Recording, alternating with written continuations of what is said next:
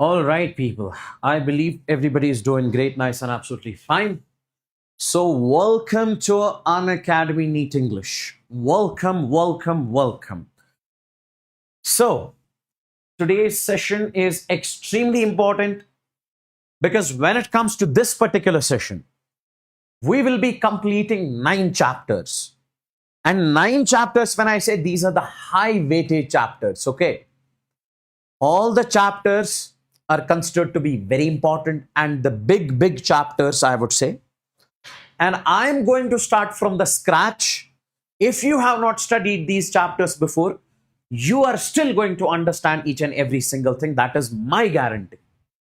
So before that, I would want you guys to let me know in the chats if I'm perfectly audible, visible to each and every single student. And make sure you smash the like button because liking the session is extremely mandatory. Liking the session means marking the attendance. So you have to mark the attendance first. Then only we will be moving on to the chapters. Come on, guys, quick. That's great. That's great. That's great. Make sure you smash the like button and let everybody join. Let the people come. Then we are starting this particular session accordingly. Okay. So, boys and girls, we have got 25 days approximately left when it comes to the NEET RE-NEET 2026. And my dear NEET aspirants, at this moment, what I would recommend you guys is to give your 100%. If you give your 100% at this moment, you are going to change the game. You are going to change everything, that is for sure, my dear NEET aspirants. So, today we have this session, that is complete physics class 11th part 2, because we are done with the part 1. On 31st, guys, on 31st, we will be having, on 31st of May, we will be having complete physics class 12th part 1. So means with that particular session, we'll be completing 80% of your physics when it comes to your NEET. So make sure you join this session also, that session also, because that is day after tomorrow. And my dear NEET aspirants, before that, let me just tell you what are the chapters we are going to cover in this one. Okay, total of 9 chapters. And my dear NEET aspirants, we have rotational motion. We'll be starting with the rotational motion. Then we will be moving on to the gravitation.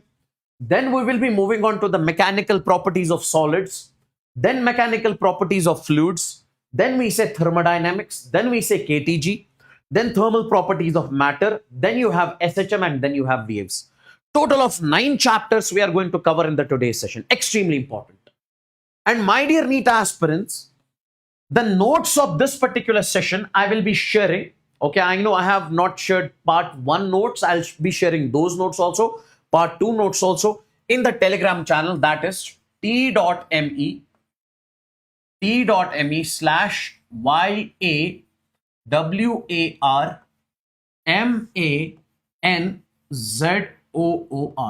This is my Telegram channel. You guys are supposed to join this Telegram channel. Okay, you guys are supposed to join this Telegram channel. So because I'll be sharing all the notes, everything over here on. All the notes, everything over here on. So make sure you join this. Whatever the updates we have, whatever the notes we have, every single thing will be putting up over here only. So make sure you join this particular Telegram channel. And my dear my dear NEET aspirants, these are the chapters we are going to finish in the today's session. All the 9 chapters I'll be finishing, but make sure you stay with me till the end. Okay.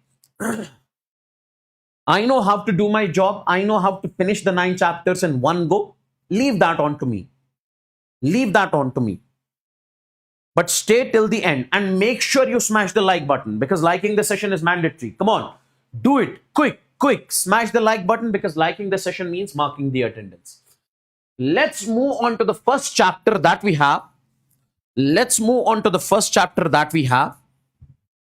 That is a rotational motion. That is rotational motion.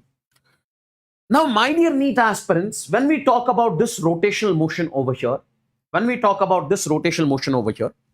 This is a very important session, I must say. Very important chapter, I must say.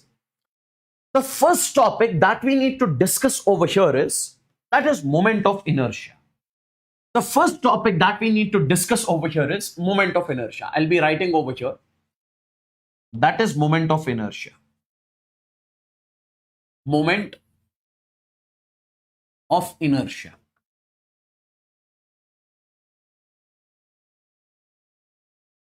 This is the first topic that we are supposed to discuss in this particular chart. Now, guys, I would want you guys to focus exactly over here. Let's suppose I say this is a mass. This is a mass. Okay.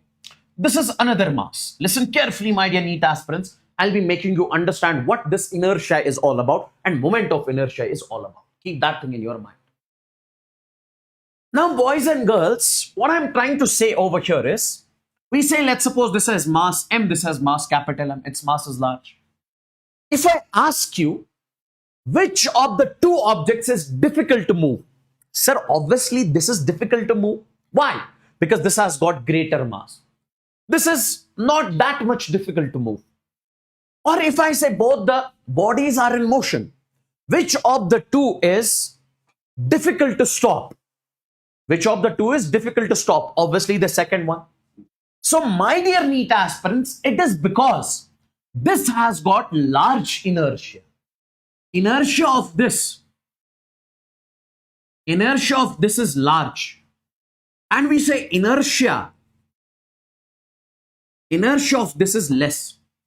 So inertia gives you an idea how difficult it is to move a body or how difficult it is to stop a body. So means more is the mass, more will be the inertia. Inertia, please listen carefully. Inertia gives you the inertia is the tendency of an object to stay in the state of rest.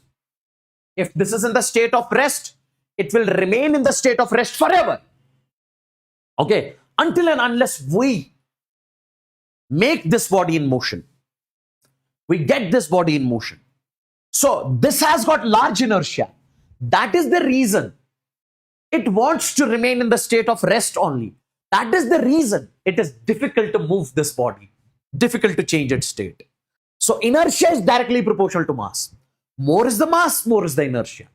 So simply, inertia gives you an idea how difficult a body is to rotate, how difficult a body is to move, or how difficult a body is to stop.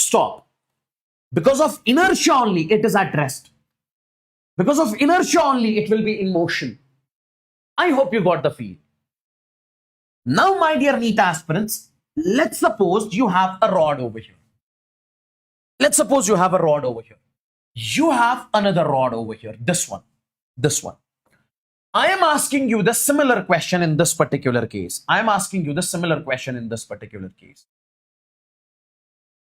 What did I ask you here? Which of the two objects is difficult to move? Sir, this one. Now here, I ask you the question, these rods can basically rotate about this axis. It's like this, rods can rotate about this axis. I am asking you the simple question, which of the two rods is difficult to rotate? Sir, this one is difficult to rotate because it has got large mass. So means this is difficult to rotate, it has got large moment of inertia. Sir, in linear motion, translational motion, we say inertia. In rotational motion, we say moment of inertia 100%. So this has got large moment of inertia and this has got less moment of inertia.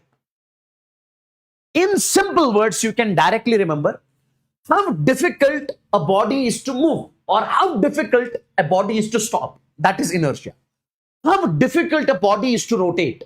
If this is at rest, how difficult it is to rotate. That depends upon moment of inertia. This has got large moment of inertia because mass is large. Like here, this has got large mass because inertia is large. Inertia is large, mass is large. Mass is large, moment of inertia is large. When a body moves translational motion, in that particular case, we say inertia. When body performs rotational motion, in that particular case, we say moment of inertia. Please let me know in the chats if this is crystalline clear. That's it. how difficult it is to move, how difficult it is to rotate. That's it. Please tell me in the chats if this is clear. Come on, guys. Quick, quick, quick. Quick.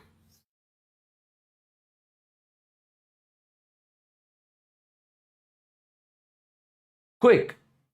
Is this clear? Let me know in the chats if this is perfectly clear.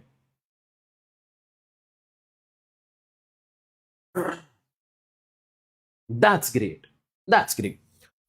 Now, boys and girls, let's suppose you have an object over here. Listen carefully. Let's suppose you have an object over here which is having the mass m. Okay? Like you tie a stone with a rope. Now you are rotating the stone something like this. I am asking you, it is rotating about this axis. Like this is my hand. This stone is rotating about my hand. Okay, around my hand. So the distance from, this is called axis of rotation. This is what we call axis of rotation. This is what we call axis of rotation.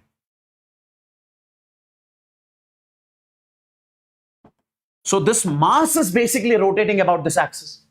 If somebody says, what is the moment of inertia of this mass? You'll be directly writing moment of inertia of this mass will be I is equal to mr square. M means mass of this object and r is the perpendicular distance from the axis of rotation. That's it. I made you understand what is moment of inertia. Now simply, how to calculate the moment of inertia of a mass which is rotating about an axis. I is equal to, I is moment of inertia, m is the mass, r is the perpendicular distance, where r is the perpendicular distance from the axis of rotation. Now, SI unit of moment of inertia. What is the SI unit of mass? That is kg. For distance, it is meter square, so meter square. I hope this is crystal and clear, my dear NEET aspirants. Like, if let's suppose there are multiple objects rotating about an axis, M1, M2, M3, M4. If you have to find the net moment of inertia in this particular case, I net will be, guys see, moment of inertia of first object, that will be M1 into R1 square. This M1 into R1 square. Then plus M2 into R2 square. M2 into R2 square. Then plus M3 into R3 square. Moment of inertia of third object, R3 square. Plus moment of inertia of the fourth object, M4 into R4 square. This is how you find the moment of inertia. Simply do the addition. Simply do the addition. Okay, yes. Now, if I say you have got a question something like this, find the moment of inertia about the axis of rotation. This is the axis of rotation. You have to find the moment of inertia of the system. Take a look, my dear NEET aspirants. Take a look, my dear NEET aspirants. If you have to find the moment of inertia, in this particular case, okay, about this axis. Boys and girls, if the mass is present at the axis of rotation, then its moment of inertia will be 0. So I can write over here net moment of inertia in this case will be, what is the moment of inertia of this mass? Because here r is 0, perpendicular distance. So moment of inertia of this mass is 0 plus. Then moment of inertia of this mass, m into perpendicular distance, that is a square, m into a square. Then plus, what is the moment of inertia of this? My dear NEET aspirants, listen to me very carefully. Don't you think that this distance from here to here, guys, what is the distance from here to here? A by 2, because total is A. So this is going to be A divided by 2.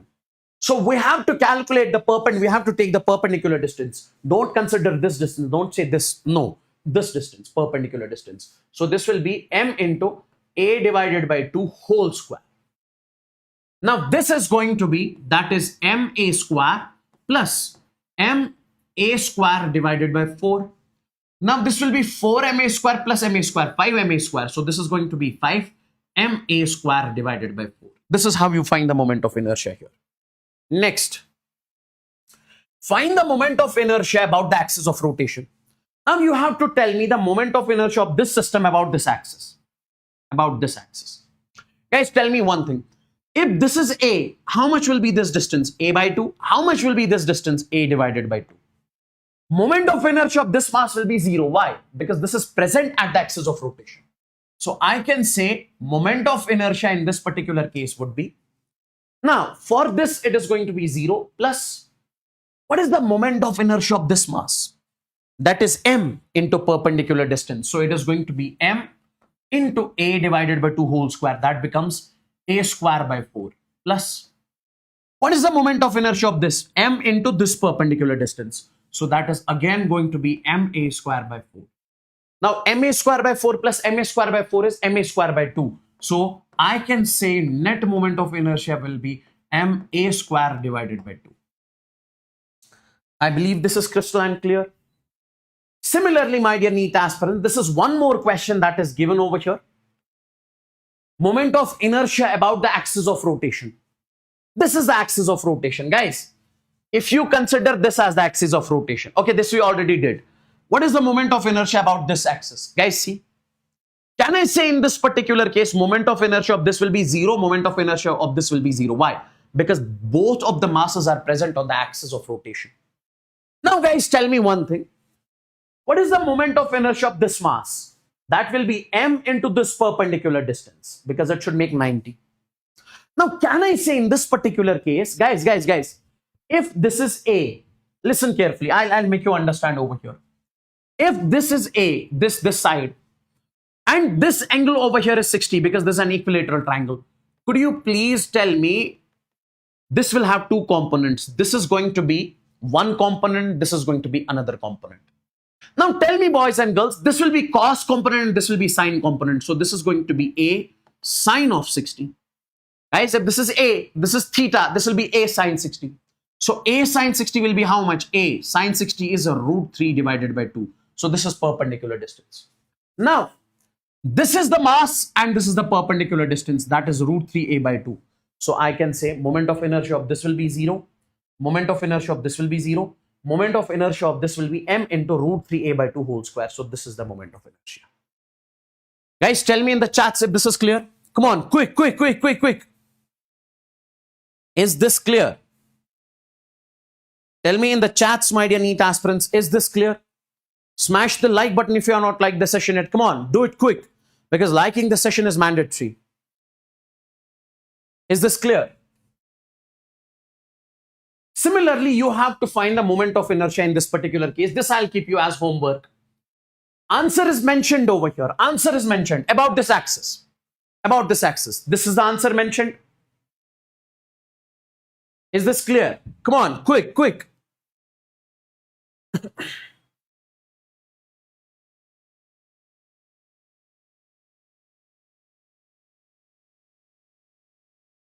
It is simple, eh?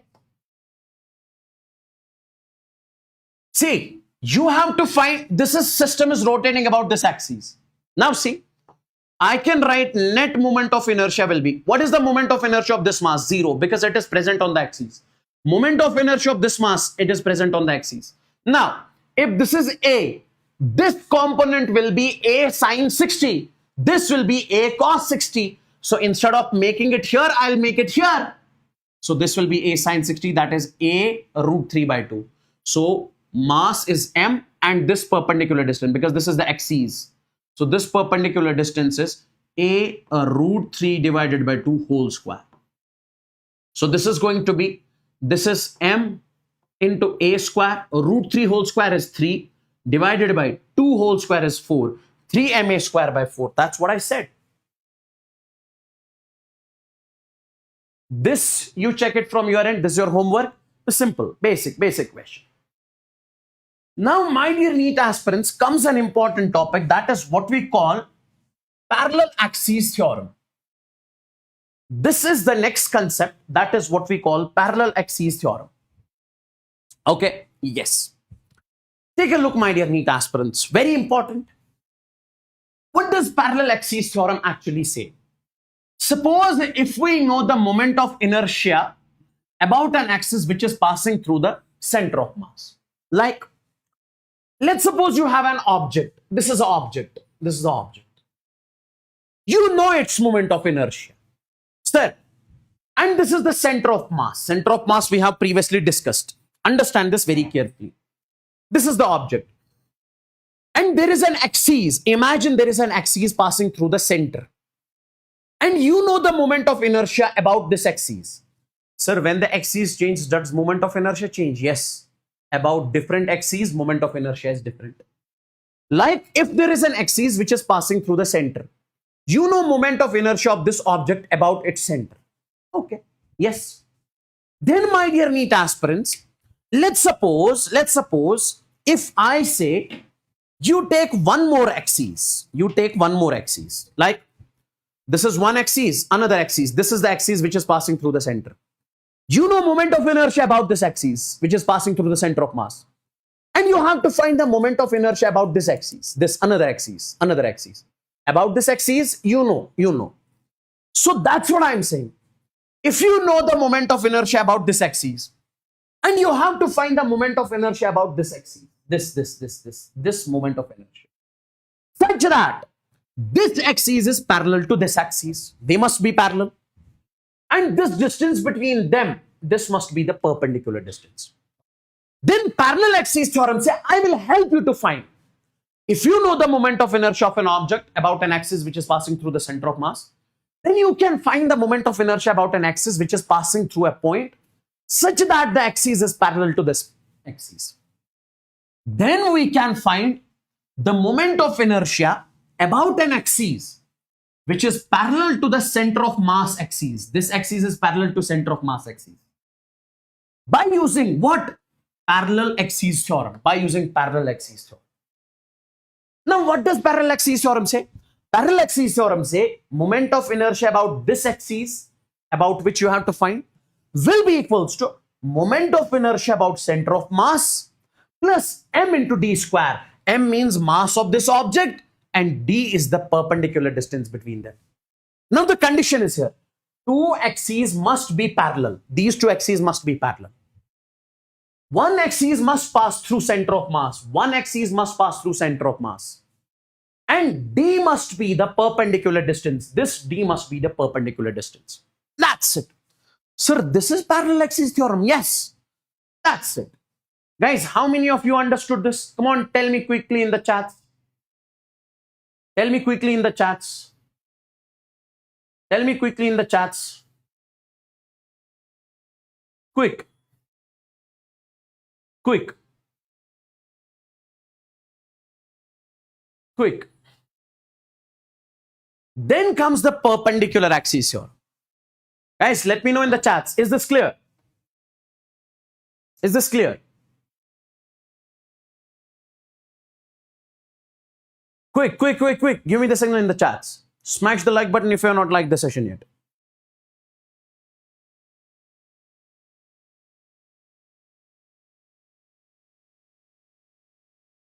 That's great. Hey, wait now, I'll tell you how to find the moment of inertia about this axis, that axis. Wait. Now, perpendicular axis theorem. Now see, what does this theorem say? This theorem says that, according to this theorem, let's suppose moment of inertia about z axis is equal to, moment of inertia about z axis is equal to the moment of inertia about x axis plus moment of inertia about y axis. That's it. Like. This is an object. This is x axis. Let's suppose this object is rotating about x axis. This object is rotating about x axis. Okay. So this will be x axis. This is y axis. This is y axis. Yes. And this is z axis. Like over here. This is x axis. This object is rotating about x axis. This is y axis. And this one is z axis. It says that moment of inertia about z axis is equal to moment of inertia about y plus moment of inertia about x. Done. That's it.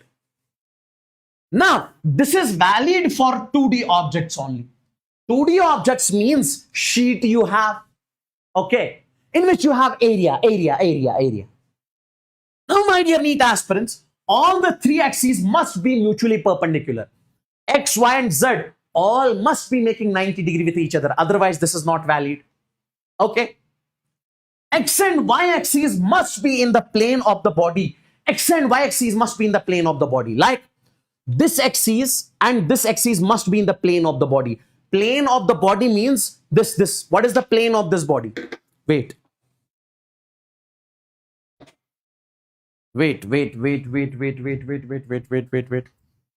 Like this is the plane. This is the plane of the body. So x-axis must not be like this perpendicular. No, it must lie along the plane. Y-axis must lie along the plane. Okay, x and y-axis must be in the plane of the body. X and y-axis must be in the plane of the body. And z-axis must be perpendicular. Z-axis must be perpendicular.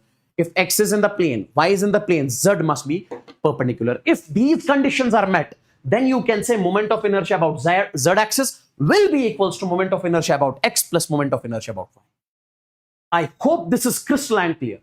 What is parallel axis theorem?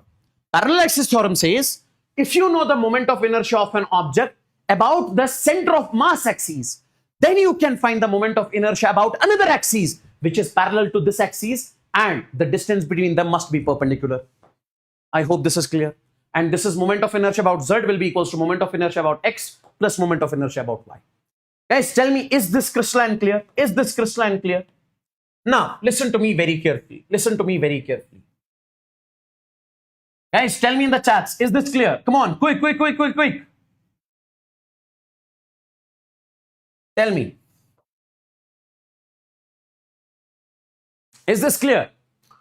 Moment of inertia of a ring. Ring. I am saying that, sir, moment of inertia of a ring. Let's suppose I have got a ring over here. Okay, I have got a ring over here. Let's assume this is a ring. This is a ring. Moment of inertia of this ring about z-axis. You directly remember it is mr square, where m is the mass of the ring and r is the radius of the ring. This is the moment of inertia. Directly remember. We will not derive it. Now, if I ask you, guys, listen to me very carefully. Listen to me very carefully. Wait. This is a ring. This is a ring. This is a ring. This is a ring. Moment of inertia of this ring about z-axis is mr square. You have to find the moment of inertia about x-axis and moment of inertia about y-axis. Now see, we'll use perpendicular theorem. Use perpendicular theorem. What does that say? That says moment of inertia about z will be equals to moment of inertia about x plus moment of inertia about y. Now see, don't you think that, guys, this is the diameter of the ring. This is also the diameter of the ring. Now, if you place an axis something like this, you call it x-axis, or you call it the diameter axis also. Even y-axis is also the diameter axis, 100%, sir. So I can say in this particular case, moment of inertia about z-axis, my dear NEET aspirants, that is mr square, is equal to moment of inertia about x-axis. I can write this as id plus moment of inertia about y-axis. I can write this also as id. Diameter axis, diameter axis. Now I can say this is mr square will be equals to, this is mr square. This will be equals to 2 times of id. Now take this 2 over here. Moment of inertia about diameter axis, that will be mr square divided by 2. Now this diameter axis, you can call this as ix, even you can call this as iy. How many of you understood this? Please tell me in the chats. So moment of inertia about the diameter axis, you can call this as x, or you can say y is mr square by 2. And moment of, guys, from now onwards, moment of inertia of a ring about an axis which is perpendicular to the plane. Perpendicular to the plane. This, and passing through center of mass, that will be how much? mr square. But moment of inertia about an axis which is along the diameter, that is mr square by 2. Is this clear? Please tell me in the chats. Everybody out there.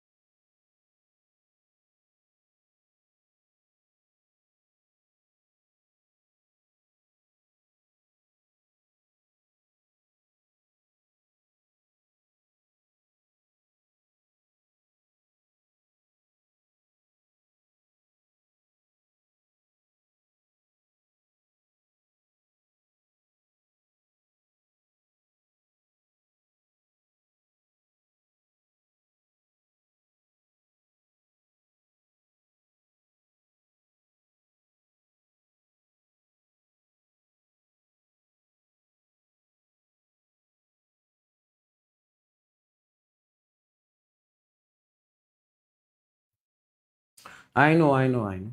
Okay, now tell me, is this clear? Oh? Quick, quick, quick, quick, quick. Tell me, is this clear? Everybody out there? Is this clear? Is this clear? So moment of inertia of a ring about diameter axis is mr square by 2. About an axis which is passing through the center of mass, that is mr square. Okay, and perpendicular to the plane. Let's suppose if I ask you, in this particular case, moment of inertia of a ring about an edge, about an axis, about the edge parallel to the plane. Now guys, see. You have to find the moment of inertia about this edge. Listen to me very carefully. Now tell me, do you know the moment of inertia about this axis? This is Ix. But this must pass through the center of mass. Okay? This you recently studied. This is I diameter. How much is this? This is mr square divided by 2. Now guys, can you consider this as? Yes, I can consider this as ICOM also. Guys, why? If the axis is passing through the center of mass, you can consider that center of mass axis. This is also passing through center of mass. Okay? But it is not perpendicular. Guys, please see the difference. This is also passing through center of mass. This is also passing through center of mass. This is also passing through center of mass. These all are considered as moment of inertia about the center of mass. But this is perpendicular to the plane. These two are along the plane. This is the difference between the two. Now tell me, what is the theorem you can use over here? Sir, this distance, this is r, perpendicular distance. This, you can use parallel axis theorem. Parallel axis theorem. What does parallel axis theorem say? Guys, moment of inertia about this axis will be equals to moment of inertia about center of mass plus we say m into d square. D is the perpendicular distance. So IE is going to be, what is the moment of inertia about center of mass here? That is mr square divided by 2 plus I would say m. D is how much? R. So this will be mr square. 2mr square plus mr square is 3mr square. So about the edge, it is going to be 3mr square divided by 2. I hope this is crystalline clear. I hope this is crystalline clear. So about this edge, it is going to be 3 by 2 mr square. Let's move on to the next one. Take a look at this particular question, my dear NEET aspirants. Moment of inertia of a disk. Guys, see. Moment of inertia of a disk which has mass m and it has radius r. About an axis which is passing through the center of mass and perpendicular to the plane. Perpendicular to the plane. This moment of inertia is mr square by 2. Directly remember. We will not derive it, but directly remember. So moment of inertia, okay, about an axis which is passing through the center of mass and perpendicular to the plane, that is going to be mr square divided by 2. Okay, this is for the disk. This is for the disk. Now tell me, find the moment of inertia of a disk about its diameter. You have to tell me moment of inertia about the diameter. Use perpendicular axis theorem. Okay. Okay. Use perpendicular axis theorem. What does that say? Iz will be equals to Ix plus Iy. What is Iz? Iz. This, about this, we recently studied, it is mr square by 2. Now this is the diameter axis. This is also the diameter axis. So we can say this is ID plus I can say this is ID. So this is 2 times of ID. So this will be mr square divided by 2 plus 2 times of ID. So 2 into 2 becomes 4. Moment of inertia about the diameter, it will be mr square divided by 4, my dear NEET aspirants. Mr square divided by 4. Now take a look. Moment of inertia of a rod. Let's suppose this is a rod. If I say this is the axis which is passing through the edge, this is the edge. This is the edge. Edge. Edge. Moment of inertia of a rod about an axis which is passing through its edge. Directly remember, ml square by 3. M is the mass, L is the length of the rod. ml square by 3. Please directly remember this. Now, if the axis is passing through the center of mass, this is ICOM. Then moment of inertia will be ml square by 12. If the axis is passing through the edge, if it is rotating about the edge, moment of inertia will be ml square by 3. If it is rotating about center of mass, then moment of inertia will be ml square by 12. That's it. Okay. Now guys, see, if the question is, what is the moment of inertia of this rod about this axis, which is at a distance of L by 4 from the center of mass? This is the center of mass. Now guys, see, so this distance is given as L by 4. Now use parallel axis theorem. Use parallel axis. What does that say? Moment of inertia about this will be equals to moment of inertia about center of mass plus we say m into d square.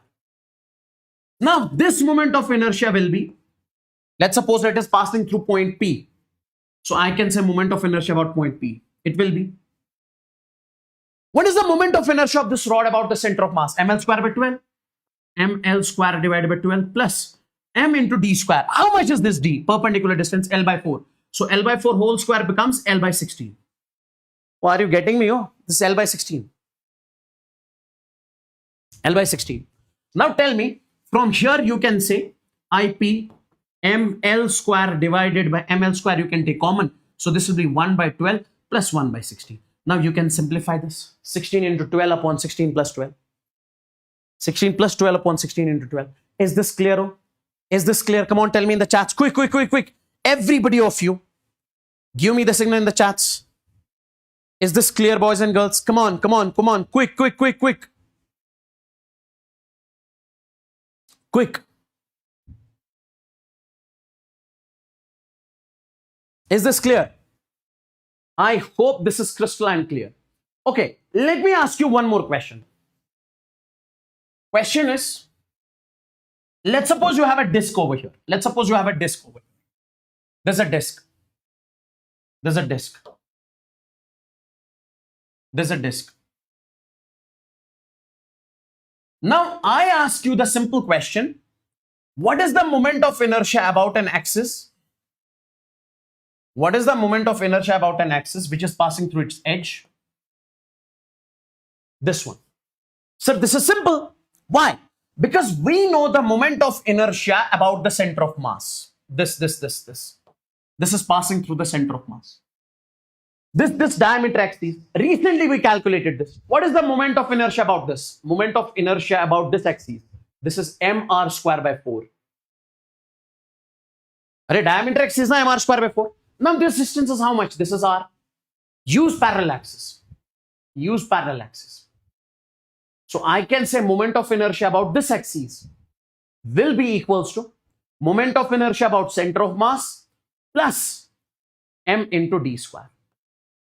Now I can say this is, because this is passing through the center of mass, this will be how much? I can say mr square by 4 plus this will be m into d square. D is how much? R square, because radius is r.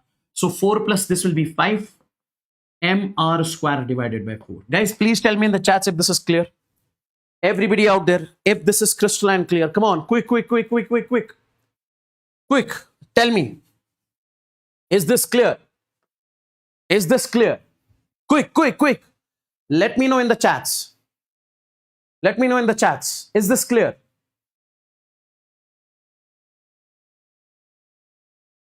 Tell me, guys. Is this clear?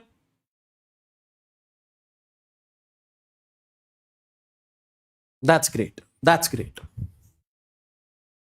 That's great.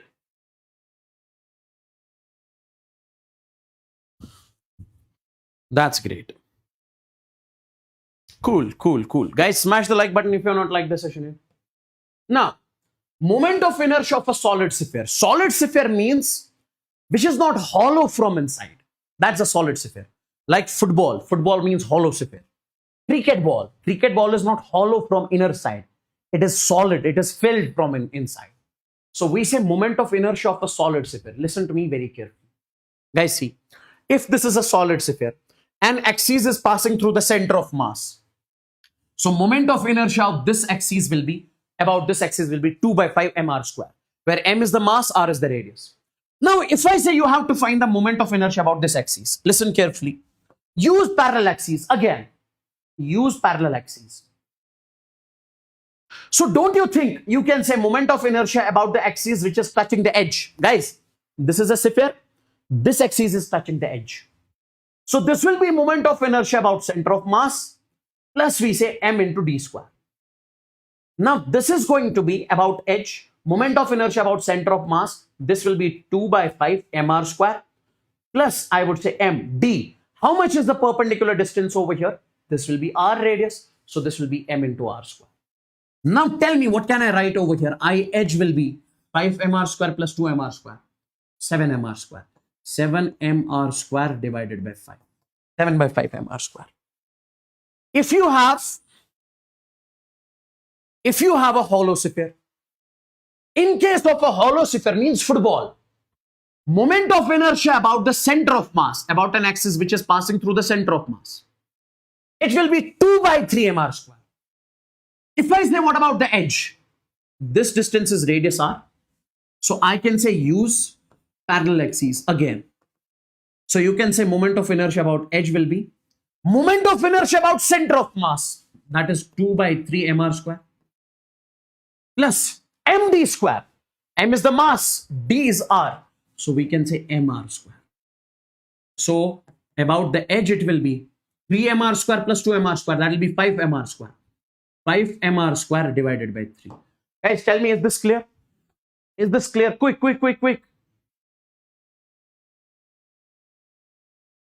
Moment of inertia of a hollow sphere. Hollow cylinder. Hollow cylinder means pipe.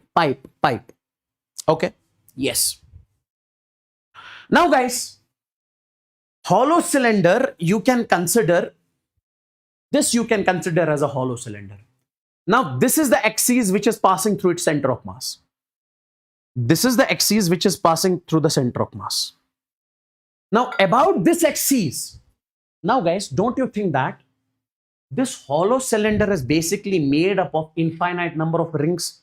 One ring, another ring, another ring, another ring. If we place these rings onto one another, so it is going to create the hollow cylinder over here. Now, if the axis is passing through the center of mass, this is the moment of inertia about the center of mass. This is the axis which is touching the edge. This distance is radius r. About the center of mass, guys, we say about an axis passing through its center, moment of inertia is mr square. Same as ring. And it is formed by the combination of many rings. So that's why we say moment of inertia will be same. Now if I say about the edge, guys, about the edge I can say use parallel axis. That will be ICOM plus we say m into d square. Now about the edge it will be, this is mr square about the center of mass plus m into d square. D is the perpendicular distance between the two. So that will be also r square. Mr square plus mr square is 2 mr square. So about this will be 2 mr square. Is this clear? Is this clear?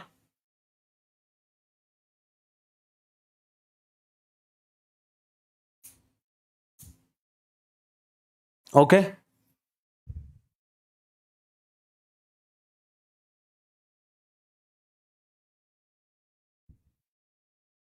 Is this clear?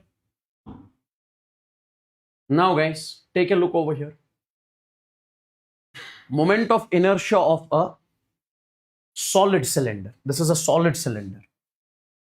Okay. I'll write over here, this is a solid. Solid cylinder means which is not hollow from inside, which is filled. So we can say solid cylinder is made by putting infinite number of discs onto one another. So when large number of discs are placed onto one another, it is going to form the solid cylinder. It is going to form the solid cylinder. Okay. It is going to form the solid cylinder.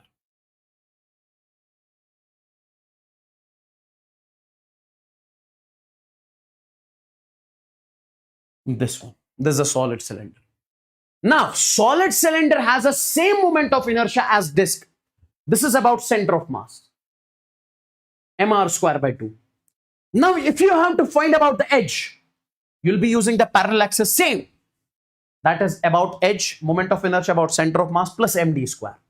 About center of mass, it will be mr square by 2 plus we say md square, md square. Just a second, guys.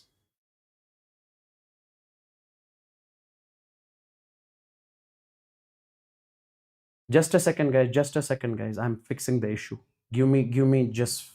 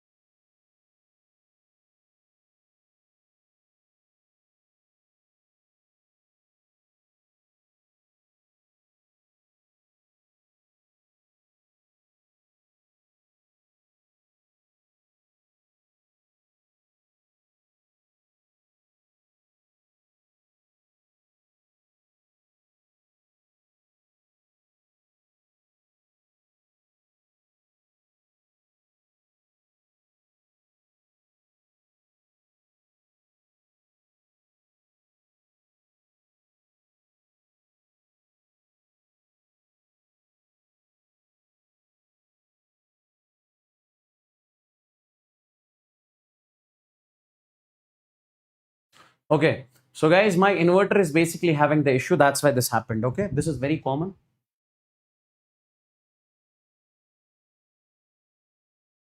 Okay. Okay. Okay. Okay. Okay. Okay. Okay.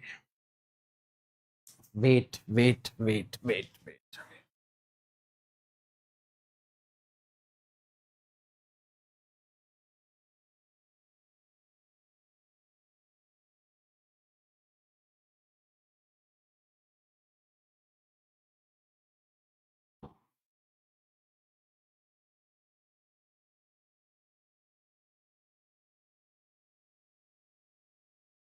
I'm from Kashmir.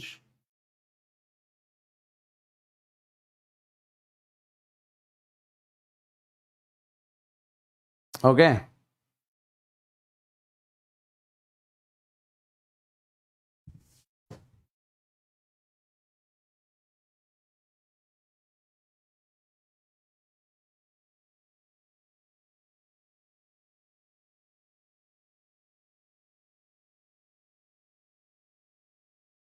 Just a second. Just a second.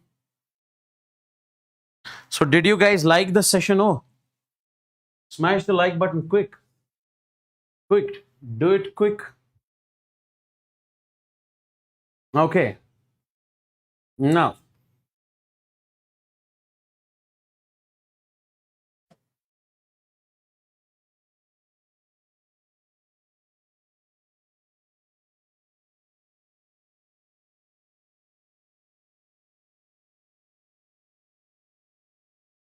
just a second, guys. Huh?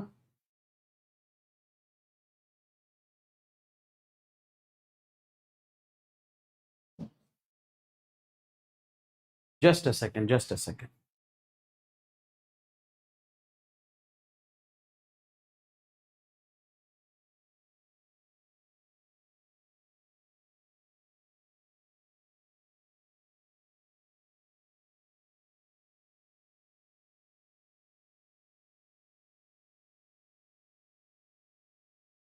I'll share the PDF by today only. Don't worry about that.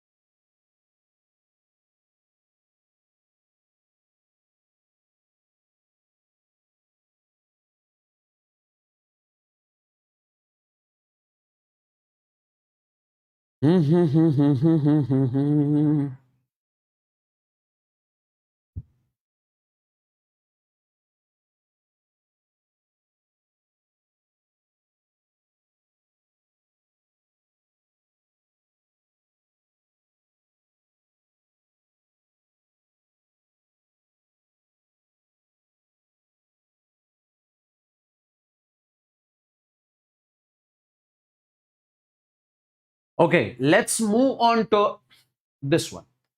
So this is the moment of inertia of a solid cylinder. So about the edge, you get moment of inertia as 3 by 2 mr square. That's it. Now guys, let's talk about the moment of inertia of a plate. Moment of inertia of a plate. Take a look, my dear NEET aspirants. This is a sheet. This is a sheet. Let's suppose, my dear NEET aspirants, this is the axis which is passing through the center of mass of the sheet. Okay.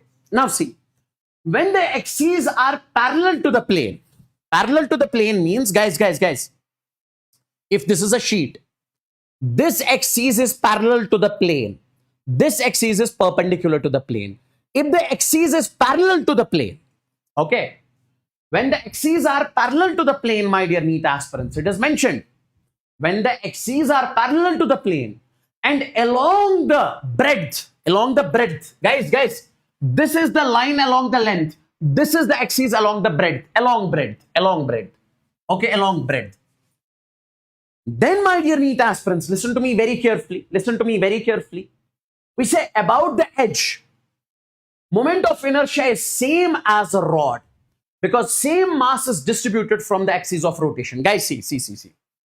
If I say, what is the moment of inertia of this axis, of this sheet about this axis, IA, it will be same as the moment of inertia of the rod. So that will be ma square by 3. What is this distance? This distance is the distance that is A. Guys, if I say, let's suppose there is a rod present over here. It is having length L. So we'll say ml square by 3. Here you will be taking ma square by 3. Why? Because same mass is distributed. That's the reason. Now, what is the condition? This axis must be along the breadth and parallel to the plane.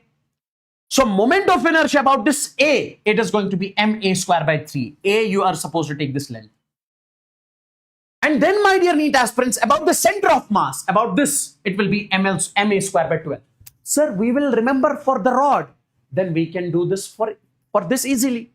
Bro, this is distance A. So about this will be ma square by 3. About this will be ma square by 12. Sir, simple. Yes. Now, guys, if it is along the breadth, if it is along the length, now tell me, what can you say? Sir, my logic says that in this particular case, moment of inertia about this, it will be b square divided by 3, mb square by 3. Bro. See, what I'm trying to say is that this is a rod. If I say this distance is b, what will be the moment of inertia about this? Sir, mb square divided by 3. What about this mb square by 12? If this is a ma square by 3, as simple as that. Same is the case over here. Now, if this is the axis, what is the distance from here to here? That is b. So in this particular case, guys, simply you remember, if the axis is along breadth, then you will be taking ma square by 3 and ma square by 12. If the axis is along length, then you will be taking mb square by 12. Along this mb square by 12, about this mb square by 3. Please tell me in the chats if this is clear. Come on, quick. Tell me, guys, if this is crystalline clear. Everybody out there. Is this clear?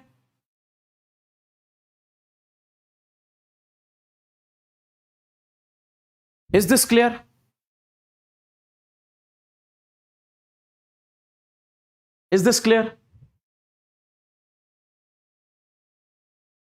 Guys, see, moment of inertia of plate will be same as moment of inertia of rod. Now, guys, see, if this is the plate, this length is A. So what will be moment of inertia about this? ma square by 3. I. About this axis, I is equal to ma square by 12. Now, if let's suppose you keep the plate something like this,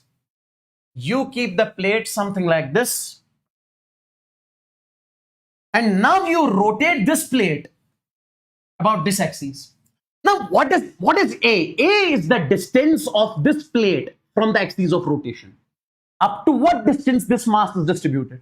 Now here, in this particular case, this side is B. This is B. So about this axis, it will be simply m b square by 3 about this edge, and about this it will be I is equal to m b square divided by 12. Now, when the axis is along breadth, then you will be taking A. When the axis is along length, then you will be taking B. That's it. That's it. That's it. Directly remember it. Directly remember it. Radius of gyration. Radius of gyration. Now, my dear NEET aspirants, let's understand the concept radius of gyration. Very important from your NEET perspective. Boys and girls, what is the concept of center of mass? The concept of center of mass is you have to assume the mass of a body at its center.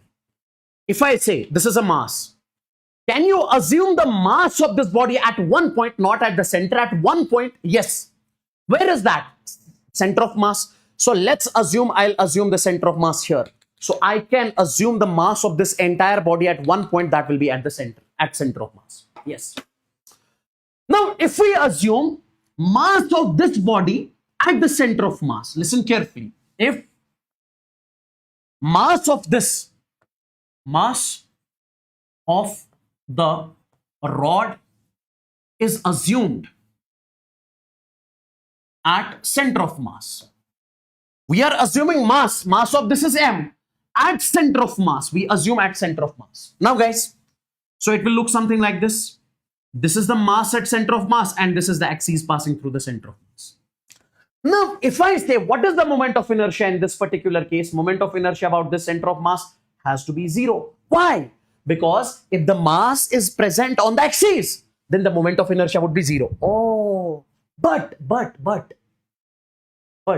what is the moment of inertia of a rod about the center of mass? It is m L square by 12. Oh. So if we are using the concept of center of mass for calculation of moment of inertia, it is giving us the wrong answer. It is, I am assuming the mass of this rod at the center. So moment of inertia is coming out to be 0. But my dear NEET aspirants, about the center of mass, moment of inertia is ml square by 12. So can I say concept of center of mass is not valid for the calculation of moment of inertia? 100%. I cannot use the concept of center of mass to calculate the moment of inertia, to find the moment of inertia. Okay, yes. Now boys and girls, listen to me very carefully. Now boys and girls, listen to me very carefully. What I want you guys to understand over here is, we will be assuming the mass at radius of gyration in order to calculate moment of inertia.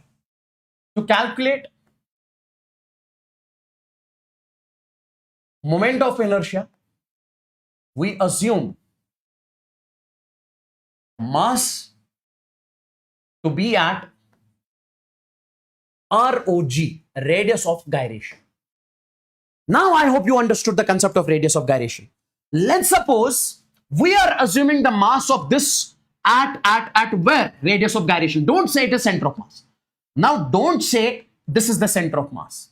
Say this is a radius of gyration. Say this is a radius of gyration. So I'll write over here ROG. And radius of gyration is at what distance? Let's assume this is at K distance. We are assuming the mass of this at K.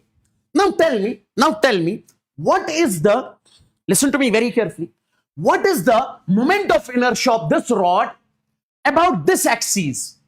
So listen to me very carefully. Sir, it is ml square by 3. Yes, about this axis. Now, if you assume mass to be here at radius of gyration, what will be the moment of inertia? So, moment of inertia will be I is equal to mass is m. And what is the distance from the axis of rotation to this mass? You are assuming mass here. So that will be m into k square. We say according to ROG concept. Guys, if you assume the mass of this rod at radius of gyration, not center of mass, and radius of gyration is at what distance? Assume k. So moment of inertia then must be m into k square. We know, as we know, what is the moment of inertia of this rod about this axis? So that is going to be m L square by 3. Now guys, this is equation first and second. We say from first and second. From first and second equation. So can I not say this m into k square is equal to, we can say ml square by 3. M and m will cancel. M and L will cancel. So K will be equals to, guys, under root of L square divided by 3. Square and root will cancel. So K will be equals to L divided by root 3. So this is basically the radius of gyration.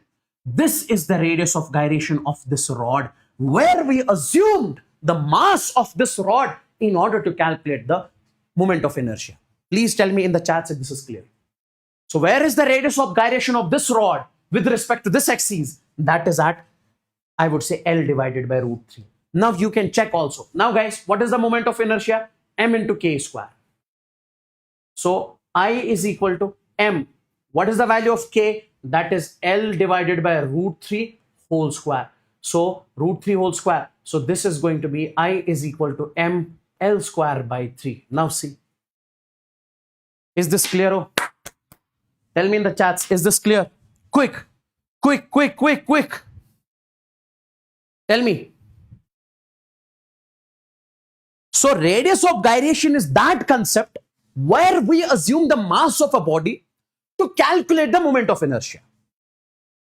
Radius of gyration is that concept where we assume the mass of a body to calculate moment of inertia. That's it. That's it.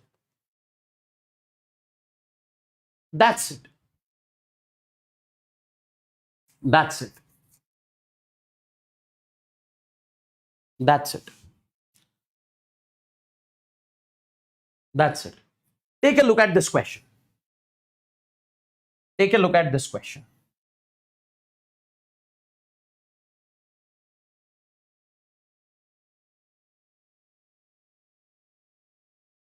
Take a look at this question.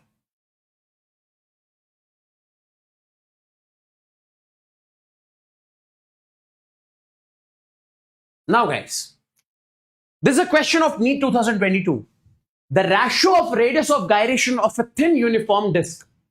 There is a uniform disk, okay, about an axis passing through its center and normal to its plane to the radius of gyration of this about a disk about the diameter is. Wait, this is a disk.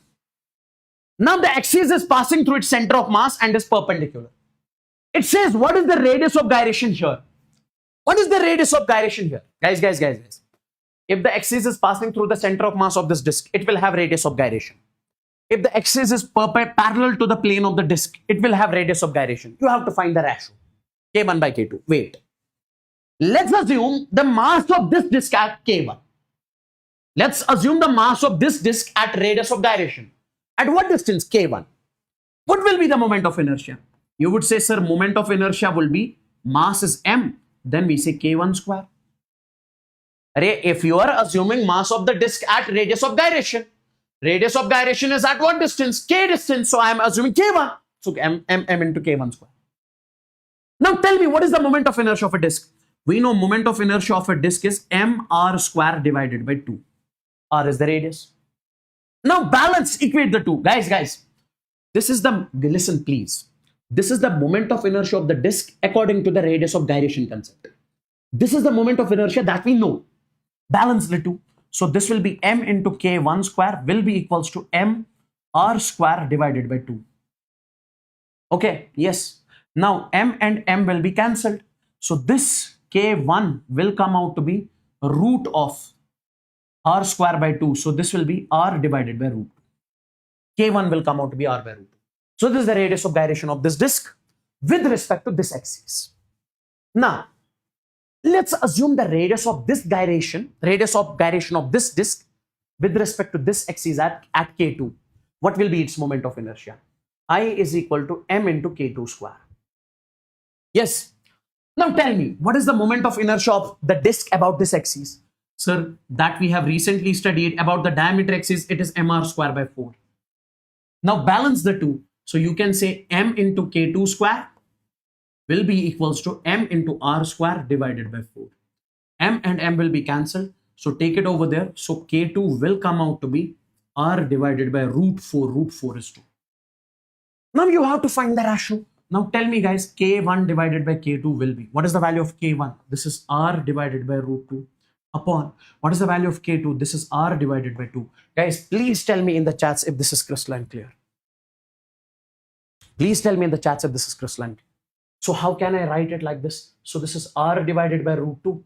So when you take this in the numerator, this will be 2 divided by, I can say R, this and this will be cancelled. So this comes out to be over here, K1 divided by K2. It will be simply 2 divided by root 2. Even you can do the rationalization also, root 2 into root 2. Root 2 into root 2 is 2. So that will be cancelled with this. So final ratio is root 2 is to 1. Is this clear? Is this clear? Is this clear? Please tell me in the chats. I need the signal from every single student. This is a very important concept. I need the signal from every single student. Whosoever is watching, quick. Smash the like button if you're not liked this session yet. Come on. Smash the like button if you're not liked this session yet.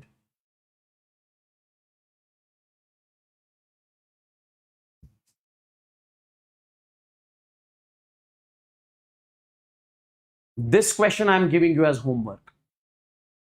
Please do solve this from your end. This question is your homework. Do solve this from your end. Let's move on to the next concept. That is what we call the torque. Next concept is what we call the torque. This is the next concept. That is torque. Now, boys and girls, what I want you to understand in this particular case is, what I want you guys to understand over here is, listen carefully. What is torque? Listen, listen.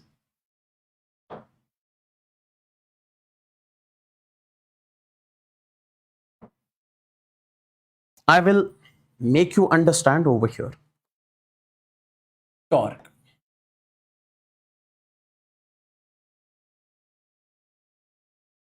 Okay. Now guys, see.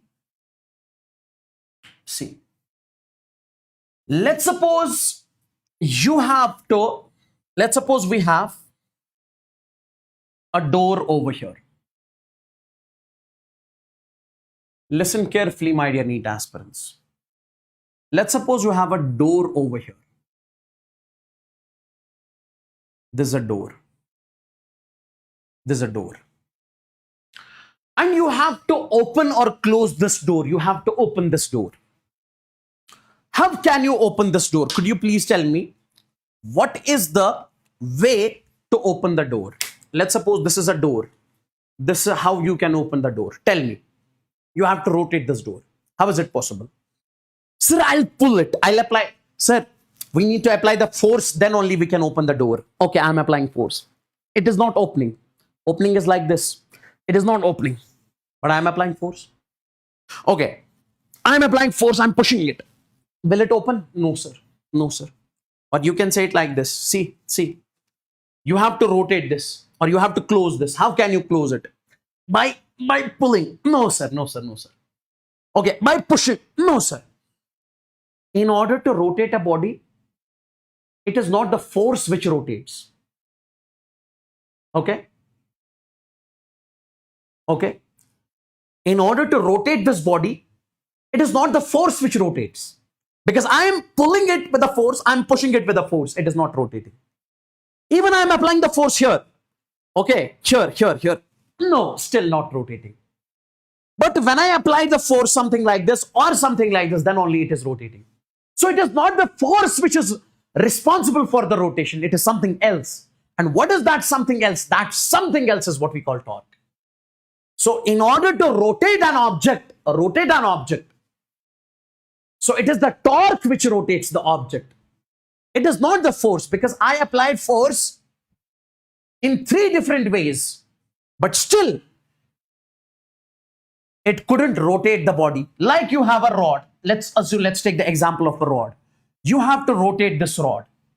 This is the axis of rotation. Axis of rotation means about which the object is rotating. Now, if you pull the rod with the force F, do you think it is going to rotate? No, sir. If you push the rod, do you think it is going to rotate? No, sir. If you apply the force here at axis of rotation, it is going to rotate? No, sir. So, my dear NEET aspirants, when you apply the force something like this, listen carefully. When you apply the force something like this, So I can say in this particular case, it is going to rotate. Yes. So it is not the force which rotates the rod. It is something else. What is that something else? That is torque.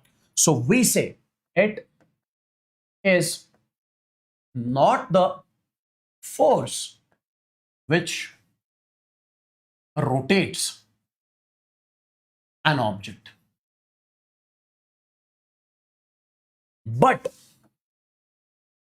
it is torque. But it is torque.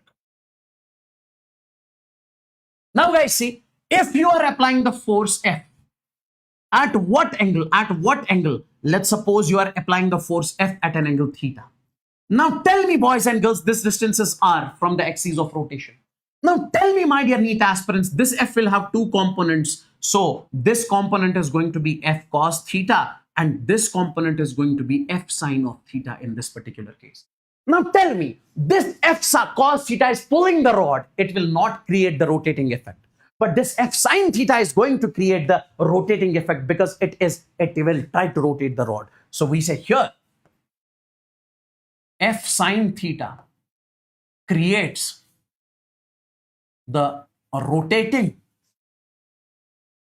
effect / I would say torque. And now if I say how much is that torque, that rotating effect, because due to this rotating effect only, due to this torque only, the body rotates. So we say this torque will be simply this perpendicular distance R, and which component you guys are supposed to take? Sine of the F sine of theta, RF sine theta. This is going to be the torque which is created over here, due to which the rod is going to rotate. And you can write this torque in a vector form, something like this, guys. AB sine theta means A cross B. RF sine theta means R cross F. R vector cross F vector. This is going to be the torque. Even you can write it like this also. Guys. This is R, and this F sine theta is perpendicular to R. So you can write it like this also. Torque is equal to R. F sine theta means perpendicular component. R into F perpendicular. You can write it like this also. Even you can write it like this also. Guys, this is also perpendicular to this. You can say in this particular case, F into which component? F sine theta into which component? You can say this perpendicular component. 1 and this 8. R into F perpendicular. I believe this is clear. I believe this is clear. Guys, is this clear? Now, this is the cross product of R and F is what we call the torque. Now, boys and girls, I want you to understand one thing over here. Maximum torque. Maximum torque is when theta is 90 degrees. Like this is a rod. You have to rotate this rod. Listen to me very carefully. You have to rotate this rod. You are applying the force at an angle of 90 degrees with respect to this R. Okay. So the torque created will be maximum. So this will be torque is equal to RF sine of theta. I would write sine of 90. Sine 90 is 1. So torque will be R into F. This is called maximum torque. This is called maximum torque. Okay. If I say minimum torque, my dear NEET aspirants, minimum torque will be when you pull the rod. So in this particular case, the rod is not going to rotate at all. Why? Because you are pulling the rod. So means theta is 0. Angle between R and F, they are parallel to each other. So theta is 0. So when theta is 0, so torque in this particular case will be RF sine of 0. Sine 0 will be 0. Torque will be R into sine 0 is 0. So torque in this case will be 0. This is called a minimum torque. Your body is not going to rotate. Now guys, see. This is the torque. This is the torque of a purely rotating body. When an object is purely rotating, this is the torque. RF sine theta, R cross F. Let's suppose, listen to me very carefully. Let's suppose we define one more concept, that is torque about a point. Guys, see, let's suppose you have a mass M. Okay, this is a mass M. This is an object. Okay. On this object, I say force is acting over here. That is F. F is the force acting over here. Now, if I say with respect to this point, listen carefully. With respect to this point, you have to define the torque. You have to define the torque. Listen. That was the torque of a purely rotating body. Now torque about a point. So this is the reference point. This is distance r from here to here. Now guys, in this particular case, I can say this r will have two components. This is r cos theta and this will be r sin theta. This is theta. If this is r, this will be r cos and this component will be r sin of theta. Now boys and girls, tell me one thing. We define torque when r and force are perpendicular to each other. And here, which component is going to create the torque? F sin theta. So F and R are perpendicular. In order to define the torque over here, torque of this object with respect to this point. This is point P. Okay, this is the object. So if I say here also we define torque. This is a torque about a point. We say torque created on the object with respect to P. With respect to P. Guys, see, this torque over here will be, that is forces F. Which of the two components you are going to consider? R sin theta or R cos theta? Obviously R sin theta, because they are perpendicular to each other. So I can say this is going to be R sin of theta into I can say over here F. Force into perpendicular distance. So you can write this torque as R perpendicular into F also. This is how we define torque in this particular. This is how we define torque in this particular case. Even this R F sin theta. So this will be over here. That is R vector cross, I would say, F vector. Guys, please tell me in the chats if this is crystalline clear. This is how you define torque about a point, where this R is the distance from the object to the point. R is the distance from the object to the point. Guys, is this clear? Is this clear? Tell me, is this clear? Is this clear? NEET 2018 question was asked. Is this clear? Yes, simple. So torque is going to act when force acts on this object with respect to this point. You define torque about a point. I'll not go into much detail. We don't have that much of time. If I say remember torque about a point, so remember torque about a point. You have to take perpendicular component, that's it. Now, take a look at the question. The question will give you the crystal clear feel. Now see, the moment of force is also called torque. This is another name of torque, that is called force, moment of force. Now guys, if this at this about a point, this is given by. Language looks tough, but this is easy. There is an object. On this object, force is acting. This force is acting. It is given in the vector form. Okay. And my dear NEET aspirants, this object is present at this point. These are the coordinates of this point. So what are the coordinates of this point? I can say coordinates of this point are 2, 0, -3. These are the coordinates. X coordinate, Y coordinate, Z coordinate. About the point, there is a point, reference point, that is here. Whatever I am saying, please do remember directly. Don't try to become the physicist at this moment. So, my dear NEET aspirants, over here about this point, so this is 2, -2, -2. So this would be the R. In this particular case, you have to find the torque on this object. Now, first and the foremost thing, sir, how can you find the value of R? F, you know.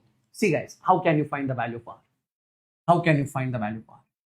Value of R will be final point minus initial point.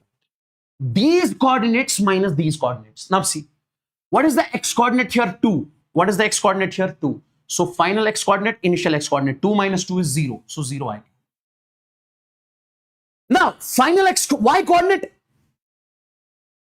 and initial Y coordinate. 0 minus of -2. 0 minus and -2. So that will be +2.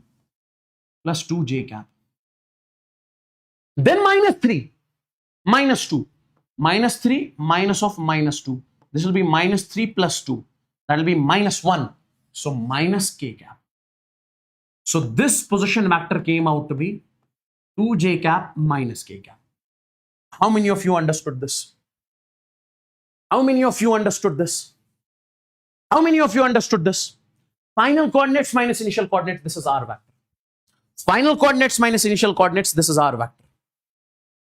Now, boys and girls, you have to find the torque. When the force and R is given in the vector form, you will be simply saying torque will be R vector cross F vector. Now, how do you do the cross product of two vectors? Listen carefully. Draw two lines. Whenever you have two products, whenever you have two vectors, how do you find their cross product? See, draw two lines. Right over here I cap, right over here j cap, and right over here k cap. I, j, and k. Now, first of all, if you are doing R cross F, first you have to mention the coefficients of R. So, what is the xi coefficient over here? That is 0. So, 0. J coefficient is 2. K coefficient is -1.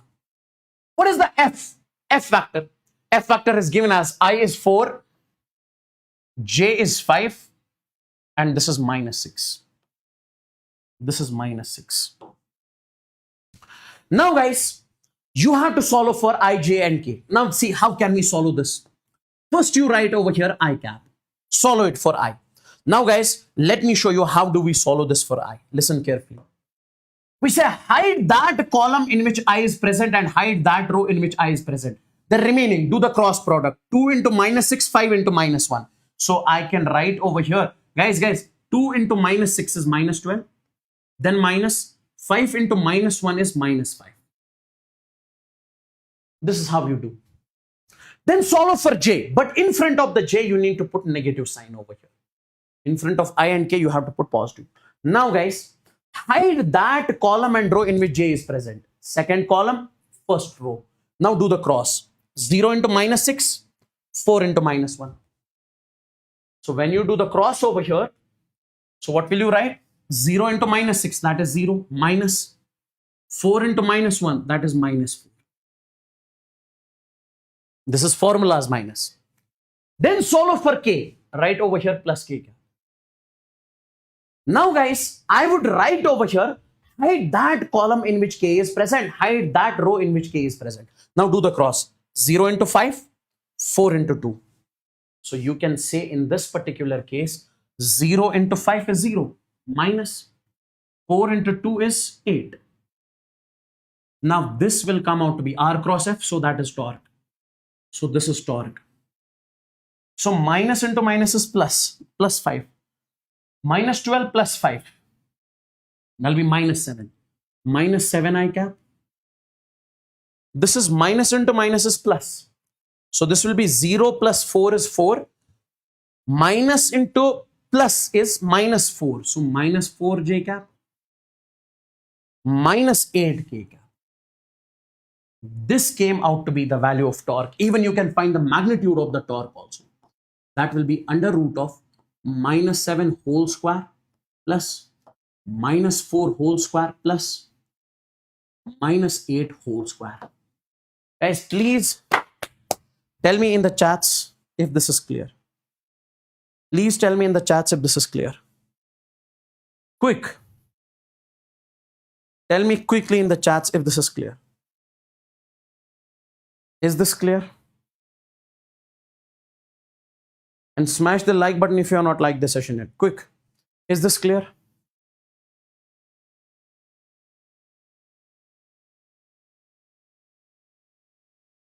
Is this clear? Come on, quick.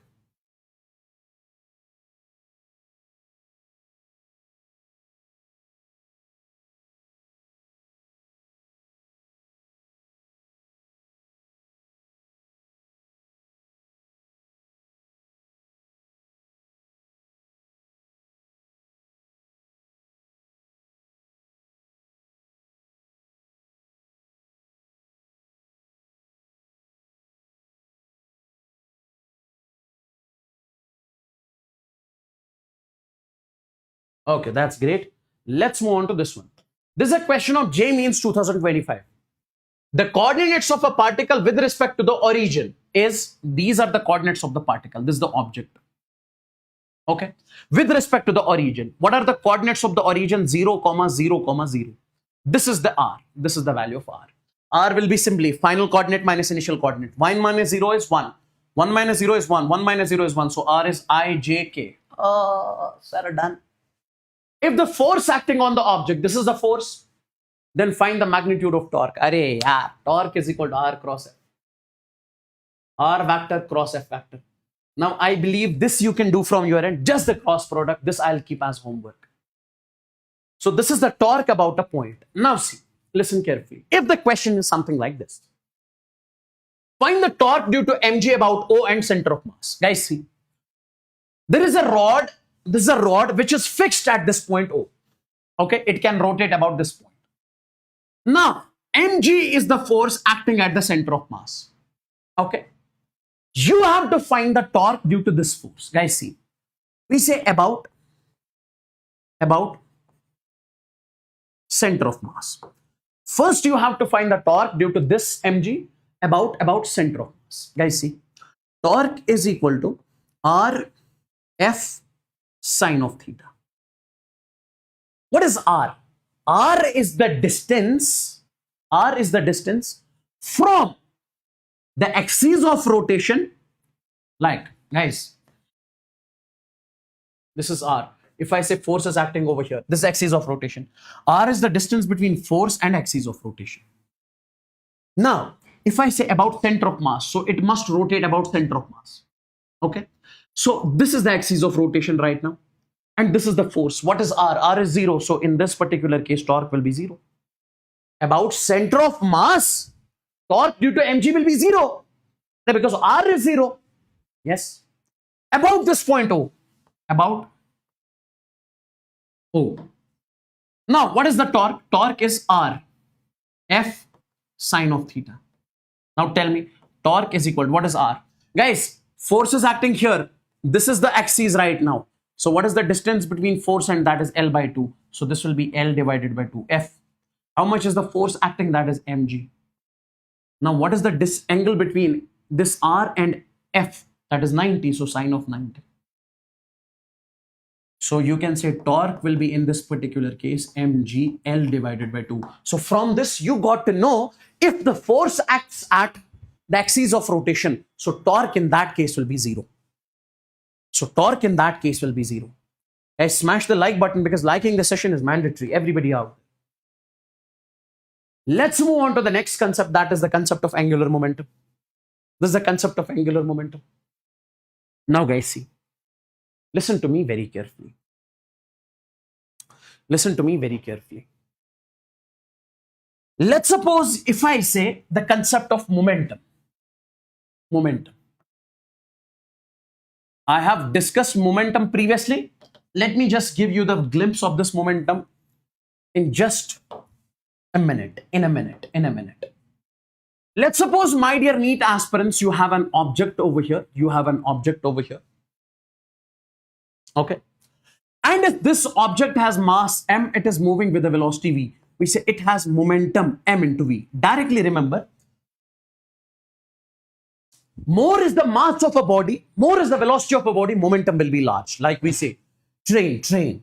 Train is having the huge mass. Train is having the lot of velocity. So train has ultimate momentum.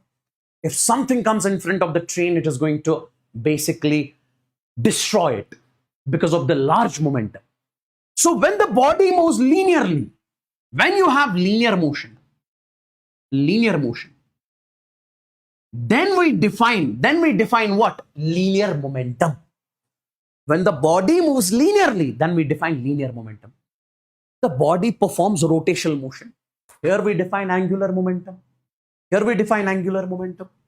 Now guys, listen to me very carefully. Let's suppose we say this is a mass m. Okay, this angular momentum about a point. Listen carefully. If I say you have mass m, it is moving with a velocity v. Let's suppose this is the point A. With respect to the point A, it is moving straight, linearly. So with respect to point A, it will have linear momentum. I will write over here, with respect to A, body moves linearly. So it has linear momentum. It has linear momentum. And if somebody asks you, how much is that linear momentum? You say that linear momentum is mass into velocity. Mass into velocity. Now, with respect to point B, this moves angularly. So it is like this. Guys, I'm standing over there. So object is moving towards you guys. So linearly. Now, if the object moves something like this, now see angle. So now it is moving angularly. So I would say with respect to point B, body moves angularly. So it has angular momentum.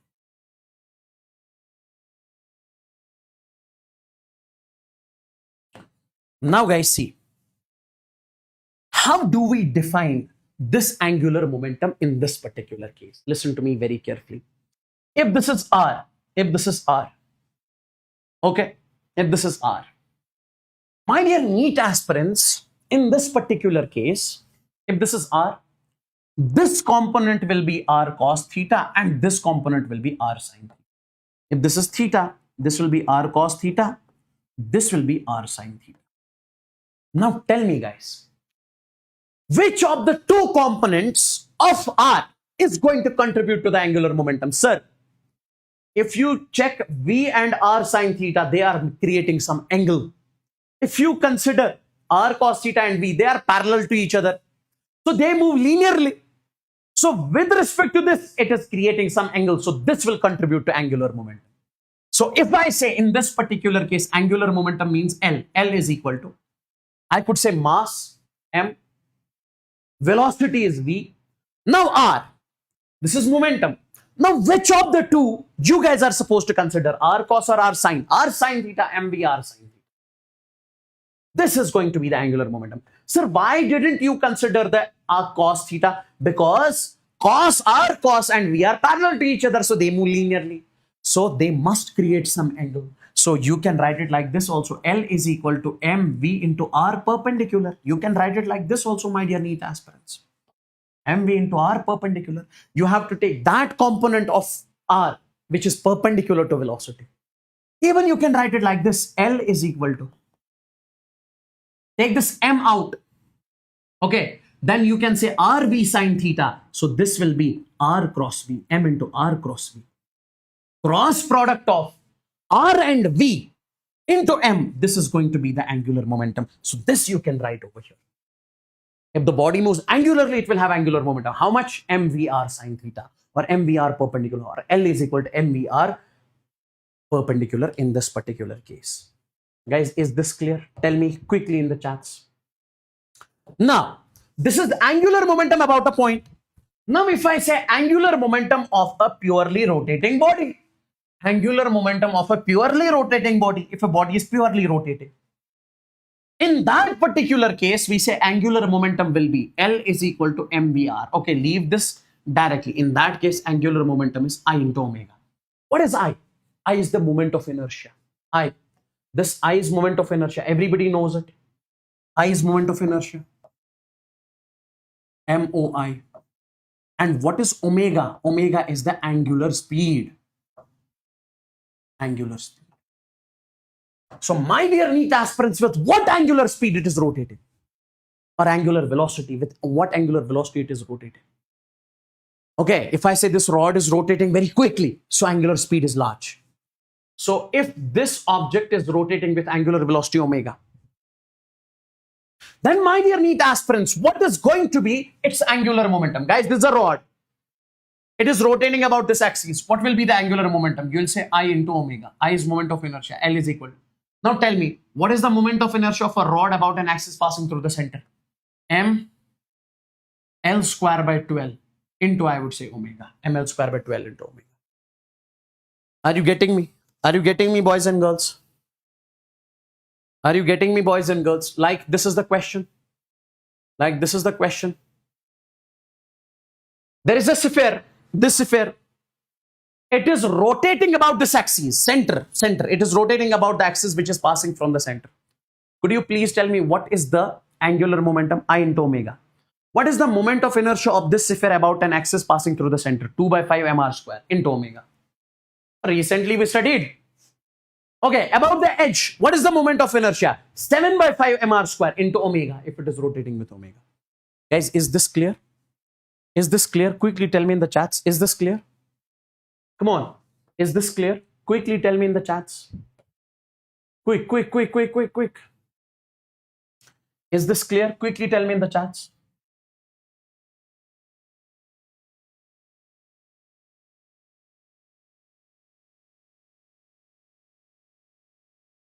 Is this clear? Tell me quickly in the chats, everybody out there, and smash the like button.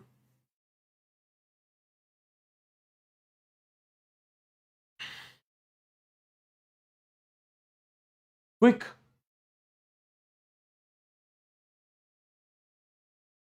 Now take a look, boys and girls. Listen carefully. An object is projected with speed u. There is an object which is projected with speed u. Okay. An object is projected with speed u at an angle theta with respect to the horizontal. At an angle theta with respect to the horizontal. Find the angular momentum when the object is at the maximum height. When the object is at the maximum height. So basically object performs projectile motion. So when the object is at maximum height, you have to tell me angular momentum with respect to the point of projection, with respect to the origin. Now see, how do you define angular momentum? L is equal to mv r perpendicular. Yes. Now guys, tell me one thing. If I say this is the object, it is projected with velocity u. What is the horizontal component of the velocity? That will be u cos theta. Now, at topmost point of a projectile, it has only one velocity, that is horizontal velocity, horizontal component. And that remains the same. U cos theta here also will be u cos theta. What is the vertical component? Vertical component is 0. So at topmost point, I would say velocity of the object is u cos theta. Yes, sir. Then, my dear NEET aspirants, this is r. This is the r. This is r. Distance from the point, or if this is a reference point origin to this. This is r. If this is r, this will be horizontal component r cos, and this will be vertical component r sin. Now you tell me which of the two components you consider are a vertical component. So this is r perpendicular. Hey, you say mv r perpendicular. M is mass, v is velocity, u cos theta, r perpendicular. What is the perpendicular? Perpendicular is this. And I guess this is h max, maximum height of the object. So this is r perpendicular is h max, and h max is u square sine square of theta by 2g. What is the maximum height of a projectile? U square sine square theta by 2g. So here it is r perpendicular. So r perpendicular in this case will be, that is u square sine square of theta divided by 2g. Now tell me what is going to be the angular momentum, that is m. V is u cos of theta into r perpendicular. R perpendicular is u square sine square of theta divided by, I would say, 2g. Now u into u becomes u cube. So this will be m into u cube, and then we say sine square of theta into cos of theta divided by, I can say, 2g in this particular case. So this came out to be the angular momentum. This came out to be the angular momentum in this case. Guys, tell me quickly in the chats, is this clear? Tell me quickly in the chats, is this clear? Everybody out there? Okay. Now similar question, these are the previous year questions. An object is launched with velocity u. This will be u cos theta. When it strikes the surface, listen carefully. At that point of time, you have to tell me the angular momentum. Guys, see, an object is projected with speed u at an angle theta, with the horizontal. Then find the angular momentum when the object hits the ground with respect to the point of projection. When the object hits the ground, you have to tell me the angular momentum. Guys, angular momentum will be L is equal to mv r, perpendicular. So basically r and v must be perpendicular. Now see, when it strikes the ground, this is the point of projection. Between these two, this is r. And I guess this is what we call the range. So here I can say r will be equals to range. What is the range of a projectile? Guys, what is the range of a projectile? You can say range of a projectile is 2, I can say 2 u sine theta u cos theta by g. 2u sine theta u cos theta 2u sine theta u cos theta divided by g. Okay, or we can write it like this also. U into u becomes u square. 2 sine theta cos theta becomes sine of 2 theta divided by g. You can write it like this also. Now, my dear NEET aspirants, when it strikes the ground, listen carefully. Let's suppose it strikes with velocity u. Now, this component of the velocity will be how much? U cos theta, and this will be u sine theta. Guys, if you launch it with the velocity u, this will be u cos theta, this will be u sine theta. When it strikes the ground with velocity u, this will be u cos theta, this will be u sine theta. So basically, the velocity with which the object is launched, same will be the velocity when it strikes the ground. So horizontal, vertical component. Now you tell me, my dear NEET aspirants, tell me, guys, this is mass is m. Okay, r is distance from the point of projection is u square sine of 2 theta by g. And this distance and velocity, which component of the velocity will you take? This vx or vy? You will be taking vy, perpendicular component. Why? Because we take that component of the velocity which is perpendicular to r. So I can say in this particular case, this perpendicular component of velocity will be u sine of theta. Now guys, you can put angular momentum will be m and velocity will be u sine of theta, and r perpendicular will be range, that is u square sine of 2 theta divided by g. Okay, you can write it like this also. I hope you got the concept behind this particular question. This is a question of J Mains 2025. Now, I believe this question you can do it from your end. This I'll keep you as homework. Guys, tell me in the chats.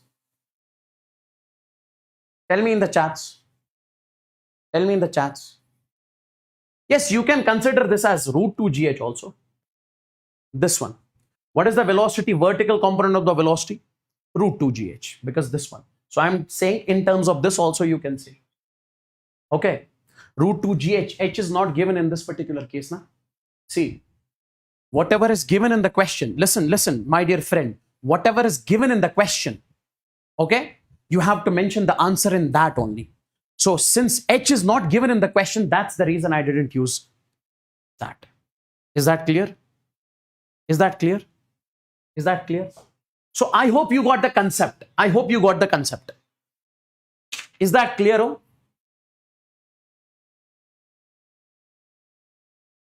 Is that clear?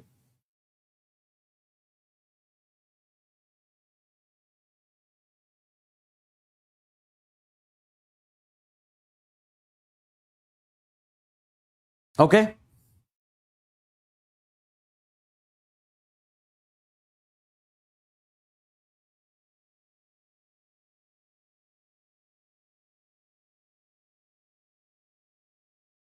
Is that clear? This question I'll give you as homework. Please do check this from your end. Conservation of momentum. Now see, what does conservation of momentum actually mean? This is the last topic of the chapter. We are done with the chapter.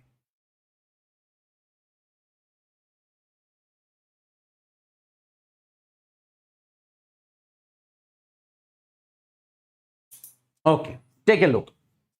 Conservation of angular momentum. Guys, see. First, let's talk about conservation of momentum. Let's suppose there is an object over here. On this object, I can say F force is acting from this side, F force is acting from this side. Could you please tell me what is the net external force acting on the object? You say 0. Now we say as we know.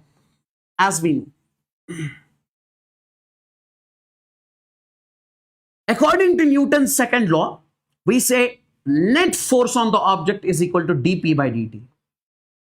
Change in momentum with respect to time. Now, if net force on the object is 0, if you consider this as 0, so this will be dp divided by dt. Now, take it over here. So, dp will be 0. 0 into dt is 0.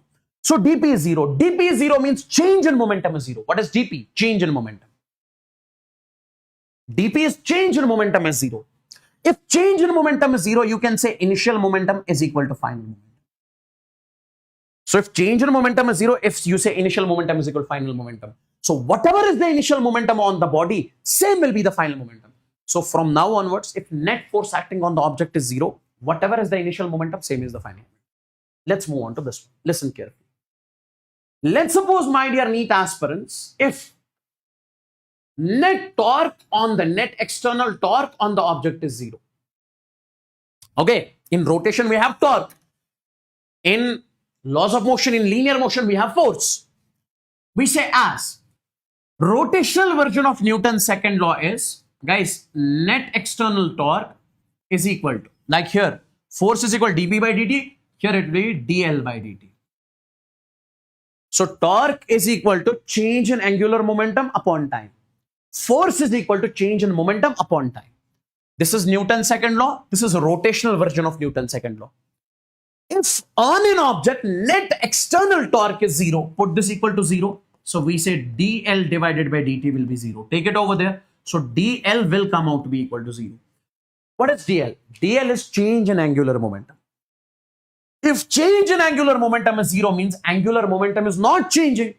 So we can say initial angular momentum will be equal to final angular momentum. This is called conservation of angular momentum. When initial angular momentum of an object is equal to final angular momentum, then you can say angular momentum is conserved. So means L is conserved. So L you can write I into omega initially. Finally, angular momentum you can say I dash into omega dash. Final angular momentum into final angular velocity, because angular momentum is I into omega. Let's take a look at this particular question. J means 2024. A thin circular disc of mass m and radius r is rotating about an axis. You have a thin circular disc. Okay. It is having the mass m and radius r. It is rotating about an axis. Its mass m and radius r. And moment of inertia would be I. It is rotating about an axis with omega. And its moment of inertia would be I. Yes. Then rotating about an axis passing through its center with omega, angular velocity omega. If another disk of mass m by 2 is placed gently on the first disk, it says that, guys, this is the first disk. Finally, this is the first disk, previous one. Okay. So this finally. Initially, only one disk was rotating. Finally, it says that you have placed one more disk onto this gently. So mass of this is m by 2. So its moment of inertia would be also I by 2. Okay, mass is halved, moment of inertia is halved. Okay, and mass of this is m and moment of inertia is I. Initially, only one disk was rotating. Finally, one more disk is placed on this one. Now it will have the angular velocity omega dash. You have to tell me that. Then the angular velocity of the system is, what is the angular velocity here? We say in this particular case, no external torque is acting. We say here, angular momentum initial will be equals to angular momentum final. Tell me, what is the initial angular momentum? You say I into omega. Moment of inertia is I into omega is equal to final angular momentum. Guys, finally, what is the moment of inertia? I by 2 plus I.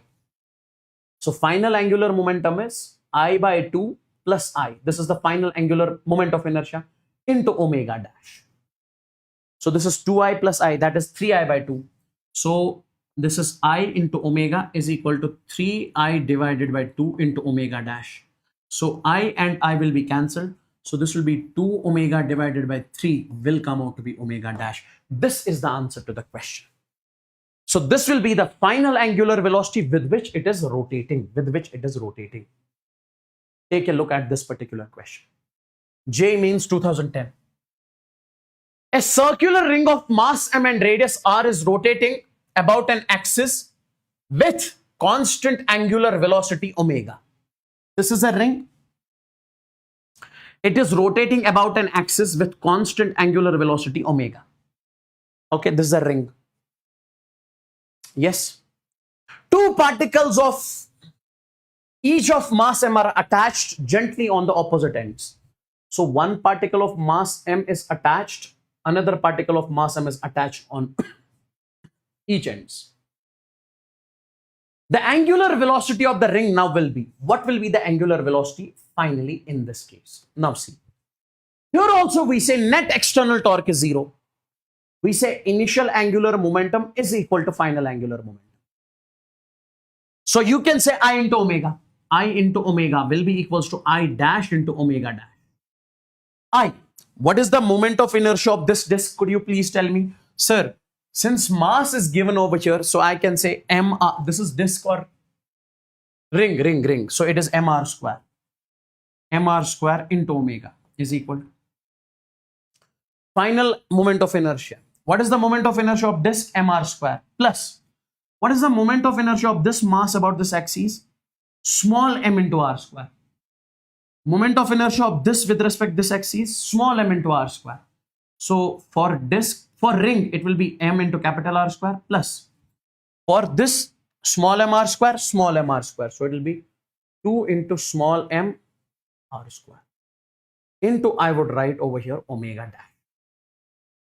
Okay? Yes. So what can we cancel? R square, R square, R square. So this will be m into omega is equal to m plus 2m into omega dash. Take it over here. So this will be m divided by m plus 2m.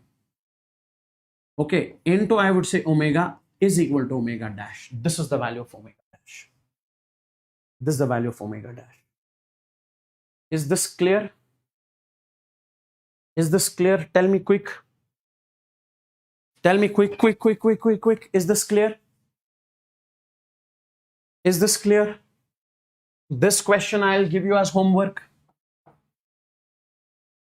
Please do check this from your end. Is this clear? Tell me quick.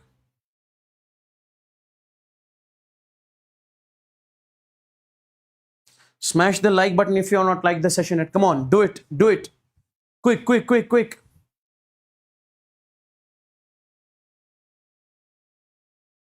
This question is your homework and we are done with this chapter.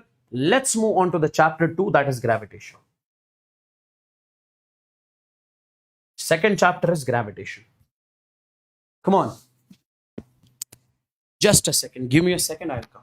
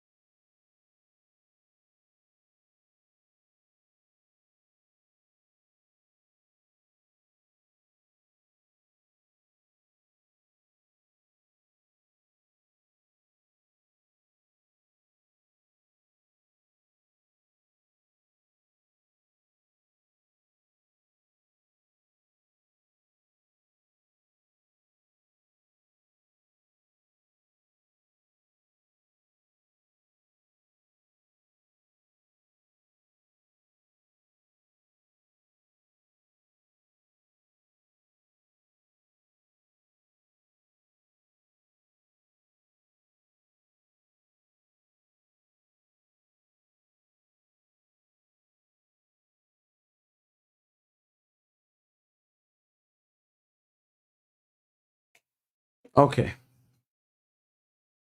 Now, guys,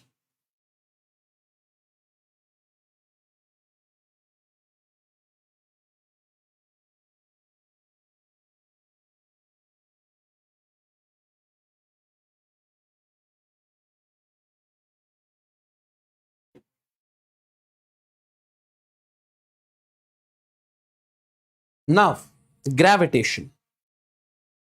Now, my dear NEET aspirants, when it comes to the gravitation chapter, the first thing you guys are supposed to study over here is that is gravitational force. Now, see, first thing is gravitational force. My dear NEET aspirants, if I say I have got mass M1 over here, this is the mass M1. Okay, this is the mass M1. This is the mass M1. And I am taking over here mass M2. This is the mass M2. These two masses are placed at certain distance. Let's suppose this distance is R. Whenever two masses are placed at certain distance, this is mass M1, this is mass M2, they apply a force on each other. That's called gravitational force. I'll write, whenever two masses are, I would say point masses, are placed at certain distance,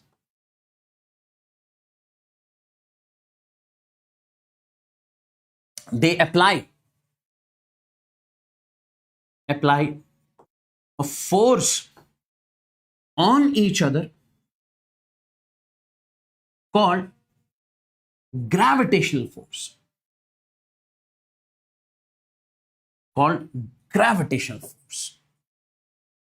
And if somebody asks you, what is the value of that force? Means this mass is going to attract this mass towards itself with a gravitational force.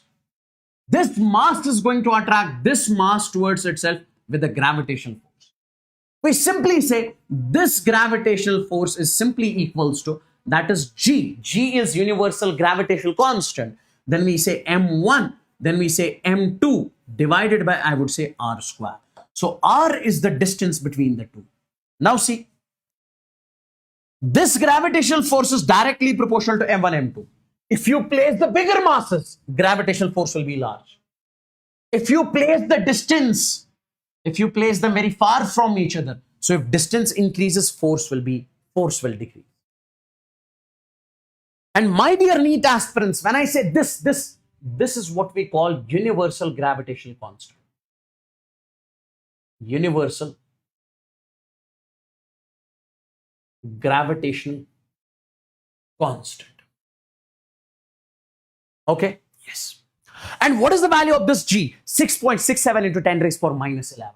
So value of this G is 6.67 into 10 raised power minus 11. Newton meter square upon kg square. Newton meter square upon kg square. This is the value of universal gravitational constant. So my dear NEET aspirants, if you have two objects from now onwards at certain distance, they apply a force on each other. That force is what we call the gravitational force, and this is equal to G M1 M2 by R square. This is the gravitational force. Now, boys and girls, a famous problem that I would recommend you guys to focus over here. See, it is something like this. It is something like this. I'll write it like this. Now see, the question is, find the force, or I would say net force, on the mass M at the origin due to infinite masses. Listen carefully, my dear NEET aspirants. Let's suppose you have an object over here. Its mass is M and it is at origin. That means 0, 0. And there is one more mass over here, that is M. It is at what distance? I would say 1 meter distance. This is mass M. This is 1 meter distance. And there is another mass over here. which is at 2 meter distance, and it is also mass m. This is 2 meters. There is another mass over here which is m. This is at 4 meter distance, double of 2. So this 4 meter is with respect to the origin. From here to here it is 4. From here to here it is 2. And there is one more mass, I would say. It is at 8 meters. Okay. Similarly, 16 meters, 32 meters, up to infinity. What I am trying to say is that you have to find the net force on this mass due to all these masses. My dear NEET aspirants, we say these masses are going to attract this mass towards itself. So if I say net force on this mass, it will be, what is the force due to this? Guys, what is the force due to this mass on this mass? G m1 m2 by r square. So same is the case in this particular case, my dear NEET aspirants. So I can say force on this mass due to this will be G m1 into m2. That is m into m is m square divided by distance between them is 1 square 1 plus. What is the force due to this mass on this mass? G m into m is m square divided by 2 square is 4 plus. What is the force due to this mass? That is G m square divided by 4 square is 16. G m1 m2 by r square 16. Then plus, what is the force due to this? G m square divided by 8 square is 64. Now, what can you take common in this particular case? You can take G m square common. What remains inside? This will be 1 plus 1 by 4 plus 1 by 16 plus 1 by 64 and so on. Now, boys and girls, this is what we call the GP series. This is called GP series. Means geometric progression. Now, you have to add all these up to infinity. There is a formula to add. That is sum. How do you find the sum in GP series? We can say this sum is equal to A upon 1 minus R. What does A mean? A means the first term. In order to add GP series, you have a formula, A upon 1 minus R. A means first term. What is first term over here? 1. And then R. R is common ratio, common term. How to find common term? See, take any term over here. Completely depends upon you. So that is 1 by 16. Let's take 1 by 16. And divide it with the term which comes before it. What comes before 1 by 16? 1 by 4. So 4 ones are, 4 fours are. So common ratio comes out to be 1 by 4. Now, boys and girls, if common ratio came out to be 1 by 4, so sum you can write A. A means 1 upon 1 minus R. R is 1 by 4. Now, this is 1 upon 4 into 1 is 4. 4 minus 1 is 3. 3 divided by 4. Take this in the numerator, it will be 4 by 3. So basically, sum of all of these terms came out to be how much? 4 by 3. Now, could you please tell me what will be the net force? Sir, you can say net force will be Gm square. Then, what is the sum of all of this? That is 4 by 3. So this will be 4 divided by 3 Gm square. This is the net force. Guys, please tell me in the chats if this is clear. Is this clear?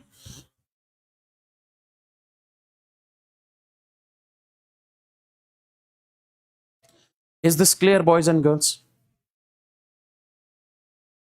Is this clear? Or tell me quickly in the chats. This is the net force on the center mass. Now.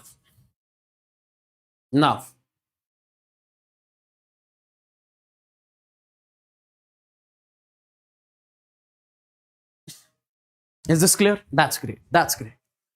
Gravitational field intensity. What does gravitational field intensity actually mean? Listen to me very carefully. Listen to me very carefully. See, guys. Let's suppose I say you have a magnet over here. You have a magnet over here. Okay. If you place a coin here. If you place a coin here, what is going to happen with the coin? This magnet is going to attract this coin. If you place the coin here, it is going to attract. If you place the coin here, it will attract. If you place the coin here, it is attracting. So can I not say this magnet is basically creating some sort of field around it? And if in that field you place a piece of iron, a coin, it is going to attract. So force acts on this coin. This field is called magnetic field. Magnetic field. Now see, let's suppose you have a mass over here. Let's suppose you have a mass over here, M. You place another mass over here, this is M. What is going to happen? It will be attracted. You place another mass over here, it will be attracted. Even if you place it over here, it will be attracted. Because two masses attract each other with a gravitational force Gm1 m2 by r square. So if you place the mass over here, it will be attracted. So don't you think that this M is also creating some sort of field around it? Yes. And if in that field another mass is placed, it experiences force. Which force? Gravitational force. Here which force? Magnetic force. Here gravitational force. This field which is created due to mass, it is called gravitational field. This is called gravitational field. Like this is the magnetic field. Magnet creates magnetic field. This mass creates gravitational field. Charge creates electric field. Now, if I say how much is the electric field, gravitational field due to this mass at, let's suppose, r distance, how much is the gravitational field at r distance? That is what we call gravitational field intensity. How much is the field created due to a mass at r distance? So simply it is a space around a mass in which another test mass comes and experiences force.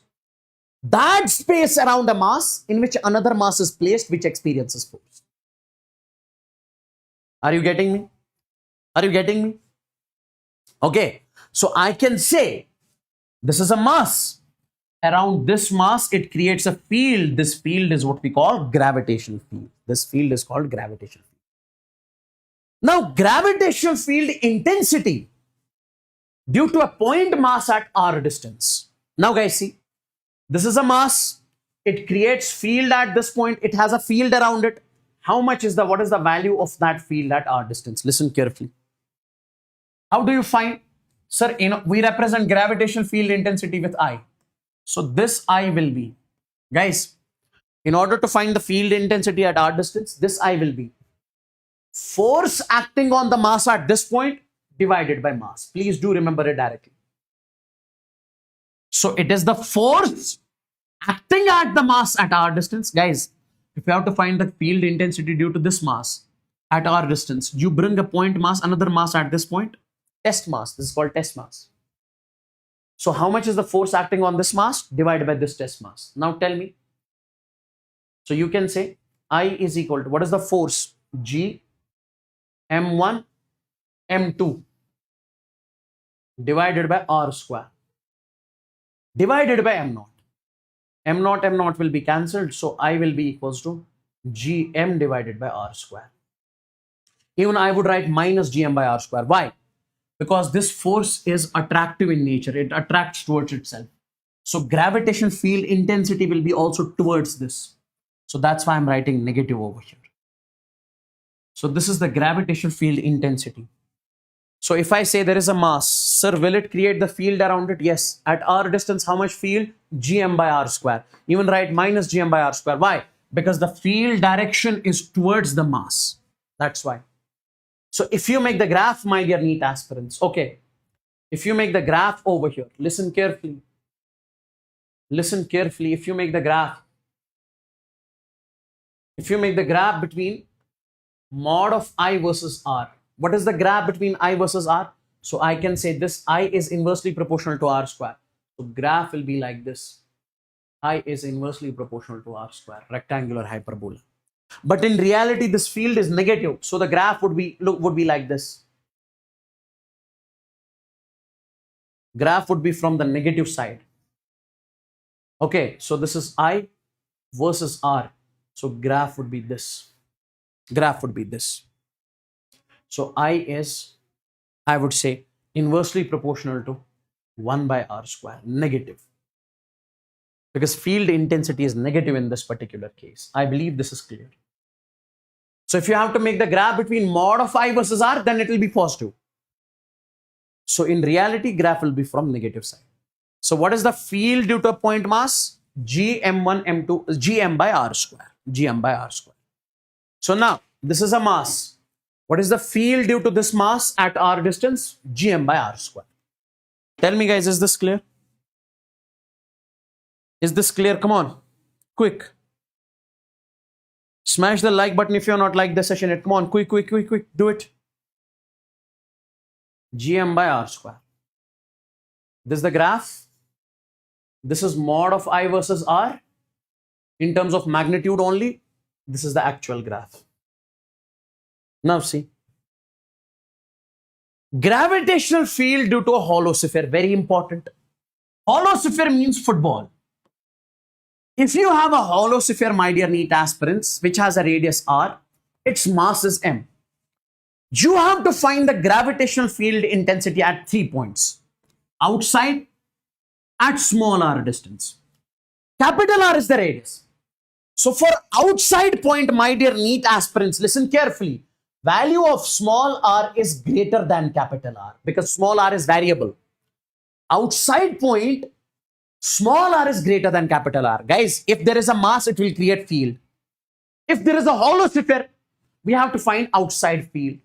Outside field will be simply Gm by r square. Guys, gravitational field due to a hollow sphere outside. Guys, see, outside.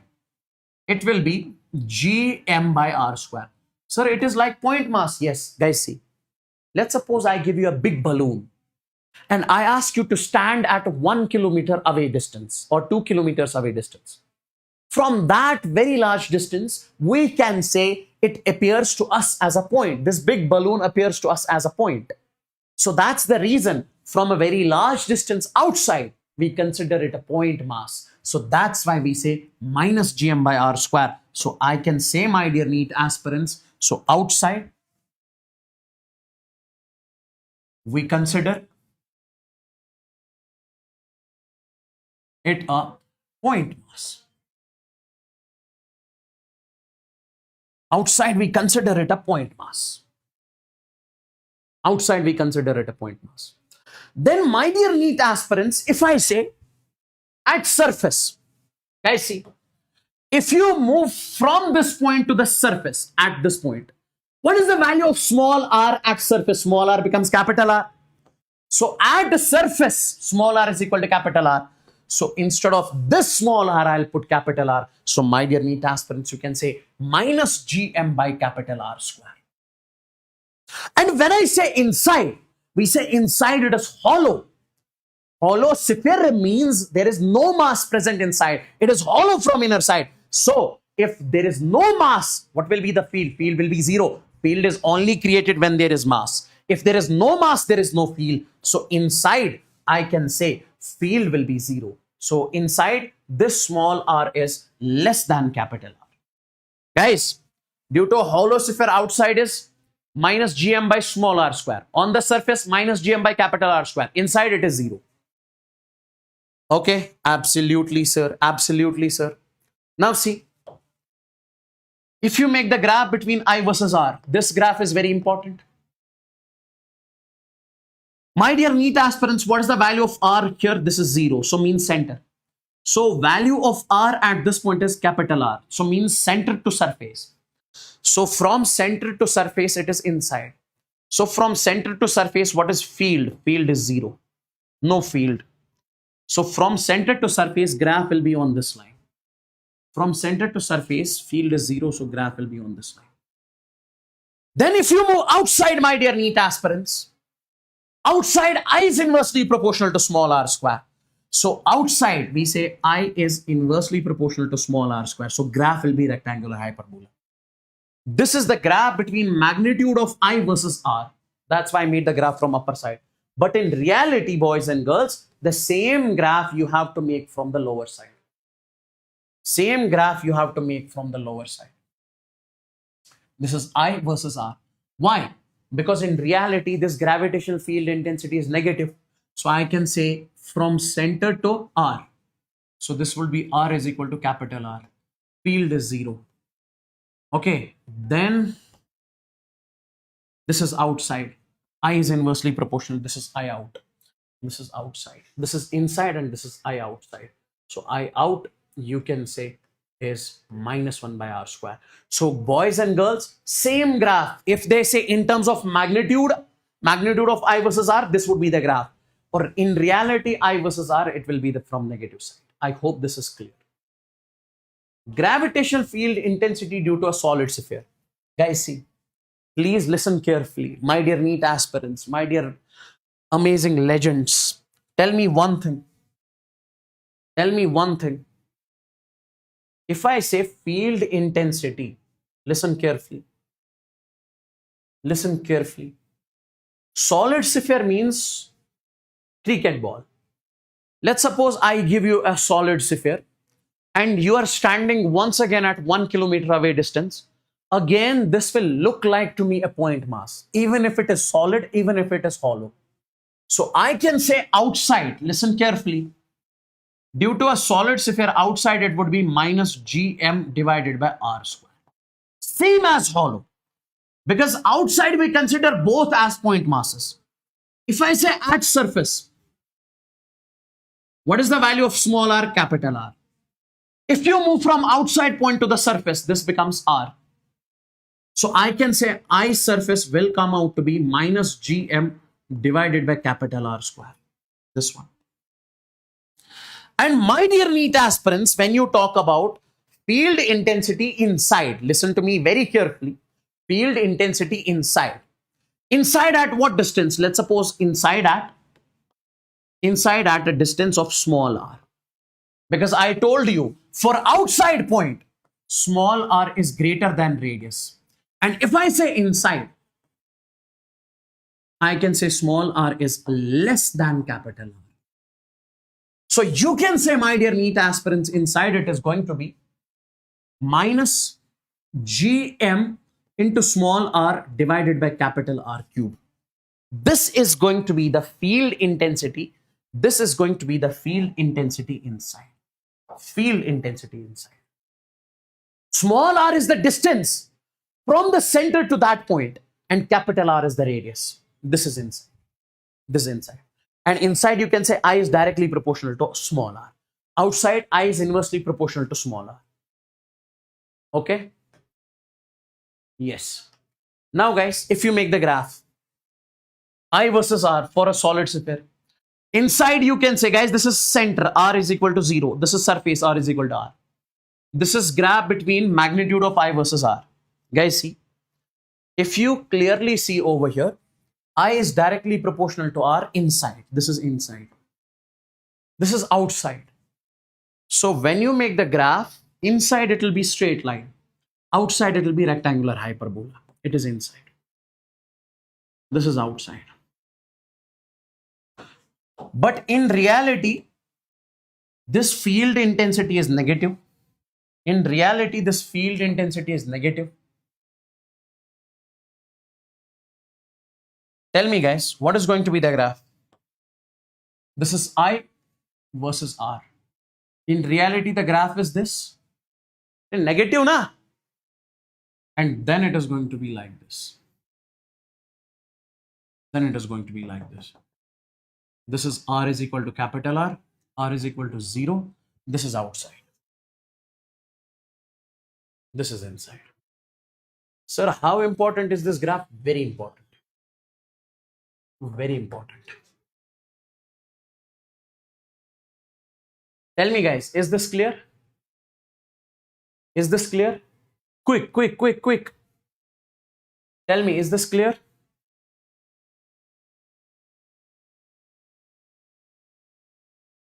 Is this clear?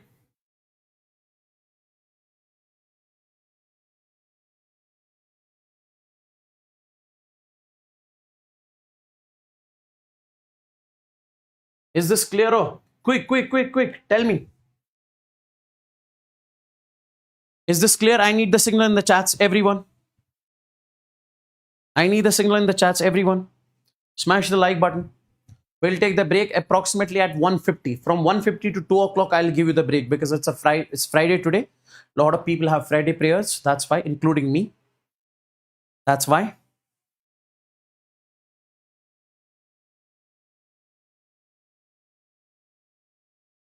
Smash the like button if you're not liked the session yet.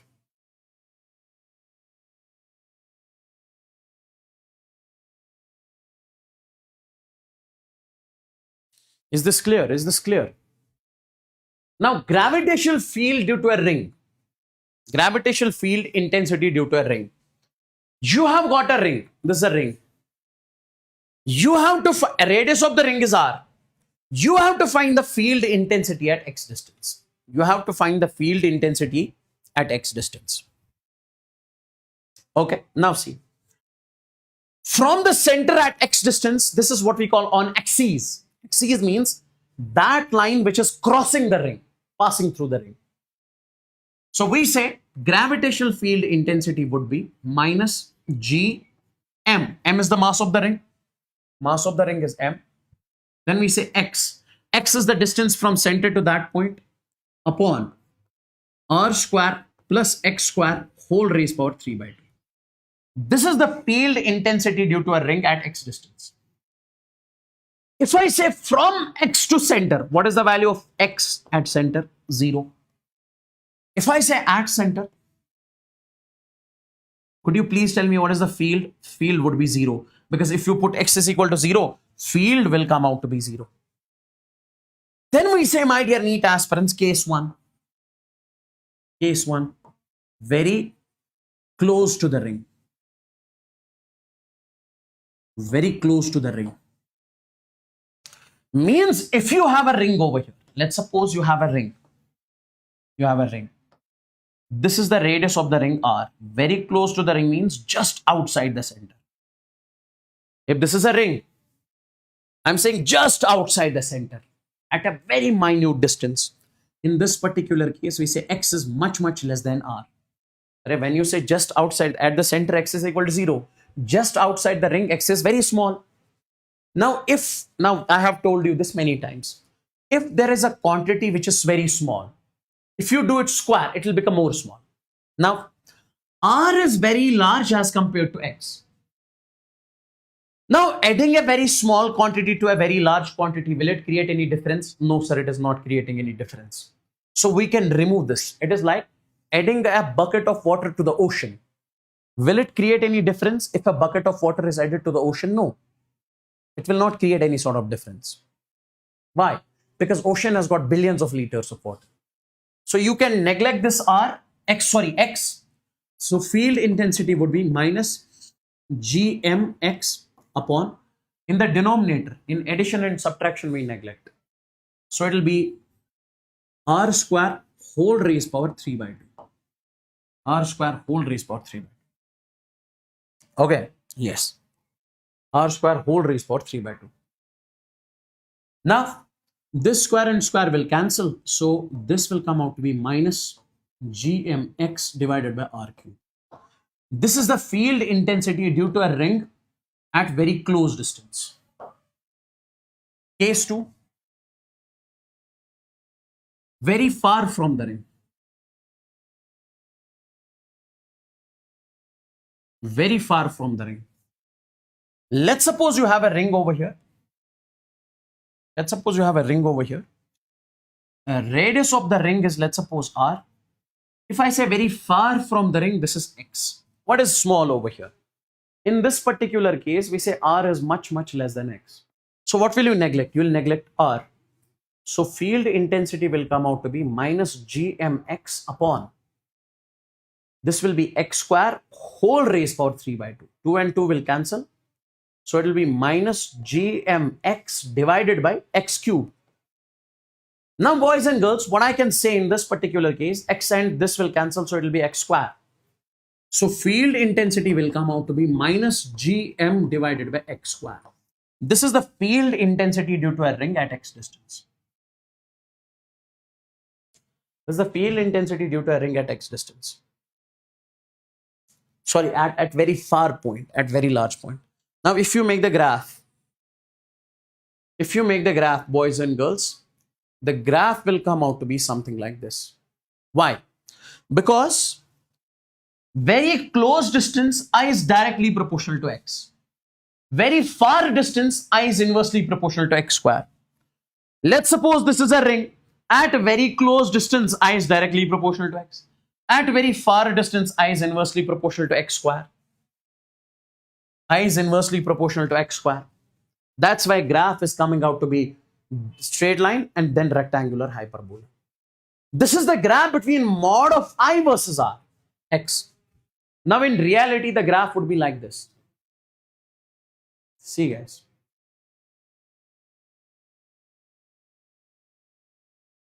It would be like this. Very close points. If this is a ring, these are the points close to the ring. These are the points far from the ring. Now join this with a smooth curve.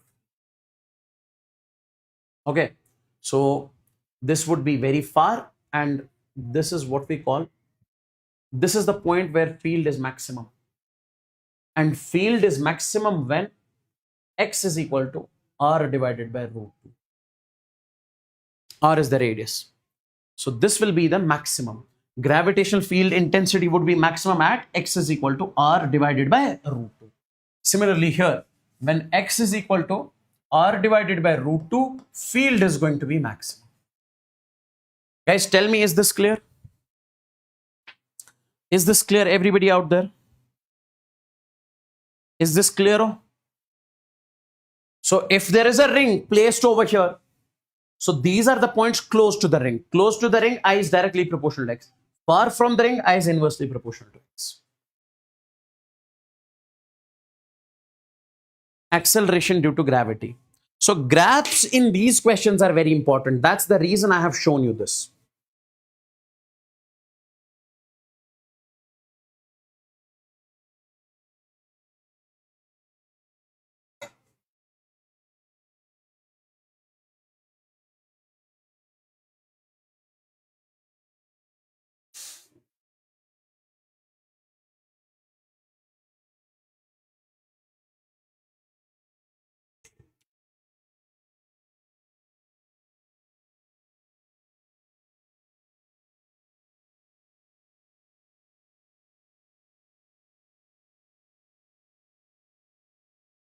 Okay, let's move on to this one. Acceleration due to gravity on the surface of Earth. Guys, see. Let's suppose you have an object. This is Earth. You have an object on the surface of Earth.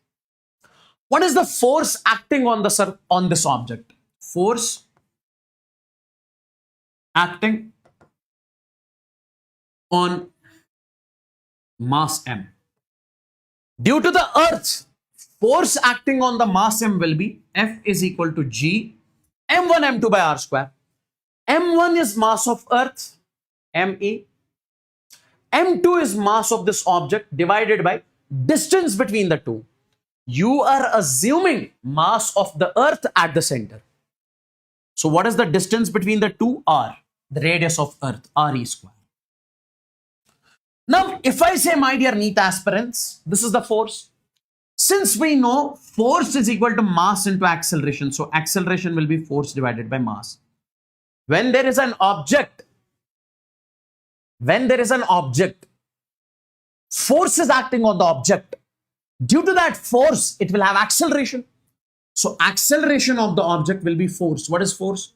G me into m divided by, I can say, RE square divided by this m. M and m will be cancelled. So this will be the acceleration is equal to G me divided by RE square. Sir, what is this? This is the acceleration of this object due to this gravitational force. Array, this acceleration came because of this force. Which force? Gravitational force. So we call this as acceleration due to gravity. So this is what we call the acceleration due to gravity. This is called acceleration of this object due to which force? Gravitational force. Due to gravity. Okay, by the way, this is the acceleration of this object where? Where? On the surface. On the surface. On the surface. And we represent this acceleration with G0. G0 is the acceleration of an object on the surface of this object. On this on the surface of the earth. So if I say you release this object from the surface from certain height, very small height, with what acceleration it will fall? Gm by r square, 9.8. When you put the values of all of these, it becomes 9.8. So we say this will be G me divided by re square. M is the mass of earth, r is the radius of earth. This is the acceleration due to gravity on the surface of earth. This is the acceleration due to gravity on the surface of earth. Okay? Yes. Now guys, this is the acceleration due to gravity in terms of mass.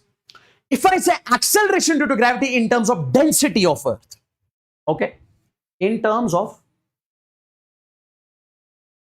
density of earth, I'll not derive this, but I'll directly write. So this acceleration due to gravity in terms of density of earth will be 4 by 3 rho g pi, and then we say re. This is the acceleration due to gravity on the surface of earth in terms of density of earth. What is this rho? Rho e is the density of earth. You can say rho e. G is the universal gravitational constant, and pi is pi. Re is the radius of earth. What is rho e? Rho e is the density of earth. This is the acceleration due to gravity on the surface of earth, my dear NEET aspirants. This is the acceleration due to gravity on the surface of earth. Acceleration due to gravity on the surface of earth. Okay. Now guys, see. You have two expressions. Acceleration due to gravity in terms of mass. Here acceleration due to gravity is inversely proportional to this. Here acceleration due to gravity is directly proportional to radius of earth. Which one is correct? Both are correct. We say when mass is constant, if I'll give you the question also. If in a question, mass of the two planets is considered constant, then G is inversely proportional to Re square. If in case of two planets, density is given as same, then this will be directly proportional to Re. Now see. If we say density is given as constant, then we say G naught is directly proportional to Re, so graph will be straight line between G naught and Re. If we say mass of the planets is considered as constant, then this G naught will be inversely proportional to Re square. Graph will be rectangular hyperbola. Like my dear NEET aspirants, take a look. See the question. You'll get to understand this with the help of the question. See. A planet has same density and same acceleration due to gravity as Earth. Okay. This is Earth. This is a planet. This is another planet. It says density is same. Density of Earth is equal to density of planet. Density of Earth is equal to density of planet. And acceleration due to gravity on Earth is equal to acceleration due to gravity on planet. That is also same. Okay, acceleration due to gravity here, acceleration due to gravity here. That's what I was saying. If you have, let's suppose, two objects, density is given as same, so G naught is proportional to Re, directly straight line. Here inversely proportional to. And universal gravitational constant G is twice that of Earth. So universal gravitational constant on planet is 2 times universal gravitational constant on Earth. Hypothetical situation, they are saying it. Yes. Now, my dear NEET aspirants, then the ratio of their radii is, we have to find the radius of the planet divided by radius of Earth. This ratio we have to calculate. Now tell me, which of the two expressions you will be preferring, you will prefer to use over here? Density expression or mass expression? Obviously density, because density is given. So I'll be using this density expression. We say as this acceleration due to gravity is 4 by 3 G or rho pi, then we say R. This is the general expression. Now whatever is constant, remove that. G is constant, G is same for both. Density is constant, okay. Pi is constant. This is same. So I can say radius does not depend upon the constant terms. You can eliminate. So what remains? I can say this radius into G, R into this G is equal to constant, is equal to constant. And the rest of the things are constant now. You can consider constant as 1. So I can say this universal gravitational constant will be inversely proportional to R. Yes. Now tell me, okay, we have to find radius. We have to find radius. So we can say this radius will be inversely proportional to G. Now tell me, a radius of planet will be divided by a radius of Earth. It will be 1 upon G. 1 upon G. So my dear NEET aspirants, we can say 1 upon radius of planet. Radius of planet will be 1 upon G. G of planet is 2 times of GE. Upon 1 upon GE. Now take this in the numerator. It will be GE divided by 2 times of GE. Yes, and this will be cancelled. So 1:2. 1 divided by 2. Let's take a look at this question. Let's take a look at this question. 2 planets having same density. You have 2 planets. Okay.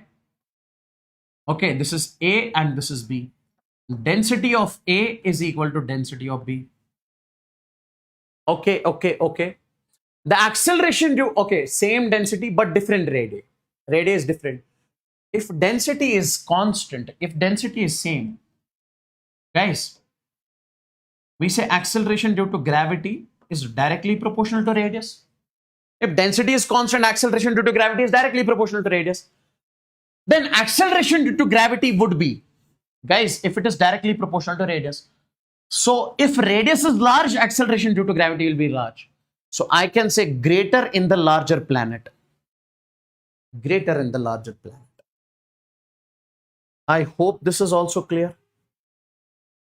Now, till now we were studying acceleration due to gravity on the surface of Earth.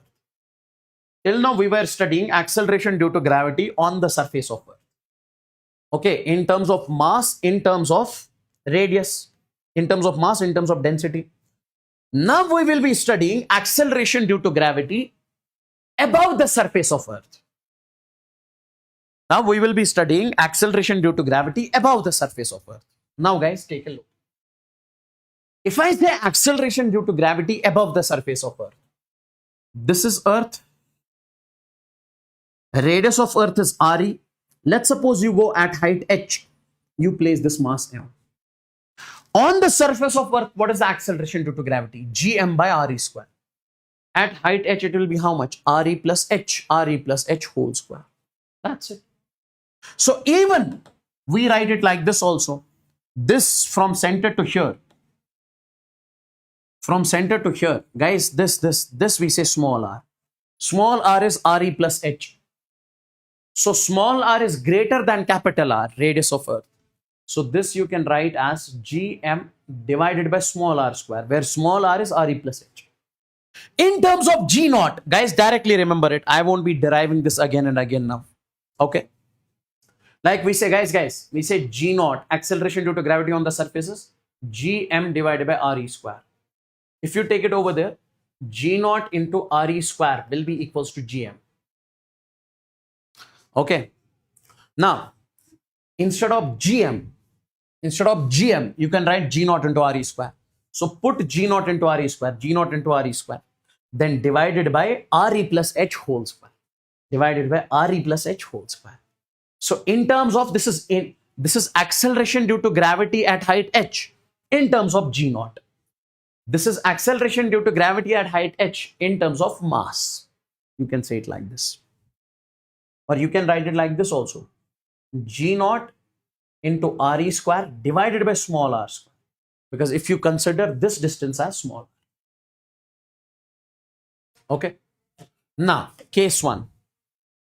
If height is much less than radius of Earth, like guys, if you take an object, like this is the Earth, this is Earth, this is the radius of Earth. You are taking this object till this height. This height is very small as compared to the radius of Earth. Sir, what? How much? 0 meters up to 10 kilometers. What is the radius of Earth? 6,400 kilometers. So let's suppose you take an object to 10 meters, 20 meters, 100 meters, 1 kilometer. 1 kilometer is much, much less than radius of 6,400 kilometers. Okay. In that particular case, my dear NEET aspirants, acceleration due to gravity would be same whatever is on the surface. So means at lesser height, my dear NEET aspirants, acceleration due to gravity does not change. No, it does not change. It remains the same. Next, if height is much, much less than radius of Earth. Okay. Here it is very less. In previous case, it is very less. But in this particular case, it is much less. Like you can take the object up to 16 kilometers, 32 kilometers, 64 kilometers, 128 kilometers. Okay. So 128 kilometers compared with radius of Earth, 6,400 kilometers, it is comparable. So if this happens, then acceleration due to gravity at that height would be, you have to remember this directly. G naught, acceleration due to gravity on the surface, 1 minus 2h by r. R is the radius of Earth, h is the height at which you have placed the object. This is the acceleration due to gravity at what height? Height can be greater than 10 kilometers. Okay. If it is up to 10 kilometers, you'll be considering G naught. This is valid when your height is between 10 kilometers to 500 kilometers. This is valid when your height is between 10 kilometers to 500 kilometers. Percentage change in G, very important, at smaller heights. See guys, let's suppose you have an object. Listen carefully. You have an object. This is Earth. This object is placed on the surface. This is G naught. Acceleration due to gravity on the surface is G naught. Okay. My dear NEET aspirants, let's suppose if I say you have changed, you have taken it to the height, certain height. Okay. I ask you, how many percent G has changed? 5%, 10%, 20%, 100%? Guys, if G has certain value on surface, if you take it to the height h, G will change how many percent? 5%, 10%? That is what I'm trying to say. So percentage change in G, this is what we call delta G by G naught into 100. This is called a percentage change in G. How many percent G has changed?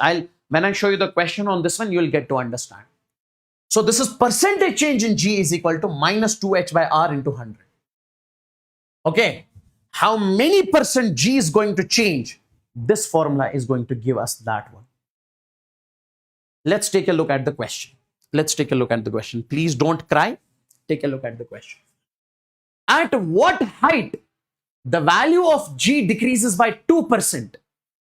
Radius of Earth is 6,400 kilometers. It says at what height value of G decreases by 2%. Now see. Let's suppose, I'll make you understand. Let's suppose you have taken an object. This is on the surface. Its value is G naught. So you have taken it to the height h. This height h. Here, how many percent G has changed, decreased?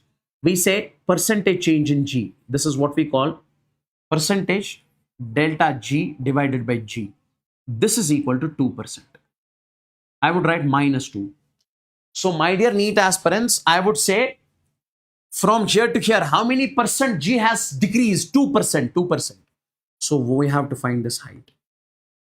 Now see, what is the formula we have recently studied?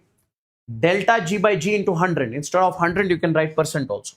See, we can say percentage delta G divided by G will be equals to minus 2h divided by r into 100.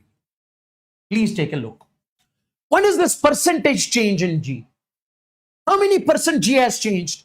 Sir, at this height h, G has changed by 2%. So I would write minus 2 is equal to minus 2h divided by r into 100.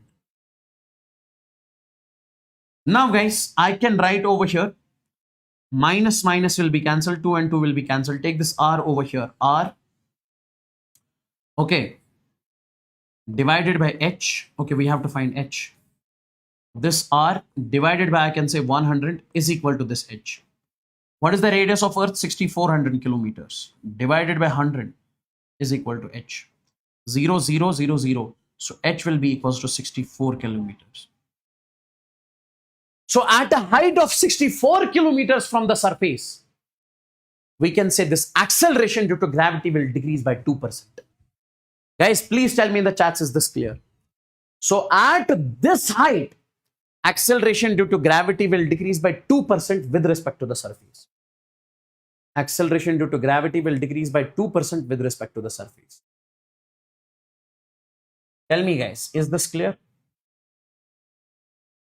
Is this clear? Yes. Yes.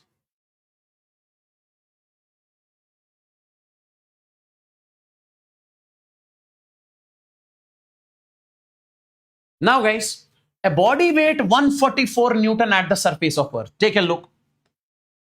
This is Earth. There is an object placed on the surface. Its weight. Weight means W. W is equal to mg. Weight is that force with which Earth attracts this object towards itself. That is m into g. And this g is acceleration due to gravity on the surface. So its value is given as 144 Newton. Mg is given as 144 Newton. When it is taken to the height, h is equal to 3r. When it is taken to the height, h is equal to 3r. 3 times radius of Earth. What would be its weight? We have to find its weight. So this will be m into gh. Hey bro, if you are taking it to the height h, what will be the weight? M into gh. So you can simply say m into, what is the acceleration due to gravity at height h? Sir, that will be g naught into r square upon r square, r plus h whole square. Acceleration due to gravity above the surface of Earth. What is the acceleration due to gravity above the surface of? G naught into re square upon re plus h whole square. Okay. Now, what is the value of m into g naught? M into g naught will be 144. And then we say r square divided by r plus h. What is the value of h? H is 3r whole square. This is 144 r square divided by r plus 3r. This will be 4r whole square. Now, guys, this will be 144 r square divided by 4 square is 16 r square. R square cancel. 16 ones are 16 nines are. So this will be 9 Newton. Is this clear? Is this question clear? Is this question clear?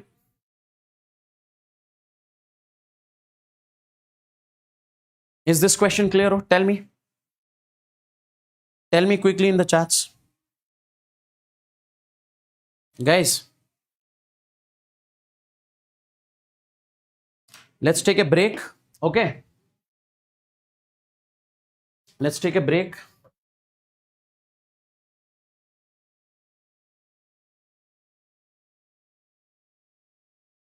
Break till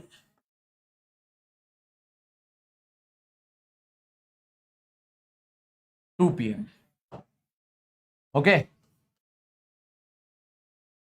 So you have long break because of the Friday prayers, and you guys can have lunch. We'll meet after 2.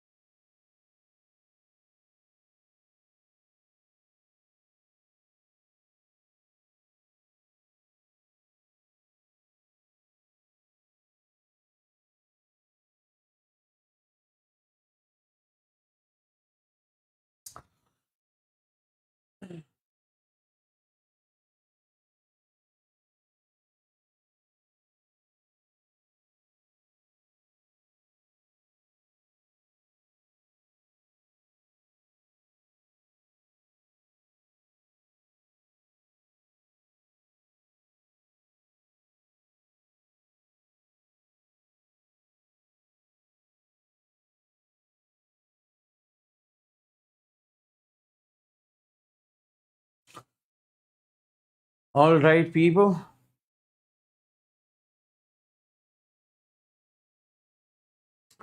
Let's dive into the session. Now, boys and girls, let's understand acceleration due to gravity below the surface of Earth. We studied acceleration due to gravity on the surface of Earth, above the surface of Earth. Now, let's discuss acceleration due to gravity below the surface of Earth. Now, guys, see. This is Earth. Let's suppose you are moving, this is the surface of Earth. You are moving at depth D. At depth D, you are placing this mass m0. So from the surface, you are at depth D. From the center, you are at a distance r, small r. Okay. And radius in this particular case is this capital R, my dear NEET aspirants. So can I say in this particular case, if I say, guys, this r plus d, this r plus this d, understand this very carefully, this r plus d is actually equals to, r plus d is actually equals to this capital R. This r plus d will be equals to the capital R, 100%. So this small r will come out to be, take it over here, so this will be r minus d. Now, if I say, my dear NEET aspirants, what is the acceleration due to gravity at this distance from the center?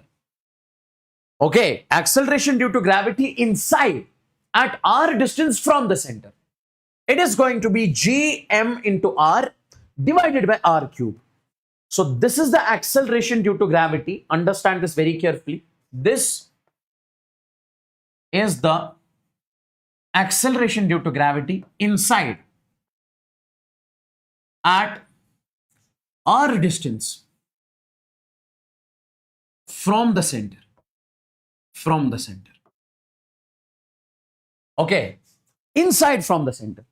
Now, instead of this small r, you can write r minus d also. So this is also the acceleration due to gravity, gm into r minus d divided by r cube. This is also the acceleration due to gravity, but inside at depth d. This is the acceleration due to gravity inside. This is the acceleration due to gravity inside at depth d. Depth d from the surface. From the surface. Sir, what is the difference between this expression and this expression? This is acceleration due to gravity inside in terms of r from the center. This is in terms of depth from the surface. I hope this is clear. Now, in terms of g0, if you have to find acceleration due to gravity inside in terms of g0, you'll be saying it will be g0 into 1 minus d by r. Please do remember this directly. D is the depth, r is the radius. D is the depth, r is the radius in this particular case. D is the depth and r is the radius in this particular case. Yes. Now, boys and girls, percentage change in g.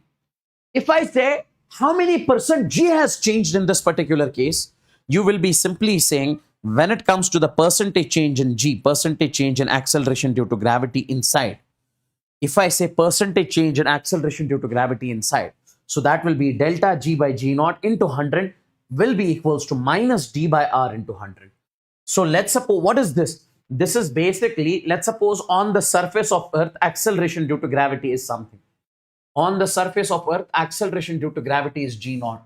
Let's suppose if the mass is here, acceleration due to gravity is g0. Now, my dear NEET aspirants, what you are doing is that, let's suppose you are moving to the depth d.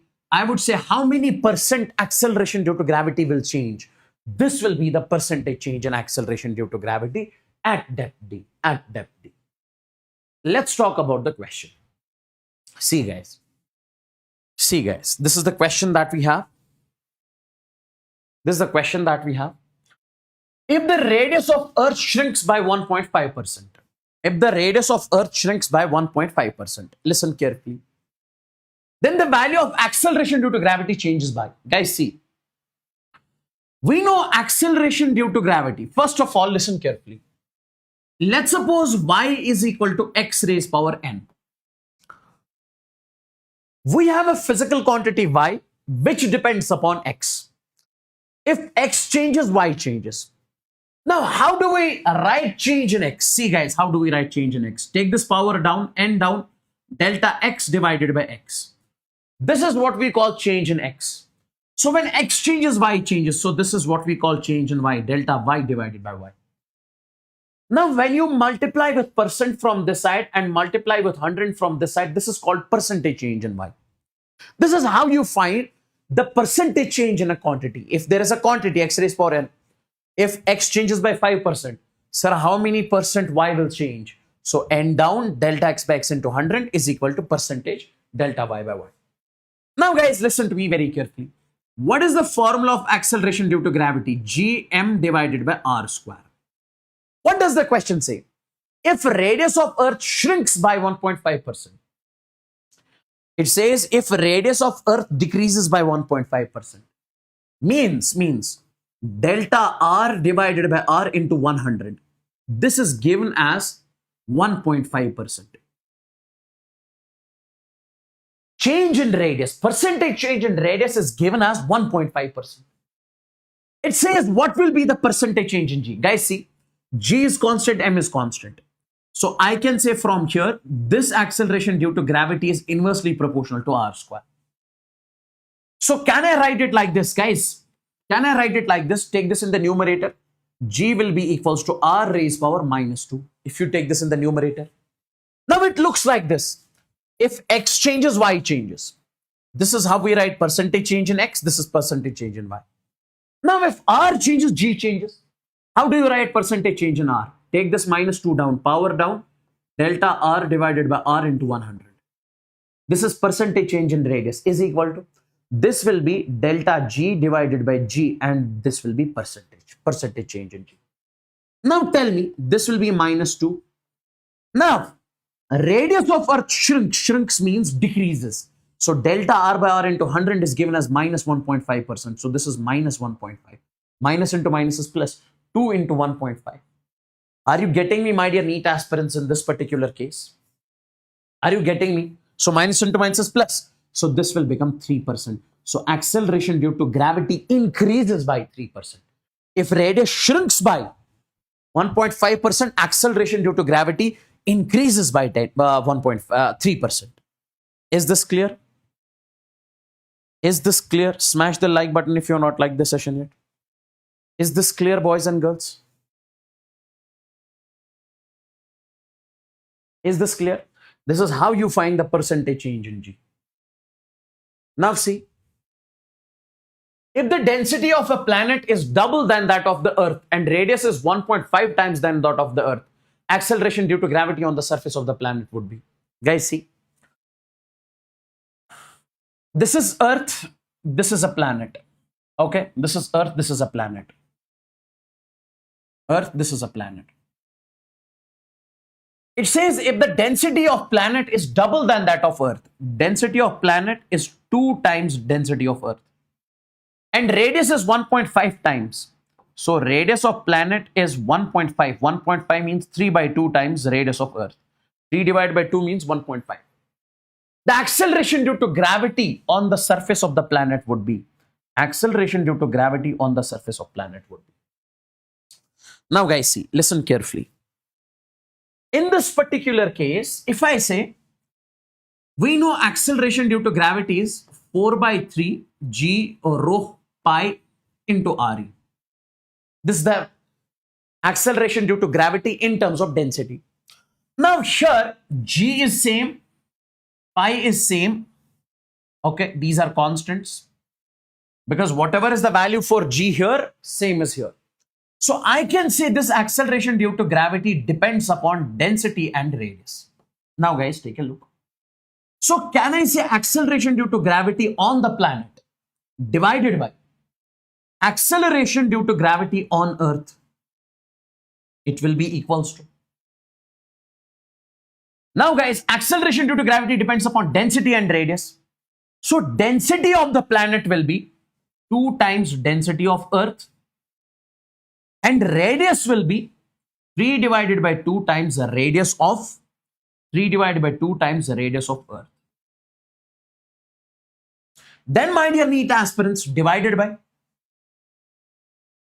Acceleration due to gravity here. So this will be radius of Earth, density of Earth into radius of Earth. Because density of planet is 2 times density of Earth. Radius is 3 by 2 times radius of Earth. So can I say in this particular case, 2 and 2 will be cancelled? Okay. Now radius of density of Earth, radius of Earth, radius of Earth. So acceleration due to planet divided by acceleration due to gravity on Earth is equal to what remains here? 3. So take it over there. Gravitational acceleration due to gravity on planet is 3 times acceleration due to gravity on Earth. I hope this is crystal and clear. This question I'll give you as homework. Please do check this from your end. Solve this from your end. Now take a look. Grab this question. This is important. This is important. Now take a look, my dear NEET aspirants. Graph between acceleration due to gravity versus R. Now see, this over here in this particular case is Earth. If the object is placed on the surface, we know acceleration due to gravity is g0. Okay. Now, if the object is placed at height h, acceleration due to gravity is, I can say, g0 into re square divided by small r square. Already discussed. Outside, acceleration due to gravity at height h, g0 into re square divided by small r square. Small r is the distance from center to that surface. I have told you this over here. Acceleration due to gravity at height h. See, g0 into re square divided by r square. Acceleration due to gravity at height h. Yes. Now when I say inside this is the acceleration due to gravity, g0 into r divided by r. Okay. Acceleration due to gravity inside. Acceleration due to gravity inside. Okay. Okay. Okay. This one. This one. Acceleration due to gravity inside is directly proportional to this r. So after putting here g0 into r square, okay. So when you put over here g0 into r square, because g into m means g0 into r square and cube will cancel. So expression will come out to be like this. This will be the expression. Guys, directly remember, inside acceleration due to gravity is directly proportional to r. Outside acceleration due to gravity is inversely proportional to r square. So the graph is going to be something like this. Graph is going to be something like this. This would be inside. From center to surface, it will be directly. So G is proportional to small r, between G versus small r, inside. And outside the Earth, it would be the rectangular hyperbola. Because outside the Earth, I can simply say this G is inversely proportional to r square. That's why rectangular hyperbola. This is very important. This graph is very important. This graph is very important. I believe this is crystalline clear. I believe this is crystalline clear. Okay? Yes, yes, yes. Now comes the gravitational potential energy. Listen to me very carefully. Gravitational potential energy. What does gravitational potential energy actually mean? Take a look, my dear NEET aspirants. Let me just give you the glimpse over here. Let's suppose you have a mass m1 over here and there is mass m2 at this point which is present at infinity. If I'm saying that you have to bring this mass from infinity to r distance, you are supposed to bring it close to this mass. Okay. When you bring this mass from infinity to r distance, my dear NEET aspirants, you have to do the work done. This is r. So on bringing this mass from infinity to r distance, so means you are supposed to do the work done. That work done will be stored in the form of potential energy.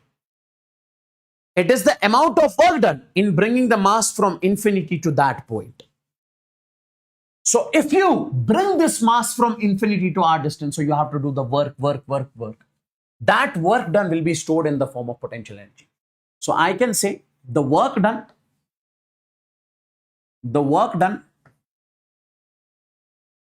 in bringing The mass from infinity to r distance is stored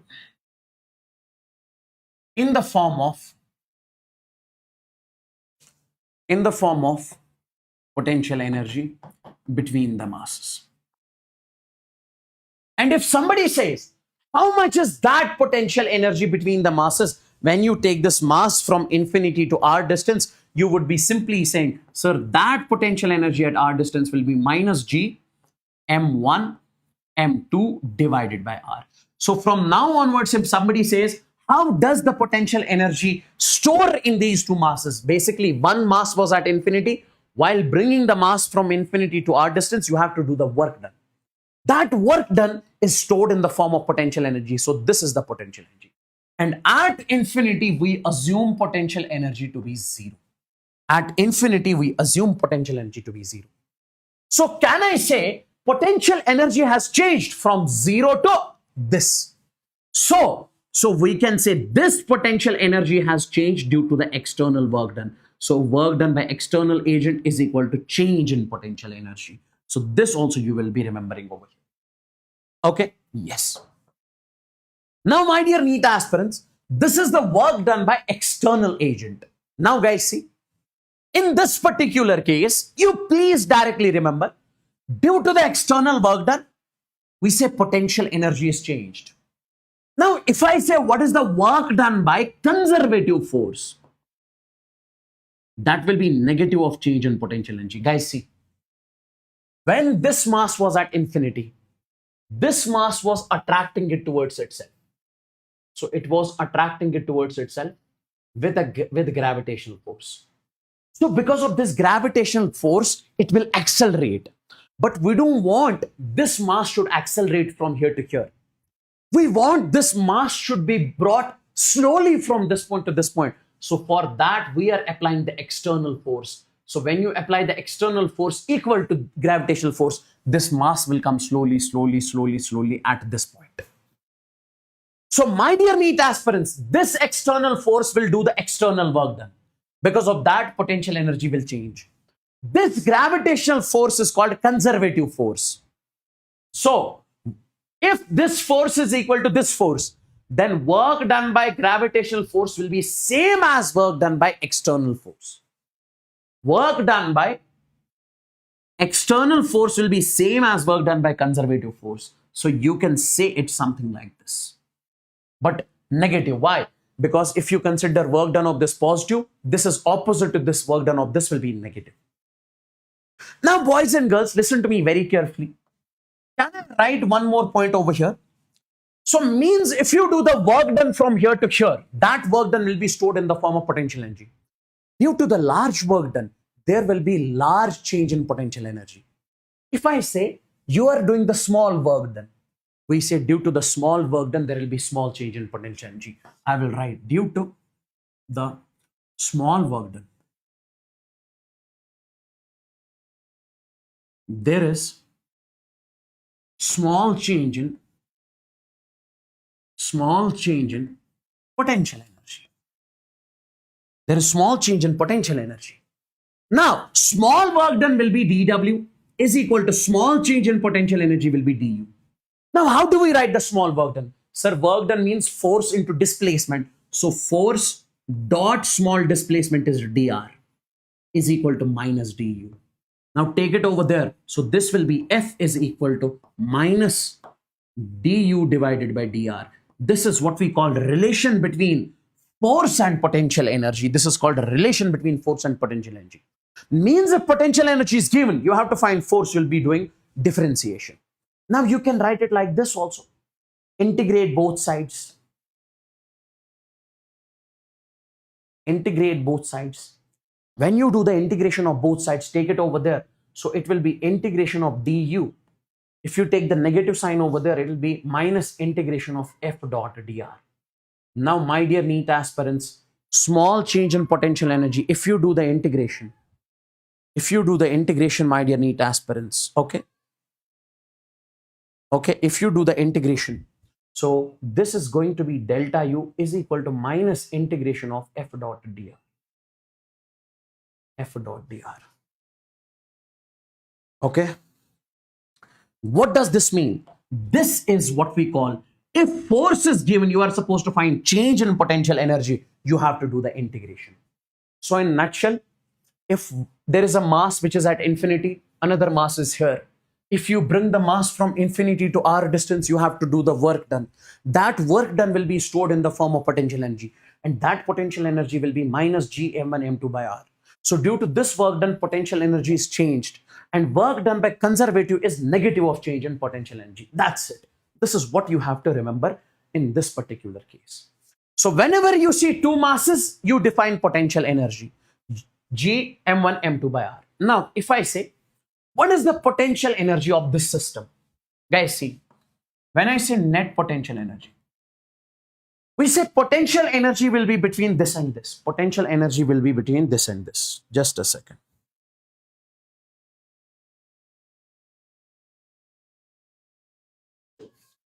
Is this clear? Tell me in the chat. So, is this clear? Tell me in the chats.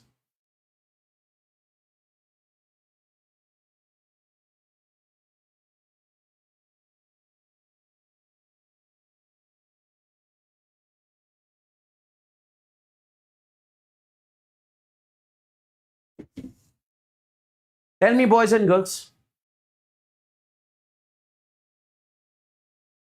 Is this clear?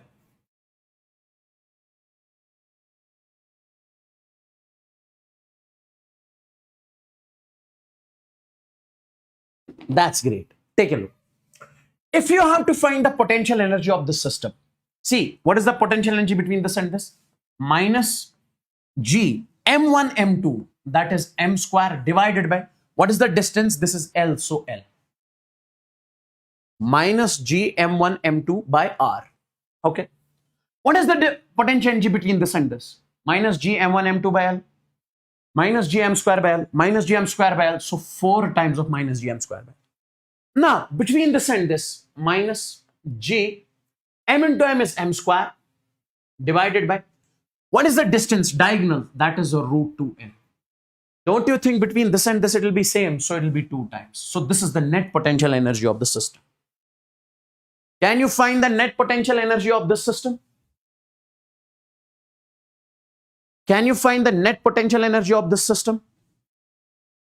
Yes. How?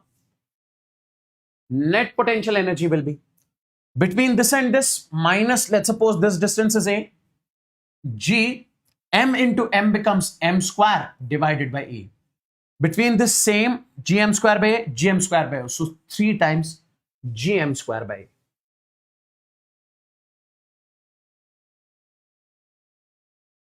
Okay? Yes. Take a look at this. 4 objects, point objects, are placed at the corner of a square.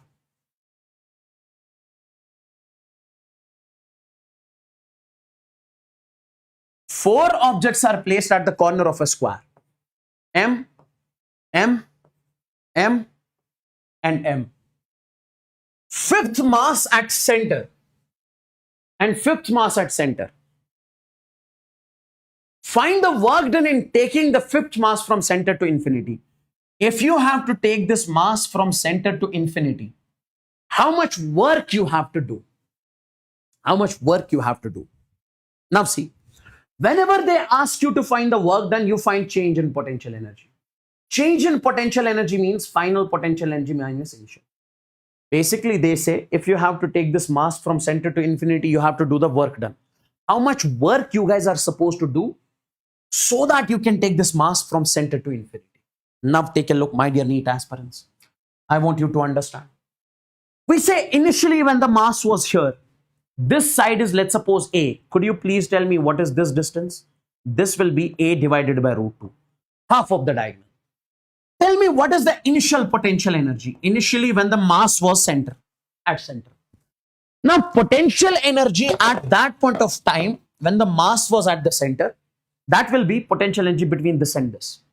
So that will be minus G m into m is m square divided by this A by root 2. Now between this and this, gm square upon a by root 2. Between this and this, gm square upon a by root 2. Between this and this, gm square upon a by root 2. So how many times? 4 times. Yes. Now, my dear NEET aspirants, when finally it is here, finally at infinity, so I can say final potential energy is 0 because it is at infinity. So can I say work done in this particular case will be final minus initial? So final potential energy is 0 minus initial potential energy is minus 4 gm square upon a divided by root 2. Minus into minus becomes plus. So work done would be, take this into numerator, this is 4 root 2 gm square divided by a. This is the work done if you take the mass from center to infinity.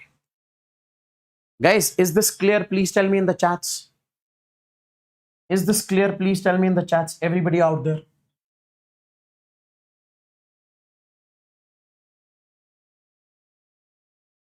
Is this clear?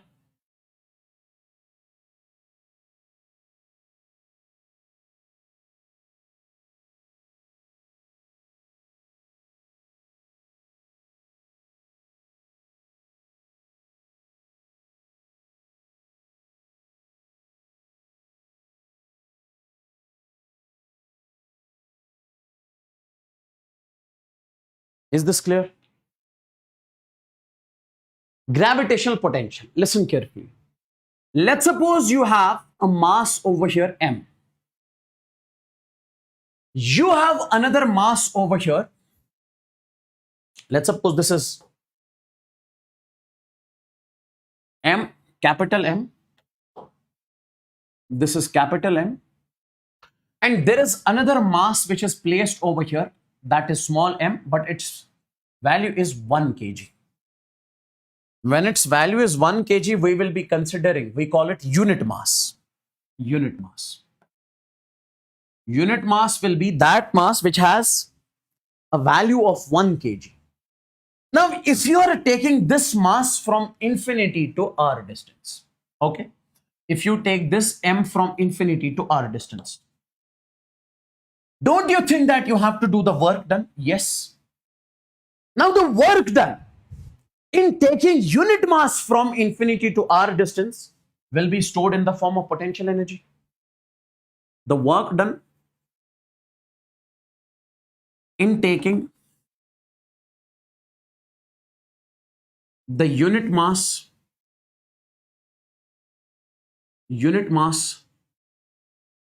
from infinity to r distance, the unit mass in taking the infinity from r distance is stored in the form of potential energy. Could you please tell me how much is that potential energy? You'll be saying, sir, that potential energy will be minus G capital M small m divided by R. So U is equal to minus G capital M. What is the value of small m? Small m is actually 1 divided by R. So U is equal to minus G m divided by R. So this is the potential energy stored. This is the potential energy stored. If you take 1 kg mass from infinity to r distance, and this potential energy is what we call potential.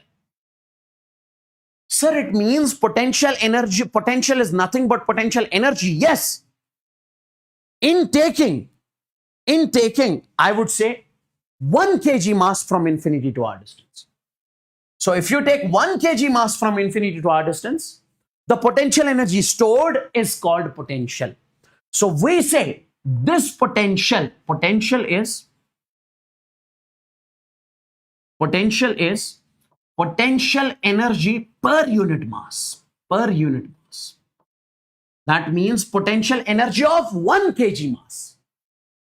So you say this potential energy is potential energy. This potential is potential energy per unit mass, U divided by M. So this potential would be potential energy. How much is the potential energy? You would say minus G M. Okay. You write G. You write G M small m divided by R. divided by this m. M and m will be cancelled. So potential will be Gm divided by. Potential would be Gm divided by R. So potential would be what? Gm divided by R. Gm divided by R. And put the negative sign because this is negative. So this will be minus Gm by R. So this potential, that is what we calculated over here. So this potential is nothing but potential energy of 1 kg mass. If you bring 1 kg mass from infinity to R distance, so potential would be simply minus Gm by R. So from now onwards, you'll remember that if you have a mass m, due to this mass m, potential at R distance will be minus Gm by R. Gm is this mass divided by R. Gm by R. This is the potential. That's it. So if you have single mass, you can define its potential. So basically, it is also the potential energy. So basically, another mass here is 1 kg. So you are not mentioning that one over here. But if you have two masses, m1 and m2 at R distance, you define potential energy Gm1 m2 by R. m1 m2 divided by R. Guys, is this clear? Is this clear? If I say what is the net potential at the center? What is the net potential at the center? You say, sir, net potential at the center would be, what is the potential due to this mass at center? Minus G m divided by, what is the distance from here to here? L by root 2. L divided by root 2. What is the potential due to this mass at center? Minus Gm upon L by root 2. Minus Gm upon L by root 2. Minus Gm upon L by root 2. So how many times? 4 times. This is the net potential at the center. If I say net field intensity, guys, potential is a scalar quantity. It does not have the direction. But when I say gravitational field, due to this mass, gravitational field intensity at the center will be towards I. How much? Minus Gm by R square. I recently told you. Due to this mass, it will be towards the mass minus Gm by R square. Due to this mass, minus Gm by R square. Due to this mass, minus Gm by R square. Gravitational field intensity is vector quantity. And this will be cancelled with this will be cancelled with this. So I can say net field intensity at the center would be 0. But net potential at the center will not be equal to 0. Please tell me in the chats if this is clear. Quick, tell me in the chats.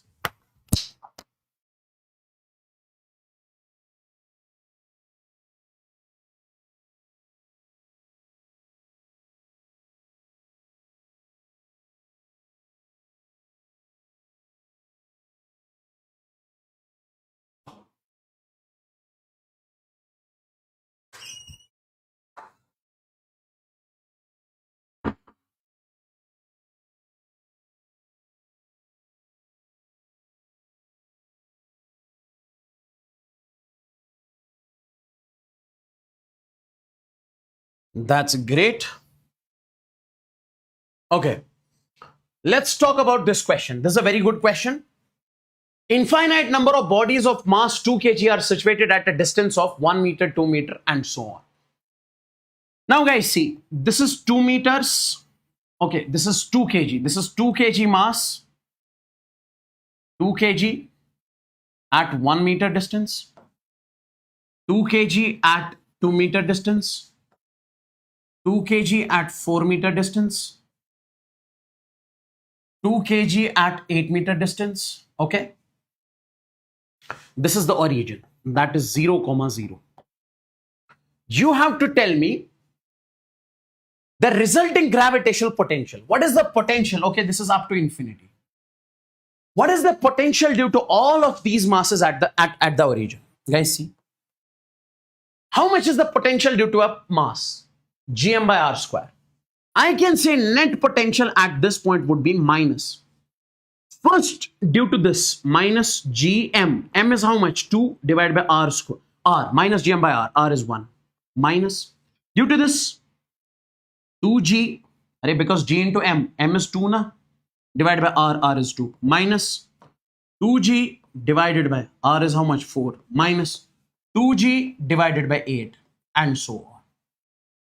Now, what can you take common? You can take common minus 2g. What remains inside? 1 plus 1 by 2 plus 1 by 4, because you are taking minus common also, plus 1 by 8 and so on.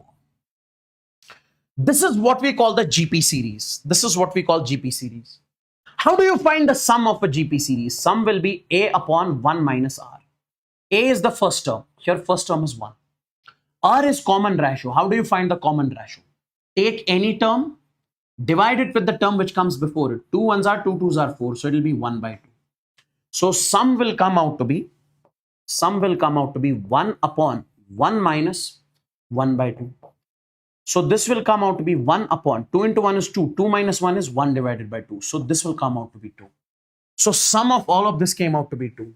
So I can say net potential will come out to be minus 2g into, I would say 2. So this would be minus 4g. Is this clear? Oh? Is this clear? Is this clear, boys and girls? Is this clear?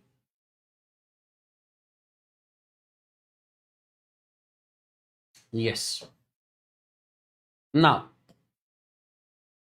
potential due to a hollow sphere. Guys, see, if let's suppose you have a hollow sphere, this is a hollow sphere.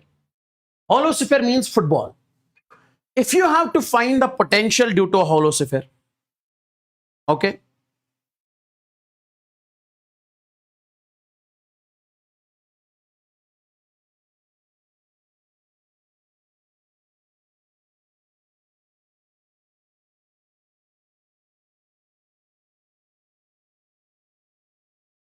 take a look. If this is a hollow sphere, you have to tell me the potential outside, on the surface and inside. Listen carefully. My dear NEET aspirants, when I say potential outside, don't you think at a very large distance outside, we consider a sphere as a point mass? Yes. So whatever is the potential due to a point mass, that will be due to the sphere. This is the potential due to a point mass, minus gm by r. And outside, this r is greater than capital R. Can I say on the surface value of small r is capital R? Yes. So instead of this, I'll be putting the capital R. So minus gm by capital R is inside or on the surface. And when I say inside, here inside potential is not 0. Whatever is the potential on the surface, same will be inside. This is inside, V inside. That is minus gm by capital R. So means potential on the surface is same as potential inside, 100%. Sir. Now, if you make the graph between mod of V versus R, it will come out to be, guys, see, we say G is constant, mass of the potential, mass of the sphere is constant, radius is constant, so this is constant. So means potential on the surface and inside is constant. Okay? Potential on the surface and inside is constant. So if I say potential inside, this is inside, where R is equal to 0 at the center. Center to surface potential is constant, V is constant. So that's why it is like this. And then when you move outside, V is inversely proportional to small r, because we are making the graph between V and small r. So this graph will be rectangular hyperbola. So this is outside. This is outside. This is outside. In reality, if you make the graph, guys, this is between V versus R. This is magnitude of V versus R. The graph has to be something like this. Negative constant and then inversely proportional to R. This would be the surface. This is the actual graph. Now potential due to a solid sphere. Guys, take a look. When we talk about a solid sphere means cricket ball. Okay? Solid sphere means cricket ball. So we say if this is a solid sphere, outside potential will be same as point mass. Because outside we consider hollow sphere or solid sphere both as the same point masses.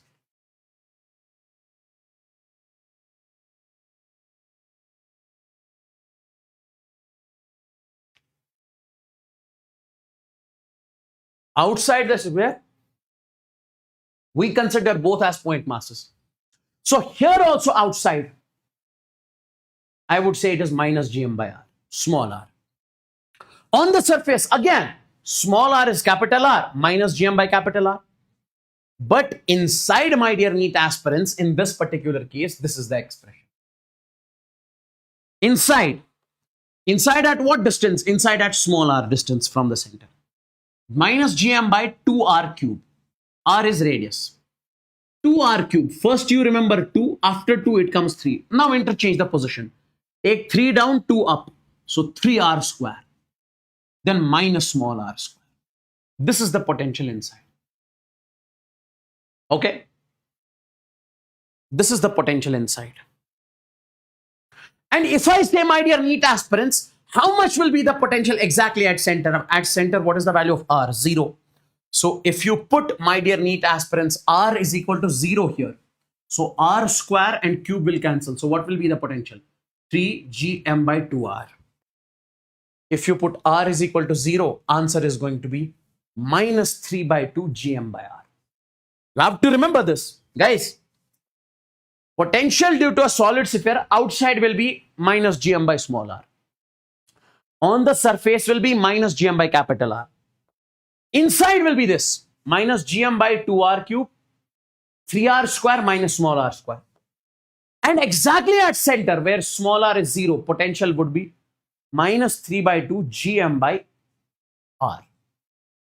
Now see, if I say potential at center,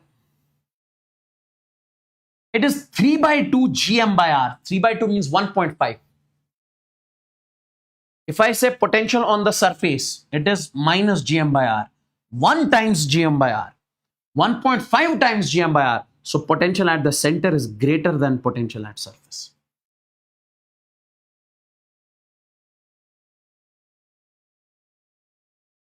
Is that clear? Yes. Now see the graph. Graph between V versus small r. Guys, see. So here I would say value of small r is 0. At center value of small r is 0.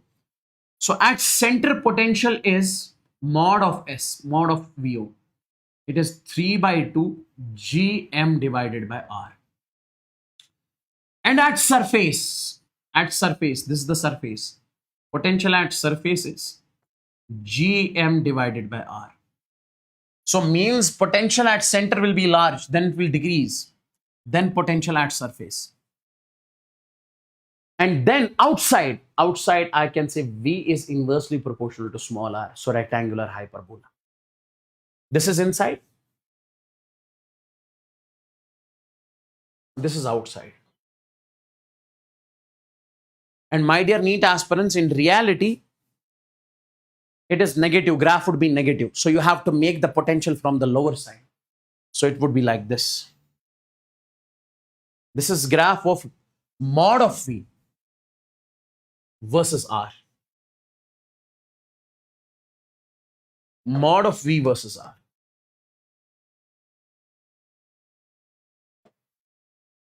Is that clear?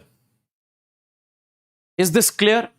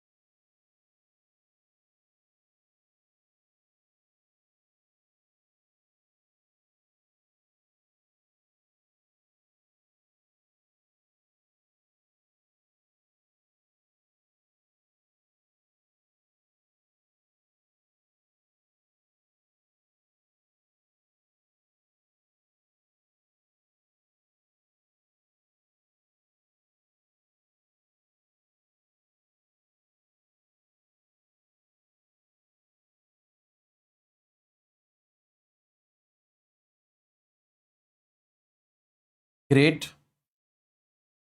Now, guys, listen to me very carefully. This was the question which was asked in NEET 2017, 2019, 2022, 2026. 4 times till now. In recent NEET attempt, this was asked. Now see. Gravitational potential energy of Earth mass system.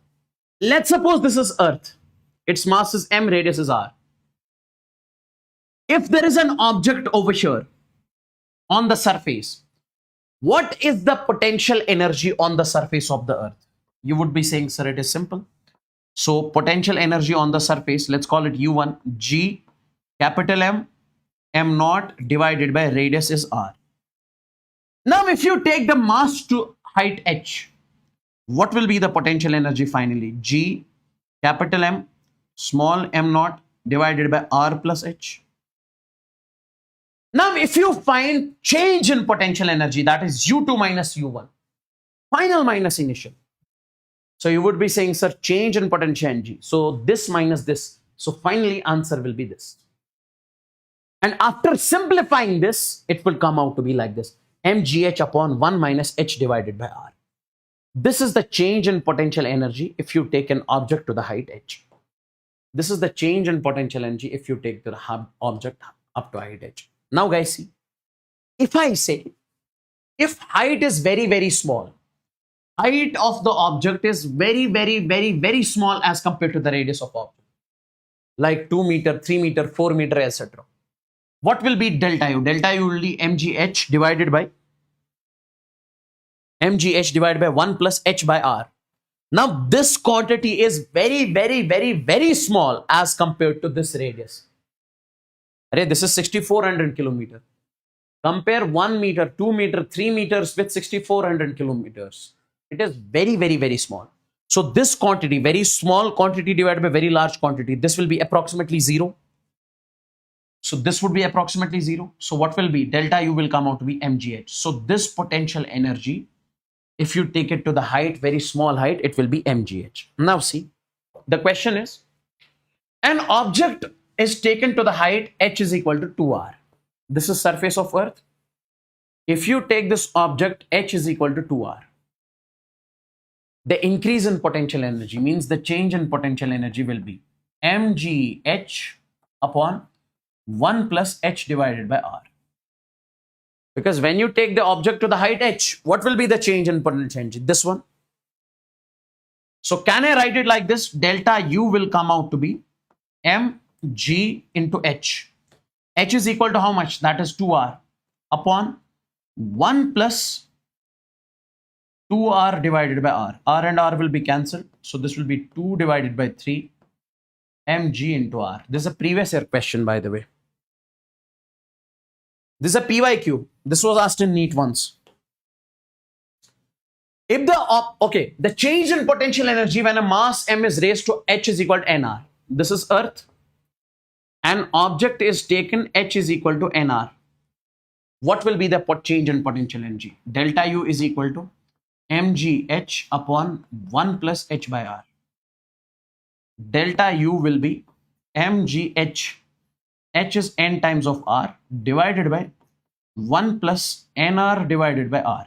R and r will be cancelled. So this will be n upon 1 plus n. Then we say mg into r. This one. Is this clear?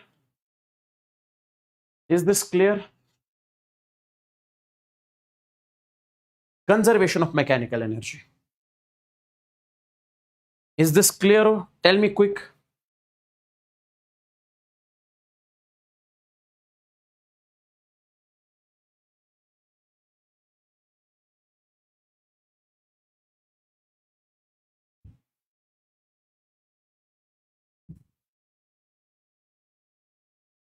Is this clear?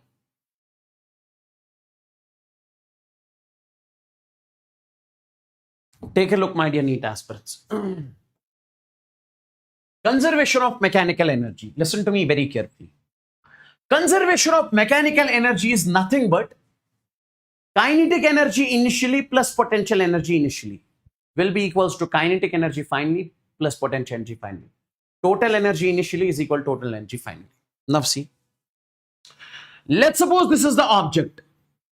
At height h, what is the potential energy of the object mg into h? What is the kinetic energy? 0. When you release this object from height h, it falls down. When it strikes the ground, on the surface, we consider potential 0. Kinetic will be 1 by 2 mv square. Now, if I say, sure, the potential energy value was 10 joules. Tell me what is the value of kinetic energy when it strikes the ground? This would be also 10 joules. So whatever was the initial energy of this body, same will be the energy of this body finally. But here it is in the form of potential, here it is in the form of kinetic. So energy can be changed from this form to this form, but remains conserved. This is called conservation of energy. Total energy initially is equal to total energy finally. This we study in the work power energy. Right now you remember this much only. Now see the question on this one. The question is, you have a sphere over here which has mass m, radius r. This is a solid sphere. And there is a mass m which is at infinity. Now we know that this sphere would be attracting this mass towards itself. If you release this mass, okay, it will come closer to this mass and it will strike this mass with certain velocity. If mass m is released, with what velocity it will hit the sphere? What is the velocity it will hit the sphere? Use conservation of mechanical energy. Use COME, conservation of mechanical energy. Okay. What does conservation of mechanical energy say? That says kinetic energy initially plus potential energy initially will be equals to kinetic energy finally plus potential energy finally. Now see, kinetic energy initially when it is released, so initial velocity would be 0. Okay, so if initial velocity is 0, if V initial is 0, so what would be the initial kinetic energy? 0. What is the potential energy? Guys, this is at infinity. What is the potential energy at infinity? 0. So this is 0 is equal to finally. When it strikes here, its mass is m. 1 by 2 mv square will be the potential energy, is E plus potential. This is kinetic finally. What is the potential finally? Guys, when this is a mass, when it strikes the surface, G, m1, mass of this is m2 divided by r. R is the radius. So this would be over here, minus G, capital M, small m divided by r. Now take it over there. When you take it over there, so it will be 1 by 2 mv square is equal to G, capital M, small m divided by r. Small m will be cancelled. V square would be, take it over there, 2gm divided by r. So V will be equals to under root of 2gm divided by r. This is the velocity with which it will strike the surface. This is how we use conservation of mechanical energy. Is this clear?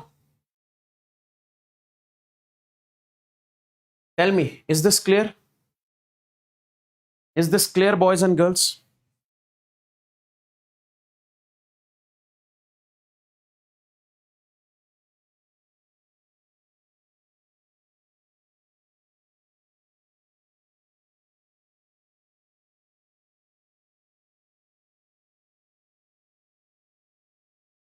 Is this clear?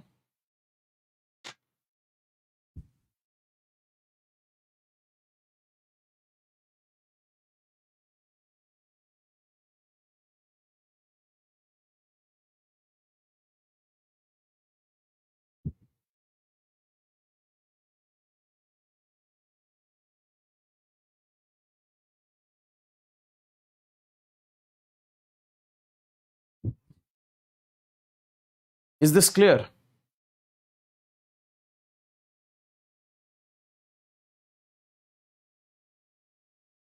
That's great. That's great. That's great.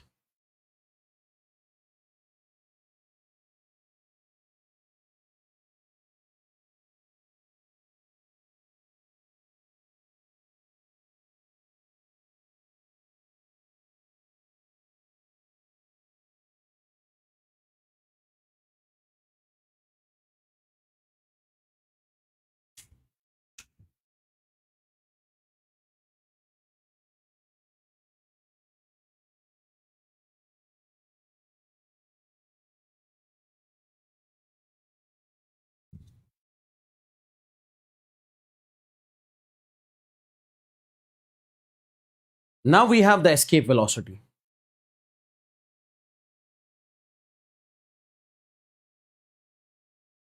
Now we have what? Escape velocity.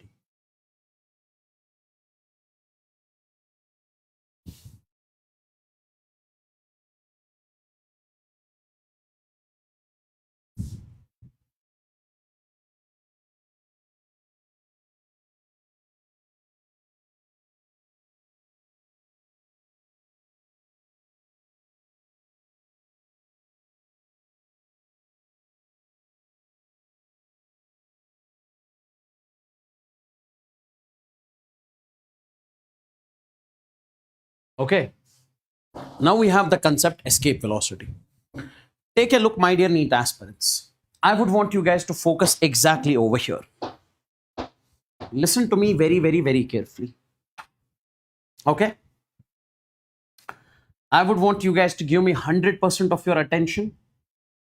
Everybody of you, listen very, very, very carefully. Let me make you understand this particular concept over here. That is the concept of escape velocity. What does this escape velocity actually mean? Guys, this is important.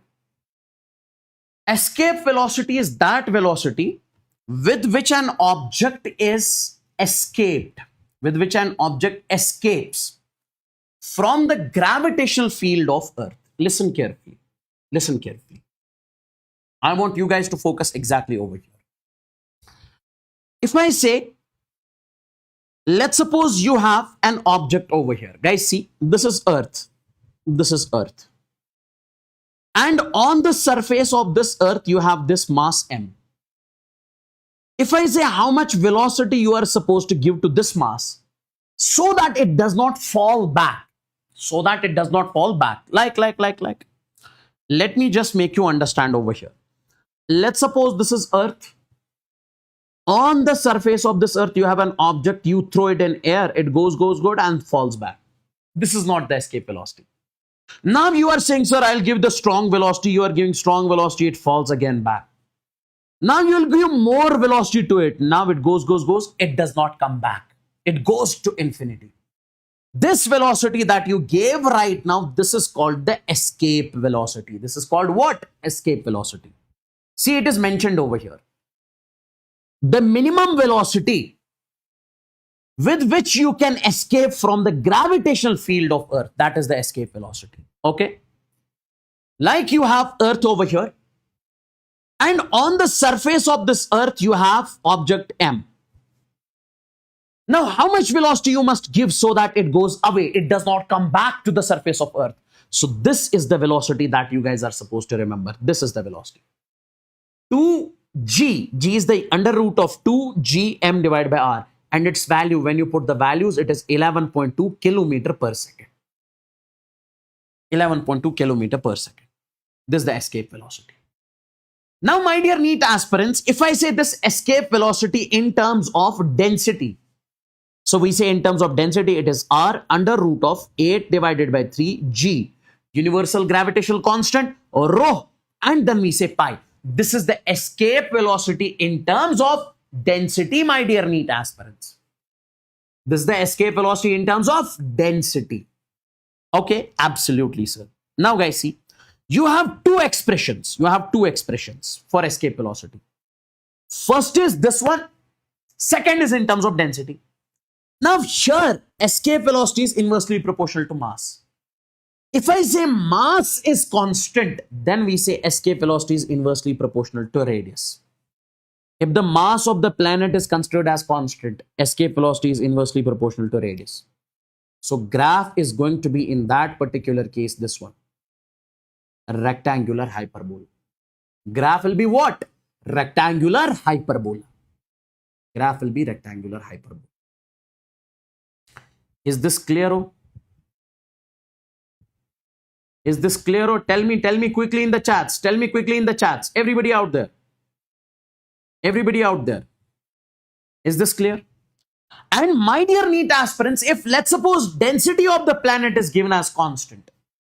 If density is constant, then my dear NEET aspirant, escape velocity is directly proportional to r. So what is going to be the graph in that particular case? Graph will be the straight line. Graph will be the straight line.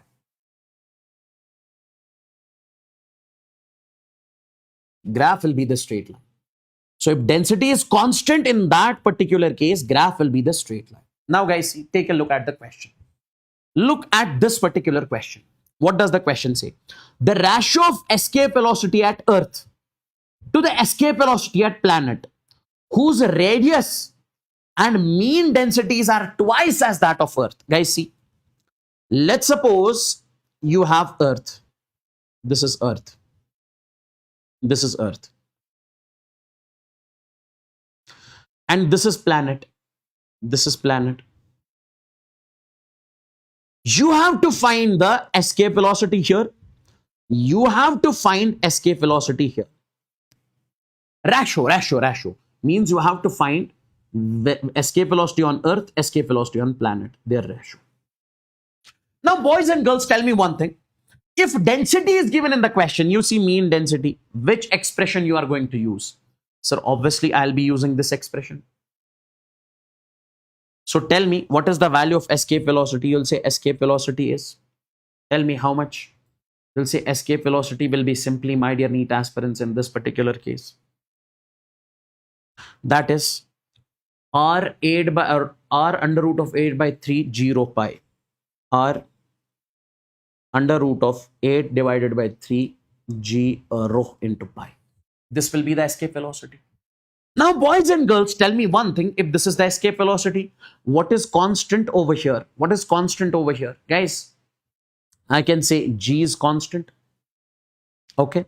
Okay. G is constant. Acceleration due to gravity. Pi is constant. Okay. Yes. So these are the constants. And one more important thing. Whose radius and mean density are twice. So means the radius of planet is 2 times radius of Earth. This is given. And density of planet is 2 times density of Earth. This is also given. Now tell me, we say escape velocity will be only proportional to radius and under root of density, because escape velocity only depends upon radius and density, because these two are constants. These two are constants. So can I say escape velocity on Earth divided by escape velocity on planet? It will be, guys, radius of Earth is RE, under root of density of Earth is rho E. Now, radius of planet, that is 2 times radius of Earth, under root of radius of is 2 times radius of Earth. Density of planet, 2 times density of Earth. It is given now.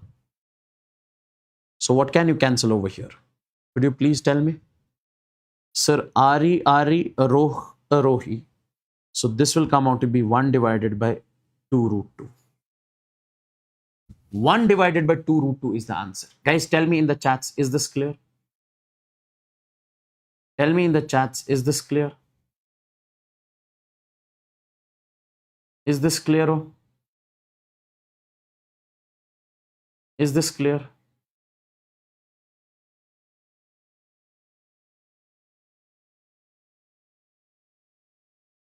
Okay. Now, guys, this is the question which I am giving you as homework. Please do follow this from your end. The escape velocity of a body is about 11.2 kilometer per second, assuming the mass and radius of Earth 81 and 4 times the mass of radius of Moon. So please do this from your end. Now comes the satellite motion. Now comes the satellite motion. Now, first and the foremost thing, you must know what is the satellite. What is the satellite? What is a satellite? See, satellite is any object which revolves around Earth. This is Earth. At height h, you take an object, you throw it with velocity v. Now it will start revolving around the Earth. It will start revolving around the Earth. This object will be considered as the satellite. Any object which revolves around the Earth is called a satellite. How do we launch the satellite? You take an object at height h from the Earth, then you throw it with velocity v. It will keep on revolving around the Earth. Now, what is the velocity with which it revolves around the Earth? This is the velocity. Under root of gm divided by r plus h. G is the universal gravitational constant, mass m, r plus h. R is the radius and h is the height. And this is called orbital velocity. The velocity of an object with which it revolves around the earth, this is called orbital velocity. And the path in which it revolves, this is called orbit. This is called orbit. So how do you define the orbital velocity? Orbital velocity is nothing but velocity of a satellite with which it revolves around the earth. That is what we call the orbital velocity. That is what we call the orbital velocity. As simple as that. Now guys, energy of a satellite. This is important. My dear NEET aspirants, let's suppose this is Earth. Understand this very carefully. Let's suppose this is Earth. At height h, you have a satellite of mass m, and this is the radius r. This is height h. Now, this mass is, let's suppose, moving with velocity v. Since the mass is moving with velocity v, it will have kinetic energy. Because whenever there is mass in motion, it has kinetic energy. So this satellite will have kinetic energy. So if I say how much is the kinetic energy of a satellite, you say GMM divided by 2R. This is the kinetic energy of a satellite. Now, this is one mass of Earth. This is another mass of object. They are separated by certain distance. Now they will have potential energy, because whenever you have two masses at certain distance, they have potential energy. They have potential energy. Now, if I say how much is the potential energy of the satellite, you say minus G capital M small m divided by R. This is the potential energy of the satellite. And one more important thing, my dear NEET aspirants, we say this kinetic energy is potential energy divided by 2. This kinetic energy is mod of potential energy divided by 2. Guys, this is potential energy. So put U, so U divided by 2. That's what I'm saying. Now, total energy. How do you define total energy of a satellite? Total energy will be kinetic energy plus potential energy. Kinetic energy is how much? G capital M small m divided by 2R minus. This is GMM by R. So if you subtract, it will be minus GMM divided by 2R. This is the total energy of a satellite. So this is the total energy of a satellite. This is the potential energy of a satellite. And this is the kinetic energy of a satellite. I believe this is crystal and clear. I believe this is crystal and clear. Guys, tell me, is this clear? Is this clear? Is this clear? Is this clear? Energy of a satellite? Tell me, guys.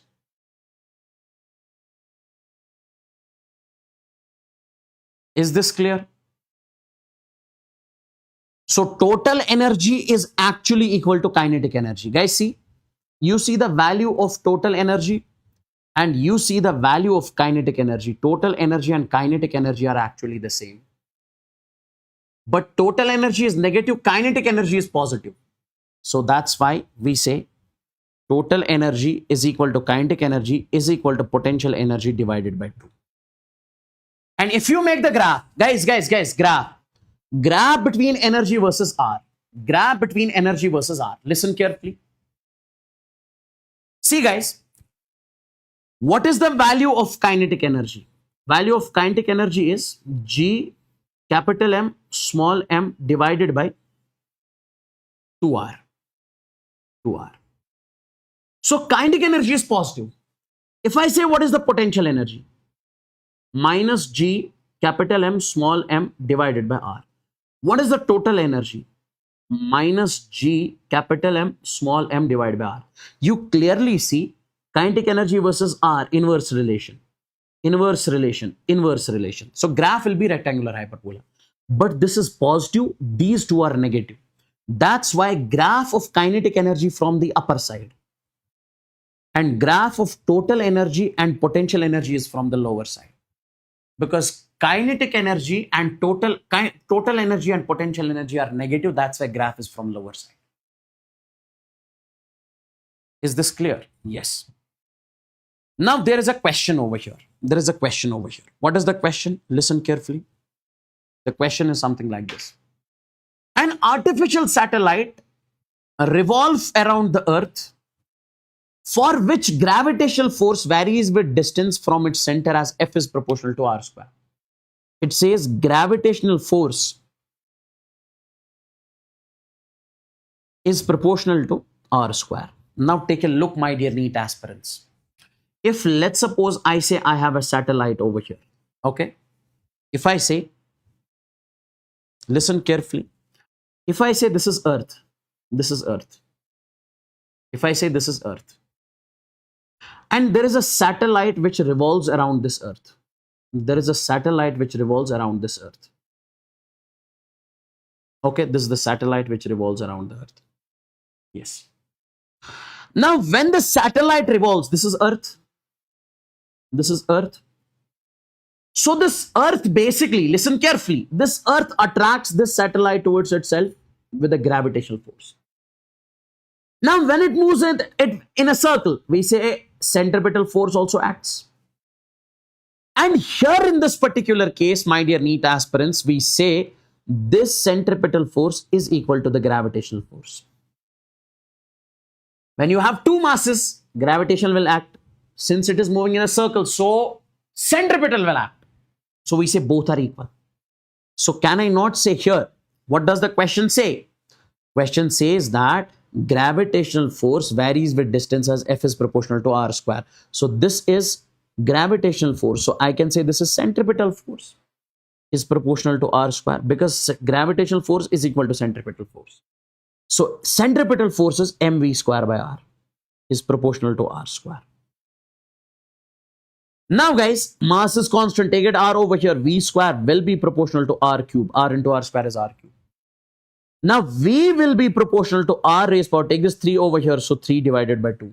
So this is the relation between velocity and R raised power 3 by 2. We were supposed to find this only. Its orbital speed will depend upon. So V is proportional to R raised power 3 by 2. Guys, tell me, is this question clear or not? Is this question clear or not? Tell me quickly in the chats, everybody out there. Tell me quickly in the chats, is this question clear or not? Is this question clear or not? Smash the like button if you're not liked the session yet. Tell me quick.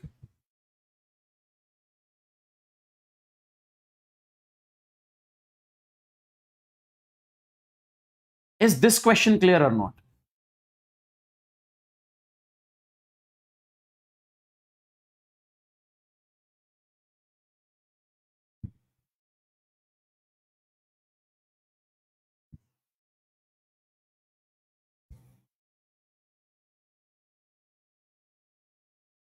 Is this clear? Oh, is this clear? Now take a look, take a look. Yes, I'll cover SHM and waves also. Chill, chill, chill. Take a look. Time period of a satellite. Time period of a satellite. Listen carefully. This is Earth. At height h, there is a satellite. Mass m, moving with velocity r. If I say how much time it is going to take in covering one complete cycle around the Earth, that is called the time period. Time taken by the satellite to complete one cycle. Time taken by the satellite to complete one cycle, that is called time period. And this time period is equal to 2 pi under root of r cube divided by gm. 2 pi under root of r cube divided by gm. This is the value of the time period. This is the value of the time period. Okay. And I can clearly say over here, if you take this root over here, it will become t square. So t square will be proportional to r cube. This is called Kepler's law. This is called Kepler's law. See, actually, let me make you understand it over here. Let me make you understand it over here. See, guys. We say, I'll write it here. Take this t divided by 2 pi, we can write, will be equals to under root of r cube divided by gm. Now, if you take the root over here, it will become square. So this will become t square upon 4 pi square is equal to r cube divided by gm. Okay. Now take it over there. So T square will be equals to, take this 4 pi square over there, 4 pi square divided by GM into R cube.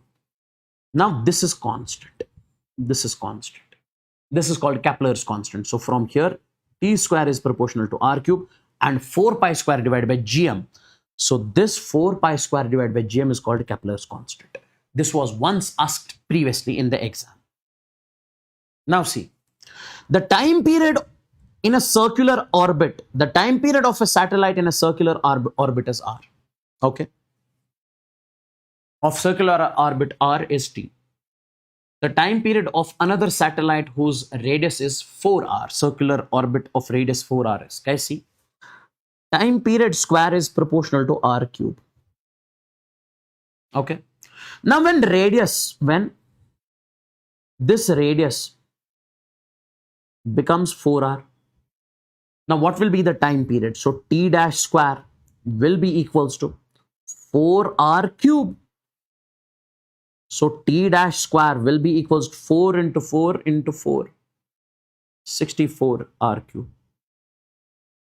Now instead of this R cube, can I write, guys, instead of this R cube, can I write T square 100%? So this T dash square will be equals to 64 into T square. Now take it over there. So T dash will come out to be under root of 64 T square. So root 64 is 8 and T dash will come out to be root 64 is 8. T square root will be T, 8T. Time period will become 8.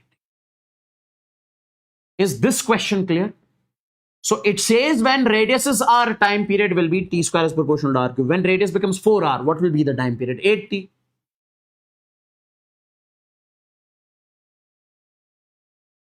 I hope this is clear. Let's move on to the next chapter. That is what we call mechanical properties of solids.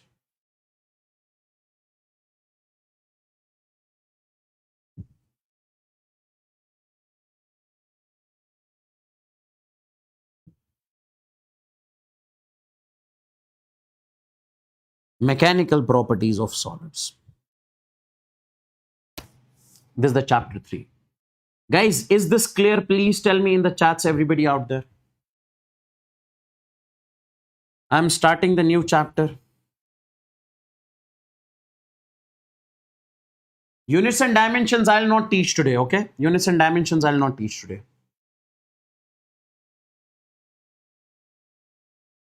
Guys, is this clear or tell me quickly in the chats, then we'll move on to the next chapter.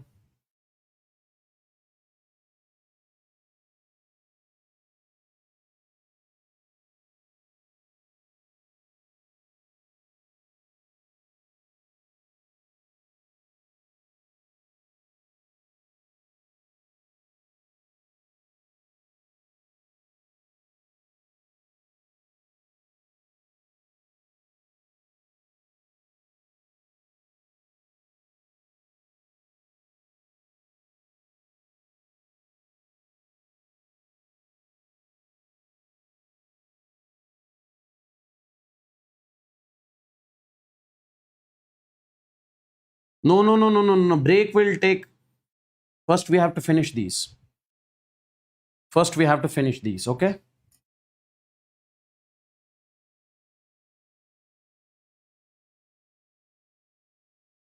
Now, guys, mechanical properties of solids. This is the next chapter that we are supposed to take. Okay? Yes.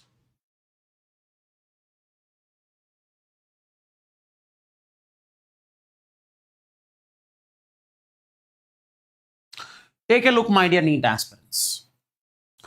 The first thing that we need to understand over here is stress. First thing is stress. First topic. I want you guys to listen to me very, very, very carefully. I would want you guys to listen to me very, very, very carefully. Okay? Yes. Take a look, my dear NEET aspirants. If we have to discuss the stress over here, listen carefully.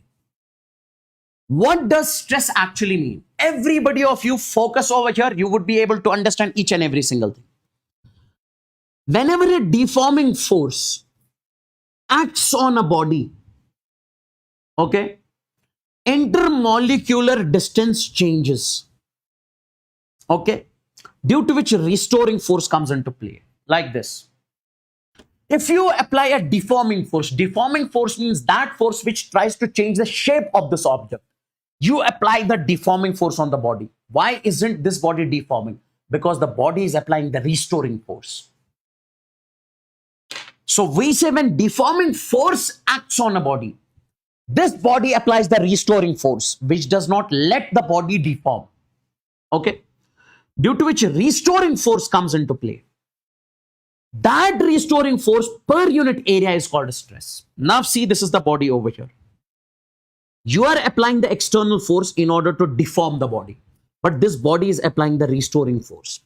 Now, this restoring force per unit area, you take this unit area, that is called stress.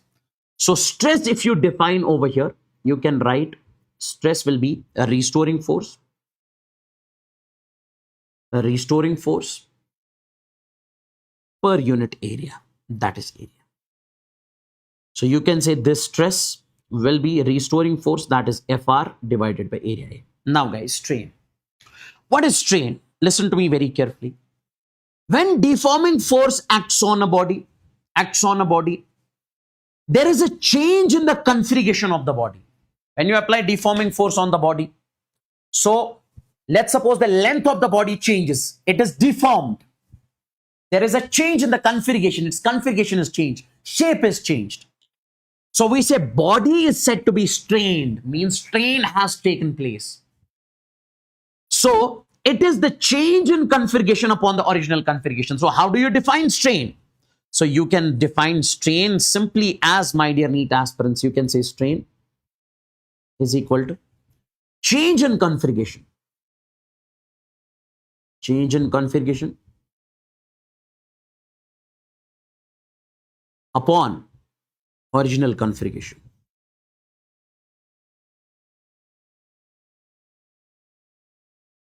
Okay, change in configuration upon original configuration. How much is the change divided by original? Like. I'll give you the example. Wait. Let's suppose, my dear NEET aspirants, first one, we need to understand there are three types of stress strain. First one is normal or longitudinal stress and strain. See, let's suppose you have a body over here, this body. You are applying the external force, deforming force on the body. A restoring force acts on the body. When you apply deforming force, so we say, let's suppose length of the body is changed to delta L. What is the original length? L naught. How much is the length changed? Delta L. Now the stress created here is called normal stress or longitudinal stress, and strain created here is called longitudinal strain. Now see the definition. When the external force acts along the length, of the body, the stress or the strain created is called normal stress. When you apply stress, when the external force is applied along the length, the stress and strain will be the longitudinal strain. Okay, now guys, this longitudinal or normal strain, it will be simply change in length divided by original length. Now this will be change in length is delta L, original length is L naught. You can write it like this. This is normal strain. And when I say normal stress will be simply restoring force per unit area. How much restoring force is acted per unit area, on unit area. I believe this is crystal clear. Tell me guys quickly in the chats. Is this clear?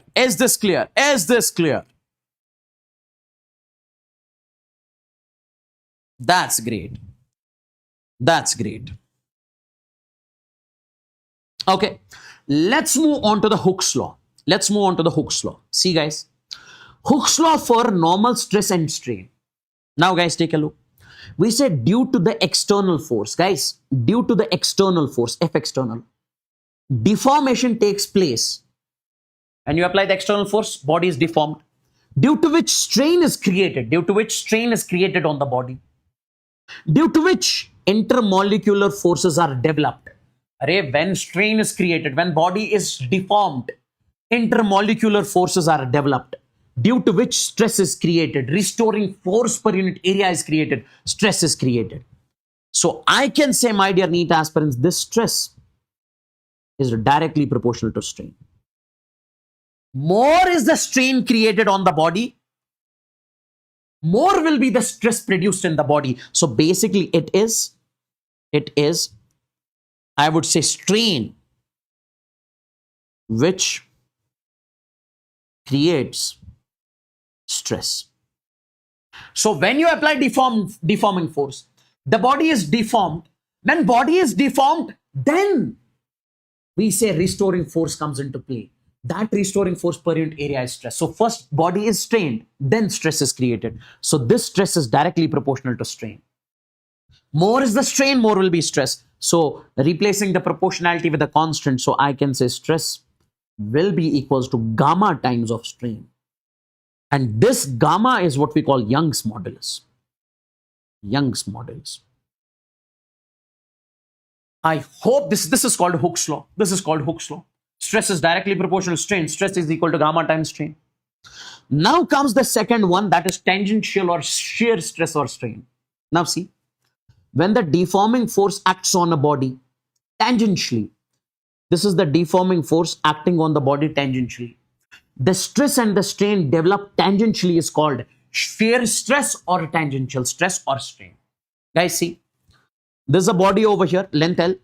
When you apply the force tangentially, so it is deformed something like this angularly. Okay, this delta x. So this stress created here is called tangential stress. So if I say in this particular case, my dear NEET aspirants, we say shear stress. It will be simply force per unit area. Force per unit area. Restoring force per unit area. And if I say shear strain, this will be change in length divided by original length. So change in length is how much? Change in length is how much? Delta x divided by original length is how much? L. So this is the change in length, delta x from here to here. Original length is L. And this is also called this theta. This theta will be shear stress. Okay. So you can write it like this, my dear NEET aspirants. Listen to me very carefully. Okay. Now Hooke's law. Wait. I'll write over here. Just a second.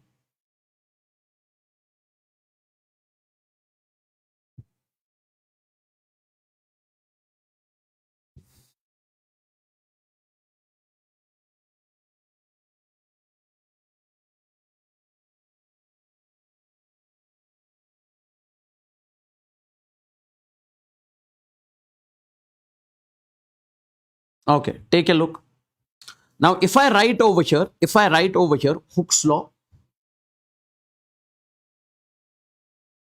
for tangential stress and strain, we'll be simply saying this shear stress is proportional to shear strain. More is the shear strain, more will be the shear stress. Now, in this particular case, we say this shear stress is equal to neta times of shear strain.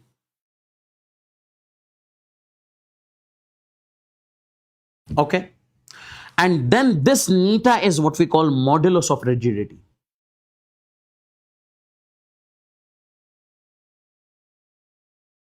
Modulus of rigidity. Okay. Now guys, you can write this Hooke's law something like this also. How do you write the shear stress? This shear stress, this will be force per unit area is equal to neta times of delta x divided by L. This is also called Hooke's law over here. Now guys, listen carefully. Example of longitudinal and tangential stress. Listen carefully. Let's suppose this is a rod over here. On this rod, you are applying the force F. Okay. Now, due to this force, the rod is elongated also, and it is deformed tangentially also.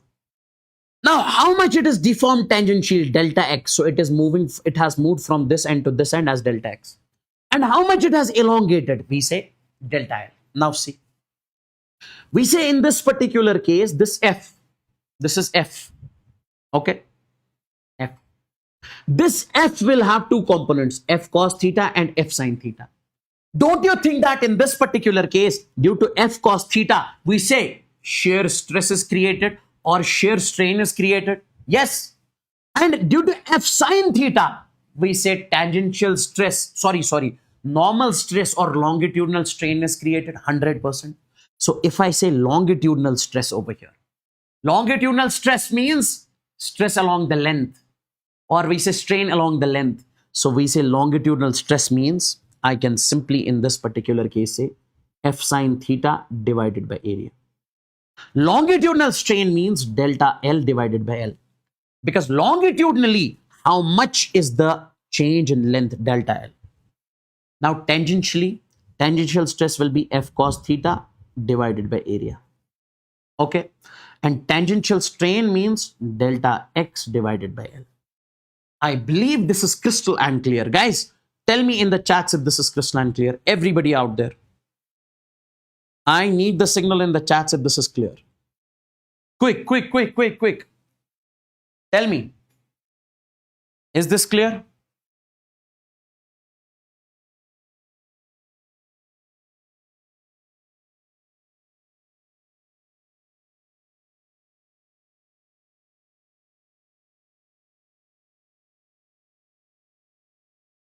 Is this clear? Oh,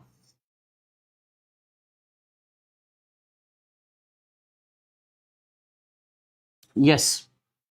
Now take a look, boys and girls. Listen carefully.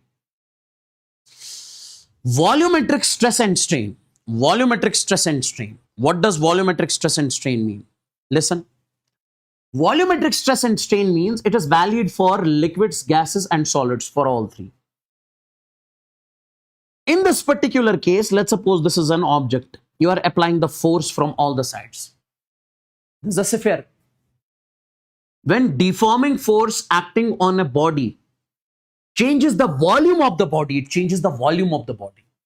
The stress and strain developed is called volumetric stress and strain. Okay. So if I say volumetric stress,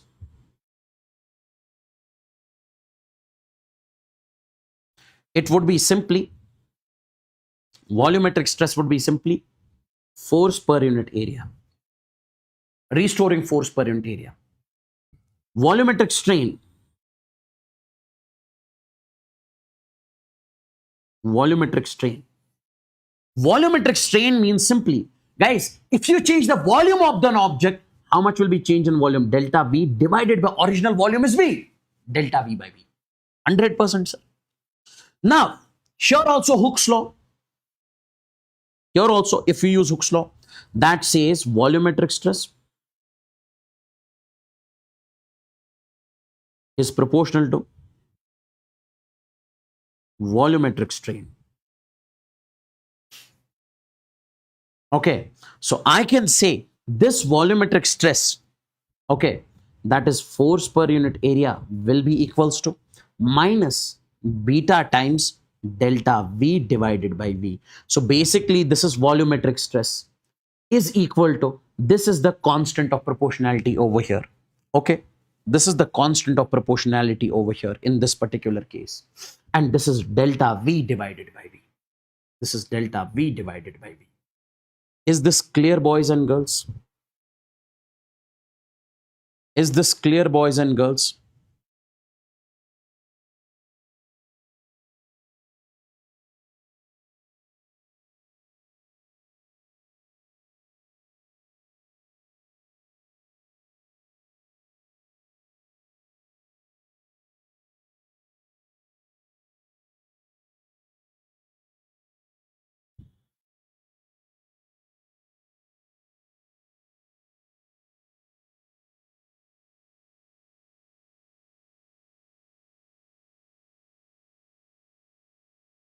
Okay.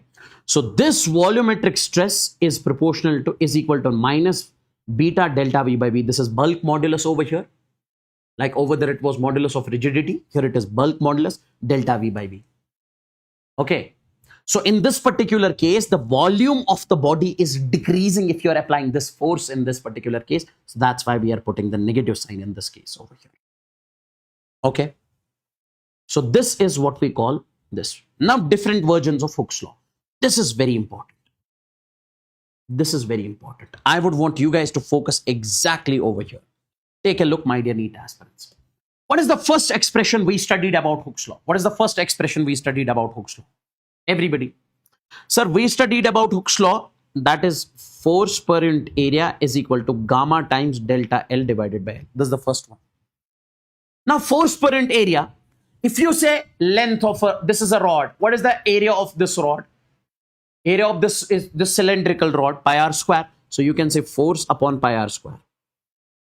You can write it like this also, is equal to gamma times of delta L divided by L. Even you can write it like this also. Force per unit area will be equals to gamma times of delta L, means final length minus initial length divided by initial length. Multiply A on both sides. A on both sides in the denominator. You can say F divided by, guys, if you multiply A on both sides, here A into A becomes A square, will be equals to gamma times of delta L divided by A into L. What is area into length? That is volume.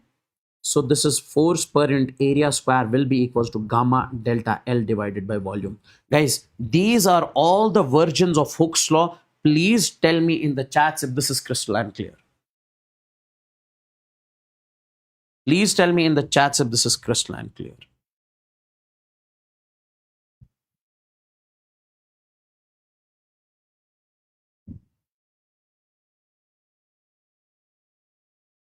Clear? Yes. Now let's take a look at this particular question. Let's take a look at this particular question, my dear NEET aspirants. This is a question from JEE 2022. If the length of a wire is doubled and radius is halved, length of a wire is doubled and radius is halved, okay, then the Young's modulus of the material of the wire will become, guys, Young's modulus, it depends upon the material. It does not depend upon the length, guys. Whatever is the Young's modulus of this wire, even if you increase, Young's modulus will remain the same. So I can say this gamma depends upon the material. So this gamma remains the same. It does not change when you change the length. Next, NEET 2020, this question, I would want you guys to focus exactly over here. Take a look at this question. A wire of length L and area of cross section A. There is a wire which has length L and area of cross section is A. Is hanging from a fixed support. Listen carefully. This is the wire. Its length is L, area of cross section is A. It is hanging from a fixed support. Okay, yes. The length of the wire changes to L1. Length of the wire changes to L1. When a mass M is suspended from its free end. So if you attach a mass on its free end, okay, if you attach a mass to its free end, okay, this is M, its length changes to L1. So basically mg is acting now, due to this mg only, length is changed to L1. 100% sir, absolutely sir. The expression for the Young's modulus, we have to find the value of Young's modulus.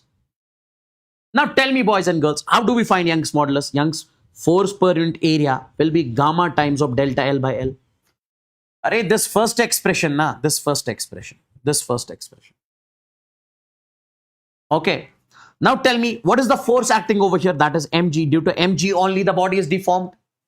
Divided by area A is equal to gamma times of delta L by L. Gamma times of delta L by L. Now delta L, my dear NEET aspirants, change in length. That is L1 minus L. So L1 minus L divided by original length is L. Take it over here. So mgl divided by A into L1 minus L will be equals to gamma. This is the value of Young's modulus. Just one-liner question if you know the concept. Next question you have over here. This is the question of JE 2022. The force required to stretch a wire of cross-section 1 centimeter square. There is a wire, it is having the area of cross-section 1 centimeter square. Wire having the area of cross-section 1 centimeter square. 1 centimeter square, when you convert to the meter square, it will become 10 raised power 4 meter square. 10 raised power minus 4 meter square. To double its length, we have basically L final will be 2 times of L initial. You have to double the length. Okay, how much force is required to double the length of the wire? Okay, now could you please tell me what is the change in length? So that will be 2 Li final length minus initial length. So that will be Li. Array, final length is double, initial length is single. So final minus initial. That is change in length. Gamma is also given. We have to find force. Guys, we know force per unit area is gamma times of delta L divided by L.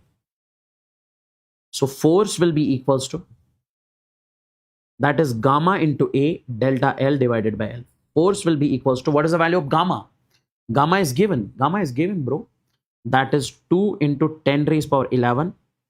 Area is 10 raised power minus 4. Delta L.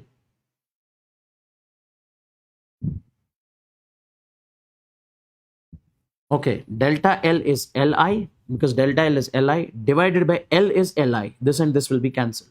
So force will come out to be 2 into 10 raised power 7 Newton. 2 into 10 raised power 7 Newton. Next, 2018. Okay, this question. This I'll give you as homework. Please do check this from your end. Let's talk about this question. This is NEET 2017. The bulk modulus of a spherical object is beta. If it is subjected to a uniform pressure, then the fractional decrease in the radius is. See guys, this is a very good question. The bulk modulus in this particular case, my dear NEET aspirants, of a spherical object is beta. If it is subjected to a uniform pressure P, there is an object, pressure is acting on the object, fractional decrease in the radius. How much will be the decrease in its radius? It will decrease, volume will be decreased. Now guys, one thing I recently told you, y is equal to x raised power n. If there is a quantity, y is equal to x raised power n, what does it mean? Y is a physical quantity which depends upon x. If x changes, y changes. How do you find the fractional change in x? So n delta x divided by x is equal to delta y divided by y. This is the way by which we can find the change in y. If x changes, y changes. Yes. Now guys, in this particular case, listen carefully. We have to find the fractional change in volume. What is this? This is called fractional change in x. This is fractional change in y. If you have to find the fractional change in volume, you can simply say you have to find delta V divided by V. Hey, you have to find delta V by V. That is fractional change in volume. As simple as that. Now, boys and girls, what I want you to understand in this particular case, we say as force per unit area is equal to beta delta V divided by V. Now, force per unit area is pressure. So pressure divided by, we can say pressure divided by beta will be equals to delta V divided by V. Okay. Pressure divided by beta is equal to delta V by V. Call this equation first. Now, my dear NEET aspirants, we say now, as we know, what is the volume of a spherical object? V is equal to 4 divided by 3 pi r cube. Array, this is the fractional change in volume that we calculated with the help of the formula. But we know volume is equal to this. 4 by 3 pi is constant. Now see, this volume is proportional to r cube. Can you tell me what is the fractional change in volume here? Delta V divided by V will be 3 down delta R divided by R. This is equation second. Now guys, this is equation second. This is equation first. Here delta V by V is equal to this. Delta V by V is equal to this from first and second. From first and second. from first and second. From first and second. Don't you think that, my dear NEET aspirants, from first and second, I can write that is this pressure divided by beta will be equals to 3 delta R divided by R. 3 delta R divided by R. Now, this delta R divided by R will be equals to pressure divided by 3 times of beta. This is the fractional change in radius. Okay, we were supposed the fractional change in radius, delta R divided by R. Not the fractional change in volume. Guys, is this question clear? Is this question clear? Is this question clear?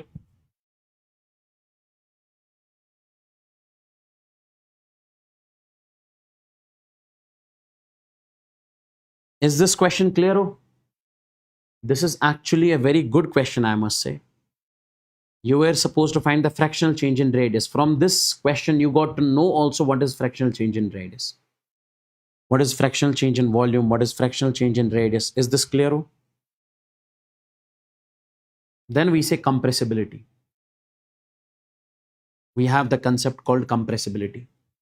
Compressibility is simply, it is defined as how much volume of a body is decreased when pressure is applied on it. How much volume of a body is decreased when pressure is applied on it. That is simply called a compressibility. Okay. How much volume of a body is decreased, or how much body compresses. More the body compresses, more is compressibility.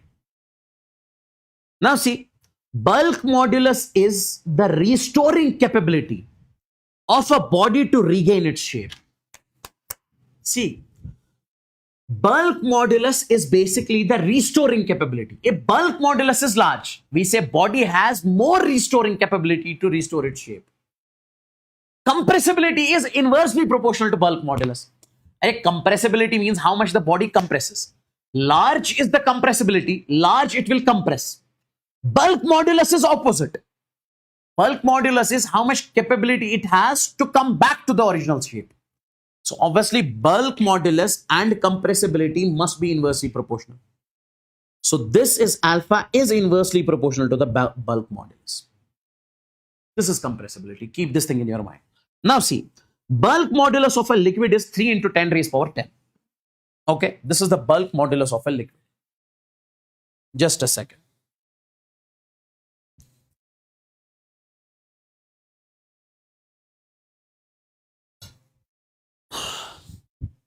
Take a look, boys and girls. Listen carefully. What does the question say?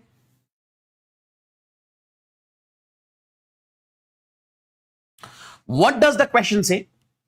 Question says that the bulk modulus of a liquid is 3 into 10 raised power 8 Newton meter square. You have to find the pressure required to reduce the volume of the liquid by 2%. Okay. Now, my dear NEET aspirants, what I want you guys to understand in this particular cases, in this case over here, we can say bulk modulus of a liquid is 3 into 10 raised power 10. The pressure required to reduce the volume of the liquid. How much pressure is required to reduce the volume of a liquid? Now, delta V divided by V into 100. It is given as 2%. This is given as 2%. That is how much volume is required. How much pressure is required? The pressure required to reduce the volume by 2%. You have to reduce the volume by 2%. How much pressure is required? Now guys, can I say in this particular case, this would be delta V divided by V will come out to be 2 divided by 100. This is 2%, 2 by 100. If you take the 100 over there, 100%. Now tell me, we can say force per unit area will be equals to, that is beta times of delta V divided by V. We have to find pressure. How much pressure is required to reduce the volume by 2%? Now tell me one thing. My dear NEET aspirants. What is force per unit area, that is pressure, is equal to bulk modulus delta V by V. Delta V by V is 2 divided by 100. Oh.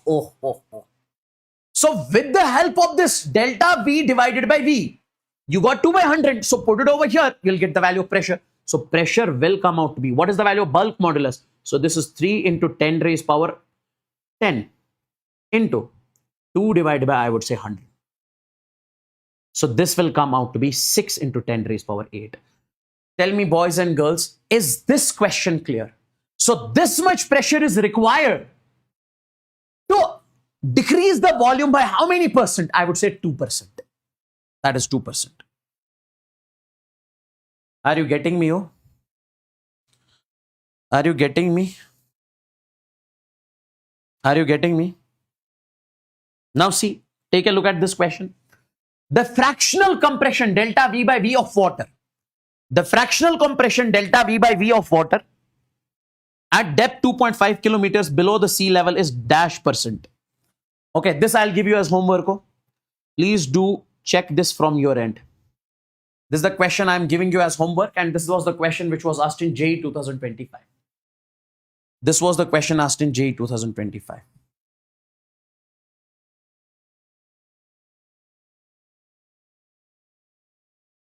Clear?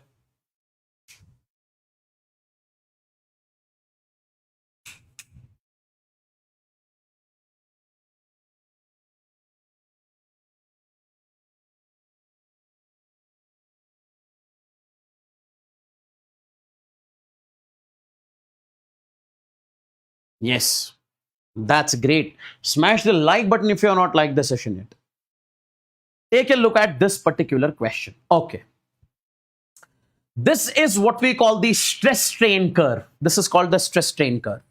Now see, my dear NEET aspirants, when you make the graph between stress and strain, when you make the graph between this stress and strain, take a look. Graph between stress and strain. So you make the graph something like this. It is like this. It is like this. I have to tell you just one point. I will not be explaining this graph over here in detail because it will require a lot of time. It will require huge time in order to explain this particular graph. I will directly say over here. From O to A, this is point O and this is point A. This is point A. This is point A. I can say the graph is a straight line. What does that mean? That means stress is proportional to strain. From O to A, I can say stress is proportional to what? Strain. So stress is equal to gamma times of strain. Yes. And in this particular case, if I say stress divided by strain, this divided by this, that will be, guys, in this particular case, could you please tell me what is the slope of this graph? What is the slope of this graph, stress strain curve? Sir, slope is tan theta. Tan theta is perpendicular by base. So that is stress divided by strain will be equals to gamma. Stress by strain, that is the slope. And slope is equal to how much? Gamma. If I ask you to find the slope of this, so this will be the slope. This will be the slope. Stress upon strain. Now, if I say, what is slope? Slope is stress divided by strain. And this stress by strain is gamma. So slope in this case is gamma. So simply, slope of stress versus strain curve gives you the gamma. That's it. Young's modulus. Now let's move on to this question. Let's move on to this question. Let's move on to this question. Take a look. This is the question. What does the question say? Please read the question very carefully. The stress versus strain curve for two wires of material A and B are shown in the figure. You have two wires, okay? A and B. This is A and this is B. Okay, this is the graph. A is making 60 degrees, B is making 30 degrees. If the Young's modulus of is, if gamma A, gamma B are the Young's modulus of the two materials, then you have to find the relation. Now guys, tell me one thing. In case of stress versus strain curve, slope gives you, I can say slope gives you Young's modulus. Now tell me, Young's modulus of A divided by Young's modulus of B. What will you find? That will be slope of A divided by slope of B. Slope of how much? Tan of theta. Now how much A is making? A is making 60 degrees. How much B is making? B is making 30. So tan of 60 divided by tan of 30. Oh, sir. So tan 60 is root 3. This will be 1 divided by root 3. Root 3 into root 3 is 3. So this is 3:1. So can I write it over here? So this Young's modulus of A will be 3 times Young's modulus of B. Oh. Sir, crystal clear. Crystal clear. Young's modulus of A is 3 times Young's modulus of B. Let's move on to the next one. This is the curve over here. This is the load. Load is F stress elongation strain. The load versus elongation graph for the 4 wires of same length, and same material are shown in the figure. The thinnest wire is represented by the line. You have to tell me thinnest wire is represented by which wire. Okay, guys, tell me in this. Listen to me very carefully in this case. I would want you guys to focus exactly over here. Now, we say, as we know, I would want you guys to focus exactly over here. As we know. What do we know? We know one thing. What is that? We know force per unit area is equal to gamma times of delta L divided by L. Now take it over here. So force divided by delta L, we can write that is gamma times of A divided by L. I am taking this delta L in the denominator and I am taking this A in the numerator. Now what is this F divided by delta L? That is load and divided by elongation. Okay. Now, could you please tell me what is the slope of this graph? That is this perpendicular, this base, F divided by this. So F divided by delta L, this is the slope. So slope gives us gamma times of A divided by L. Now, can I say in this particular case here, so this slope is directly proportional to area of cross section. This slope is directly proportional to area of cross section. So more is the area of cross section, more is going to be the slope. Now tell me which of the 3 lines have more slope. Clearly I can say in this particular case, this OA line has got less slope. We say OA has less slope. So it will have less area of cross section. So it is the thinnest. So it is thinnest. Oh. Amazing question, sir. Amazing question, sir. Guys, or tell me in the chats, is this clear? Is this clear? Oh, smash the like button if you're not liked the session yet. Come on, quick.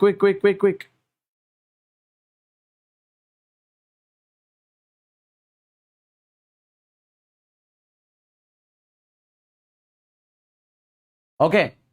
Figure shows the graph between the stress versus strain for a uniform wire at 2 different temperatures. Okay. 2 different temperatures.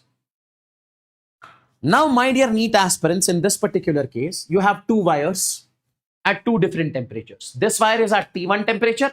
This wire is at T2 temperature. And in this particular case, what we guys are supposed to do here is, guys, directly remember in this particular case, this Young's modulus is inversely proportional to temperature. Now, this is a stress strain curve. Stress strain curve, here I would say slope is equal to Young's modulus. So that will be inversely proportional to temperature. So the one which has got more temperature, so the one which has got more slope will be having less temperature. So I can say, guys, slope of, let's consider this second, 2, this is first. So this line is second, this is first, 2 wires. So slope of 2 is greater than slope of 1. So Young's modulus of 2 is greater than Young's modulus of 1. So I can say temperature of 2 is less than temperature of 1. The one which has more slope will be having less temperature. Is this clear? Now you have the breaking stress. You have the breaking stress. Is this clear? Clear. Tell me, guys.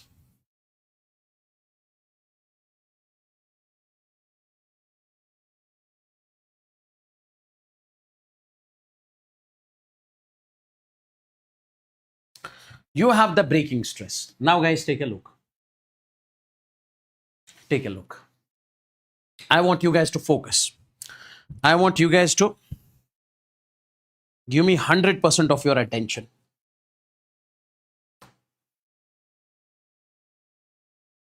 Take a look, guys. See, breaking stress or breaking force is the force at which the material breaks. The force at which the material breaks is called breaking force. The force at which the material breaks, that is what we call the breaking force. This breaking force is directly proportional to area. More is the area, more you have to apply the breaking force in order to break it. So F will be proportional to area. So we can say F is equal to sigma into area. Okay. Now this sigma is basically this force divided by area. This sigma is what we call breaking stress. Breaking stress. How much force is required to break the material? More is the area of cross section, more will be the force required to break the material. So this breaking stress is equal to breaking force divided by area. So this is breaking stress is actually equal to breaking force divided by area. This is how we define it. This is how we define it. Now take a look. A force needed to break a material, a force needed to break a copper wire having radius r. A force is needed to break a copper wire having radius r. The force needed to break the copper wire of radius 2r will be. Now guys, take a look. So we say force is proportional to area. In order to break a copper wire, how much force is required? F. So we can say F is proportional to pi r square. Array, copper wire has the radius r. What will be the area? Pi r square. So force is proportional to pi r square. Now, my dear NEET aspirants, we say if I can say r dash becomes 2r. If the radius of the copper wire is doubled, so what will you say? F dash will become, array, F is proportional to r square. F dash will become 2r whole square. Absolutely, sir. So this F dash will be 2 square is 4r square. So this F dash will be 4 into r square is what? That is F, so 4F.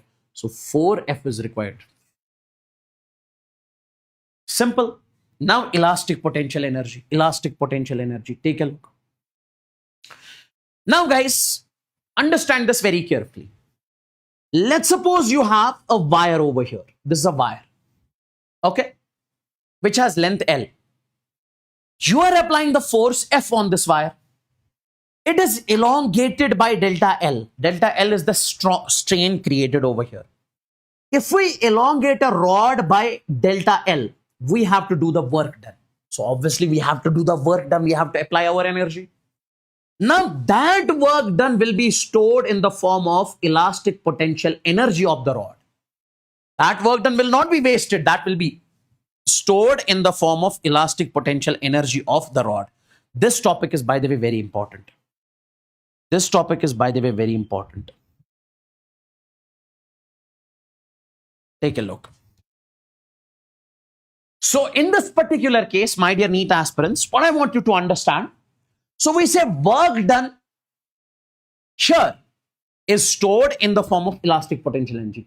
And how much is that work done? I'll directly write, this is the work done in elongating the rod. 1 by 2, okay, F into delta L. This is the work done. Please do remember this directly. Okay, this is the work done. This is the work done in elongating the rod. Now, my dear NEET aspirants, what I want you guys to do over here is, this work done will be stored in the form of energy. 1 divided by 2, F into delta L. Guys, directly remember, this is the elastic potential energy. This is the elastic potential energy. If somebody says, how much is the potential energy stored in the rod? That is 1 by 2 F into delta L. How much you have elongated multiplied by how much force you have applied. Yes. Now guys, see. I would say divide both sides by A into L, area into length. Divide both sides by area into length. So this will be E divided by AL will be equals to 1 divided by 2 F upon A delta L divided by L. Now this is E divided by A into L. What is this? E divided by A into L. This is energy per unit volume. Energy divided by volume is energy per unit volume. So this is called energy density. This is called energy density. Is equal to 1 by 2. What is force per unit area? This is stress. Delta L by L, this is strain. 1 by 2, stress into strain. Array, sir, it is simple, sir. This is the energy density. I would want you guys to keep this in a box. Keep this in a box also. Yes, absolutely. Now, guys, take a look. My dear NEET aspirants, so this energy density is equal to this. So can I write it like this? This energy would be energy divided by volume is equal to 1 divided by 2 stress into strain. Absolutely, sir. Now take it over there. So this energy would be 1 divided by 2 stress, strain into, I would say, area into length, A into L. Yes, I can write it like this. I can write it like this. Okay, yes, I can write it like this. Now, my dear NEET aspirants, listen carefully. So, keep this in a box also. You can keep this in a box also, something like this. Yes. Now, boys and girls, one more important thing I just want to discuss over here. What is that? Since you said energy density is equal to 1 by 2 stress into strain. Stress into strain. Now, can I say as stress is equal to Young's modulus times of strain? Yes. Stress is equal to Young's modulus times of strain. So can I say over here, this U will be 1 divided by 2. Sure, instead of this stress, I'll be putting this. So this will be Young's modulus into strain becomes strain square. Strain whole square. 100%. This is also the way to write energy density. This is also the way to write energy density. Absolutely, sir. Absolutely, sir. Now, guys, from this, could you please tell me what is the value of strain? Strain will be, take this over here, stress by gamma. So you can say U will be equals to 1 divided by 2 gamma. So here it will be stress divided by gamma whole square.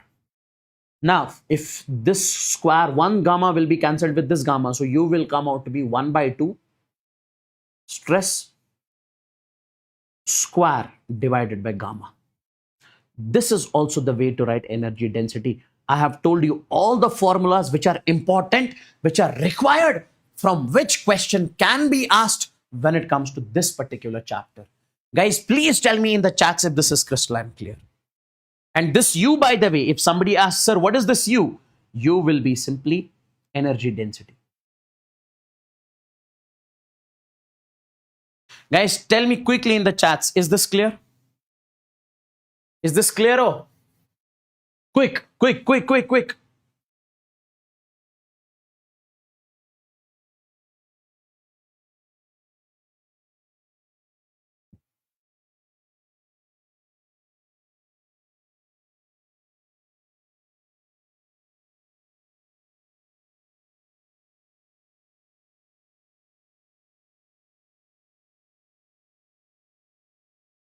That's great. That's great.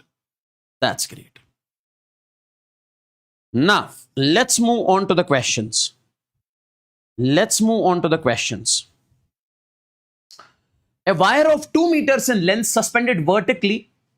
Okay, a wire of 2 meters in length suspended vertically stretches by 10 mm. Stretches by 10 mm. Okay. When a mass of 10 kg is attached to the lower end, the elastic potential energy gained by the wire is. Guys, there is a wire, a mass of 10 kg is attached, so it is stretched by 10 mm. You have to find the elastic potential energy. Guys, see, we say elastic potential energy of the wire will be 1 divided by 2 F into delta L.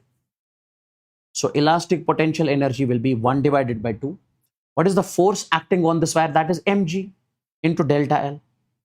So 1 divided by 2. What is the mass of the object? Mass of the object 10 kg. G is 10. And delta L, how much it is elongated? 10 mm. So this is 10. G is 10. Delta L is 10 mm. So 10 into 10 raised power minus 3 meters. Because when you convert mm to meter, it will be, so 10 raised 10, 10, 10, 10 raised power this. So 1 divided by 2, it will be 0.5 joules. 0.5 joules. Let's move on to the next one. When a block of mass m is suspended by a wire of length L, okay? When a block of mass m is suspended by a length of wire, by a long wire of length L, the length of the wire becomes L plus delta L. Okay. Now guys, see, there is a wire, a block is attached, so mg is acting over here. Its length becomes L plus delta L. What is the change in length? L plus delta L. L plus L. L plus L. This is the final length. Guys, see. There is a wire, a mass is attached to the wire. Its final length becomes L plus L. So this will be L final minus L initial. So can I write over here delta L would be L final. L final. That is L plus this L minus L initial is this L. So this and this will be cancelled. So delta L will come out to be this L. Yes. The elastic potential energy stored in the wire will be, we have to find the elastic potential energy stored in the wire. Okay, elastic potential energy will be 1 divided by 2 mg into delta L. If mg force into delta L, na? So this will be 1 divided by 2 mg. Delta L is this L. So this will be the elastic potential energy. That's it. Nothing else. Okay. Energy stored per unit volume in a stretched wire having Young's modulus this. And stress sigma is, guys, we say energy is equal to 1 divided by 2 stress square divided by gamma. This is what we recently studied, na? This energy density in terms of stress. So same formula you are applying over here. Same formula. So U is equal to 1 divided by 2 stress. Stress is given as sigma. So sigma square divided by gamma. This will be sigma square divided by 2 gamma. Sigma square divided by 2 gamma. Mechanical properties of fluids.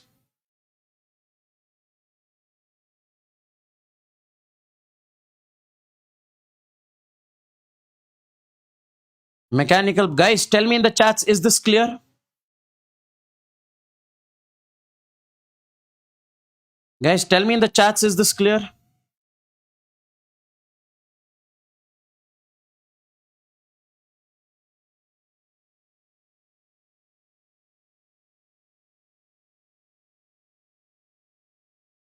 Guys, I have covered everything when it comes to the solids. Is this clear? Oh?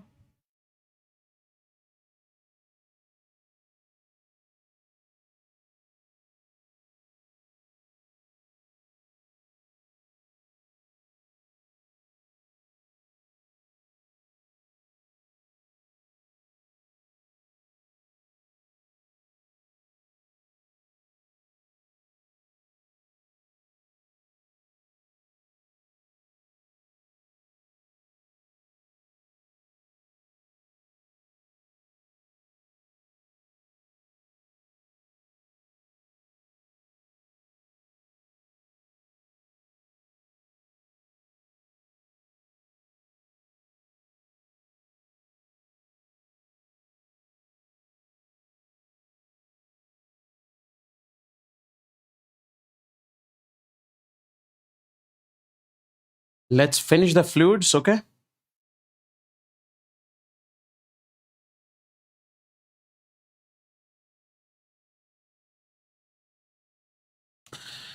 Now, my dear NEET aspirants, let's dive into this particular chapter, that is fluids. Take a look exactly over here. Mechanical properties of fluids. Fluid. What does a fluid actually mean? We said that substance which can flow is called a fluid. That substance which can flow is called a fluid. Example is liquid and gas. Both can flow. Then you have a static fluid. If the fluid is at rest with respect to the container, if the container is here, you have a container. The fluid inside the container is at rest. It is not flowing with respect to the fluid. It is considered to be the static fluid. Container may or may not be moving. Okay, if the container is moving or container is at rest. If the fluid inside is at rest, that is called the static fluid. Like you have a cup inside the car. Cup is filled with coffee. Mug is filled with coffee. So car is driving, riding. Container is also in motion. But inside the container, the fluid is at rest with respect to the container. So we say that is a static fluid. Dynamic fluid. That fluid which is moving with respect to the container. If this is a container, inside the fluid it is moving. This is called a dynamic fluid. Then, my dear NEET aspirants, we say density, volume density. Density is simply, I would say, mass divided by volume. Mass by volume is called density. So we say dm divided by dv. So this is, what is the unit of mass? Kg. Volume is meter cube. Now guys, density of water, 1 gram per centimeter cube. This is the density of water. Okay. Or we say in terms of kgs, we say 10 raised power 3 kg per meter cube. This is what we call the density of water. Okay. Okay. Now, my dear NEET aspirants, what I can say over here, density of oil, 0.8 gram per centimeter cube. Density of oil is less than density of, I would say, water in this particular case. If I say density of mercury, that is 13.6 gram per centimeter cube. Density of milk, 1.04 gram per centimeter cube. Density of mercury is 13.6 times density of water. These are the small things which may require. That's why this is important. Now, pressure. How do we define pressure? This is important. Pressure simply means, guys, listen to me very carefully. When you define pressure, we say pressure is simply force per unit area. Force divided by area. Force per unit area. Like, if this is a sheet, how much pressure is acting on the sheet? What does that mean? How much force is acting on the unit area? More force is acting on the unit area, more is going to be the pressure. Less force is acting on the unit area, less is going to be the pressure. And it's a scalar quantity. And we say when it comes to its unit, it will be Newton. For force, it is Newton. For area, it is meter square. So it will be Pascal. Pascal is going to be the pressure. Okay? Yes. And it's a scalar quantity. Now comes the atmospheric pressure. What does atmospheric pressure mean? Atmospheric pressure P0. It is the pressure due to the atmosphere on the liquid is called the atmospheric pressure. Pressure created by the atmosphere on the liquid. Pressure created by the atmosphere on the liquid. Like you have a container over here. Inside the container, you have a liquid. How much is the pressure created due to the atmosphere? That is P0, atmospheric pressure. Okay. So we say atmospheric pressure is the force exerted by the weight of the air. Guys, force exerted by the weight of the air. Okay, weight of the air in the atmosphere pressing down on the Earth's surface.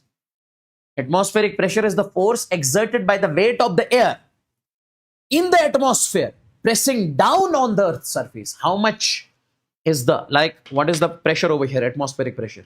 So pressure applied by the air, okay, sure, pressing down this surface is called atmospheric pressure.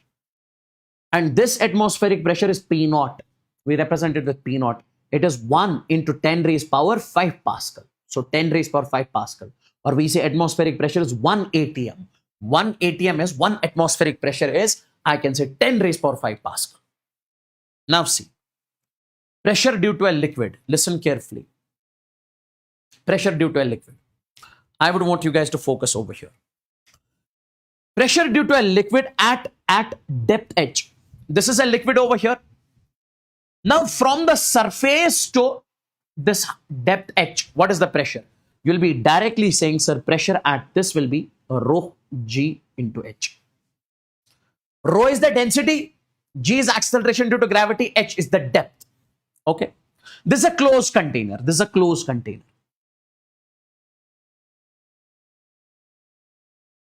Let's suppose if I say container is open. This is the open container. If the container is open, my dear NEET aspirants, if the container is open, what is the pressure at this particular point? Now see, if the container is open, I can say net pressure at this particular point would be, listen carefully. First of all, it will be pressure due to the atmosphere, because right now container is open. So pressure will be applied by the atmosphere. So pressure due to atmosphere plus pressure due to liquid. Now due to this liquid column from top to bottom till here, due to this liquid column, so we say pressure due to liquid. As you keep on going down, pressure due to the liquid increases. So we say net pressure will be pressure due to atmosphere is P naught plus I would say rho g into h. This is going to be the net pressure. This is going to be the net pressure. I believe this is also clear. I believe this is also clear. Case 2. Case 2. If the container is closed, that I have told you over here. Okay. Okay. If the container is closed, then I can say it will be rho gh. Here also it will be rho gh. Because atmospheric pressure will not act in this particular case. Atmospheric pressure will not act at depth h due to the closed container. So due to the closed container, atmospheric pressure cannot reach at this point. That's the reason we say here pressure in this particular case at depth will be, here will be rho g into h. Rho g into h. Okay, absolutely. Cool? Yes. Now guys, take a look. In this particular case, my dear NEET aspirants, if the container is accelerating downwards, if this is a container, this container is accelerating downwards, you have to tell me over here, what is the pressure at the bottom? What is the pressure at the bottom? Take a look. Pressure at the bottom here. If the container is accelerating downwards, we say pseudo force will act in the upward direction. Because if acceleration is downward, pseudo acts in the opposite direction. You directly remember, pressure in this particular case will be rho into g plus a into h. Okay, g plus a into h. So, g plus a, if it is accelerating downward, g plus a into h. Next, if the container is in the free fall, my dear NEET aspirants. Okay. Okay. Oh, sorry. I made a mistake. If the container, G minus A. Here it is G plus A. Sorry. If the container is accelerating upward, so yes. So pseudo will be acting in the downward direction. Here pressure will be, in this particular case, pressure will be rho into G plus A into H. And what about this one? In this particular case, pressure will be, if it is accelerating downward, it will be a rho into G minus A into H. G minus A into H. If it is accelerating downward, because mg will always act in the downward direction. So then G minus A. If it is accelerating upward, then we say this is downward G minus A, upward is G plus A. And if it is in the free fall, Free fall means if it is falling with the acceleration due to gravity. If the container is falling with the acceleration due to gravity, in this particular case, guys, see, we can say pressure will be a rho into G minus A into H. Now, what is the acceleration here with which it is falling? That is G. So put the value of A is equal to G over here. So pressure will come out to be rho into G minus G into H. So pressure will come out to be 0. Please tell me how many of you understood this. Everybody of you, let me know in the chats. Let me know in the chats. Quick.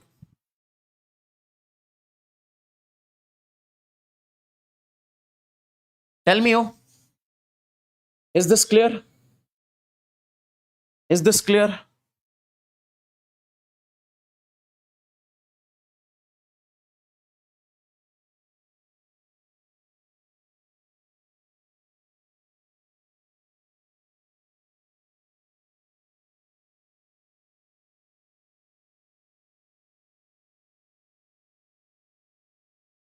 Is this clear?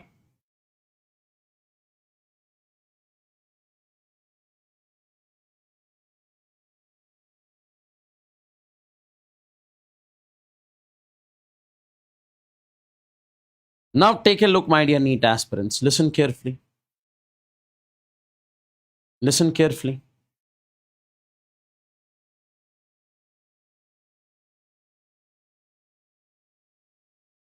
Now, guys, see.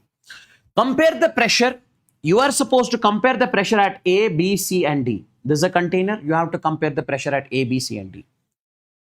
Tell me in this particular case, guys, as you keep on going in the depth, pressure increases. So pressure at A will be less as compared to B, as compared to C, as compared to D. Oh, C and D are in the same line.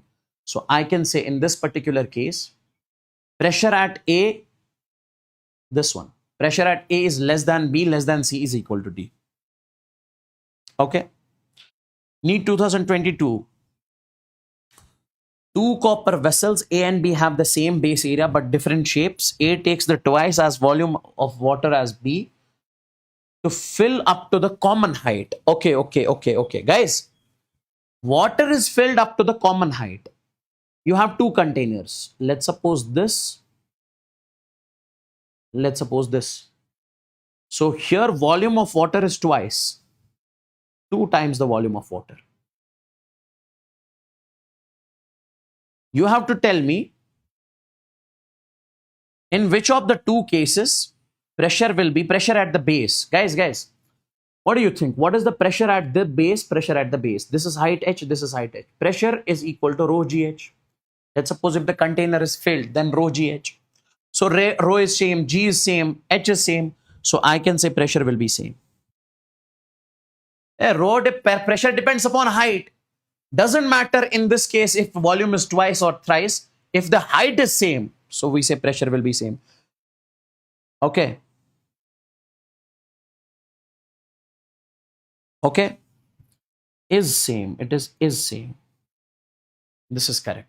Pressure on the base of A and B is same.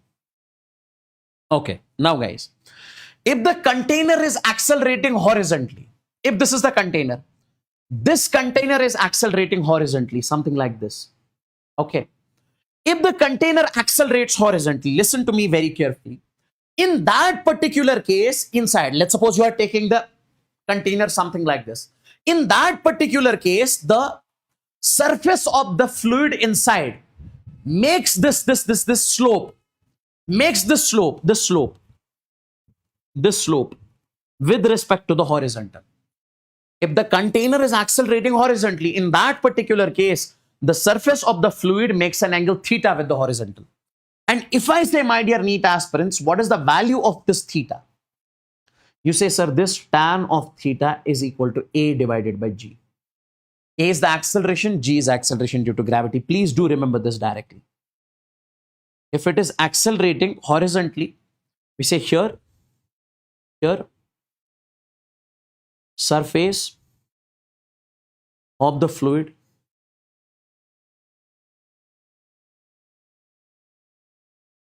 makes an angle theta with the horizontal.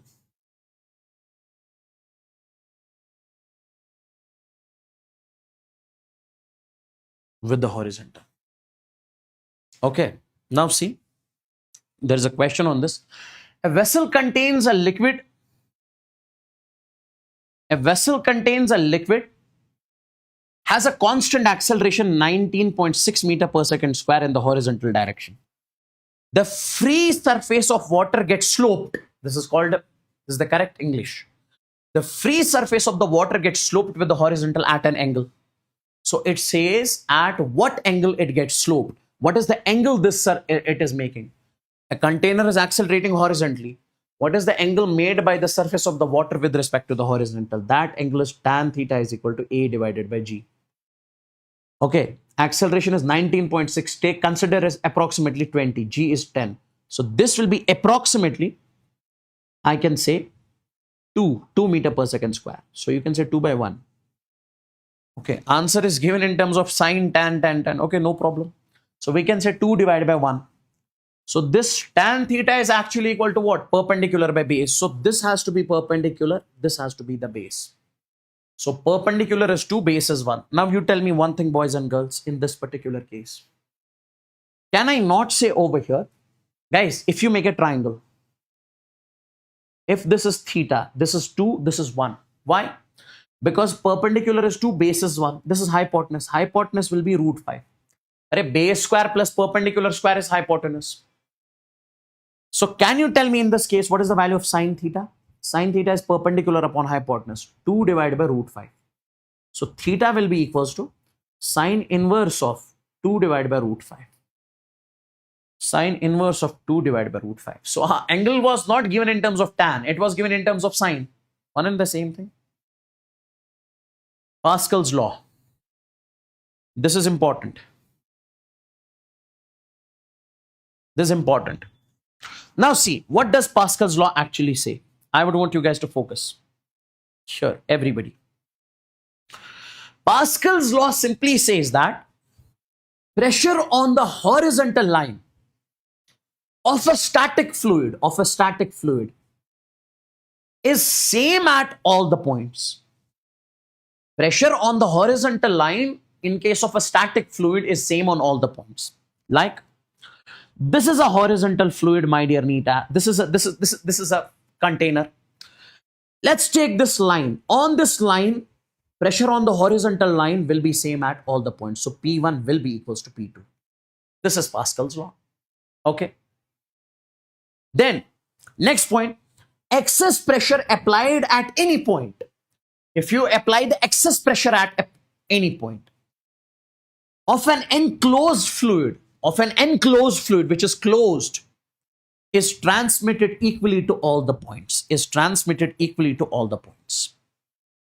Now, my dear NEET aspirants, listen to me very carefully. What does it mean? Let's suppose you have a container over here. Okay. Something like this. You are applying force at this point. F1, R1. Radius is R1. Now, in this particular case, how much is the pressure created over here? This is F2 and this is R2. Base area is R2. Base radius is R2. Base or top radius is R1. Now, whatever is the fresh pressure applied over here, guys, Pascal's law says that whatever is the pressure applied over here, same will be transmitted to the bottom. What is the pressure at the top? Guys, pressure at the top is P1. Pressure at the bottom will be P2. So I can say P1 will be equals to the P2. Pressure applied in an enclosed container will be transmitted to all the points. Pressure at top is force F1 divided by pi R1 square. Force per unit area will be equals to force F2 divided by pi R2 square. Pressure applied at the top will be same as pressure applied at the bottom. Whatever you apply the pressure, same will be transmitted. This is Pascal's law. And here also we define one more thing, that is average pressure. So we also say pressure average is equal to, that is pressure at the top plus pressure at the bottom divided by, I would say, 2. Pressure at the top plus pressure at the bottom divided by 2. Is that clear? This is the average pressure. This is the average pressure. Okay. Yes. Now, my dear NEET aspirants, one more important question over here is, in a hydraulic jack, as shown in the figure, mass of a car is 800 kgs. There is a car, this is a hydraulic jack. Okay. See, mass of this car is 800 kgs. Okay. Area A1, area of this side, it is given as 10 centimeter square. Area A2, area of this side, A2, it is given as 10 meter square. The minimum force required to lift the car will be how much? How much force we are supposed to apply so that we can lift the car? Now see, what does Pascal's law say? What does Pascal's law say? My dear NEET aspirants, pressure on the horizontal line will be same. Whatever is the pressure at this point, same will be the pressure at this point. Okay? But pressure given over here will be same pressure will be transmitted over here. So we say pressure at point 1 will be equals to the pressure at point 2. Now tell me, in this particular case, that is force F1 divided by area A1 will be equals to force F2 divided by area A2. Now tell me, my dear NEET aspirants, what is the force acting over here? Force acting over here will be weight of the car. Weight will be mg downward. And what is the force which we are applying at this end? That is F1. So I can say in this particular case, this F1, we need to calculate upon area. Area A1 is given as 10 centimeter square. So this will be 10 centimeter square is equal to F2. F2 is mg. M is 800. G is 10 divided by. And here it is meter square. Area A2 is meter square. Convert this to the centimeter square. So this will be 10 into 10 raised power 4 centimeter square. If you convert 10 meter square to centimeter square, so it will be 10 into 10 raised power 4 means 10 raised power 5. 10 and 10 will be cancelled. Okay. So what I can say in this particular case, this is 800. So this will be F1 will be equals to 800 into 10 divided by 10 raised power 4. That means 10 and 4 zeros. 0, 0, 0, 0, 0, 0. So this will be 8 divided by 10. That will be 0.8 Newton. So means you have to apply the 0.8 Newton force over here. That can lift the car. Okay, there is one more question on this one. This I'll give you as homework. Simple, bro. You are supposed to find what is the force acting at the bottom. Force you are applying at the top. What is the force acting at the bottom? This I'll keep you. This is on the Pascal's law. This I'll keep you as homework. You can take the screenshot also. This I'll give you as the homework. Is this clear? Tell me. Is this clear? Tell me in the chats. Everybody out there. Now we have to move to the fluid dynamics. Is this clear? Smash the like button if you are not liked the session yet.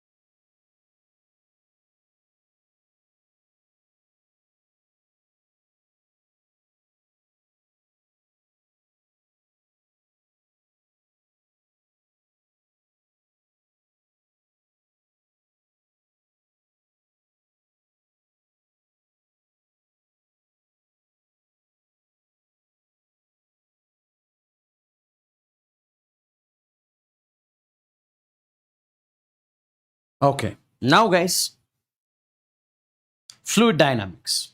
Let's move on to this one. Take a look. First of all, ideal fluid. Ideal fluid. We say that fluid which is non-viscous. That fluid which is non-viscous. That is no internal resistance to flow. Where there is no internal resistance to flow. Okay.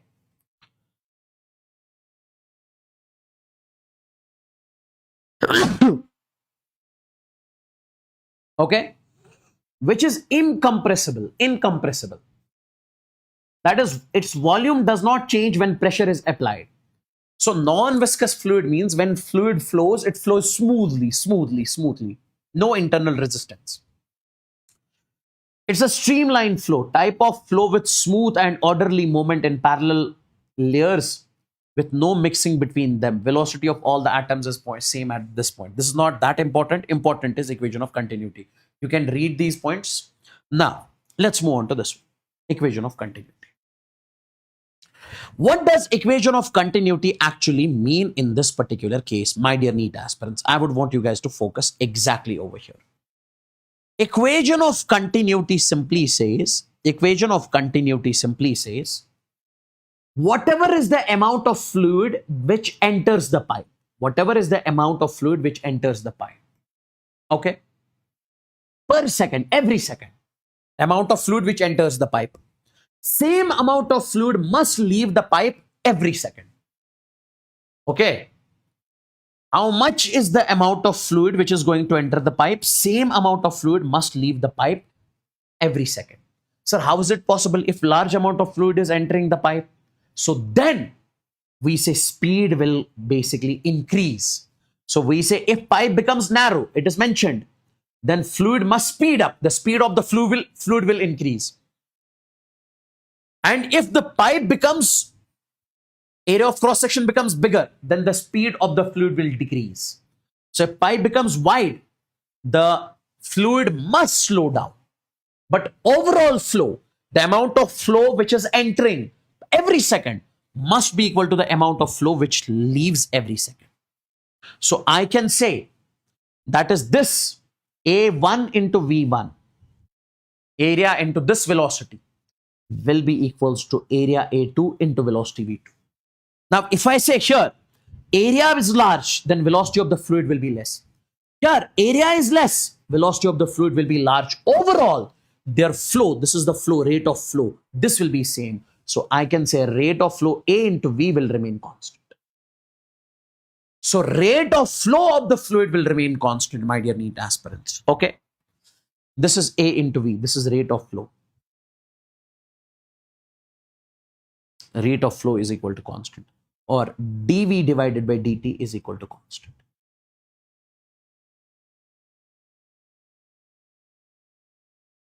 I hope this is clear. This V is the velocity. Okay. Yes. Now, my dear NEET aspirants, listen to me very carefully. Listen to me very carefully. This is the graph between V and A. Now take a look in this particular case. So where there is area more area, speed will be less. Okay, inversely proportional. If area is less, speed will be large. Now take a look. An incompressible liquid is flowing steadily through a pipe of variable cross section. There is a fluid flowing through a variable cross section. Velocity of the fluid is found to be 20 centimeter per second. Here, velocity of this fluid is 20 centimeter per second through a cross section of radius 2 centimeter. Velocity of the fluid at the another cross section is nearly equal to, we have to find the velocity here. Guys, see, what does equation of continuity say? What does equation of continuity say? It says A1 V1 will be equals to A2 V2. A1 V1 will be equals to A2 V2. Now, what is the value of A1? A1 will be area of cross section here. What is area? Area is pi r square. So you can say pi r square. So you can say pi into r1 square. Okay. Into velocity V1. Velocity is 20 centimeter per second. So this will be 20 square will be equals to area A2. That will be pi into r2 square. Into velocity over here is V2. We have to calculate. Now pi and pi will be cancelled. R1. What is the value of R over here 2 centimeter. So this will be 2 square. Okay, 2 centimeter square into this will be 20. 20 square, 20 square. No, this is 20, not square, not square, not square. A1 into V1 will be equals to R2. R2 is 1 square into V2 into V2. So this is 4 into 20. Guys, don't convert centimeter into meters because centimeter of here will be cancelled with the centimeter here. Okay. So this will be equals to V2. So V2 will be equals to 80 centimeter per second. This is the velocity of the flow. Sure. Okay. In this particular case, how can we write the equation of continuity? The amount of flow which comes in. This is the fluid which comes in. This is the flow. Okay. This is the fluid which comes in. Okay. Rate of flow inside is equal to rate of flow outside. So A1 V1 plus A2 V2 must be equals to A3 V3. This is the rate of flow. Okay, here. Can you find in this particular case? In this particular case, you have to find the speed of the flow at this moment. So what can I say? We say AV in.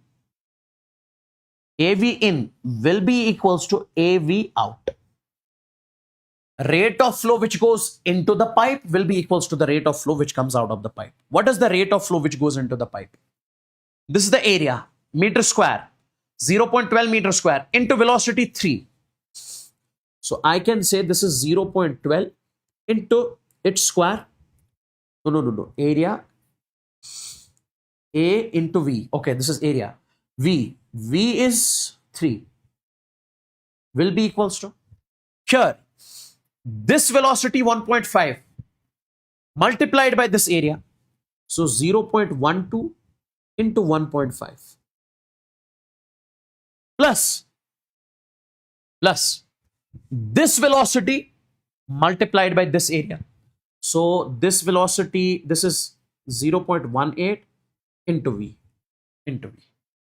Now solve this, V will come out to be 1 meter per second. So velocity of the fluid at this point will be 1 meter per second. Oh, are you getting me? Oh, tell me.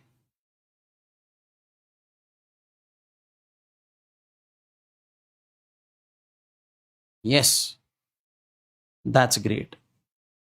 Now comes the Bernoulli's equation. Very important, Bernoulli's equation. Now, what does Bernoulli's equation say? If a liquid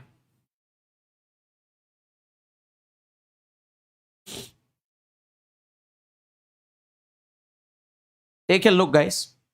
Bernoulli's equation.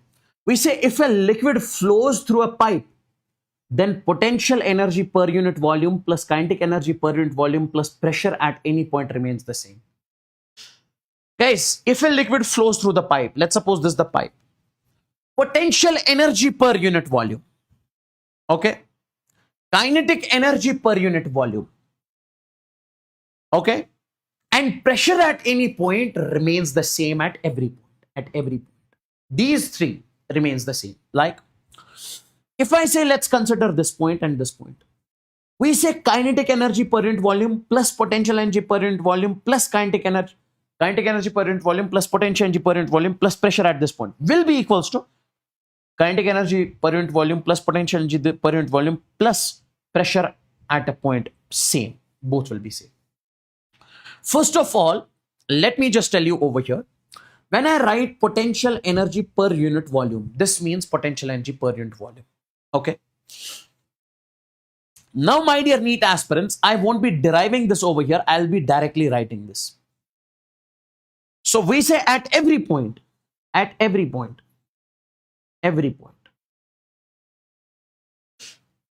potential energy per unit volume. That means rho GH. This is what we call potential energy per unit volume. Plus kinetic energy per unit volume 1/2 rho V square. This is potential kinetic energy per unit volume. Sir, how did you get this? Leave that directly. Plus pressure will be constant. What does that mean? Let's suppose you are considering 2 points. Which point? Point 1 and this point 2. So if I say between these 2 points, let's write this equation. You say a rho g h1, potential energy of the liquid at this point. Rho g h1, it is at height h1, plus kinetic energy at this point, 1 divided by 2 rho v1 square, because velocity at this point is v1 square. Then plus pressure at this point is P1. It must be equals to. It must be equals to.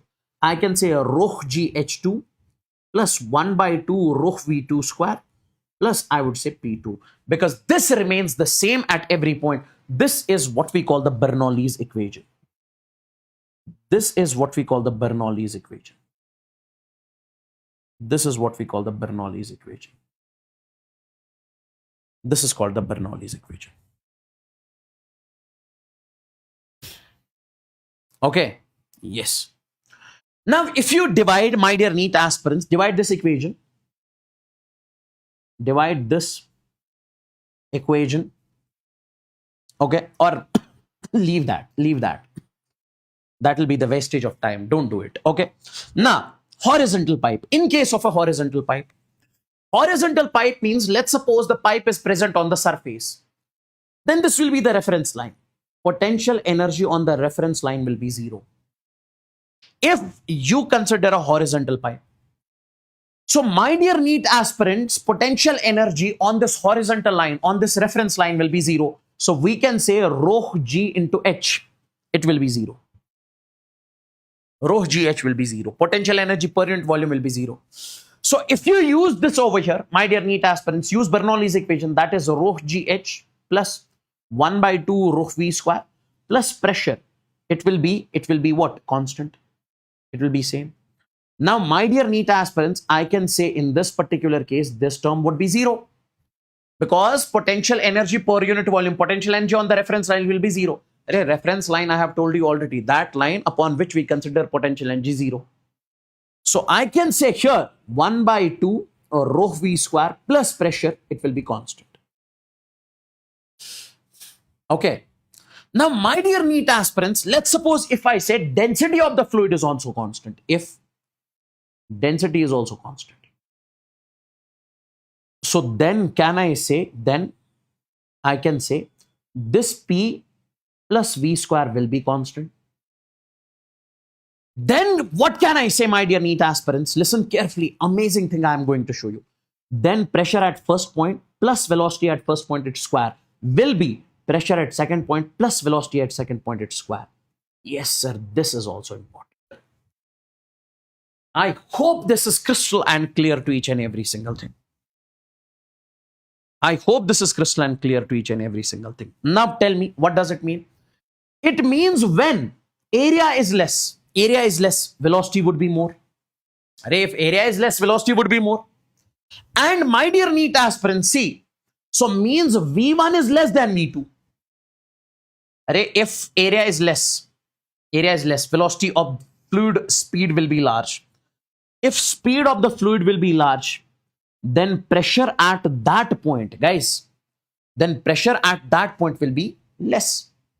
Because, see, this quantity plus this quantity is equal to this quantity plus this quantity. If this velocity becomes large, pressure will be less. Now tell me, in this particular case, this is P1 and this is P2. We say here area is less, so velocity would be large. If velocity is large, tell me here, what would be the pressure? Pressure will be less. Here pressure would be large. So that's what I'm saying. Pressure at first point is greater than pressure at second point. I hope this is crystal and clear. Area is less, velocity is large. So if velocity is large, pressure will be less. So P1 is greater than P2. So in a horizontal pipe, if the speed increases, then low pressure is created. So in a horizontal pipe, if speed increases, then low pressure is created. This you guys need to remember. I hope this is crystal and clear. This is a question of JEE 2020. Now, use the Bernoulli's equation in this particular case. What does the question say? A fluid is flowing through a horizontal pipe of varying cross section with a speed u. Okay. At a point where pressure is P pascals. Okay. Fluid is flowing. Speed here is u. Pressure is P. At another point where pressure is P by 2, here pressure is P by 2 and speed is V. If the density is constant, V will be. Density is constant, V will be. I would say use Bernoulli's equation. What does that say? This is a horizontal pipe. In case of horizontal pipe, pressure, potential energy per unit volume is 0. So I can say P1 plus 1 by 2 rho V1 square will be equals to P2 plus 1 by 2 rho V2 square. In case of a horizontal pipe, this is the equation we studied now. This one from this. P1 plus 1 by 2 rho V1 square will be equals to P2 plus 1 by 2 rho V2 square. This equation. Now tell me. Initially pressure is given as P plus 1 by 2 rho. V1 is U square because initial velocity is given as U is equal to P2. P2 is P by 2 plus 1 by 2 rho V2 square is V square. We have to find the value of V. Now guys, take it over there, take it over here. So P minus P by 2 will be equals to 1 by 2 rho V square minus 1 by 2 rho U square. So P minus P by 2 is P by 2 is equal to 1 by 2 rho is common, V square minus U square. 2 and 2 will be cancelled.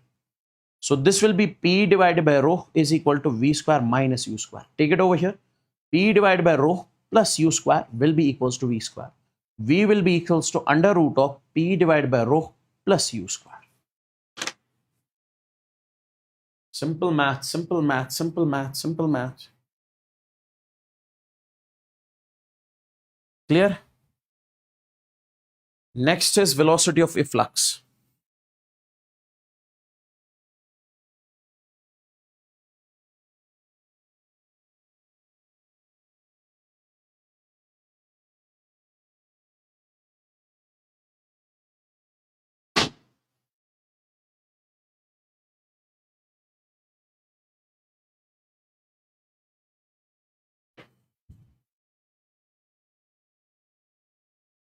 Okay, next is velocity of efflux.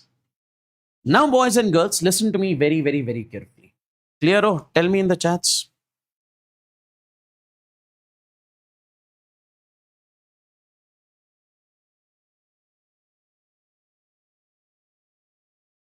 Clear? Oh?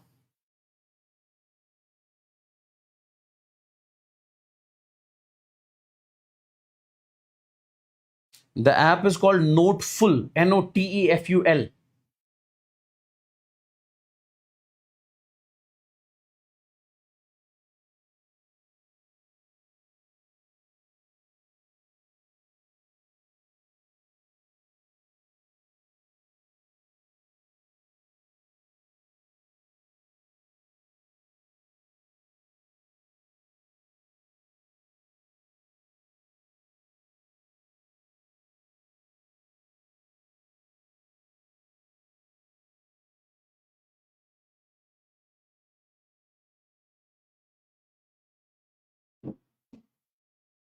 Clear?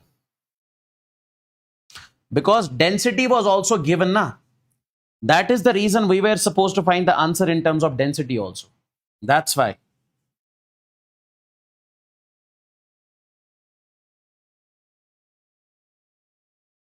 Clear?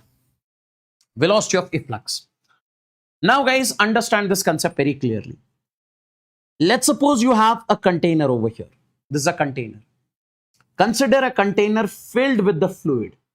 Okay. Make a hole of area A. Now make a hole of area A. This is the hole. It is having the area A. Okay. The velocity with which the liquid comes out of the hole, the velocity with which the liquid comes out of the hole is called velocity of efflux. With what velocity this liquid comes out of the hole, that is called the velocity of efflux. Now, if somebody says, what is the value of this velocity of efflux? My dear NEET aspirants, listen carefully. Velocity of efflux will be simply this U is equal to. Understand this? This is going to be under root of 2 times of P1 plus P2. Okay. P1 is the pressure. Guys, listen to me very carefully. P1 is the pressure at the top and P2 is the pressure at this hole. P1 plus P2. Okay. Divided by rho. Rho is the density of the liquid plus 2G into H. Plus 2G into H. What is H? H is the depth at which you have created this hole. H is the depth at which you have created this hole. This is what we call the velocity of efflux. Now, my dear NEET aspirants, what I want you to understand over here is,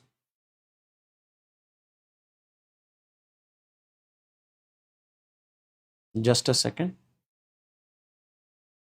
What I want you to understand over here is, if I say, if the container is open, if the container is open, if you keep the container is open, then my dear NEET aspirants, don't you think that pressure at topmost point would be P naught? Pressure at this point would be P naught, because both the points are exposed to the atmosphere. So what I can say in that particular case, velocity of efflux will be under root of 2. This will be P naught plus P naught. P1, P2 will be P naught, atmospheric pressure, na? Divided by rho plus 2G into H. So P naught, okay, this is P naught minus P naught. P naught minus P naught, not plus P naught. P naught minus P naught. So this would become 0. So this term would become 0. So U will come out to be under root of 2G into H. So then the velocity of efflux in that particular case would be root 2GH. Now guys, see, what do we study here? In this particular case, we study range, height, time of flight. Now see, if the liquid comes out of the container, it follows the projectile path. Let's suppose this is the hole created, liquid comes out of it follows this parabolic path. Now, if this follows the parabolic path, it will have range, this range. Okay, we have to find range, we have to find time of flight. How much time it is going to take in reaching the surface ground. And how far it can go, this range. Now guys, see. First of all, time of flight. How much time it is going to take in reaching the surface? So it will be under root of 2H minus H divided by G.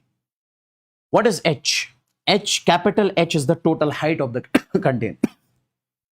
Small h is the depth at which you have created the hole. Okay? Yes. Now, if I say what is going to be the range, my dear NEET aspirants, if I say range, range will be 2 under root of h minus h into this h. H minus h into this h. Now, if somebody says, when is the range going to be maximum? We say range will be maximum. The range is maximum when hole is created. When hole is created at the midpoint. At the midpoint. Midpoint. Midpoint means h by 2. When hole is created at the midpoint, h by 2. Okay? Yes. And my dear NEET aspirants, what will be that maximum range? Put over here h divided by 2. So that maximum range would be h. Keep this thing in your mind. That is the height, whatever is the height of the container. Okay.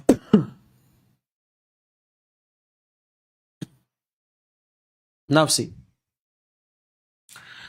The question here is, a tank is filled with water to a height h. This is a tank.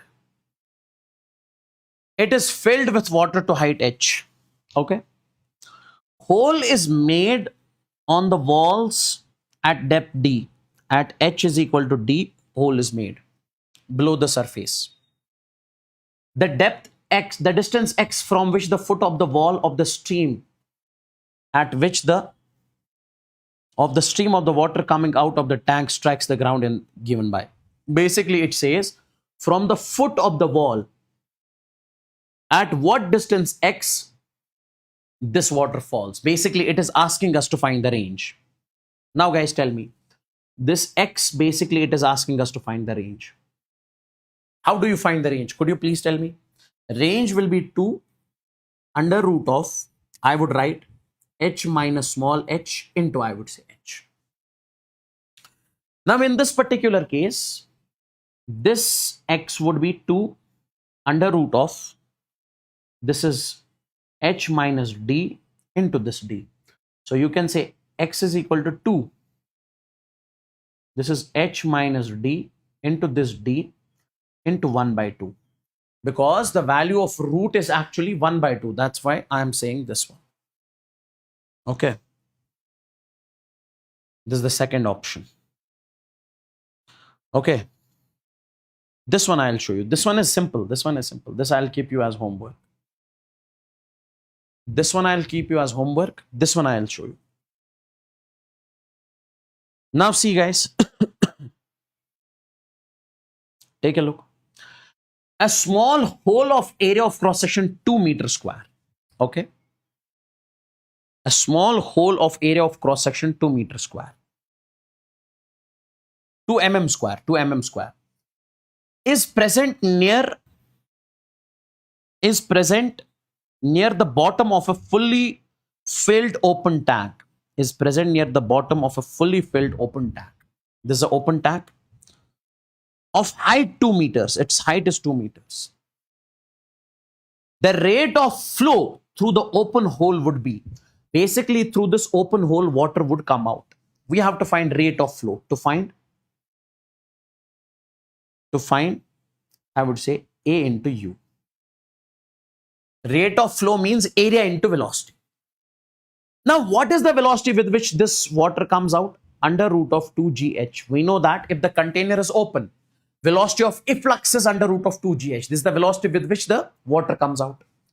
Now, can I write this as A into U will be area under root of 2g into h? Absolutely. Now, tell me, how much is the area? Area of cross section is given as 2 mm square. So 2 mm square. So this will be 2 into 10 raised power minus 6 meter square. Meter square. If area is given as 2 mm square, that means it's in mm. You have to convert to the meters. It will be 10 raised power minus 6. Multiply with 10 raised power minus 6. Okay. Because area is 2 mm. 2 mm square. So if you have to convert mm to the meters, you'll be saying 2 into 10 raised power minus 3. It's whole square. So that will be 2 into 10 raised power minus 6. It's whole square. Now, guys, under root of 2gh. So under root of 2, g is 10. Height. At what is the height? This under root of 2gh. Okay, this is present at the bottom actually. So this is 2 meters. So this hole is present at the bottom. So then you have to take the value of h as, because this is 2gh. H is actually this height. So when you consider hole at the bottom, so height and this depth would be same. Height and the depth would be same. Okay, now this. Now what can you write over here? 2 into 2 is 4 and 10 is 40. So this would be 40. Okay, A into U. So now solve this, guys. A into U. This must come out to be 12.6 into 10 raised power minus 6. Okay, meter cube per second. This must be the value of A into U. This is the rate of flow.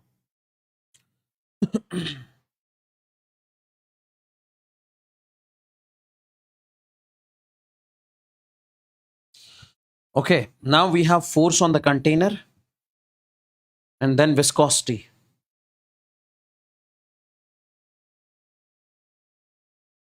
Guys, let's take a break. Let's take a break.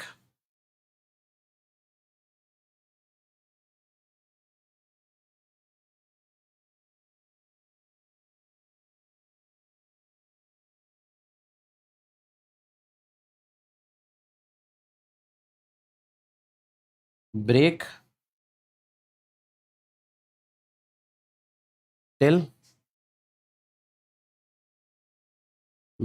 till I would say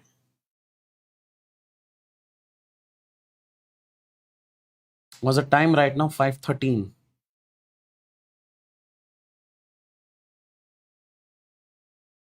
Break till 5:55 p.m. Okay,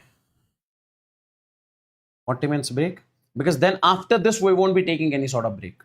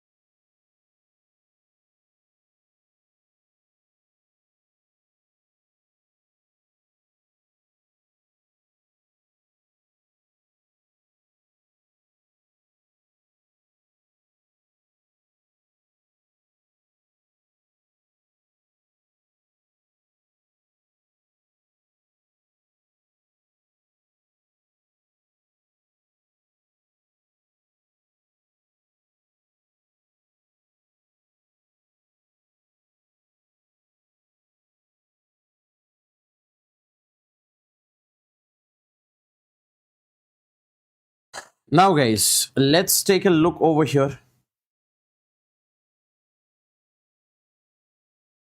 Now, guys. Okay. Let's understand the concept of force on a container. Listen carefully. I would want you guys to focus exactly over here. If a liquid comes out of the pipe, let's suppose this is the liquid which is coming out of the pipe. Area of cross section is A, velocity is V, and density is rho. Then force on the liquid will be. So force on this liquid will be. Listen to me very carefully. I write this force will be equals to, that is rho A into V square. Rho is the density, A is the area of cross section, V is the velocity. Okay, where A is the area of cross section,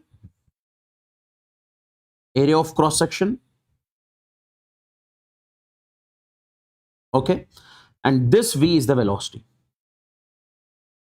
of the liquid. This is the force on the liquid. Keep this thing in your mind. Now, my dear NEET aspirants, in this particular case, I would say, let's suppose you have a container over here. This is the container you have.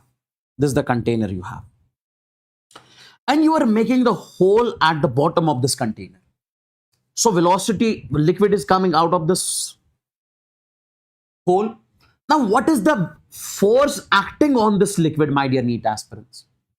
We say force acting on this liquid will be F is equal to rho A into V square. V is the velocity with which the liquid is coming out, that is U square. This is the force. Now, my dear NEET aspirants, if some force, if a liquid is coming out of this hole, we know some portion of the liquid will go in the backward direction. If some is coming out in the forward direction, some must go in the backward direction to conserve the momentum, because momentum must remain conserved. So we say same amount of force will act on the liquid which moves in the backward direction. Okay, so my dear NEET aspirant, listen carefully. We say if you make a hole over here, liquid will come out of the hole. Force on this liquid will be this. Now, if the liquid is going out, some amount of liquid will basically go in. Means some amount of liquid will move in the backward direction. Same amount of force will act on this liquid also. Now, I'll write over here. Listen carefully. This is very important. I'll write over here. Force on the liquid inside.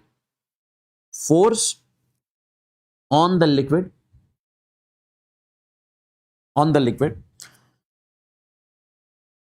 Inside. This force on the liquid inside is rho A V square, same. Will be considered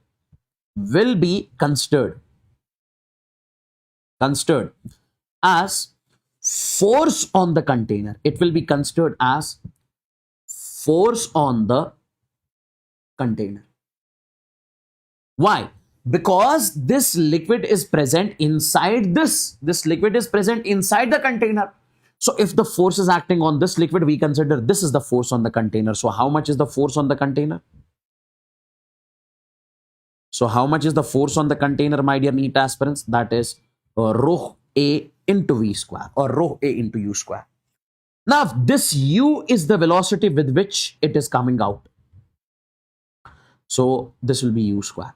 U is the velocity with which the liquid is coming out. What is the velocity of efflux? We know that is under root of 2gh. So how much will be the force on the container? That is going to be, if you do the square, this will be 2gh. Rho A, then we say 2g into h. Rho A into 2gh. This is going to be the force on the container. I believe this is crystalline clear. This is going to be the force on the container. Yes. Now, my dear NEET aspirants, what I want you guys to understand over here is, if the container is present on a frictionless surface, guys, see, let's suppose this container, this is the force acting on the container in a backward direction. If the container is present on a frictionless surface, means there is no friction. So means this container will move in the backward direction. So I write, if the container is present on the frictionless surface,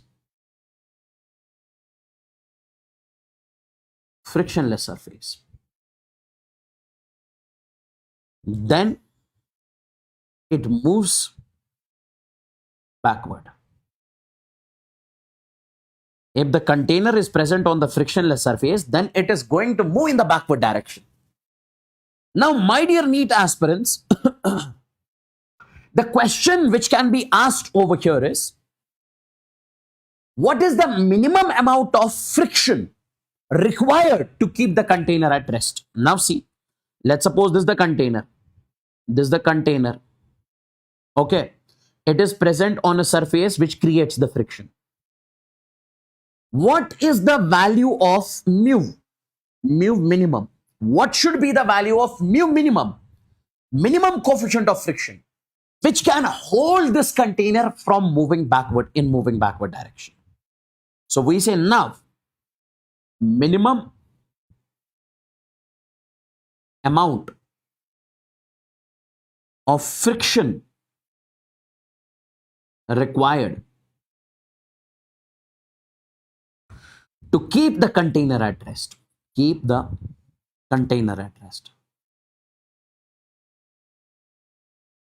What is the minimum amount of friction required which keeps the container at rest? So I can write that mu minimum in this particular case will be 2a divided by a, my dear NEET aspirants.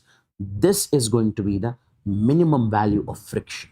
This is going to be the minimum value of friction in this particular case. This is going to be the minimum value of friction in this particular case. 2a divided by a.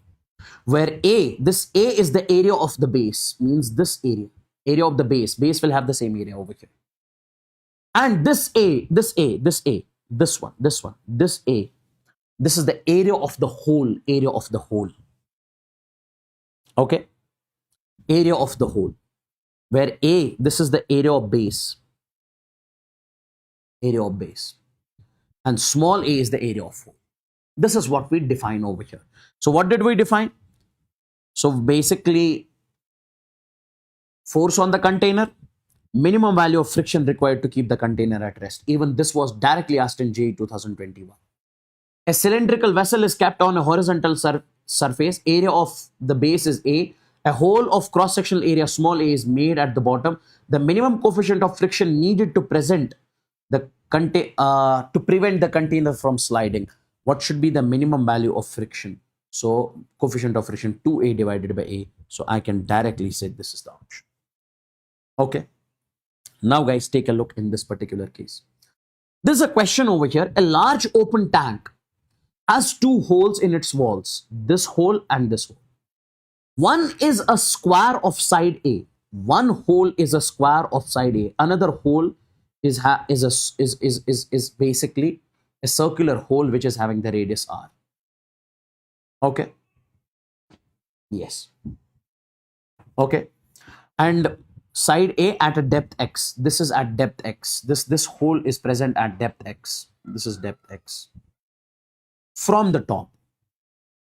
And the other circular hole of radius r. There is one more circular hole. This one. It is having the radius r. At a depth of 4x. This is at a depth of 4x. This depth is given as 4x. From the top.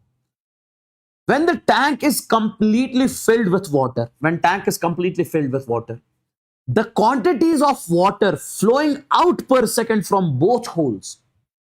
What is the quantity of water flowing out from both holes?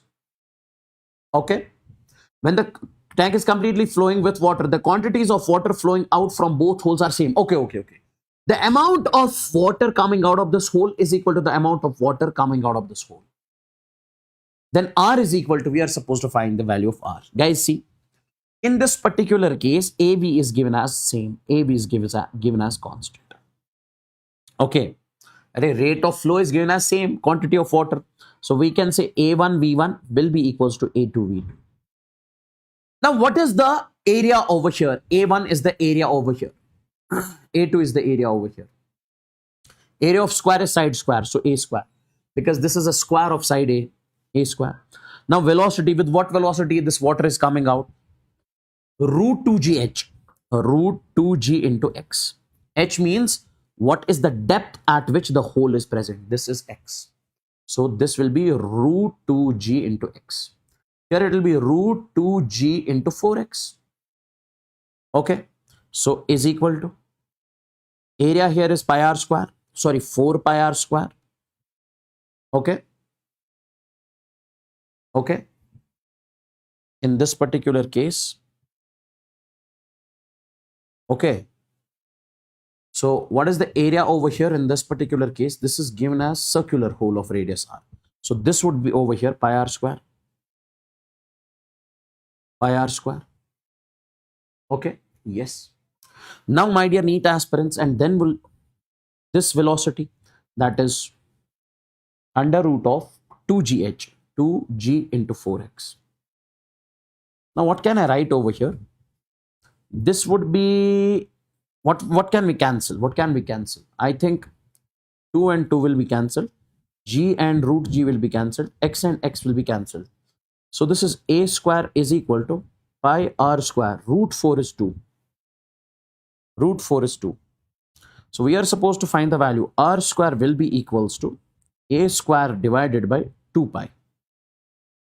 So R will be equals to a divided by root of 2 pi, because from the square you can put the root over here.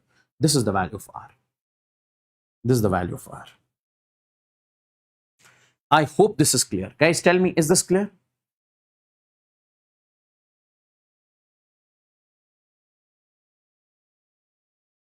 Is this clear?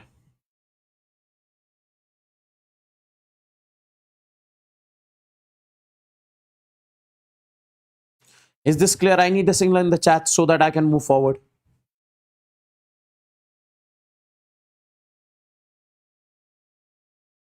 How you consider area into volume? Because the questions say over here, the quantities of water flowing out, that is called rate of flow. Quantity of water flowing out means rate of flow. And rate of flow means area into this velocity. A into V. A into V.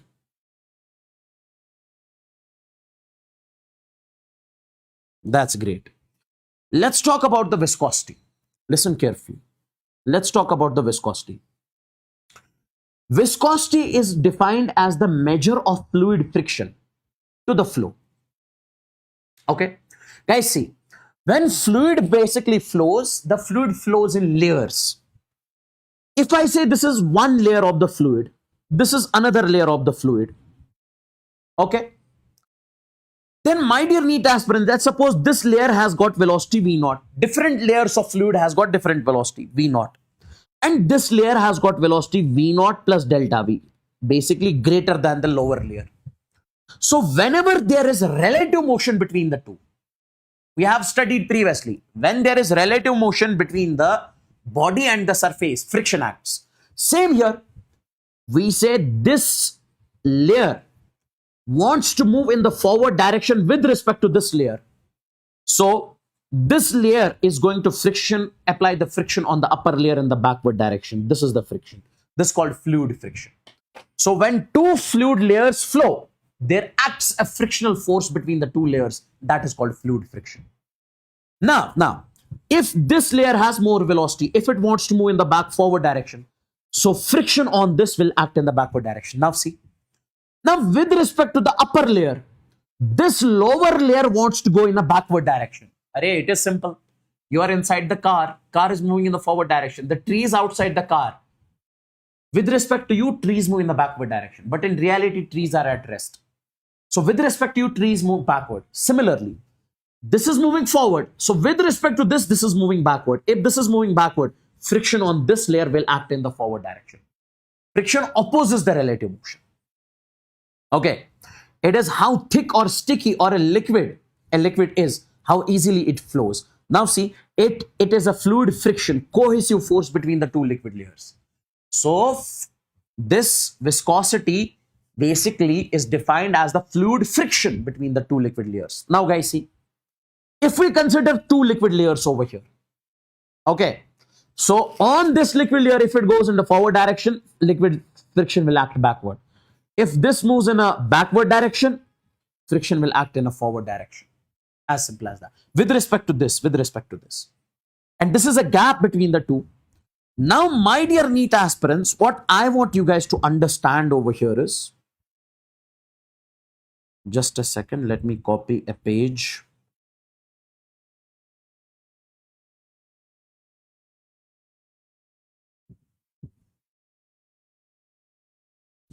See, when it comes to this fluid friction, listen carefully. If somebody says, sir, what is the value of this? So this cohesive force, I'll write over here. Cohesive force between two liquid layers. So we say this cohesive force is equal to neta A delta V divided by L. L is the distance between the two. A is the area of this layer. Delta V is the velocity. L is basically the gap between the two layers. And this neta is what we call coefficient of viscosity.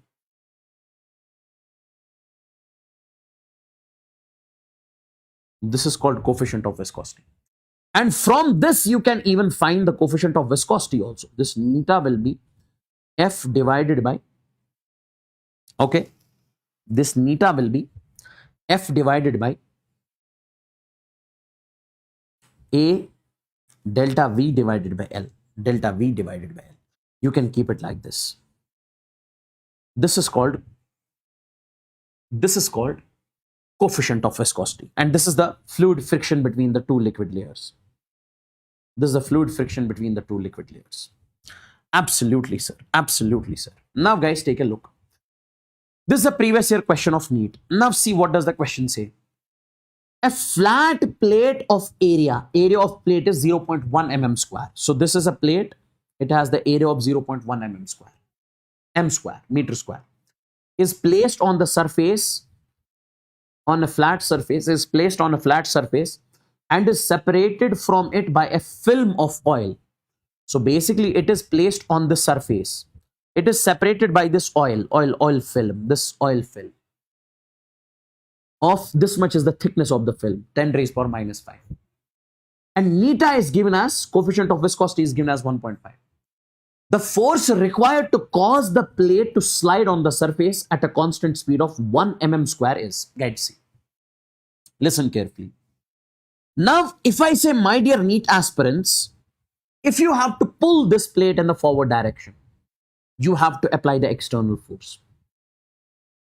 Now, when you try to pull this in a forward direction by applying the external force, we said due to this liquid film, I would say friction will act on this, which will hold it. Now, if I say how much should be the value of this external force so that it moves with a constant velocity, we'll say, sir, obviously, this external force must be equal to friction. If it is less than friction, then it cannot move. It has to be equal to friction, then only it can move. So I say this external force must be equal to the friction, then only it can move. And what is the value of this friction? Neta. Then we say A delta V divided by L. Now this friction in this case will be neta. What is the value of neta, my dear NEET aspirants? That is given. See, every value is given over here. Neta is 1.5. Area is given as 0.1. So this neta is 1.5. Area is given as 0.1. 0.1 means 1 by 10. Into delta V. Delta V is the velocity. Now, guys, what is the velocity with which it is being pulled? This velocity, 1 mm square. 1 mm square mean 1 millimeter per second. So you can say in this particular case, this will be 10 raised power minus 3 meter per second divided by length. Oh, sorry, this distance, this gap of the film is 10 raised power 5 minus 5. So 10 raised power minus 5. Guys, solve this, it will come out to be 15 newtons. Solve this, it will come out to be 15 newtons. I hope this is clear. Next, take a look. A metal plate of area 10 raised power 3 centimeter square rests on a layer of oil of thickness this much. Find the tangential force, okay, applied. A tangential force of this is applied to move it with a constant velocity of 6 centimeter per second, the coefficient of viscosity. Here you have to find neta. Now guys, you can say this force will be neta A delta V divided by L. Directly you have to apply the formula. How much force is applied to pull the metal plate? Force, 10 raised power minus 2 Newton. Force is given. Area is also given. Okay. Okay, L, value of L, 6 mm. Value of L is 6 mm. Velocity is given as this. So you can find the value of neta from this. Neta will be 0.1, I guess, in this particular case. Please do check this from your end. Now, this question I am keeping you as homework because its answer is mentioned over here. Please do check this question from your end. This question is your homework. You can even take the screenshot also. Answer is also mentioned. Okay, yes. Now comes basically the Stokes law. What does Stokes law say? Stokes law simply tells us, it tells us the force on a solid spherical moving object in a liquid. If a spherical object is moving in a liquid, this is a liquid, this is a spherical object which is having the radius r. It is moving with the velocity, this is called terminal velocity. And this is the friction created by this. So, friction created by the liquid on the spherical object, how much will be that? That is going to be, this is the force, F is equal to, I can say 6 pi neta r v into t. Neta is the coefficient of viscosity, r is the radius of the sphere, v is the terminal velocity. In vector form,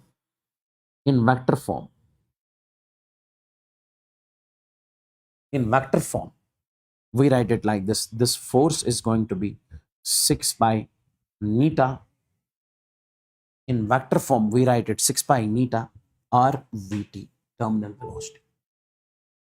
Now here, this force is proportional to terminal velocity. More is the velocity. If let's suppose you try to move in water, you try to move in a fluid with large velocity, then you'll face more difficulty. That's why you might have seen when a person, it is mentioned over here, when a person tries to move faster in a swimming pool, having water, large viscous force acts. He would be able to move only if moving with less speed. If he moves with a less speed, then only he would be able to move. I believe this is clear. Now, terminal velocity. Take a look at the terminal velocity. When a spherical object is dropped from a certain height, in a liquid / air, due to mg, its velocity will increase. Due to mg, guys, mg, this is the force acting in the downward direction, its velocity will increase. But due to the viscous force, due to which viscous force also increases. Guys, due to mg, velocity will increase. And when velocity increases, viscous force increases, because viscous drag, which is opposing it.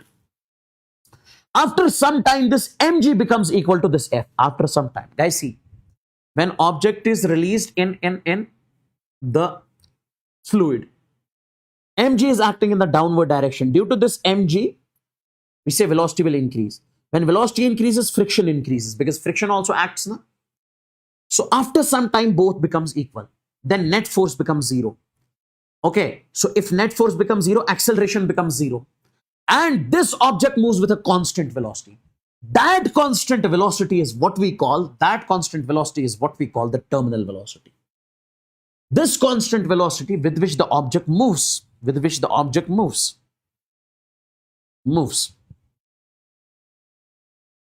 is called terminal velocity. This is what we call the terminal velocity. And this terminal velocity is constant. Okay. Now, if somebody says, what is the value of this terminal velocity? You'll be directly remembering this terminal velocity will be 2r square, then sigma minus rho into g. 2r square sigma minus rho into g divided by, I would say, 9 neta. This expression is a bit difficult, but you have to remember it. That is what you guys are supposed to do. Now, boys and girls, if I say in this particular case, listen carefully. Sir, what is r? R is the radius of spherical object. Radius of spherical object. Sir, what is sigma? Sigma is the density of the object. Density of object. Okay. What is this rho? A rho is density of liquid. Okay. And what is this neta? Neta is coefficient of viscosity.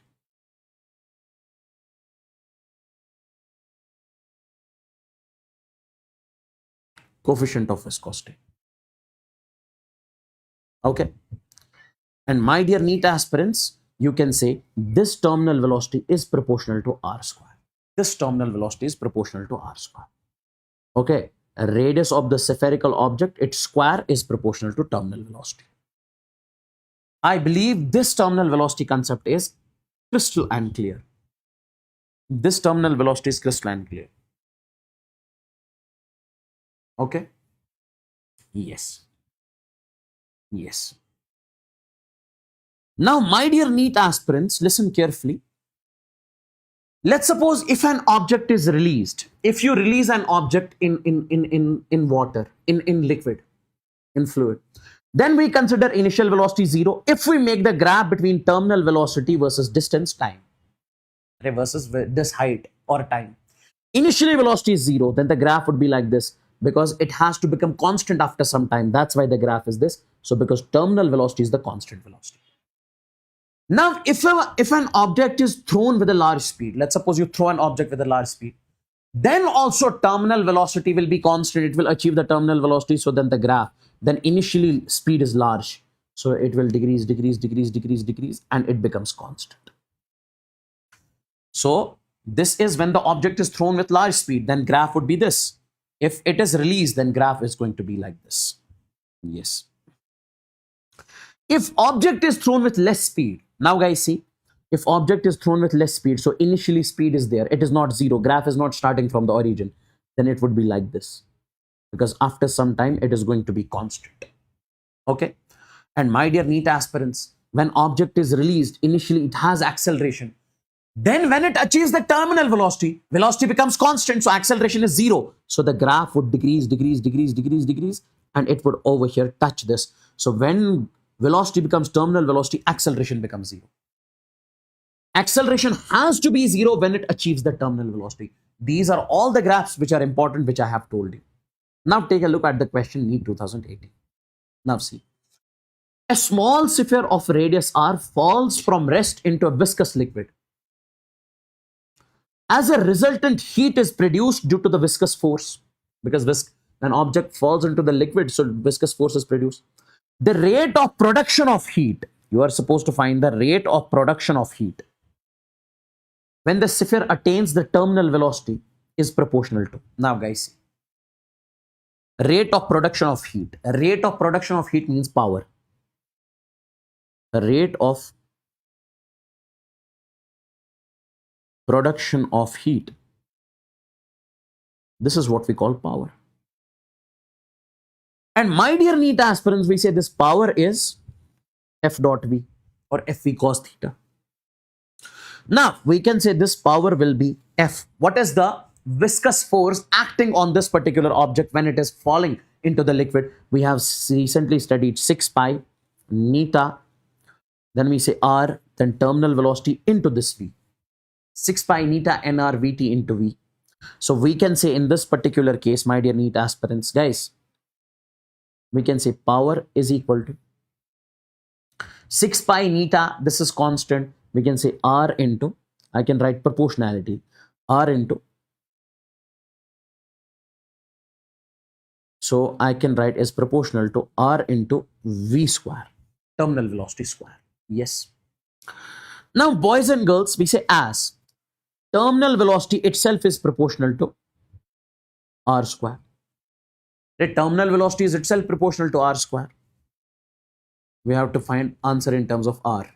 Okay. Now, guys, is instead of v, I can write r square. So I can write this power will be proportional to r into, instead of v, I can write r square, its whole square. Because v has also square. So r square, r raised power 5. So power will be proportional to r raised power 5. So power is proportional to r raised power 5. I hope this is clear. Next.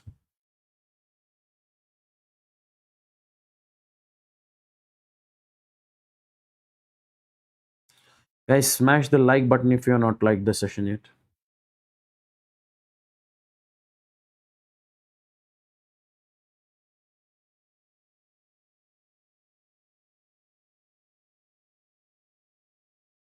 Now take a look.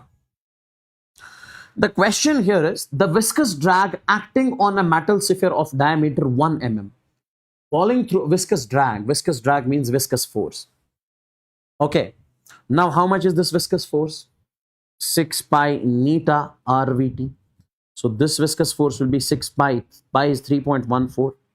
Neta. Coefficient of viscosity. Fluid of viscosity 0.8. Radius.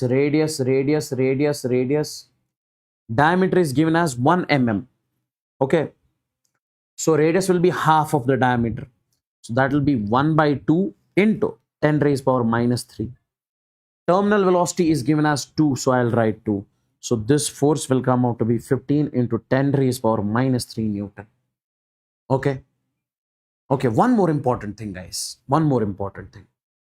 If n small drops of each of terminal velocity Vt, let's suppose these are the n drops, they are flowing in a liquid. Each have got terminal velocity Vt, combine to form a bigger drop. They combine to form a bigger drop. Then the terminal velocity of the bigger drop will be, guys, this is the derivation I have done, but this is not required. Directly you remember it like this. Terminal velocity of the bigger drop will be n raised power 2 by 3 into terminal velocity of smaller drop. I'll write over here. Vt dash is the, basically if n drops are combined together, if n drops are moving with terminal velocity Vt, they are combined together to form a bigger drop. What is the terminal velocity of bigger drop? Vt is T dash is the terminal velocity of big drop. Vt is the terminal velocity of small drop. Small drop. I hope this is crystalline clear. I hope this is crystalline clear.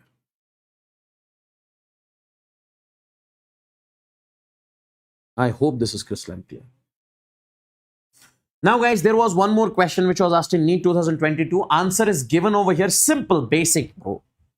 Do check this from your end. Do check this out from your end. Do check it from your end. Simple, basic. Now comes the surface tension. Now comes the surface tension.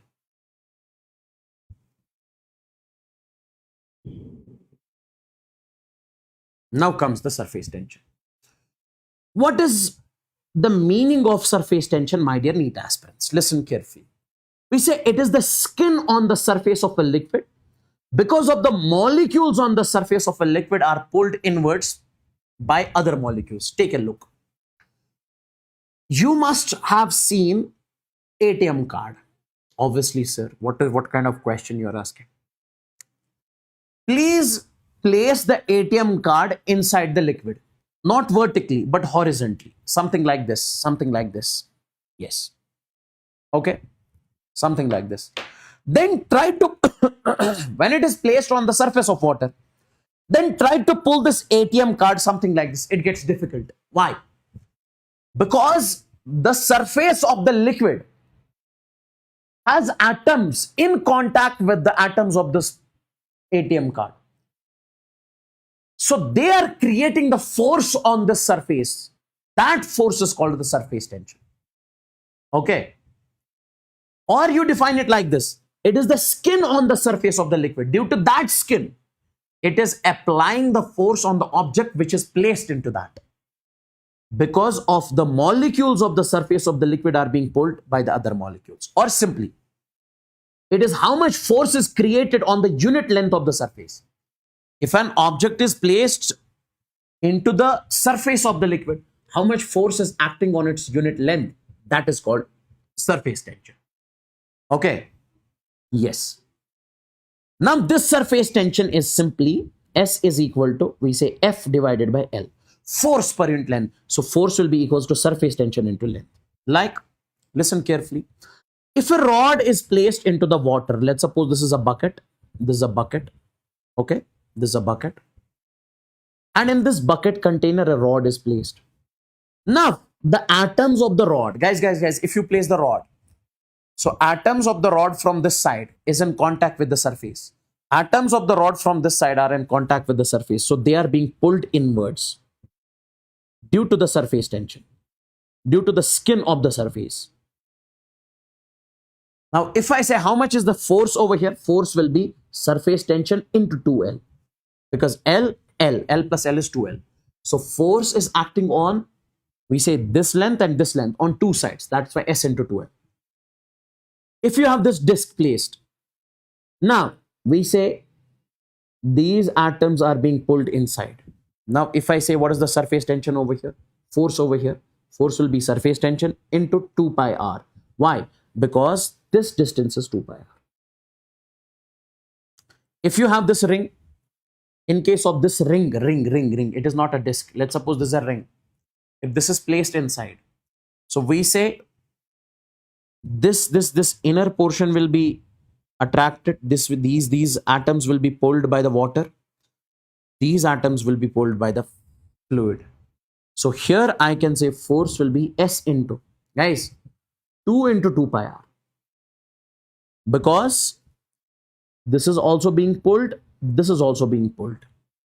So this will be F is equal to 4S pi into R. If you have angular disk which means which has some area. So in this angular disk, we say force acting on this angular disk will be. Now guys, these atoms are being pulled inwards. And these atoms are being pulled inwards. Okay. So you can say S into, first you will be considering this 2 pi into R plus S into this 2 pi into capital R. So you can say 2 pi S then R plus capital R. This is going to be the force acting on the angular disk. I believe this is crystalline clear. Now see this one. A square wire frame of length L, a square wire frame of length L is floating on the surface of the liquid, of surface tension T. Force required to pull the frame from the liquid. Now guys, this frame is being pulled by the water inwards. How much force is required to pull it out? The force which is equal to the force applied by the water. So we can say that force will be S into, guys, listen carefully. If I say how many rods are there? 4. What is the force on one rod? Force on one rod. I would say F is equal to, surface tension is 2 into 2L. T, surface tension here is not S, it is T. T into 2L. Okay. Now force on 4 rods. Now force on 4 rods. That will be F is equal to 4 times na T into 2L. So F will be equals 4 2s are 8 TL. This will be the force that you need to apply so that it will come out. NEET 2024, this question. Okay. A thin circular disc of radius 4.5 centimeters is placed gently over the surface of water. If the surface tension of the water S is given as 0.07, radius is given as 4.5 centimeters. Okay. So 4.5 into 10 raised power minus 2 meters when you convert to the meters. Then the excess force required to take it away. Oh, how much force is applied? First, we'll check how much force is applied by the water. Same amount of force we need to apply. Then only we can take it out. So we can say force will be S into 2 pi r. Force on the disk is S into 2 pi r. F will be S is 0.07. 2 pi is 3.14. Radius is 4.5 into 10 raised power minus 2. So this force will be 19.8 into 10 raised power minus 3 Newton. This much of force is required. Now you have the concept contact angle. Before this, tell me in the chats, is this clear? Tell me guys, is this clear?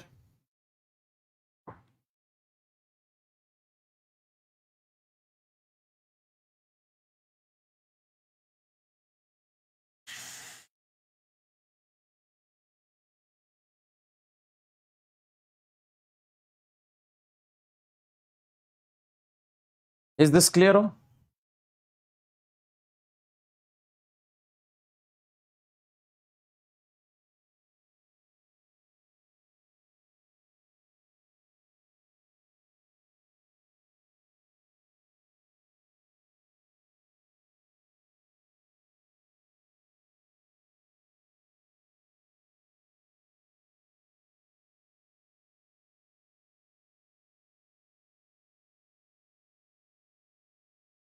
Now guys, take a look. Contact angle. Listen carefully. We say it is the angle where liquid, solid and air meets. It is the angle where liquid, solid and air meets. Like, see, when a drop of water is placed on the surface, then the angle between the surface, when a drop of water is placed on a surface, then the angle between the surface and the curve of the droplet, this curve of the droplet, is called the contact angle. Like, guys, let's suppose this is a drop of a water placed on the surface. Angle between the curve of the surface, okay? Angle between the curve of the surface and this surface. This is what we call the contact angle. Okay? And here, this is the curve of the surface and this is the surface. So this is what we call the contact angle. Now, my dear NEET aspirants, listen carefully. If theta is greater than 90, the droplet stays round. It will not separate on the surface. Now see, this is the example. So in this particular case, theta, this is greater than 90. Here theta is less than 90. If theta is less than 90, we say it will separate on the surface. It will not make the surface wet. This is the point which is important. If theta is greater than 90, it will not separate on the surface. It will not make the surface wet. If theta is less than 90, the droplet will separate on the surface. It will make the surface wet. Okay? Yes. Now take a look. NEET 2020. A liquid does not wet. A liquid does not wet the solid surface if the angle of contact is greater than 90. Next, the wettability of a surface by liquid depends primarily on contact angle.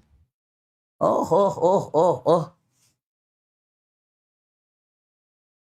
Then we have the next chapter that is called thermodynamics.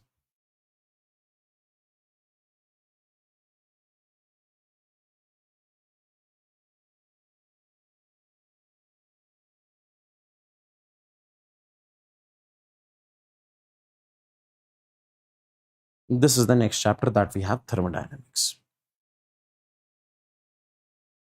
Is this clear? Tell me, oh. Is this clear till over here?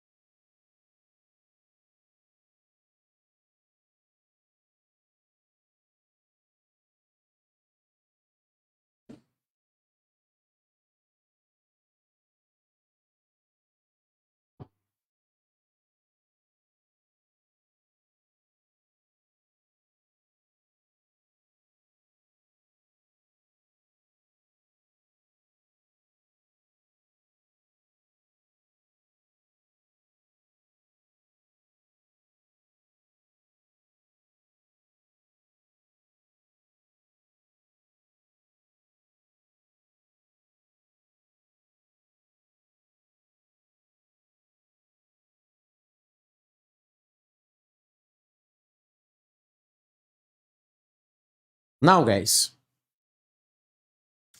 let's move on to the next chapter, that is thermodynamics. Take a look, my dear NEET aspirants. When it comes to the thermodynamics, first thing that we discuss over here is work. Okay, that is work. Now, guys, see. My dear NEET aspirants, let's suppose this is a container. In this container, gas is present. Now, this is the piston, you can say. So, gas is applying the pressure onto this, I would say plate, piston, whatever you say.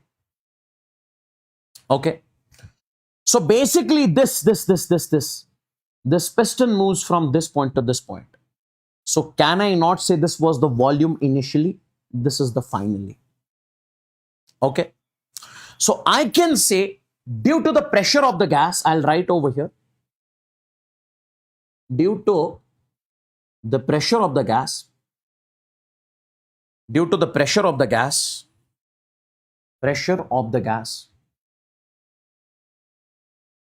due to the pressure of the gas, my dear NEET aspirants, what I can say, due to the pressure of the gas, volume changes. Volume changes. Due to the pressure of the gas, I would say volume changes. So whenever due to the pressure of the gas, volume changes, we say work is done. So work is done. So work is done. Okay. By the gas. By the gas. Work is done by the gas. Now, my dear NEET aspirants, if I say how much is the work done by the gas, you say work done in this particular case will be W is equal to P delta V. This is the work done by the gas, P delta V. Okay. Work done by the gas is how much? I would say P delta V.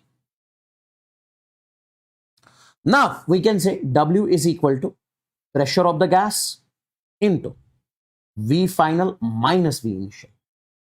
This is how we define work done. So when due to the pressure, volume changes, we say work has been done. Okay. Now, my dear NEET aspirants, if final volume is less than initial volume, in that particular case, work done will be negative. Work done will be negative means volume is decreasing. Volume is decreasing means compression of the gas. Compression of gas. Yes. And my dear NEET aspirants, I can say if V final is greater than V initial, final volume is greater than initial volume, we say in that particular case, work done would be positive. Obviously, if final is greater than initial, 10 minus 5 is plus 5. So work done in that case would be positive. Work done would be positive means volume is increasing. Volume is increasing. Volume is increasing. That means expansion of the gas. Expansion of the gas. Yes. Okay. Yes. Yes. Yes.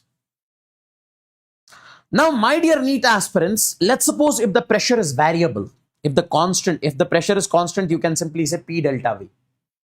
For constant pressure, you can say P delta V. If the pressure is variable, my dear NEET aspirants, okay, if the pressure is variable. Now, in this particular case, my dear NEET aspirants, in case of a variable pressure, if you have to find the work done, you'll be directly remembering W is equal to integration of P dV. Guys, like I have told you, when you have to find the work done by a constant force, Fs cos theta. When you have to find the work done by variable force, integration of F ds cos theta. Similarly, over here, pressure into dV, integration P dV. This is going to give you the work done when the pressure is variable. Okay, yes. Now take a look. Area under pressure volume graph. Let's suppose the pressure versus volume graph is something like this. PV graph. If I ask you how much is this area, I have told you this so many times. Area under the curve is integration of whatever is on y-axis, mention it over here, and whatever is on x-axis, mention it over here. P dV. Okay, P dV. Now, guys, tell me one thing. This is call this equation first. We say as we know, as we know. What do we know? We recently studied work done is integration of PDV. This is what we recently studied. So call this as equation second. So this is equation first. This is equation second. Now from first and second, I'll write over here from first and second. Don't you think that, guys? Integration PDV, integration PDV. So I can say work done is equal to area under PV graph, area under PV graph. So from now onwards, my dear NEET aspirants, what I can say, if you have to find the work done, if you have to find the work done, you'll be finding the area under pressure volume graph. That's it. That's it. Like this is a question over here, simple basic question. We say in the following figure, a certain mass of the gas traces three paths. Okay. Mass of the gas traces three paths, 1, 2, and 3 from state A to state B. Guys, what does that mean? Initially, let's suppose the gas is having this state. This state means its pressure is here P1 and volume is here V1. So then it is moving according to this path. And here its volume is V2 and pressure is P2 along this path. So it changes state. Then I can say it can move along this path also, it moves along this path also, along three different paths. You have to tell me work done in each path. Now, guys, tell me. Work done means area under the curve. Now, area under this curve. So, if I say work done along work done along AB, this path, path 1, then this area you need to consider. If you have to consider work done along second path, then you need to consider this area, this much of area. If you have to find work done along third path, then you have to consider this entire area. So I think work done along third path will be large because work done along, guys, I can say in this particular case, area A3 is greater than A2 is greater than A1. So I can say work done along third path is greater than work done along second is greater than work done along first. As simple as that. Yes. Now one more question. If the pressure of a gas is given as P is equal to 2V cube, find the work done by the gas from V to 2V. Now, pressure is not constant, it is variable. Sir, how do you know this pressure is variable? Because this pressure depends upon V, it is not constant. In case of variable pressure, you have to find the work done. Integration of PDV. Now, from where to where? Lower limit is V, upper limit is 2V. Initial volume is V and then you have 2V. So, work done will be integration of V 2V. Pressure will be 2V cube into dV. Now tell me, 2 is out. What is the integration of V cube? V raised power 4 divided by 4. And limits are from V to 2V. 2 1s are, 2 2s are 4. So this would be V raised power 4 by 2. V to 2V. V to 2V. Lower limit is V and upper limit is 2V. Now work done would be, put the lower limit and upper limit. Lower limit over here is how much? V and upper limit is 2V. So it will be 2V raised power 4. Wait. Yes, 2V raised power 4. Guys, in this V, you need to first put upper limit, that is 2V. Then minus lower limit, minus V raised power 4 divided by 2. Now this will be 2. This will be 16 V raised power 4 minus V raised power 4 divided by 2. Okay. Okay. So this is going to be 15 by 2 V raised power 4. 15 by 2 V raised power 4. This is going to be the pressure. Now guys, an important point, that is degree of freedom.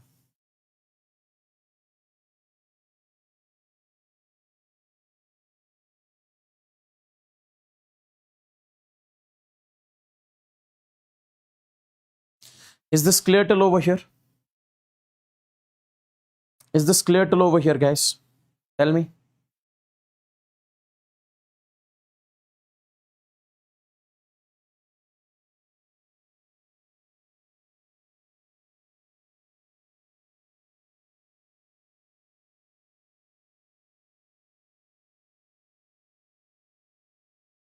See, degree of freedom. Degree of freedom. How do we define degree of freedom?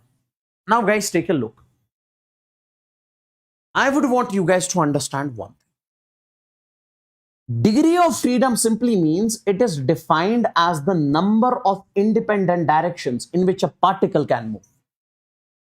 Number of independent directions in which a particle can move. That is what we call degree of freedom. Okay. That is what we call degree of freedom. Okay. Yes. Now, guys, listen carefully. Or we can say number of independent ways in which a molecule can have kinetic energy. Number of independent ways in which a molecule can have kinetic energy. Wait. I'll make you understand. Let's suppose you have a monoatomic gas. Which gas you have? Monoatomic gas. Okay. Like, this is a monoatomic gas. Okay. If you have a monoatomic gas, my dear NEET aspirants, okay, if you have a monoatomic gas, my dear NEET aspirants, let's suppose we take this argon. This monoatomic means one atom. So either it can move along y, x, or it can move along y, or it can move along z. These are the three independent ways in which this can move. Okay. Yes. So I can say this monoatomic gas will have 3 degrees of freedom. So I can say translational. It can do the translational motion in 3 ways. So translational degree of freedom. I'll write over here trans. DOF is 3. Because in 3 ways it can move. Okay. Because, okay. And my dear NEET aspirants, if I say rotational degree of freedom in this particular case, rotational degree of freedom will be 0. Rotational DOF will be 0. Because if I say it can rotate about X, it can rotate about Y, it can rotate about Z, no. Why? The reason is because moment of inertia, guys, moment of inertia about X, guys, if it is present over here, moment of inertia about X will be 0 because it's present on X-axis, Y-axis, Z-axis. So moment of inertia about X, Y, and Z, about X, Y, and Z is 0. Moment of inertia about X, moment of inertia about Y, moment of inertia about Z, it will be 0. Okay, yes. Now, my dear NEET aspirants, so if I say total DOF, degree of freedom, in this case will be F is equal to 3. Total degree of freedom is 3. Now, if we talk about diatomic gas, my dear NEET aspirants, please do remember this directly. When it comes to the diatomic gas, you have N2, you have O2, you have H2. This is a diatomic gas. You can see it exactly over here. Now, my dear NEET aspirants, when we talk about the diatomic gas, listen carefully. We say it can move along X, Y, and Z. So, translational degree of freedom will be 3. Okay? Yes. If it is placed on X-axis, guys, if it is placed on X-axis, so moment of inertia about X-axis will be 0. Why? Because it is placed on X-axis. So, IX will be 0. Then it can rotate about Y-axis, it can rotate about Z-axis. So, then it will have rotational degree of freedom. How many? 2. Now, if it is placed on Y-axis, then it will have rotational degree of freedom about X and about Z.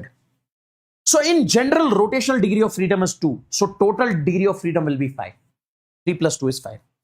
At higher temperatures, we say we add vibrational degree of freedom also. Okay. So, we say we add 2 more vibrational degree of freedom. This is at higher temperatures, by the way. So, we say in that case, F means degree of freedom. F is, I would say, 7. So, F will be 7. So, at normal temperature, degree of freedom is 5. At higher temperature, degree of freedom is 7. Now, if you have triatomic linear, Okay, if you have triatomic linear like this, triatomic linear means which is present on one line. In this particular case, guys, it can move along x, y, and z. So we say translational degree of freedom. It is 3. We say rotational degree of freedom. Again, it is like diatomic only. That is 2. Okay, so total is 5.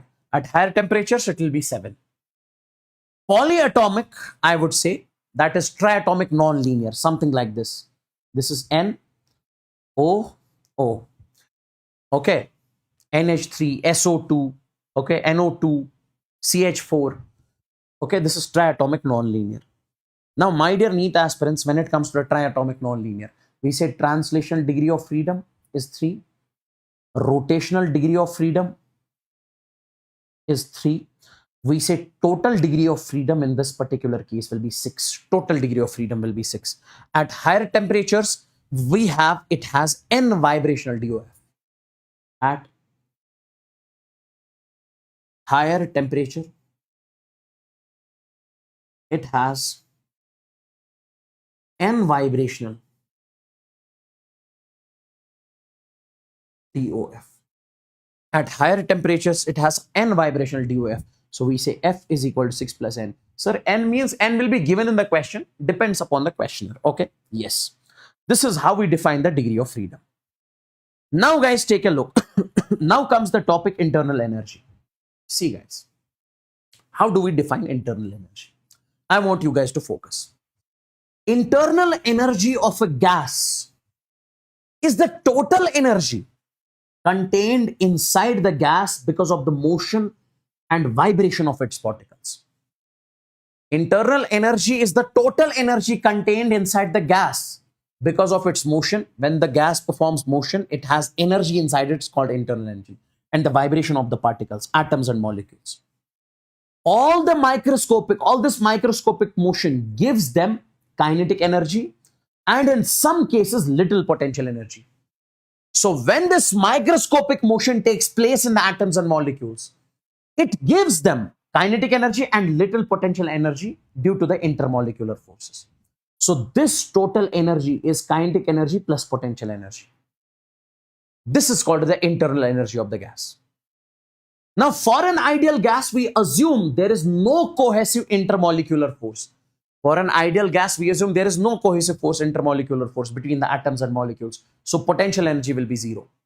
So for ideal gas, potential energy is 0. So we say this internal energy will be kinetic energy. So basically the energy which is due to the microscopic motion of atoms and molecules is called the internal energy. And for ideal gas, this internal energy is kinetic energy. Okay. Yes. I believe this is crystalline clear. Now, my dear NEET aspirants, what I want you guys to understand over here is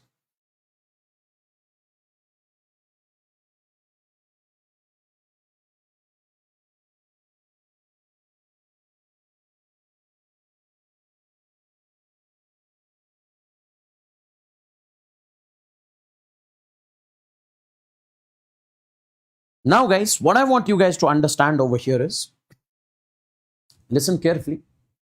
That is, we say this internal energy U is equal to 1 by 2 kBT. This internal energy is 1 by 2 kBT. What is kB? kB is the Boltzmann's constant. This kB is Boltzmann's constant. Mann's constant. And T is the temperature. T is the temperature. Okay. Now, guys, listen to me very carefully. I'll make you understand this over here.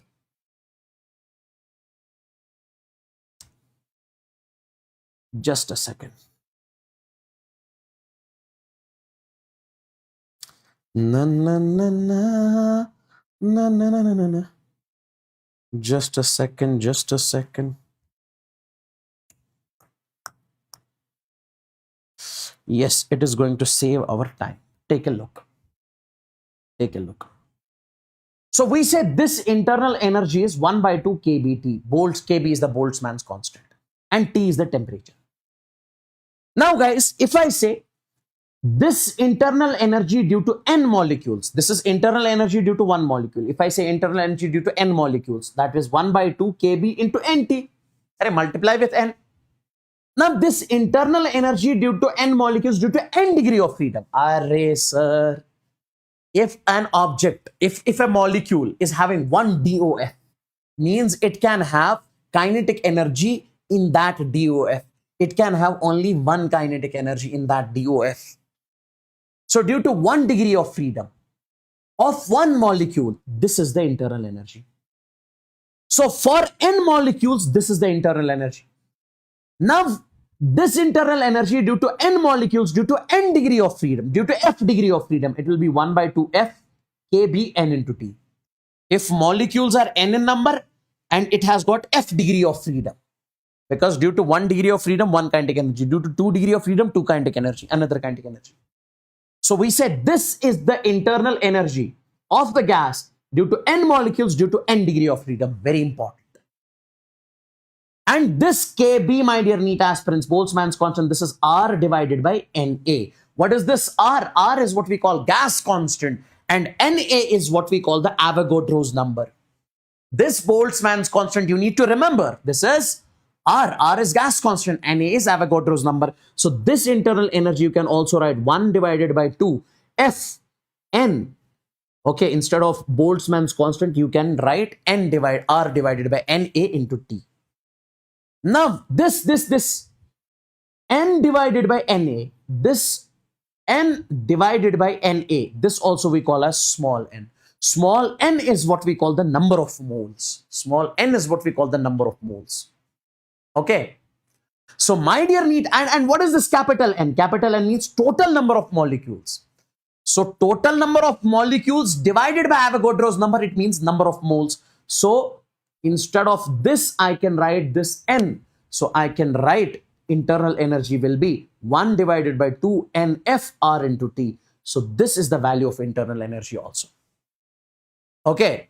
Now, my dear NEET aspirants, if temperature changes, so I would say internal energy changes. So, I can say change in internal energy will be 1 by 2 NFR delta T, change in temperature.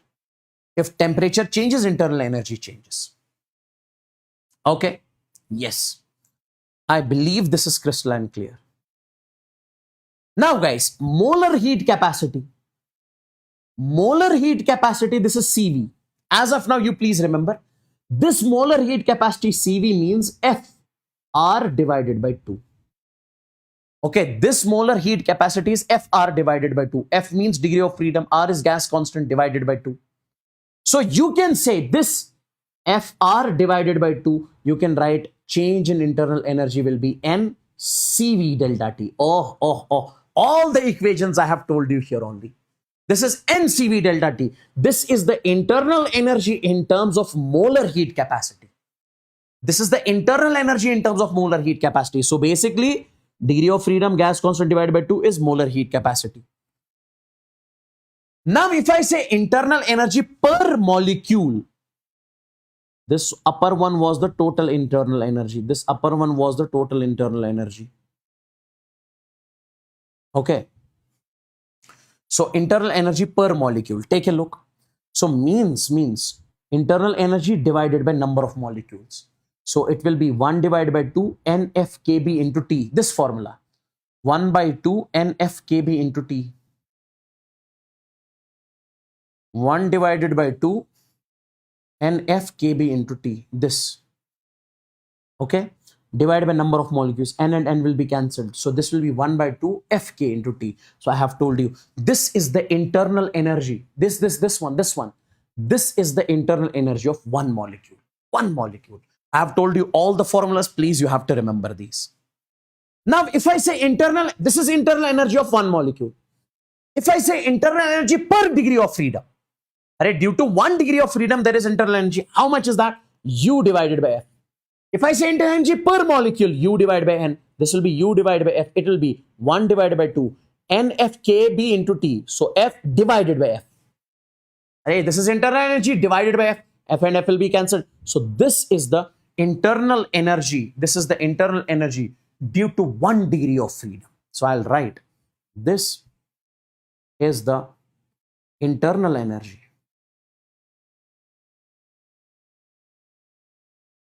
due to 1 DOF, due to 1 degree of freedom. I believe this is crystalline clear. Now there is a question over here. Guys, I have to finish. That's why I'm taking this notes directly over here. NEET 2020. The average thermal energy for a monoatomic gas, where Kb is the Boltzmann's constant, T is the absolute temperature. For a monoatomic gas, what is the value of degree of freedom? F is equal to 3.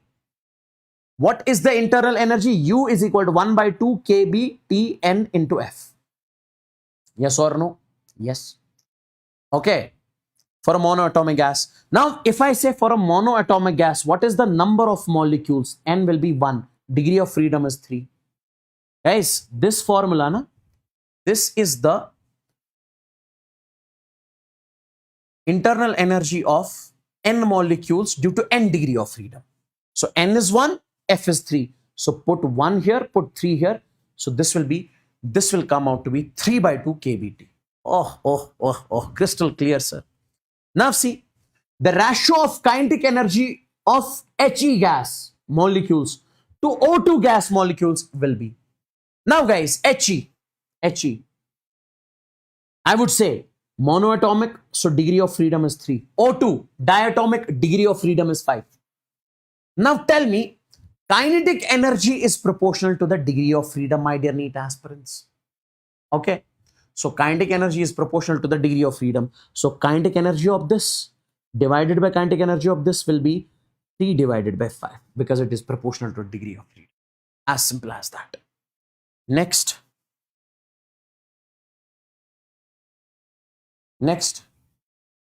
The ratio of translational kinetic energy of He gas molecule to O2 gas molecule. Okay. Translational. So we say kinetic energy is proportional to this F. Kinetic energy is proportional to this F degree of freedom. Translation. Okay. In this particular case also. Now tell me. For this it will be 3. Hey, what is the translational kinetic energy?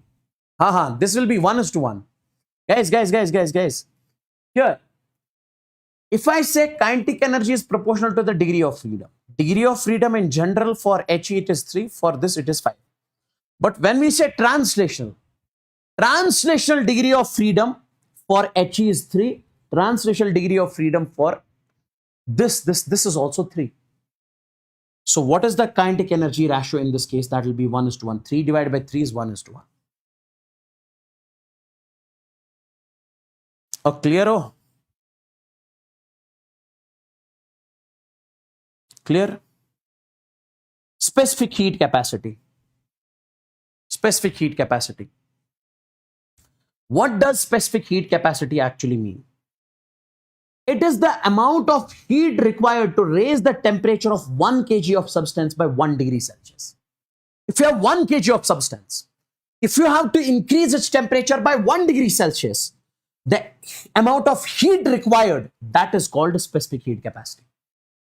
Example, water has more heat to raise its temperature. Water requires more heat to raise its temperature. Okay. And while as metal heats up quickly and cools down quickly. So we say water has high heat capacity compared to the spoon. So if you have to increase the temperature of water by 1 degree Celsius, and you have to increase the temperature of the spoon by 1 degree Celsius. So water requires more heat, so because it is having large heat capacity. Spoon requires less heat because it has less specific heat capacity. How much heat is required? And this specific heat capacity is dQ divided by dt into m. Heat required to raise the temperature of 1 kg by 1 degree Celsius.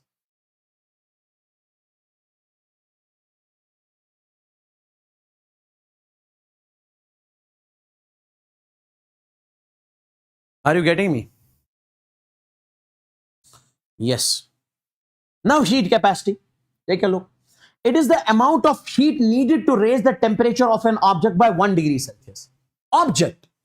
Previously it was 1 kg. Amount of heat required to raise the temperature of an object by 1 degree Celsius. It tells us how much heat of an object It tells us how much heat an object needs to warm up. Okay, how much heat an object needs to warm up. It depends upon the entire object. Like this. How much heat this is required. How much heat this requires to raise the temperature by 1 degree Celsius. Okay, so we say this is C. C is equal to dQ by dt. Okay, now guys, we say S is equal to dQ by dt into M. Take a look. What is dQ by dt? It is C. Okay, or you can say dQ by dt. dQ divided by dt is equal to M into S. I'll take it M over here. Now dQ by dt is how much? C. So C is equal to M into S, where C is the heat capacity and S is the specific heat capacity. Yes. Now example, a big pot of water needs a lot of heat to warm up as compared to a cup of water. Okay, because a big pot of water requires large heat. Okay, yes, so heat capacity over there is more. Specific heat capacity means when you take 1 kg mass. Molar heat capacity. It is the amount of heat required. It is the amount of heat required to raise the temperature of 1 mole of a substance by 1 degree Celsius. Amount of heat required to raise the temperature of 1 mole by 1 degree Celsius. If you have 1 mole of a substance, you have to raise its temperature by 1 degree Celsius. So the heat required is called the molar heat capacity. So it tells us how much heat 1 mole of a substance needs to warm up. So this is represented by Cm, molar heat capacity. So this would be dQ divided by dt into N. Okay, dQ by dt into N. N means 1 mole. Now you can write it like this also. Cm is equal to dQ by dt into N. Multiply with M and divide with M. Now guys, what is S? Specific heat capacity. That would be dQ by dt into M. Now dQ by dt into this M. dQ by dt into this M. That will be S. So this will be S divided by this N into this M. Now this is what? Molar heat capacity, Cm. This is specific heat capacity. This is number of moles. This is mass of the gas. M is the total mass of the gas. N is the number of moles of the gas. Okay. And this M divided by N, this is what we call capital M. Capital M is called molar mass. So you can say this M divided by N. This is called molar mass. So this Cm will be equals to M into S. So S will be Cm into M. This relation also you need to learn and remember. Keep this thing in your mind also. This also you need. Then you have types of molar heat capacities. Types of molar heat capacities. Take a look. First is molar heat capacity at constant volume. That is CV. Now what is this? It is the amount of heat required to raise the temperature of 1 mole of a substance. Amount of heat required to raise the temperature of 1 mole of a substance. Amount of heat required to raise the temperature of 1 mole of a substance by 1 degree Celsius. How much heat is required to raise the temperature of 1 mole of a substance by 1 degree Celsius? When the volume of the gas is kept constant. Yes, at constant volume it says. When the volume of the gas is kept constant. Now, my dear friends, the gas is heated, but it is not allowed to expand. So here gas is heated, but not allowed to expand. Directly, this is CV. So we say this is CV is equal to FR divided by 2. Directly you remember this. Degree of freedom, gas constant divided by 2. Molar heat capacity at constant volume. Amount of heat required to raise the temperature of 1 mole by 1 degree Celsius, but volume must remain the constant. Molar heat capacity at constant pressure. It is the amount of heat required to raise the temperature of 1 mole of a substance by 1 degree Celsius when the pressure of the gas is kept as constant.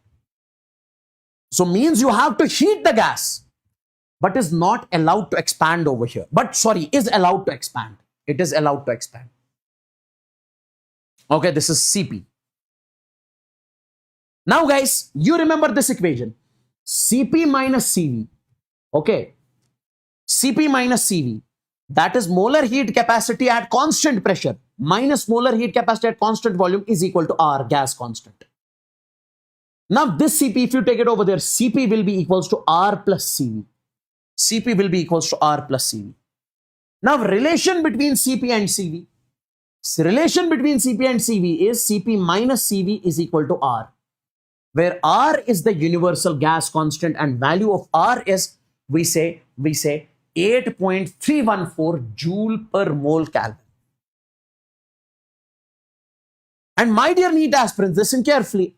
As Cm is equal to m into S, I have recently told you this. Okay. So you can write it like this also, guys. See. So you can write it like this also. M into Sp. Okay. Minus M into Sv is equal to, I can say, R. Guys, this Cm will be equals to M into S. Okay. Molar heat capacity. This molar heat capacity. Molar heat capacity. I have told you this relation over here. This Cm is equal to M into S. Okay. Molar heat capacity, that is Cm. Okay. And S, specific heat capacity. See, this S, specific heat capacity. Okay. Now guys, you can write it like this also. This equation. So this will be M into Sp minus M into Sv. Okay. Because this Cp. Because if Tm is equal to M into S, so this will be M into Sp minus M into Sv is equal to R. So Sp minus Sv is equal to R. What is this Sp? Sp is the specific heat capacity at constant pressure. And what is Cp? Molar heat capacity at constant pressure. This is specific heat capacity at constant pressure. And Sv, specific heat capacity at constant volume. M is what we call the molar mass. And R is the gas constant. These two equations you guys are supposed to remember. And guys, one more important thing. This Cp divided by Cp is also equal to gamma. Cp by Cv is also equal to gamma. Gamma is called adiabatic exponent. Now, this gamma in terms of degree of freedom, it is gamma is equal to 1 plus 2 divided by F. Whatever the relations I am telling you over here, directly remember, ratta. So Cp by Cv is equal to gamma. Gamma is adiabatic exponent. And this adiabatic exponent in terms of degree of freedom, 1 plus 2 divided by F. Yes. Now, what is important in this one? This relation you directly remember. Molar heat capacity at constant pressure minus molar heat capacity at constant volume is equal to gas constant. Specific heat capacity at constant pressure minus specific heat capacity at constant volume is equal to R divided by molar mass. Yes. Now, guys, see. To find out the degree of freedom, the expression is okay. This. Do check this out from your end. This is your homework. Simple, basic question. Okay, this is important. Now, see. This is important. Nature of the gas. Let's suppose you have a monoatomic gas. Okay. For monoatomic gas, if we talk about the degree of freedom, we say degree of freedom is 3 translational plus 0 rotational. So total is 3. Now let's talk about Cv. What is the value of Cv for monoatomic gas? Okay. Molar heat capacity at constant volume. Molar heat capacity at constant pressure. Now what is the value of Cp? Cv. We said Cv is equal to Fr divided by 2. Now for monoatomic gas, what is the value of F? F is equal to 3. Put 3 over here. So 3R by 2. Cv is 3R by 2. Now we recently studied Cp minus Cv is equal to R. So can I take it over there? So Cp will be equals to Cv plus I would say R. So now tell me for monoatomic, you can say what is the value of Cv? Cv is 3R by 2. Recently we calculated plus we say R. So this will be 5R by 2. Now can you tell me what is the value of gamma? Gamma will be Cp divided by Cv. I recently told you, bro. Now, what will be the value of gamma? Gamma will be here. I'll write gamma will be. What is the value of Cp? Cp is 5R by 2. What is the value of Cv? Cv came out to be 3R by 2. 3R by 2. 2 will cancel. RR will cancel. So it will come out to be 5 by 3. Oh. Everything is here. So this is Cp. This is Cv. And this is gamma, that is 5 by 3. So I hope now you are able to find this degree of freedom for a diatomic, triatomic, linear, triatomic, non-linear. I would say diatomic at higher temperature, every single thing, because I have told you this in detail in this particular case. This is the way by which you can do it. I don't think it would be difficult for you now. So you need to remember this. You need to remember this in this particular case.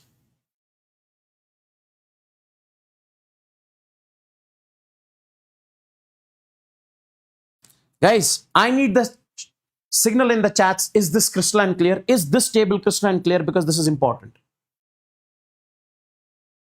Is this table crystalline clear? Quick.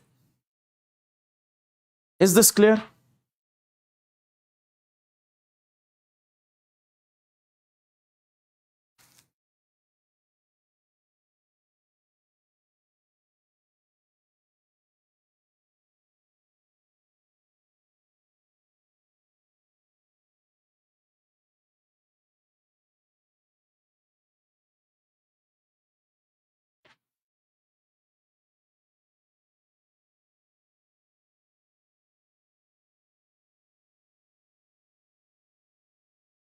Duration, we'll try to finish this session by 9 o'clock. We'll try.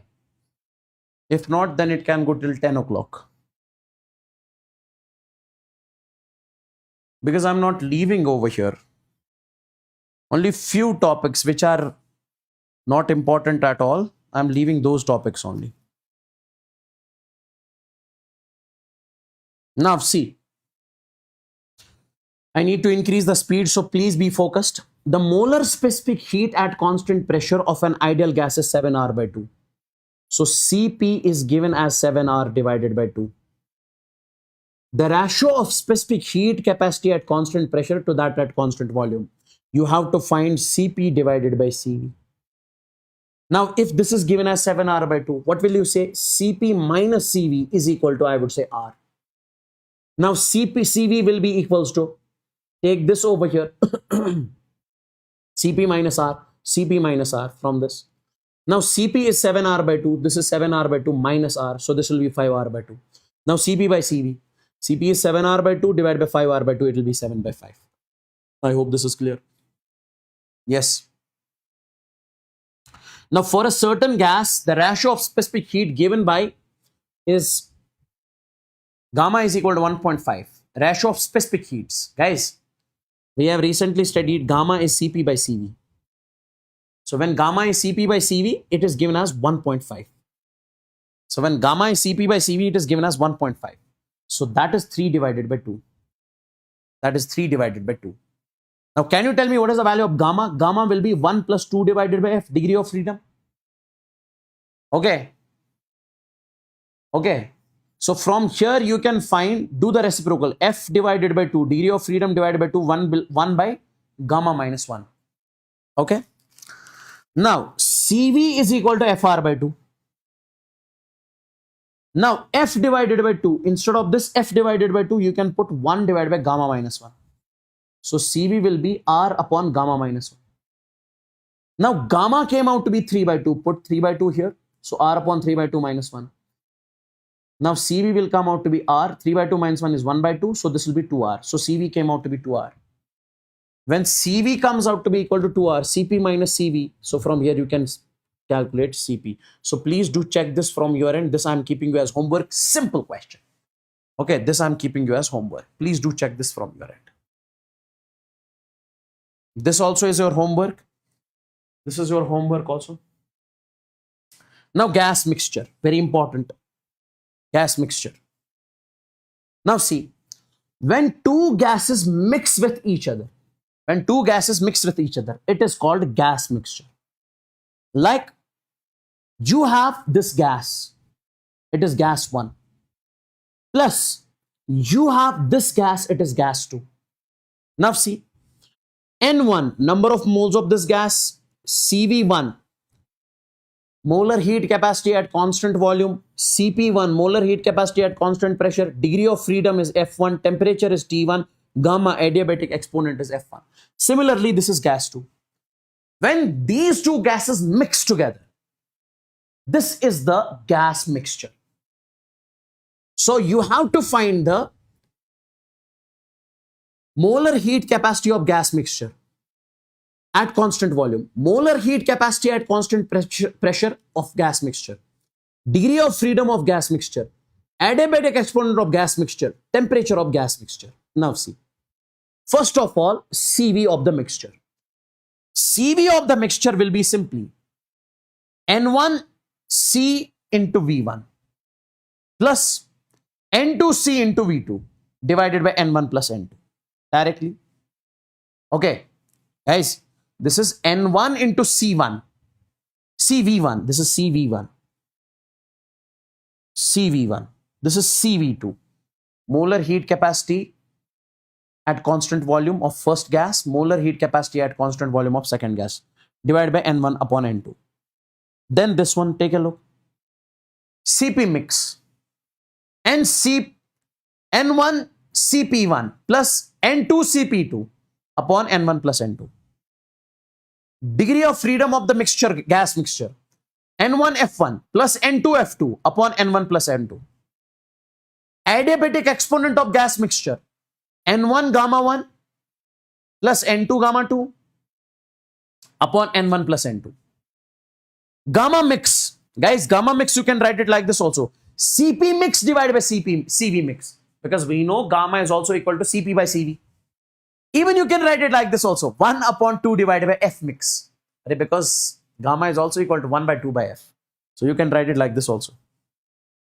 Then temperature of the mixture, N1 F1 T1, okay, plus N2 F2 T2 upon N1 F1 plus N2 F2. This is what we call the temperature of the mixture. Okay, now there is a question over here. This question, this simple question, because you have understood 1 mole of monoatomic gas, gamma 1 is given as 5 by 3, is mixed with 1 mole of diatomic gas, gamma 2 is given as 7 by 5. Then the value of gamma for the mixture is. Now guys, for monoatomic gas, I would say F1 is 3. For diatomic gas, we say degree of freedom is 5. Now, when these two gases mix, they form the mixture. So, degree of freedom of the mixture will be N1 F1 plus N2 F2 upon N1 plus N2. Now, N1, for monoatomic gas, 1 mole. It says 1 mole of monoatomic gas. So, N means number of moles 1. So, degree of freedom 3 plus 1 mole of diatomic gas. So, 1. Degree of freedom is 5 upon 1 plus 1. So, it will come out to be 4. So, F mix came out to be 4. Now, gamma mix will be 1 plus 2 divided by F mix. So, 1 plus 2 divided by 4. So, that will be 6 divided by 4. So, it comes out to be 3 by 2. That is 1.5. Simple question. This question is your homework. Please do check this from your simple question. You would be able to answer this. Then comes the first law of thermodynamics.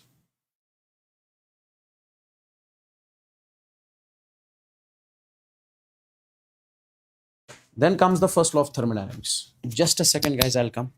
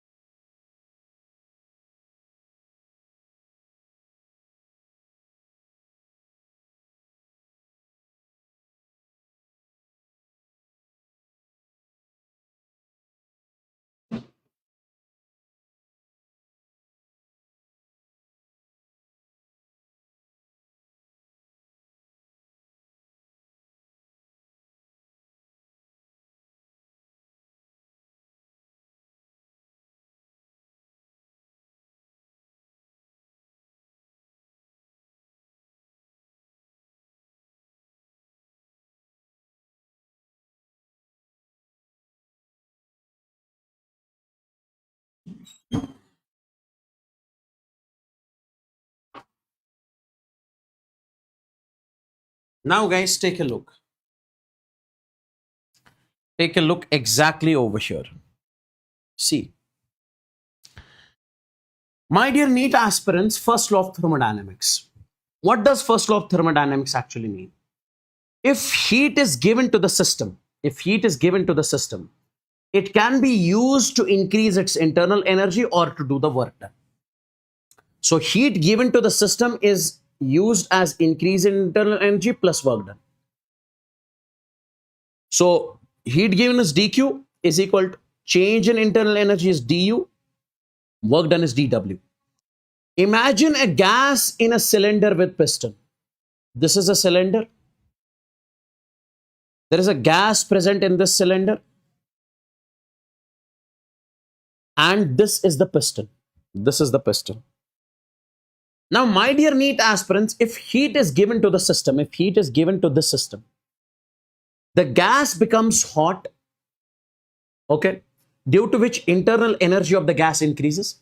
And the gas also expands. When the gas expands, means pushes the piston. It will push the piston, so work is done. Okay. Now, guys, in this particular case, we say heat given to the system is considered as positive. dq is positive. Heat taken from the system, that will be considered as negative. Increase in internal energy will be positive, considered as positive. Decrease in internal energy will be considered as negative. Work done by the gas, when gas expands, work done will be considered as positive. Work done on the gas, when gas compresses, it will be considered as negative. Okay. Now, this is a basic question, not that important, but you can understand it from your end. This is simple. Do check this out from your end. This is very simple. Please do check this out from your end. Okay. Yes. Next. Next.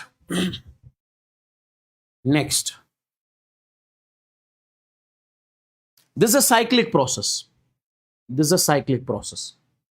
Cyclic process means this is the pressure versus volume graph. Cyclic process means this is the state of the gas initially. Then the state changes from A to B. Then from B to C. Then C to D. Then again D to A. This is called a cyclic process. When the gas reaches the same state. Now, in this cyclic process, if you have to find the work done, always remember, in case of the cyclic process, work done is equal to area of the loop. Means area of this loop. How much is the area? Guys, see, if this is V0, this is pressure versus volume graph, this is V0, this is 2V0, how much will be this? Sir, 2V0 minus V0, that will be V0. Similarly, this is 3P0 and this much is P0. So this will be how much? 2P0. Now, how much will be this area? Length into breadth, 2P0 into V0. So work done in this particular case will be 2P0 into V0. Okay, what we are supposed to find out in this case? In the monoatomic gas is carried in a cyclic process A, B, C, D, A as shown in the figure. The total work done absorbed, the total heat absorbed by the process. Guys, we say the heat absorbed by the process is used in the form of work done. So find work done, that will be the total heat absorbed. So in case of cyclic process, you simply say, we say work done is area of the loop. Area of the loop. Now see. Thermodynamic processes. This is important. Thermodynamic processes. Take a look. We say when it comes to the thermodynamic processes, we say an isothermal process. First process, isothermal process. We say an isothermal process is a thermodynamic process in which temperature of the system remains unchanged. That thermodynamic process in which temperature of the system does not change, it remains constant throughout the process. Even though heat may be absorbed or released, even though if the heat is absorbed, but still temperature remains constant. So example is slowly compressing or expanding of gas in a cylinder. When you slowly compress or expand the gas in a cylinder, we say temperature will remain constant. If temperature is constant, boys and girls, we say change in temperature will be 0. If change in temperature is 0, change in internal energy will be 0 because internal energy changes due to the change in temperature. Means internal energy remains constant. It is a slow and reversible process. Okay, now see. First law of thermodynamics for isothermal process. What does first law say? Delta Q is equal to delta U plus delta W. Now, if change in temperature is 0, we say change in internal energy is 0, so change in internal energy is 0. So this heat given to the system will directly do the work done. This heat will be directly used in the form of work done. Okay. Now, ideal gas equation for isothermal process. What is ideal gas equation? Ideal gas equation is PV is equal to nRT. This is the ideal gas equation. Now we say number of P is the pressure, V is volume, number of moles, gas constant, temperature.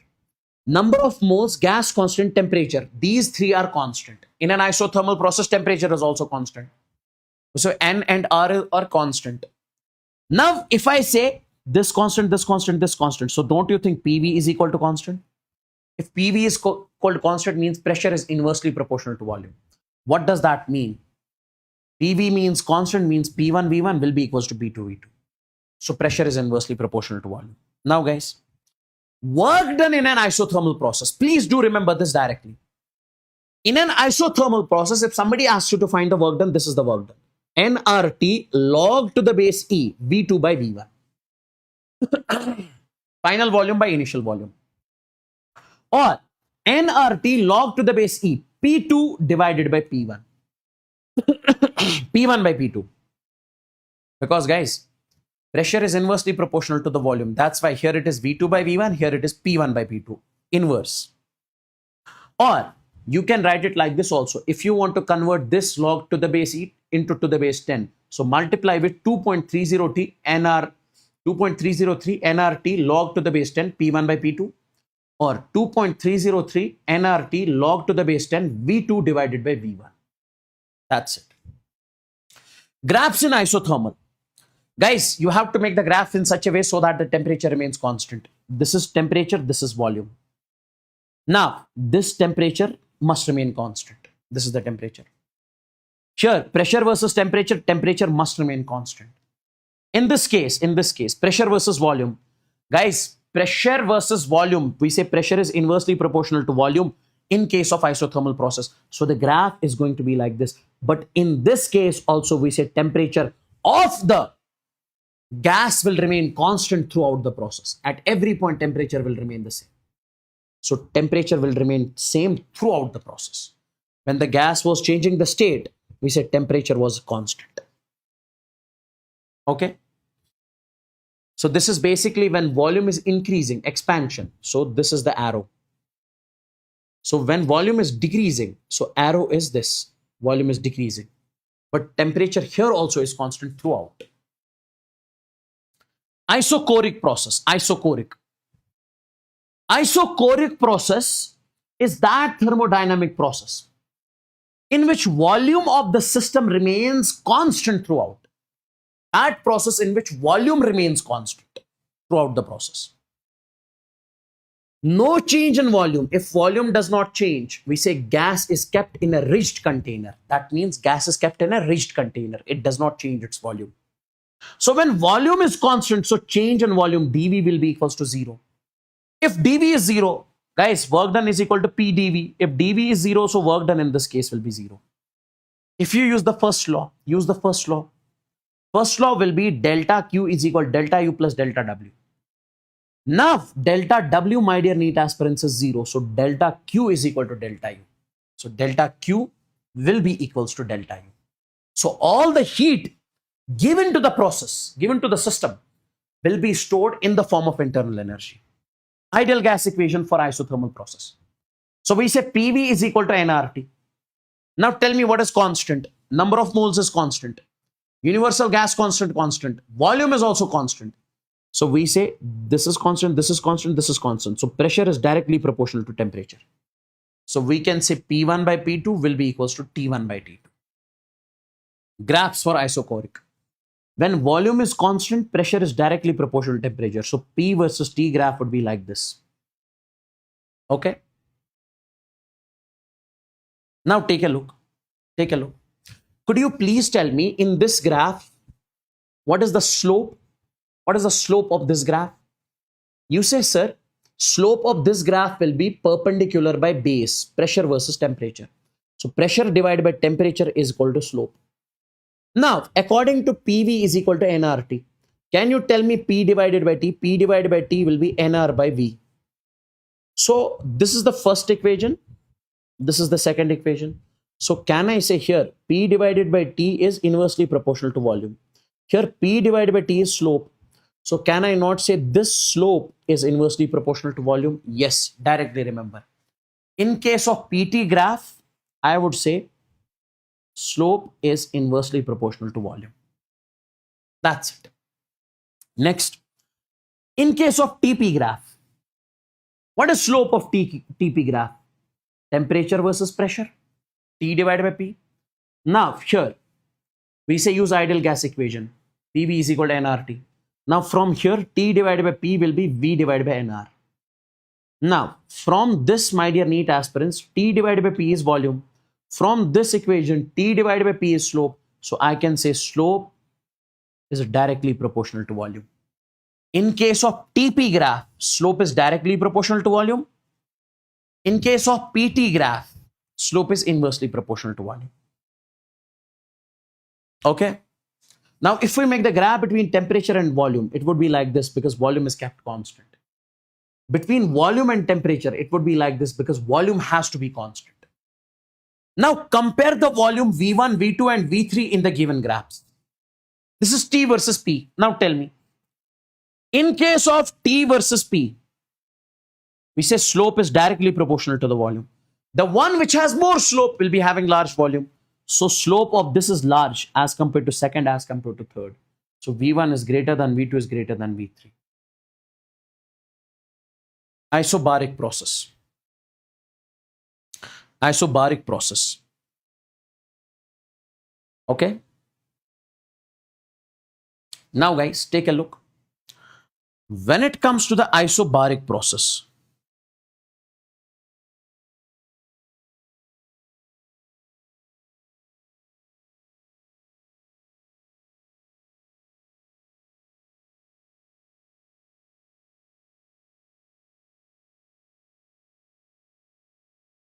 okay, isobaric process.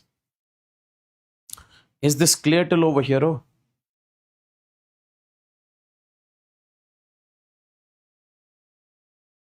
Smash the like button if you're not liked this session yet.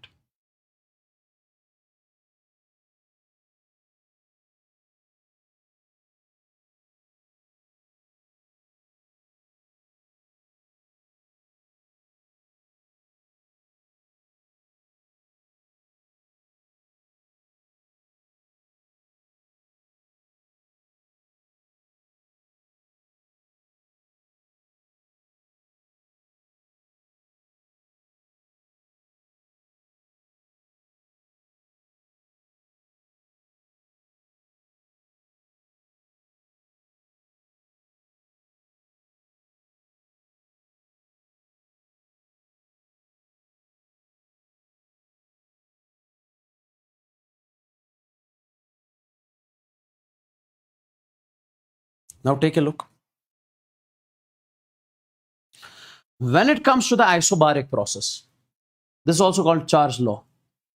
We say that thermodynamic process in which pressure remains constant. Okay. If pressure is constant means change in pressure will be zero. Now tell me guys, work done in isobaric process, work done will be P delta V. If pressure is constant, so we can say work done will be P into V final minus V initial. Work done will be there. First law for isobaric process, we say heat given to the system, some portion of the heat will store the internal energy, some will be used as work done. Here no quantity is zero. Ideal gas equation. Ideal gas equation is PV is equal to nRT. Now guys, here N is constant, R is constant, P is constant. So we can say N constant, R constant, P constant. So we can say volume is directly proportional to temperature. What does that mean? V1 by V2 is equal to T1 by T2. Now guys, in this case, this is important. Since some portion of the heat is stored as internal energy. Now, if somebody says fraction of heat used to store internal energy, how much is the fraction? Because see, some portion of heat is stored as internal energy, some will do the work. What is the fraction of heat which is used to store internal energy? What is the fraction of heat which is used to store internal energy?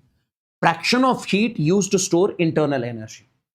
So that will be du, fraction of heat used to store internal energy, that is du divided by dq. Fraction of heat used to store internal energy is equal to 1 divided by gamma.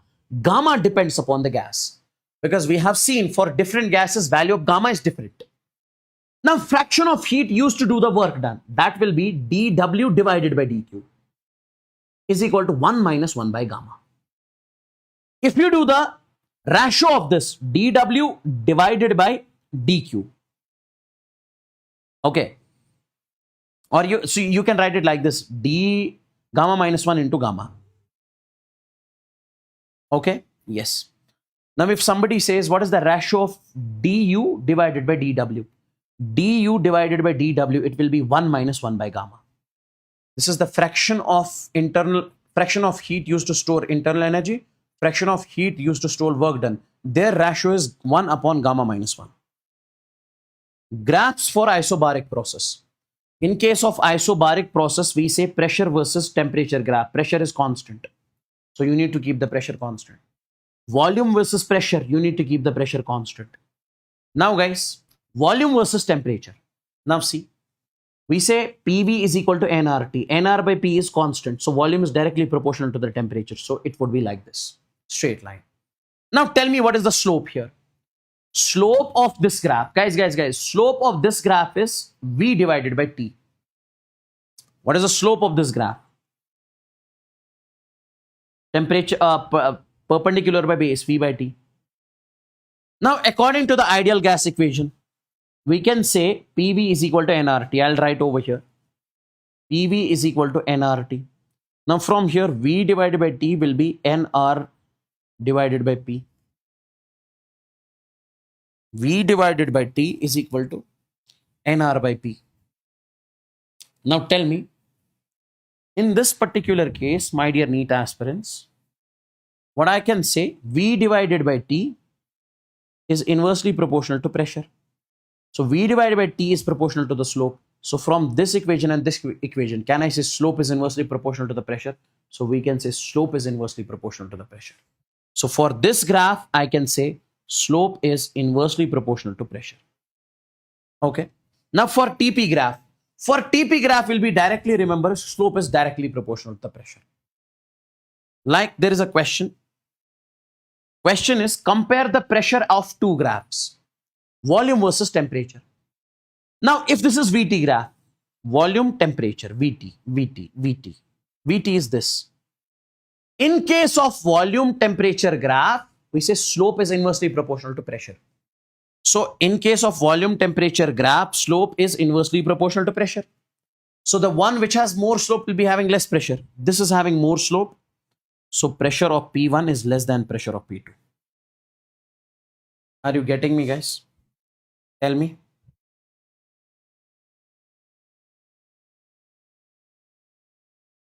Yes. Now, which process is this? 2020 question. Here, pressure is constant. In which process pressure is constant? Isobaric. Okay. This is TV graph. Now, tell me. TV. In case of TV graph, slope is directly proportional to pressure. Now tell me. In this TV graph, you have to compare the pressure. We say slope is directly proportional to pressure. The one which has more slope.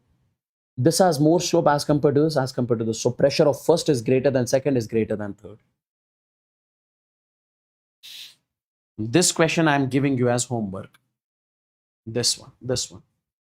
You can take the screenshot also. Then you have adiabatic process.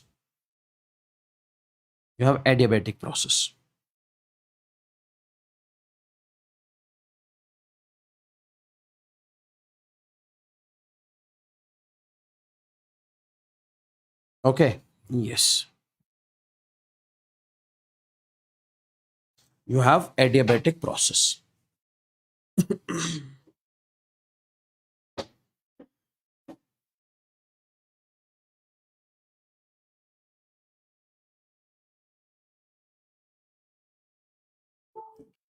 Okay. Now you have which process? Adiabatic process. Take a look, boys and girls. Listen carefully.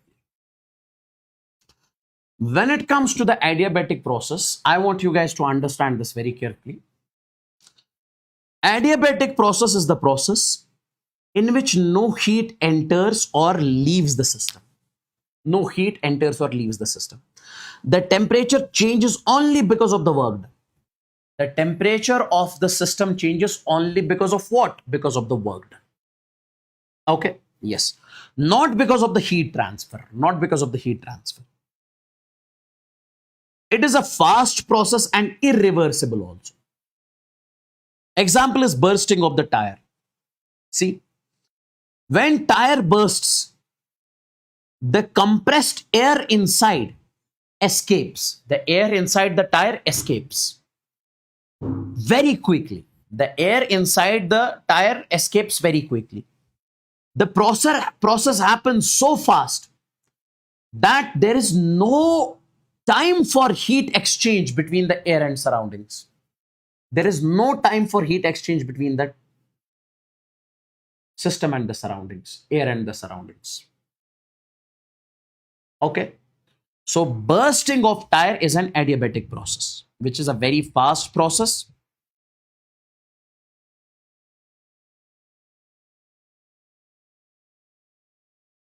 Okay, which is a very fast process, I must say. Okay. Now, if we use the first law of thermodynamics for adiabatic process, first law of thermodynamics for adiabatic process. Now, boys and girls, what I want you to understand, first law is dq divided by dw plus du. Since heat transfer is zero, change in heat is zero, so dq is zero. So we can say dw is equal to minus du. What does that mean? Work done by the gas on using its internal energy. So internal energy, when tire bursts, it is because of the internal forces. Na? So means work is done by the gas. That's why you are getting negative work done. dW means getting negative, means work is done by the gas. Okay.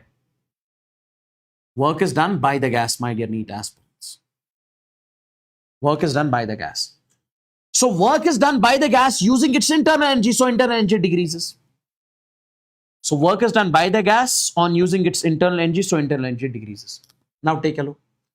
What is the relation between pressure and volume for adiabatic process? We say for adiabatic process, pressure, volume raised power n is equal to constant. PV raised power n is equal to constant. So we can say TV raised power gamma minus 1 is equal to constant. This is between temperature and volume. What is gamma? Gamma is the adiabatic exponent. You know, for different gases, value of gamma. Now pressure, this is the, see, for adiabatic process, this is the relation between pressure versus volume. This temperature versus volume. This is pressure and temperature. Pressure 1 minus gamma, temperature raised power gamma is equal to constant. Okay. Yes. Slope of PV graph for adiabatic process. Now guys, see. Slope of adiabatic process is gamma times the slope of isothermal process. Gamma times. So means slope of adiabatic process is greater than slope of isothermal process. Like. This is the graph. You have to tell me which of the two processes is the adiabatic and isothermal. This would be isothermal. Why? Because slope of this would be large. This has large slope. Because slope of adiabatic is minus times, negative times gamma of isothermal. What is the slope of isothermal? P by V.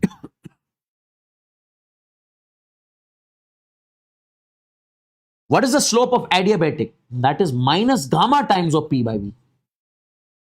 Minus gamma times of P by V. Okay?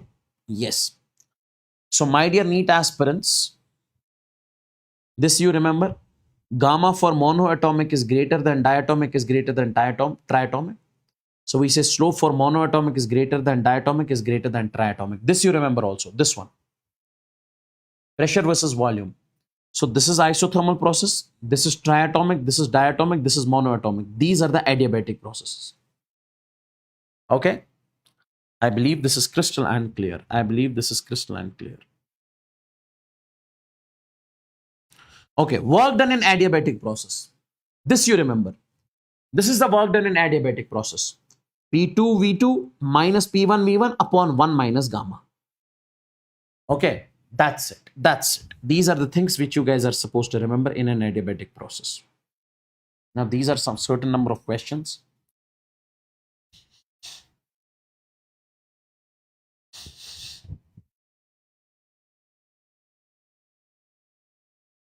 Okay. This one I'll show you.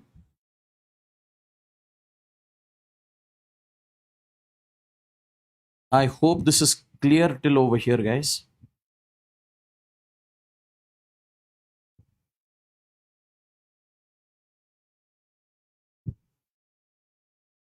Okay, let's take a look at this question. Now see, a monoatomic gas at pressure P1 and volume V1 is compressed adiabatically. Adiabatic process is taking place.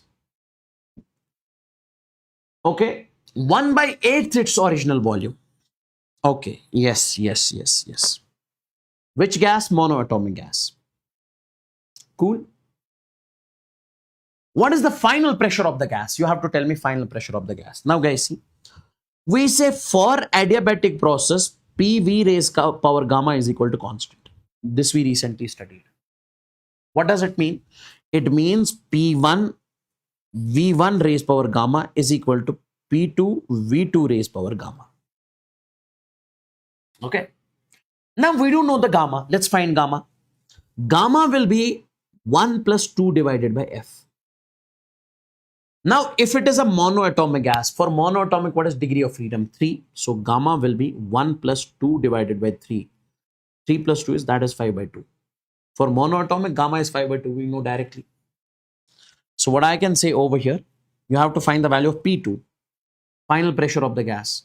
So P2 will be equals to P1, then V1 divided by V2 raised power gamma. Okay.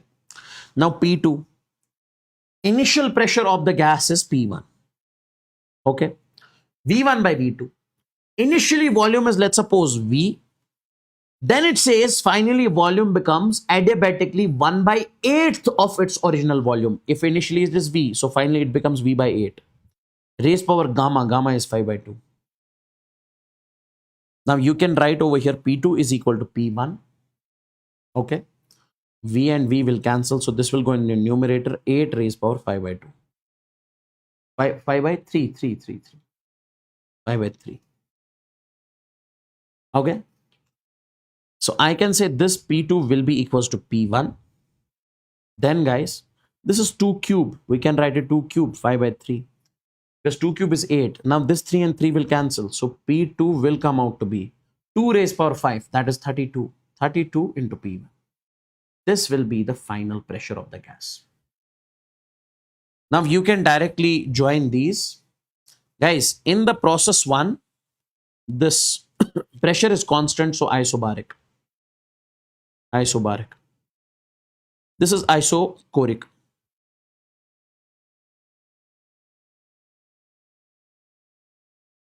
Why? Because volume is constant.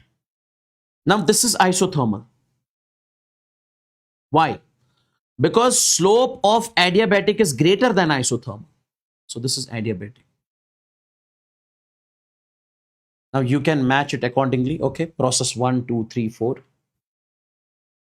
1 is isobaric. Second is isothermal. Third is adiabatic. Fourth is isochoric. This is isobaric.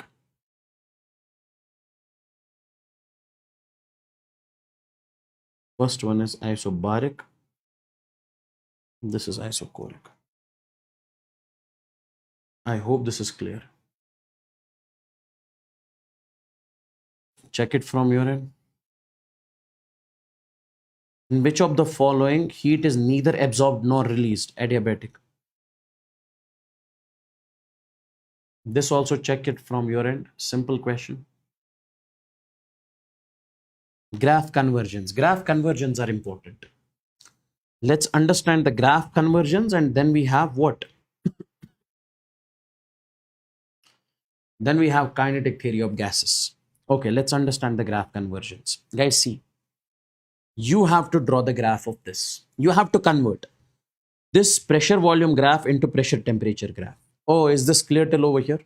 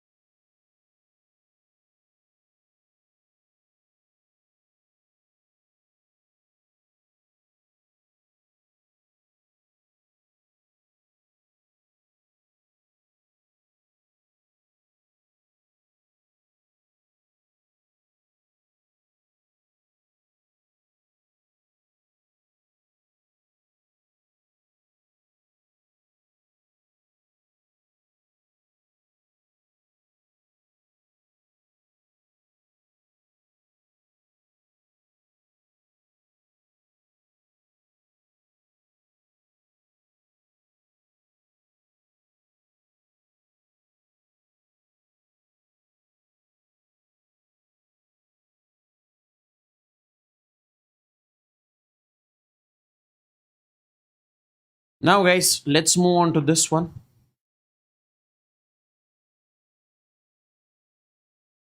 Let's move on to this one. Take a look. See, first of all, let's take a look at this graph. AB line. Don't you think that for AB pressure is constant? So if I say for AB, I would say pressure is constant. If pressure is constant, I can say PV is equal to nRT. If pressure is constant, N is constant, R is constant. Okay. So we can say volume is proportional to temperature. What does that mean? That means from A to B, volume is increasing. So if volume is increasing, that means temperature must increase and pressure must remain constant. Now see, so the graph of this AB line must be in such a way, its PT graph must be in such a way so that its temperature must increase, pressure must remain constant. So it will be like this only. So from here to here, we say temperature is increasing, but pressure is constant. Yes.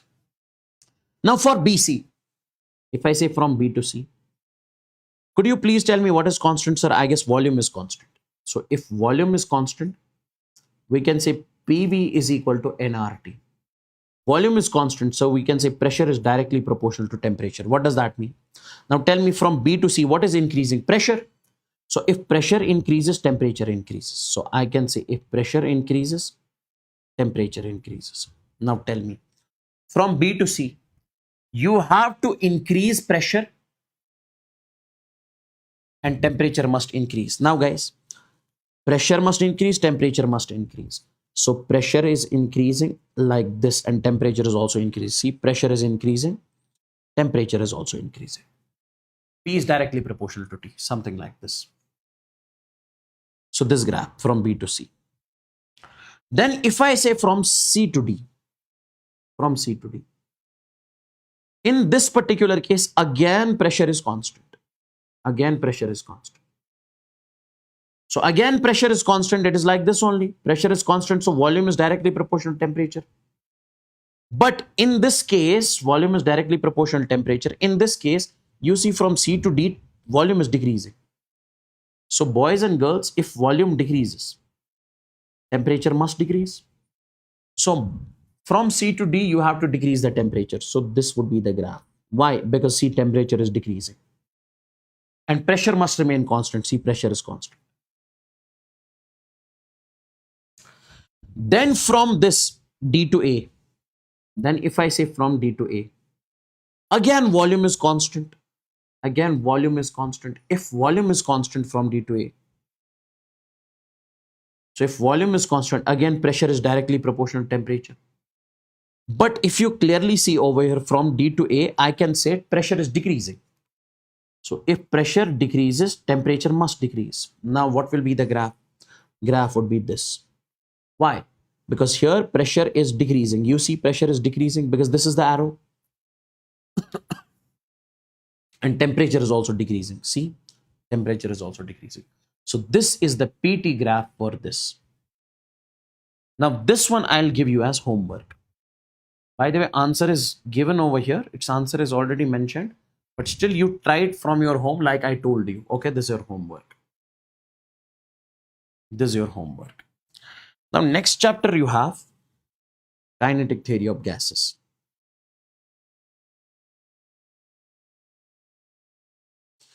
Is this clear till over here? Oh? Is this clear till over here? Come on, tell me quickly in the chats.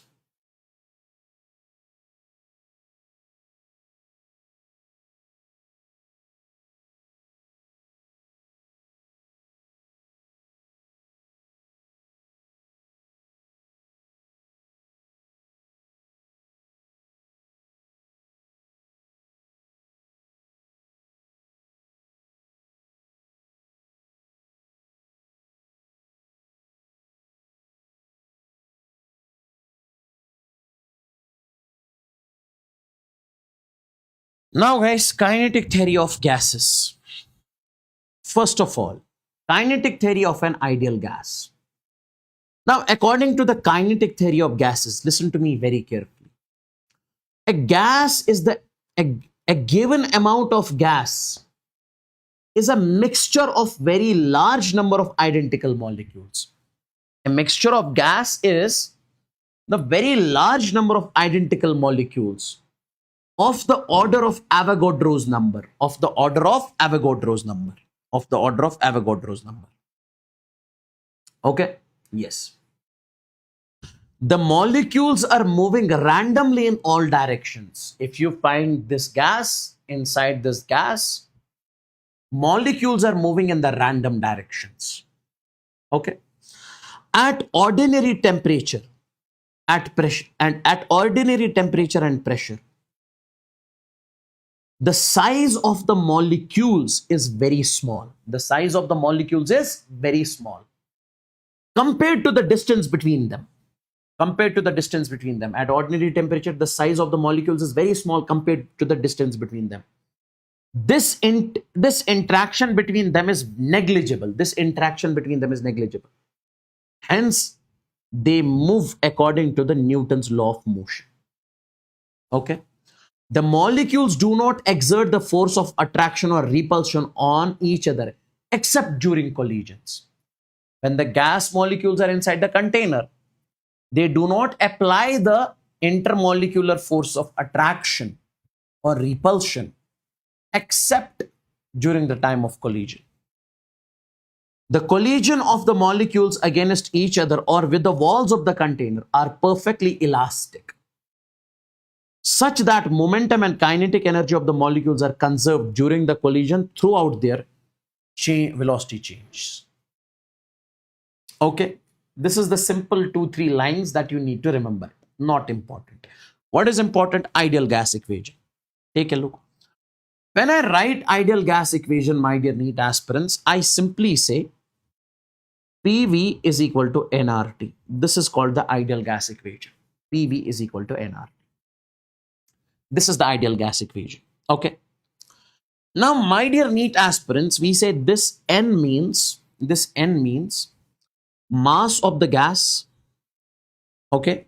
N means mass of the gas divided by, I would say, molar mass. Molar mass. You can write it like this also, this N, that is N divided by Na. N divided by Na. N means total number of molecules. Total number of molecules. And this means Avogadro's number. Avogadro's number. Okay, yes. So my dear NEET aspirants, we can say this PV is equal to, instead of N, I can write N divided by NA into RT. This is also we call as ideal gas equation. This is another form of ideal gas equation. Okay. Now we say as I have told you previously, R divided by NA, this is what we call Boltzmann's constant. So R divided by NA is Boltzmann's constant. So this PV will be N. R divided by NA is KB into, I would say, T. This is also the ideal gas equation. I have shown you all the forms of ideal gas equation. Okay. Density of the gas. Now guys, see, when it comes to the density of the gas, I would want you guys to remember directly. Density of the gas in this particular case would be,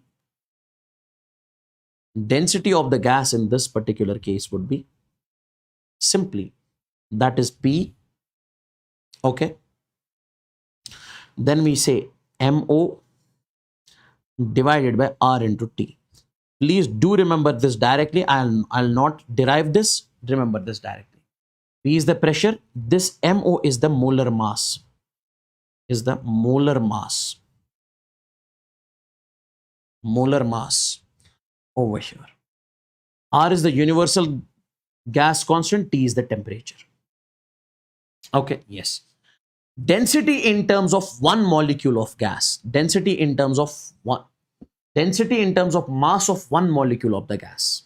Okay. This is density in terms of molar mass. This is density in terms of one molecule of the gas. Guys, see. So we say this will be equals to,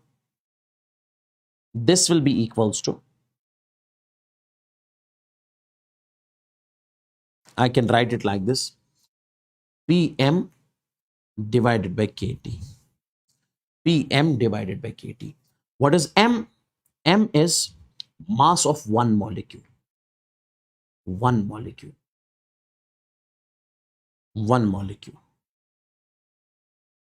This is the density in terms of one molecule. And this is the density in terms of molar mass. Now guys, question of NEET 2016. A given sample of gas over here, okay,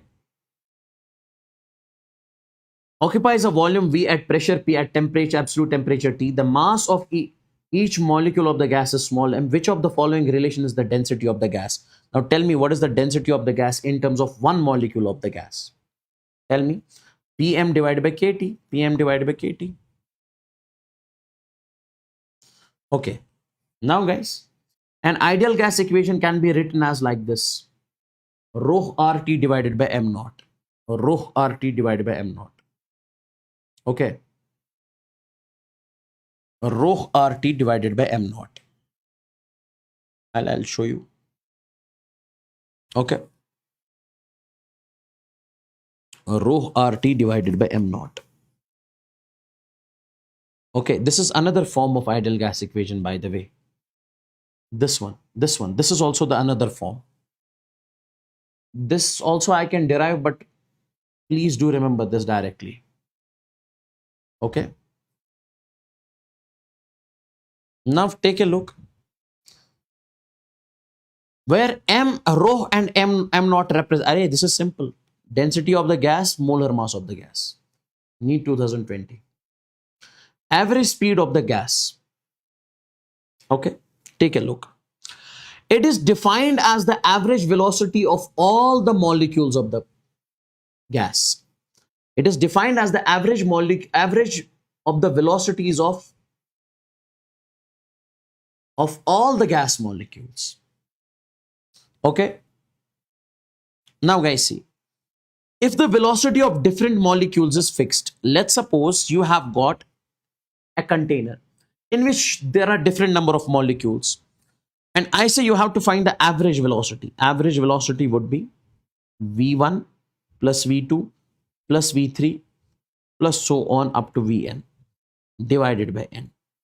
So this is the average velocity for different number of molecules of the gas if the velocity of different molecules is fixed. Okay. Yes. For an ideal gas, guys, please do remember this directly. We say this average velocity is going to be under root of 8 divided by pi. Then we say RT divided by M. 8 divided by pi under root of RT divided by M. Now guys, if the velocity is continuous, listen carefully. If the velocity is continuous, that means average velocity in that particular case will be integration of v dt upon integration of dt. Continuous velocity means, guys, if there is a molecule, if we say velocity is 1 meter per second, this is fixed. If there is a molecule, we say its velocity is 4t. This velocity is not fixed. This velocity depends upon time. Its value changes with time. When t is 1, velocity is 4. When t is 2, velocity is 8. So this is called a continuous value. Okay, this will be the average velocity. Then you have RMS velocity of the gas. It is the root mean square velocity of the gas. Now see, when it comes to the RMS velocity of the gas, I would want you guys to focus over here. VRMS would be under root of 3p divided by rho. This will be the RMS velocity of the gas. RMS velocity is nothing but root mean square velocity. Okay, yes. Now guys, see, 4 molecules of gas having speed 1, 2, 3 and 4 km per hour. The value of RMS speed of the gas molecules is, guys, see, whenever you have to find the RMS velocity of the gas, first you have to do RMS means square, mean means average, then apply the root. First do the squaring, then find the average means mean, then apply the root. Now see, you first do one thing, do the squaring, then find the average. So we say V average square. Now 1 square plus 4 square, 2 square is 4, 3 square is 9, 4 square is 16. You are taking this square, then find average, add them, then divided by 4. Number of velocities divided by n. This will be 30 by 4. Now apply the root. So V average square its root. This is called VRMS. Means you have to apply 30 divided by 4. This will be a root 30 divided by 2. This will be the RMS velocity. Pressure of the gas. Guys, you have to directly remember this. Pressure of the ideal gas. 1 by 3 N M VRMS square. Please do remember this directly. This N means total number of molecules divided by volume. And M is what? M is mass of one molecule. I have told you already. So you can write this pressure as 1 by 3 N. Instead of this, you can write N by V. M VRMS square. Okay. Yes. Now guys, this N into this M. Okay. N into this M. Number of molecules, total number of molecules per unit volume into this M. This is mass of the gas. So you can directly remember. Guys, you remember this directly? You remember this directly? This one? You remember this directly? 1 by 3 mass of gas VRMS square. You remember this directly? This expression. This is the RMS velocity of the gas. One more expression. 3 PV divided by mass of gas. This also. 3P divided by rho. This already I have told you. This is the pressure of the gas, pressure of the gas, pressure of the gas. RMS velocity, RMS velocity. Okay. Okay. Yes, yes, yes, yes. Graph between VRMS and pressure. It will be like this.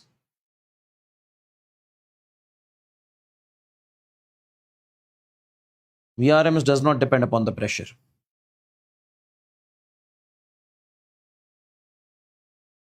Now guys see. Graph between VRMS and temperature. See. What does this say? Graph between VRMS and pressure. VRMS is 3P divided by density. We know density of the gas is equal to this. P m naught molar mass R into T. Now if pressure increases, then we say this density increases, rho increases. Okay, so if this increases, this increases. So VRMS remains the same. Guys, if density increases, we say this also increases. So if let's suppose this becomes double, this becomes double. So again, it will become same. What I'm trying to say is that VRMS is equal to this. And we know density is equal to this. Now, if pressure increases, this is directly proportional to pressure. If pressure increases, density increases. Now, if density increases, pressure increases. Again, it will remain the same. So VRMS remains the same. So VRMS does not depend upon the pressure. That's why VRMS versus pressure remains the same, will remain the same, constant. Graph between VRMS and temperature. So VRMS is equal to under root of 3 rho divided by this. This is another formula of VRMS. 3PV divided by M. Now PV is equal to nRT. So instead of this PV, we can write VRMS is also equal to 3 nRT divided by M. Now what is the relation between VRMS and temperature? VRMS is proportional to root of temperature. That's why VRMS and temperature graph would be this downward parabola. Okay, downward parabola. Okay. Now guys, I have basically solved all of this. This is the equation of VRMS. This is the formula of VRMS, VRT by M. And this is also the formula of VRMS, under root of 3 kT by M. Here M is the molar mass, and here M is the mass of each molecule. Mass of each molecule.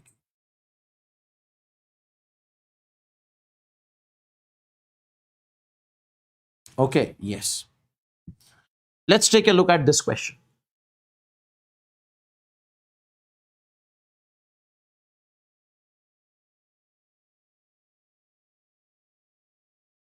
The RMS speed of the molecules of the gas is V. RMS speed of the molecules of the gas is V. Okay. What will be the RMS speed if the pressure is doubled, keeping the temperature same? Guys, see, when it comes to VRMS, it is proportional to root of temperature.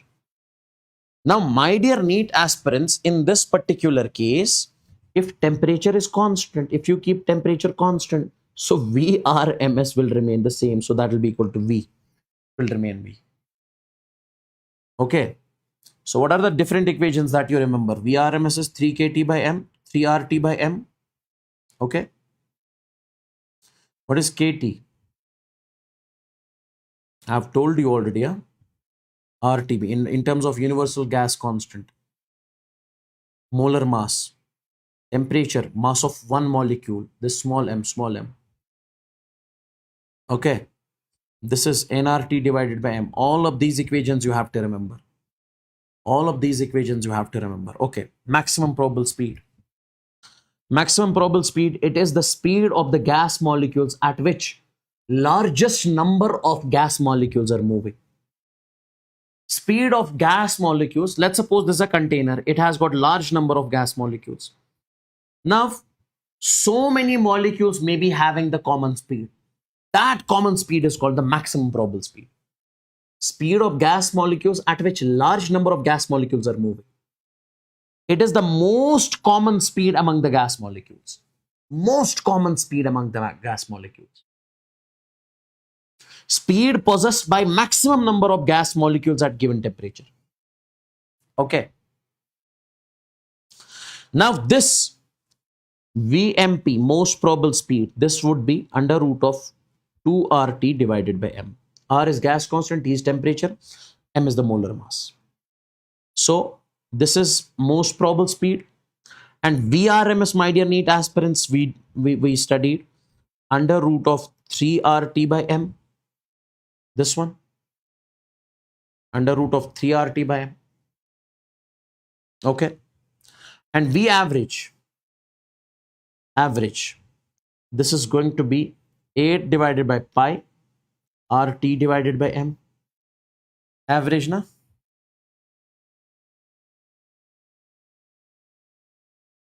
See, 8 divided by pi RT by M. Okay. Now guys, under root of RT by M, consider it X. Under root of RT by M, X. Under root of RT by M, consider it X. So can I say RMS will be root 3X? Average will be 8 root 8 by pi X. This will be this. Now if you find the ratio, so root 3 is to 8 by root 8 by pi is to root 2. This will be the ratio.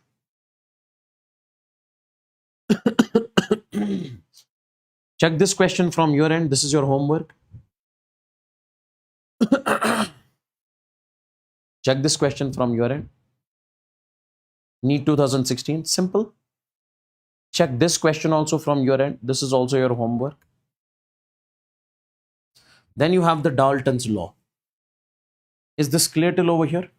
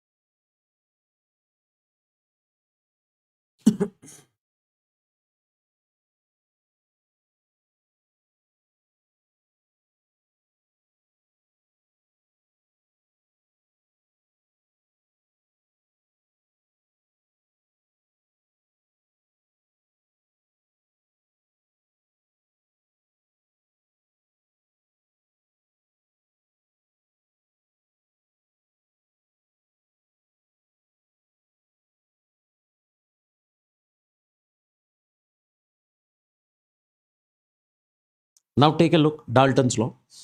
What does the Dalton's law actually say? It states that the total pressure of the gas mixture equals the sum of the partial pressure of the individual gases. If you have gas A, if you have gas B, if the two gases are mixed, then you have to find the pressure of the mixture, P mix. Okay. Now see, when it comes to the pressure of the mixture, you simply say it would be pressure of A, P1 plus pressure of B, P2. Now, since we say PV is equal to nRT, so you can say this pressure of the mixture would be, what is the value of P? P would be nRT by V. So this would be N1, number of moles, RT divided by V plus N2 RT divided by V. Yes. Now you can further say this pressure of the mixture would be RT divided by V. You can take common N1 plus N2. This would be the pressure of the mixture. This would be the pressure of the mixture.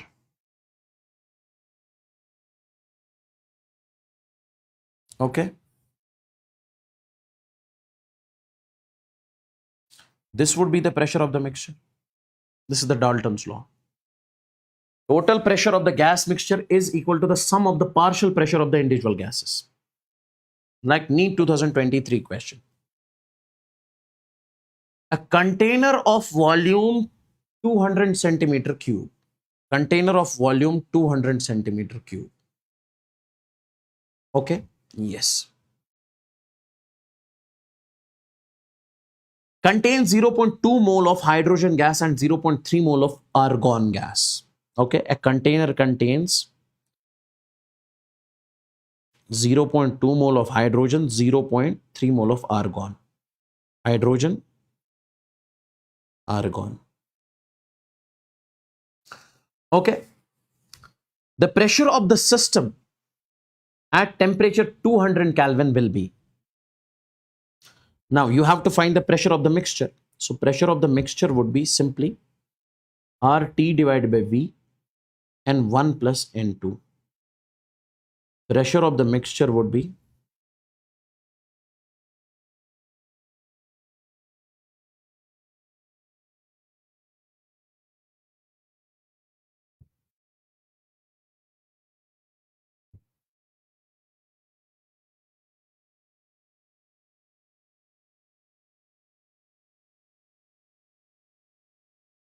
okay, RT divided by V. Now what is the value of R? R is 8.3. R is 8.3. Okay, because R is given as 8.3. Okay. Now the temperature is 200 Kelvin. This is 200. Okay. Volume is 200 into 10 raised power minus 6 because it is centimeter cube when you convert to the meter cube. Then N1 plus N2. Then you can say N1 plus N2. N1 is 0.2. N2 is 0.3. 0.3. Now solve this, my dear NEET aspirants. Pressure of the mixture would be 4.15 into 10 raised power 6 Pascal. This is going to be the answer of the question. Mean free path. Now guys, see. How do we define mean free path? It is defined as the average distance of a gas molecule. It is defined as the average distance a gas molecule travels before colliding with another molecule.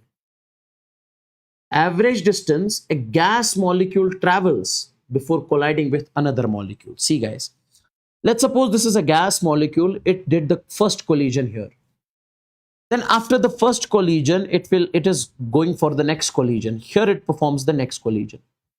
So the distance between these two collisions, this is called mean free path. Average distance a gas molecule travels before colliding with another molecule. Okay. And my dear NEET aspirants, please directly remember, if somebody says what is the value of this mean free path, it would be 1 divided by under root of 2 pi n into d square. Okay, yes. And this n is basically n divided by v, number of molecules per unit volume. Number of molecules per unit volume. Number of molecules per unit volume. And what is d? D is the diameter of the molecule. Diameter of the molecule. D is the diameter of the molecule. N is n divided by v, number of molecules per unit volume. D is the diameter of the molecule. Okay, yes, D is the diameter of the molecule. Now guys, this is the mean free path formula. Very important, very important, very, very important. In terms of pressure, okay, in terms of pressure, we said this mean free path is kT upon root 2 pi d square into P. So L is mean free path, T is temperature, P is pressure, D is the diameter of the molecule, K is the Boltzmann's constant. Now see the question. In NEET 2020, the mean free path for a gas with molecular diameter d and number density n can be expressed as this. 1 by root 2 n pi into d square. NEET 2020. The mean free path L for a gas molecule depends upon the diameter of the molecule as L is inversely proportional to d square. Option B. Now you have the next chapter, that is thermal properties of matter. Before this, you tell me in the chats, is this clear or not? Tell me, is this clear?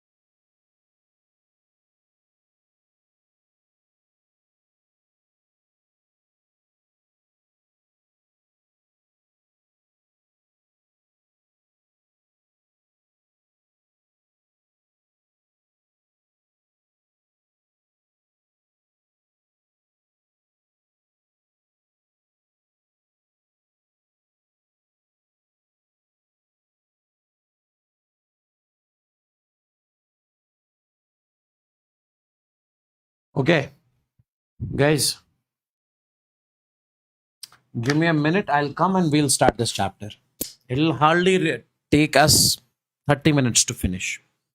Okay, give me a minute. I'll come.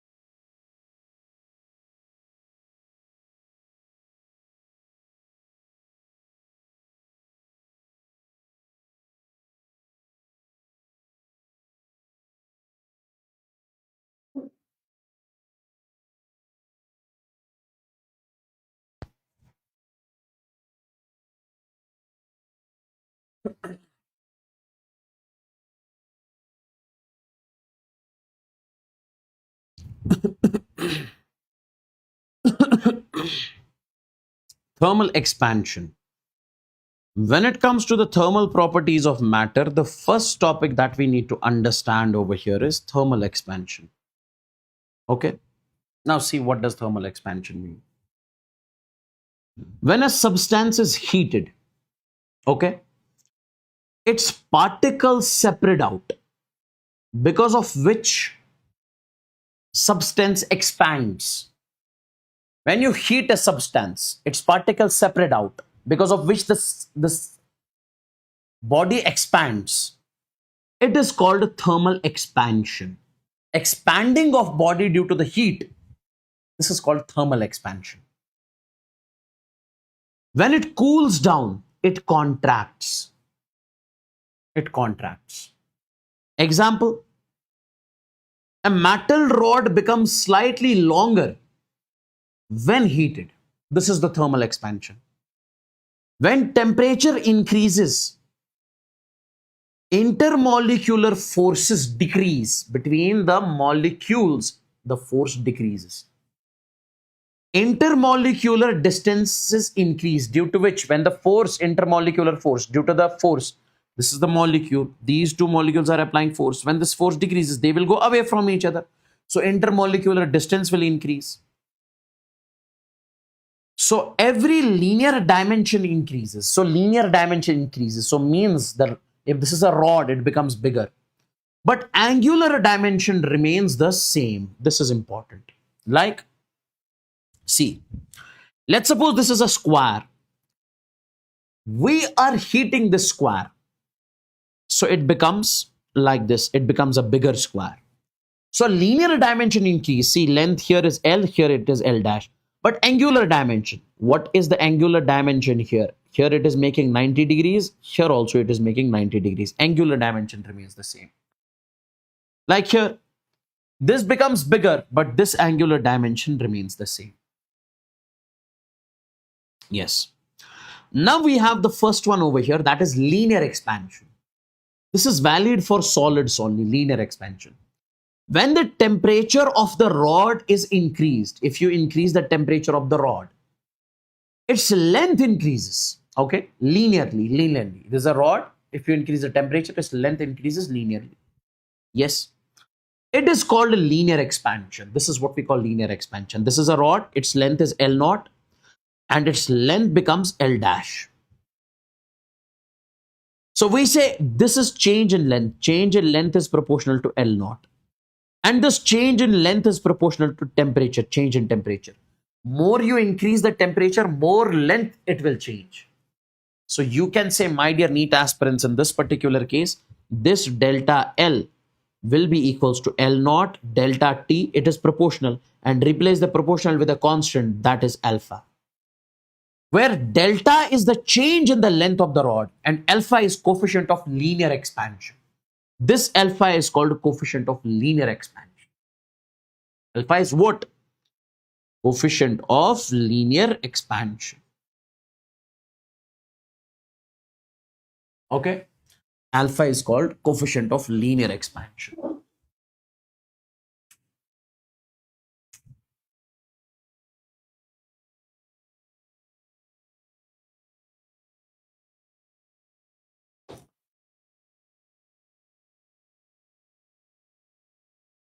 Okay. Yes.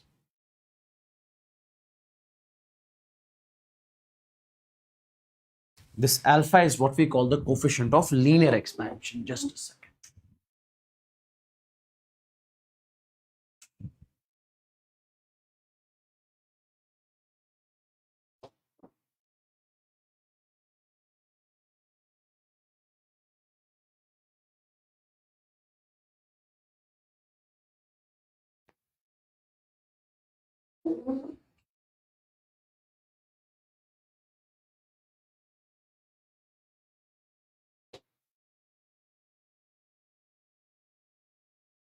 Okay.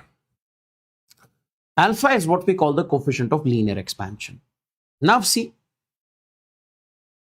alpha tells us how much a material is capable of expanding linearly. Like iron has more capability as compared to the wood. If you heat iron, it has more capability of expansion as compared to the wood. That is the meaning of alpha. So you can say this alpha is also equal to delta L, L naught into delta T. So from this, you can find the value of alpha. Alpha will be delta L divided by L naught into delta T. Okay. Now, this delta L divided by L naught will be alpha delta T.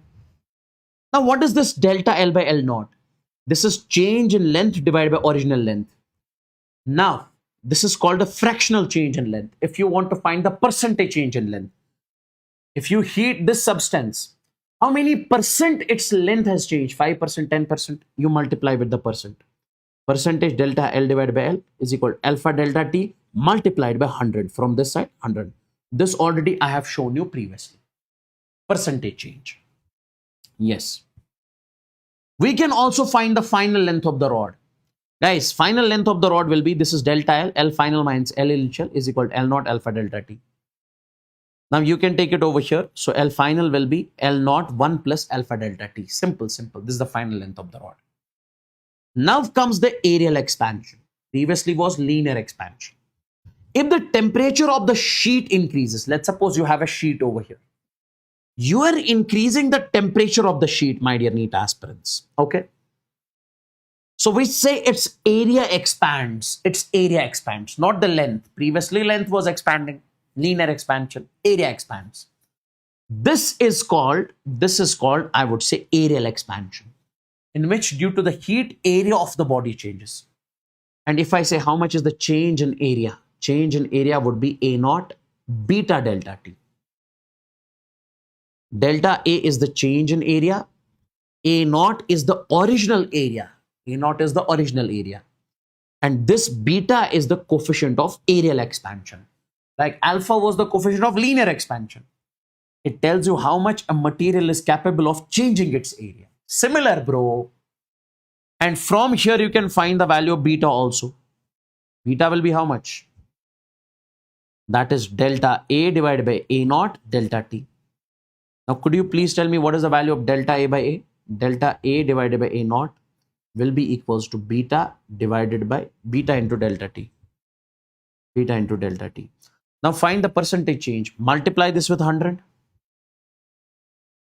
Multiply this with percent and multiply this with 100. This will give you the percentage change in the area. Percentage change in the area. Even you can find the final value of the area also. Again, the same. A naught, initial value of the area, 1 plus beta delta T. That's it. This is the final value of the area, 1 plus beta delta T. Okay, yes.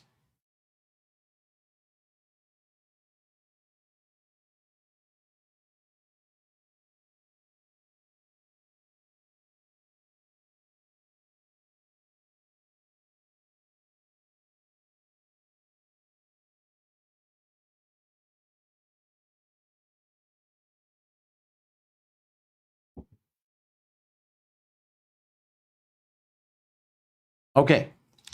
Then we have the volume expansion, my dear NEET aspirants. Volume expansion. Volume expansion. Now see, when it comes to the volume expansion, we say on increasing the temperature of a substance, its volume increasing. If its volume increases, we say it is called volume expansion. It is valid for solids, liquids, and gases. Now, if somebody says how much is the change in volume, that is this gamma V naught original volume into delta T, where gamma is the coefficient of volume expansion. And from here, gamma can be written as delta V divided by V naught into delta T. So delta V by V naught will be gamma delta T. Percentage change in volume will be this, gamma delta T into 100. And final volume, final value of volume will be initial value of volume 1 plus gamma delta T. This one. Now, boys and girls, if I say, is there any relation between coefficient of linear expansion, coefficient of areal expansion, coefficient of volume expansion? Yes. So we say if a body is isotropic, symmetric, then expansion takes place in all sides. Right? This is a symmetric body. Expansion will take place in all the sides. So you can say alpha divided by 1 is equal to beta divided by 2 is equal to gamma divided by 3. This is the relation between the three. Okay, and we say 2 alpha, 2 times of alpha is equal to beta. 2 times of alpha is equal to beta. Even you can from this only. 3 alpha is equal to gamma, 3 beta is equal to this you can calculate. This you need to remember. Now guys, there is a question which was asked in NEET 2016. See the question. Coefficient of linear expansion of brass and steel rods are alpha 1 and alpha 2. Okay. Lengths of the brass and steel are L1 and L2 respectively. If L2 minus L1 is maintained same at all temperatures, which of the following relations holds good? Guys, in this particular case, if L2 minus L1 is maintained same, okay, at all the temperatures, means change in length is given as same. So delta L1 is equal to delta L2. Change in length in this you have, change in length is given as same. So this will be L1 alpha delta T, L2 alpha delta T. So this will be the ratio. Okay. Okay, this is a good question. I would want you guys to see this. Take a look over here. Let me solve this question. This one. Yes. Now, boys and girls, in this particular case, the question is, this is a question of NEET 2015. The value of coefficient of volume expansion. Coefficient of volume expansion means gamma. So gamma is given as 5 into 10 raised power minus 4 of glycerine is given as 5 into 10 raised power minus 4. The fractional change in the density of the glycerine, fractional change in the density means you have to find delta rho divided by rho, fractional change in the density. To raise the temperature 40 degree in its temperature. So change in temperature is given as 40 degrees Celsius. Guys, glycerine is there. Okay. It is placed in something, let's suppose. Now, my dear NEET aspirants, you are heating the glycerine. Okay, you are heating the glycerine. Coefficient of volume expansion is this. You have to find the change in the density for the rise of temperature if you increase the temperature by 40 degrees Celsius. Now, guys, we say, as we know, what do we know? I would want you guys to tell me one thing. We know one thing. What is that? We know fractional change in volume, delta V by V. That will be gamma delta T. Okay. Delta V by V, that will be gamma delta T. Now, boys and girls, in this particular case, can I not say in this case over here, I can say this delta V divided by V. This will be, if volume changes, I would say density changes. Yes. So I can say this delta V by V, you can write as delta rho divided by rho is gamma delta T. Okay. Because if volume changes, I would say in this particular case, density changes. As simple as that. Okay. So can I say in this case, boys and girls over here, in this case over here, I can say delta rho divided by rho. This will be simply, that is 5, okay, into 10 raised power minus 4 into change in temperature. This is 40, so it's 40. This will be 0.02. Yes. So directly you remember over here, if volume changes, then we said density will change in this particular case. Due to the fractional change in volume, there is fractional change in density. Now heat transfer. So basically they will be asking you the questions related to these only and nothing. Okay. Okay. Just a second. Thermal properties of matter. one more question I would see. I need to see in this case for the thermal expansion.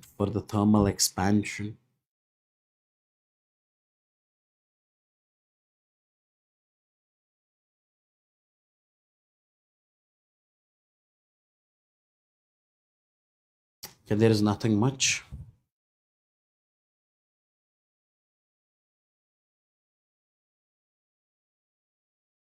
Okay, let's take a look at this one. Heat transfer. Take a look. It is defined as the movement of heat from higher temperature to the lower temperature. This is defined as the heat transfer. Movement of heat, transferring of heat from higher temperature to lower temperature. That is what we call as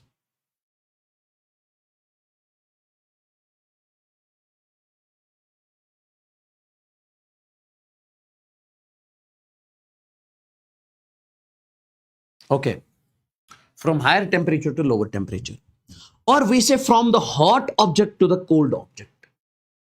If the heat is transferred from hot object to the cold object, this is how we define the heat transfer. There are three ways of heat transfer. First is conduction, convection, and radiation. Let's talk about conduction first. My dear NEET aspirants, conduction is the transfer of heat through a solid object without the particles moving from their place. Okay, conduction is the transfer of heat through a solid object. Like this is a solid object. If you heat one end, so this heat will transfer to the another end. This is called a conduction.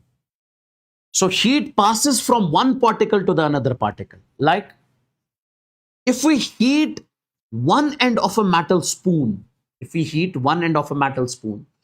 other end also becomes hot. Why? Because of conduction. This is conduction. This conduction. This conduction.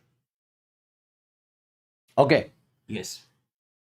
Now, boys and girls, what I want you to understand in this particular case, this is a body, let's suppose. This is, you are giving heat from this side. So this becomes hot. This is cold. Now, in this particular case, if we heat the left end of this body, the heat will be transferred through the particles. There are different particles of this body. This heat will be transferred, the particles of the body, without their movement. This particle will not travel here. No. Only heat will travel. It will transfer the heat to this. It will transfer this, and eventually heat will reach this end. So heat flows from hot end to the cold end. Medium is required. Medium means this body. So it travels through these atoms. Okay. Medium is required for heat transfer like solid material. It is a slow process. Heat does not travel quickly. It's a slow process. That is, it takes time in transfer in conduction method. Temperature of the medium also increases. So if heat is transferred from this end to this end, so this medium becomes hot also. Okay, that is solid atoms also take some heat while transferring. So this atom, while it is transferring the heat to the next particle, it also basically takes some heat.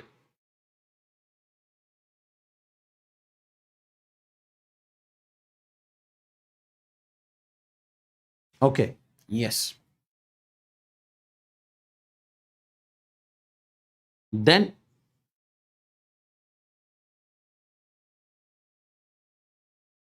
my dear NEET aspirants, so the amount of heat flowing per second is called heat current. Every second, how much amount of heat that flows is called heat current. And how much is this heat current? This heat current will be simply delta Q divided by delta T. How much heat is flown divided by delta T.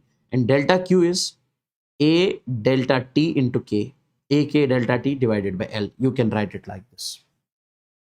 So this heat current is proportional to the area of this material through which heat is flowing. It is proportional to the change in temperature. It is proportional to this K. K is the thermal conductivity. It is proportional to this K. K is the thermal conductivity. It is inversely proportional to the length.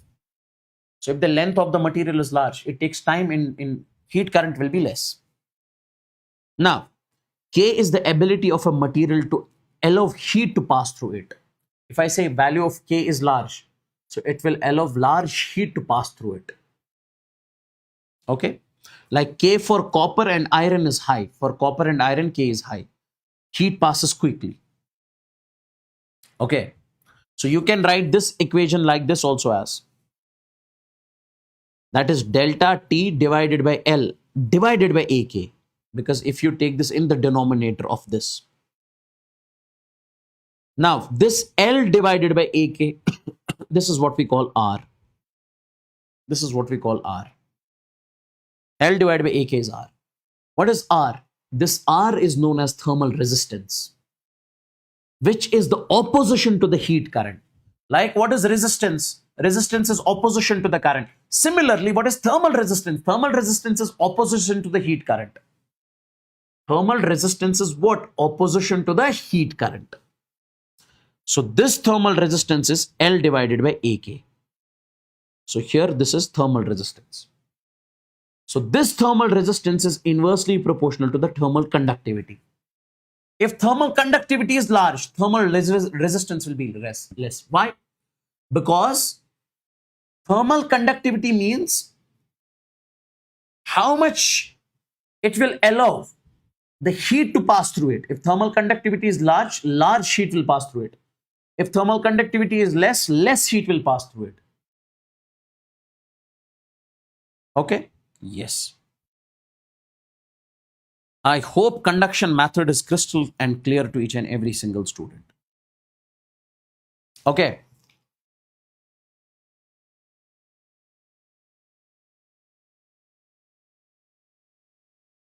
Yes. Now see. Two ends of a metal rods are maintained at temperature 100 degrees Celsius and 110 degrees Celsius. Okay. Now see. Initially, I would say, initially, two rods, they have the temperature of 100 degrees Celsius and 110 degrees Celsius. What is the change in temperature? 110 minus 100. That will be 10 degrees Celsius. Okay. Yes. The rate of flow in the rod is found. The rate of heat flow in the rod is found to be 4 joules per second. Rate of heat flow means dq by dt.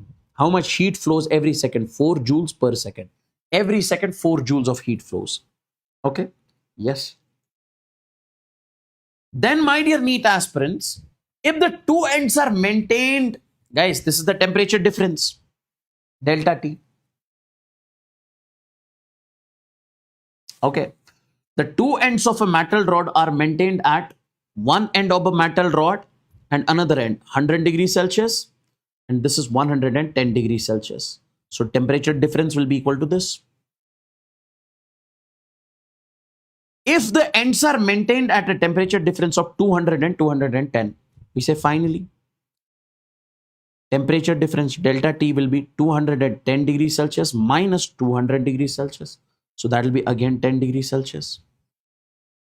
The rate of heat flow, right now it is asking for the rate of heat flow. dq divided by dt will be, what is the value of rate of heat flow? dq by dt. That is heat current. dq by dt is heat current. How much heat flows?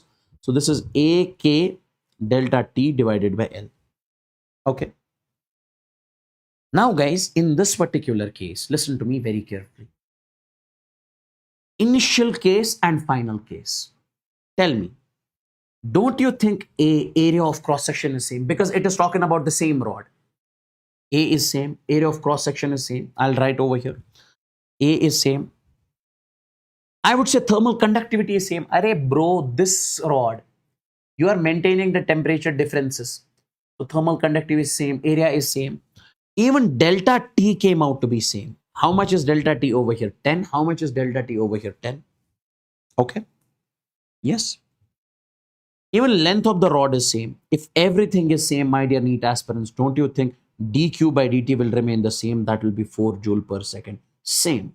Absolutely. This will also come out to be the same. Now, this is another question you have.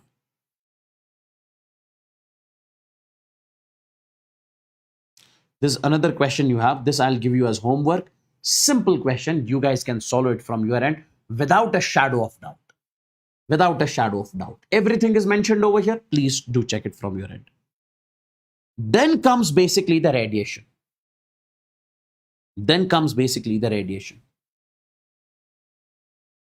Okay. Then comes the radiation. What is radiation? It is the transfer of heat in the form of waves. It is a transfer of heat in the form of waves.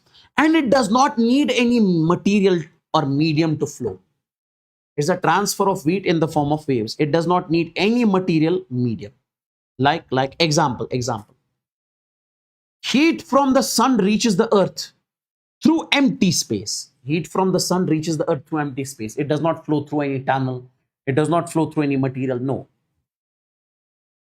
A red hot electric heater emits infrared radiations that warms the object in front of it.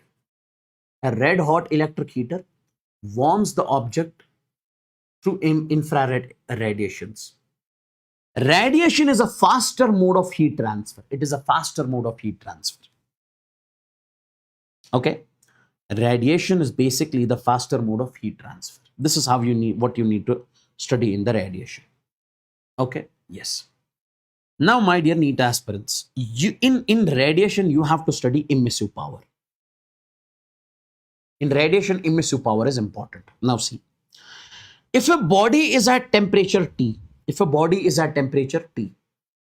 we say radiates heat Q. Let's suppose there is a body, its temperature is T, it is radiating the heat Q. Okay. The energy per second per unit area is called emissive power. How much energy it is radiating per second per unit area? Like, let's suppose it is radiating the heat. Okay. And that heat, let's suppose it falls onto the sheet. How much energy is falling onto this sheet every second on its unit area? So that is what we call emissive power. That is what we call emissive power. Okay. How much energy it is radiating per second per unit area? That is called emissive power. So this emissive power will be energy upon area into time. So energy means heat divided by area into time.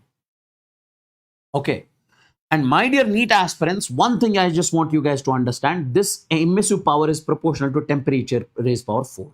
Directly, please remember this. So this emissive power is Q divided by A into T is T raised power 4. Now guys, replacing this proportionality with a constant. So Q divided by AT is equal to E into sigma into T raised power 4. Where this sigma is what we call Stephen's constant, E is called emissivity. Please remember this directly. Sigma is Stephen's constant, E is emissivity. So you can say this, take it over here. This Q will come out to be sigma E A T. This is time, T raised power 4. Okay. A is area. Now this is the heat released by the body in time T at temperature T. This is the heat released by the body in time T at time T at temperature at time T at temperature T. Now for a normal body, my dear NEET aspirants, we said this is the heat released where E is the emissivity. For a black body we say emissivity is 1. If you put E is equal to 1, this will be the heat released. This will be the heat released. Now emissivity is the ability of a surface. Listen carefully. Emissivity is the ability of a surface to emit heat energy. If I say this has got large emissivity, it will release more heat energy. It will release more heat in the form of radiations. Ability of a surface to emit heat energy in the form of radiations compared to the perfect emitter body, or we say black body. So black body is the perfect emitter. Okay. Okay. So its value lies between 0 and 1. So emissivity is defined as how much heat is released by the body. If it's large heat is released, so emissivity is large. So its value lies between 0 and 1. If E is equal to 1, it means perfectly emitter. Perfectly emitter means black body. If E is less than 1, that is a real object which emits less radiation than a black body. Real object, like this is a real object, this will emit less radiation as compared to the black body. So value for emissivity of this body will be less than 1. For black body is 1. Now, how much is the heat released by the black body? This is given. Okay. So this emissivity is the emissive power of normal body divided by emissive power of black body. This you can write it like this also.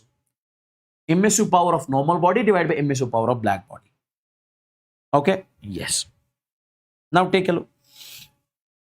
A black body at temperature 727 degrees Celsius. Okay? A black body at temperature at 727 degrees Celsius. Okay? It emits energy at the rate which is proportional to, guys, see, temperature is 727 degrees Celsius.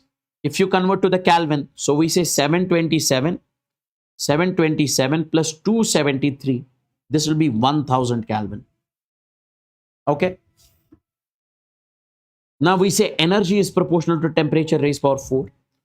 So energy will be proportional to 1000 raised power 4. So this will be the option. It emits energy. We were supposed to find the energy emitted by this body. This is one more question. This I'll give you as homework. Please do check this from your end. Okay, you can take the screenshot also. Newton's law of cooling. Take a look. Newton's law of cooling. We say when we define Newton's law of cooling simply means, just a second, guys.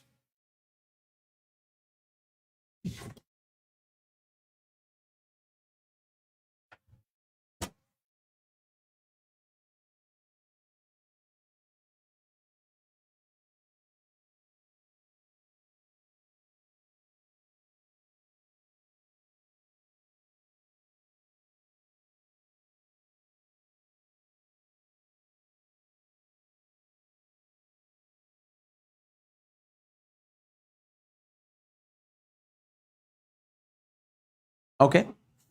Newton's law of cooling simply means the rate at which a hot object cools down is directly proportional to the difference of the temperature of the body and the temperature of the surrounding.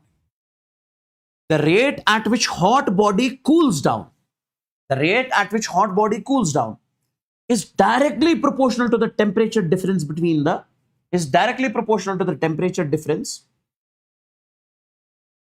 between the temperature of the body and the temperature of the surrounding. So rate of cooling is directly proportional to the temperature difference. Like, my dear NEET aspirants, we said temperature of the surrounding is 20 degrees Celsius. Okay. Okay. In this particular case, this body is 100 degrees Celsius. And in this particular case, it is getting 90 degrees Celsius in time T1. Then in time T2, it becomes 80 degrees Celsius. Then in time T3, it becomes 70 degrees Celsius. Now, my dear NEET aspirants, what is Newton's law of cooling? The rate at which the body cools down is directly proportional to the temperature difference between the temperature of the body and temperature of the surrounding. Now, guys, what is the temperature difference over here? 100 minus 20. What is the temperature difference over here? 90 minus 20. Here, 80 minus 20. So we say more is the temperature difference between the body and the surrounding. We say it is directly proportional to the time. So it is going to take less time. So we say T1, this time is less than this time is less than this time. If the temperature difference is large, it takes less time in cooling down. Like here, temperature difference is large. As compared to here, we say it takes less time in cooling down. So T is the time taken in cooling down. If a body takes time T in cooling down from T1 to T2, okay, from T1 to T2.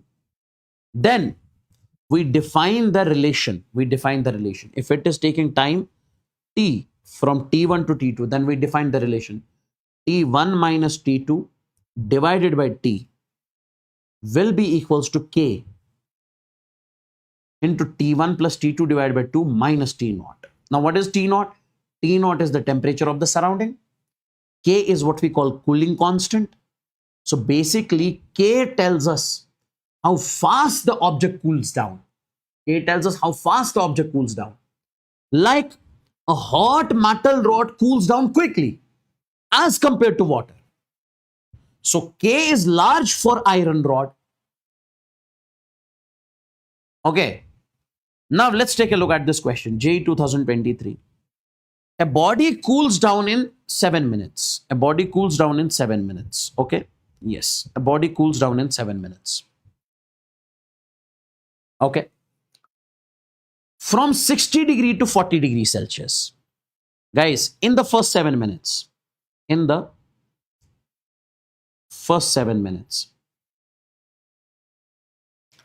We said temperature initially is 60 degrees Celsius. Temperature finally is 40 degrees Celsius. But temperature of the surrounding is given as T naught is given as 10 degrees Celsius. Okay. The temperature of the body after next 7 minutes will be, okay, first of all, in the first 7 minutes, can I use this formula T1 minus T2 divided by T will be equals to K into T1 plus T2 divided by 2 minus T naught. Yes, I can use this. Now this will be 60 minus 40 divided by 7 is equal to K. This is 60 plus 40 divided by 2 minus T naught. T naught is given as 10. Okay. Now solve this. K will come out to be 1 divided by 40. This is K. This is in the first 7 minutes. Cooling constant. Then after the next 7 minutes, in the next 7 minutes,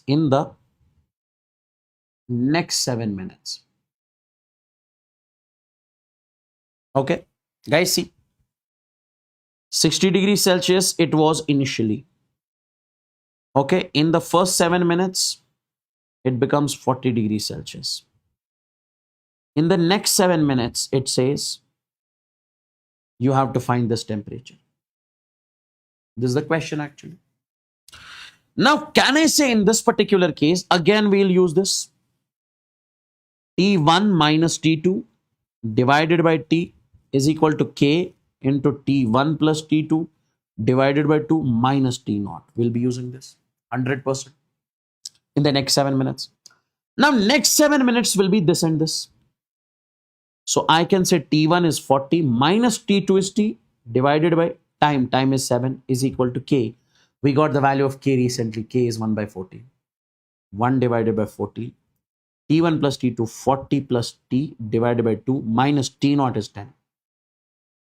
Now solve this, my dear NEET aspirants. T will come out to be 28 degrees Celsius.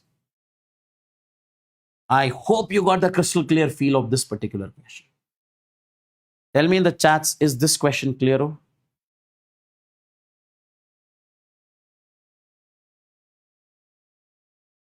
Is this question clear? Okay, now this question I will give you as homework.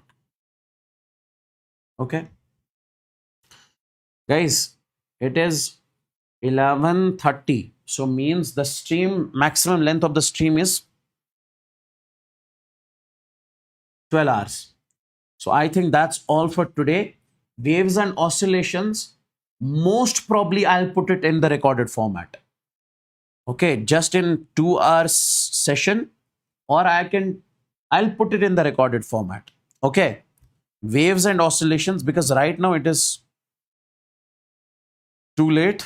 Okay, this is the question, you do it from your end. So I think that's all for today. Waves and oscillations I'll put in the recorded format. Rest we have completed all the chapters.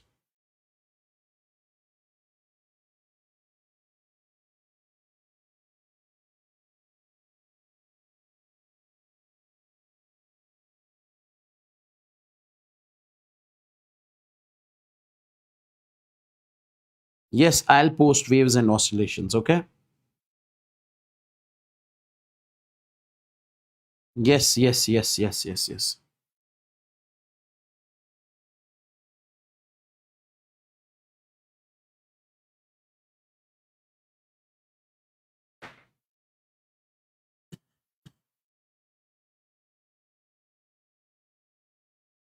Okay.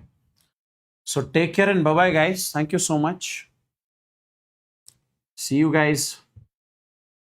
Day after tomorrow, we have one more marathon. We'll be finishing that also. Yes, I'll be sharing the notes also in the Telegram. Take care and bye bye. Thank you.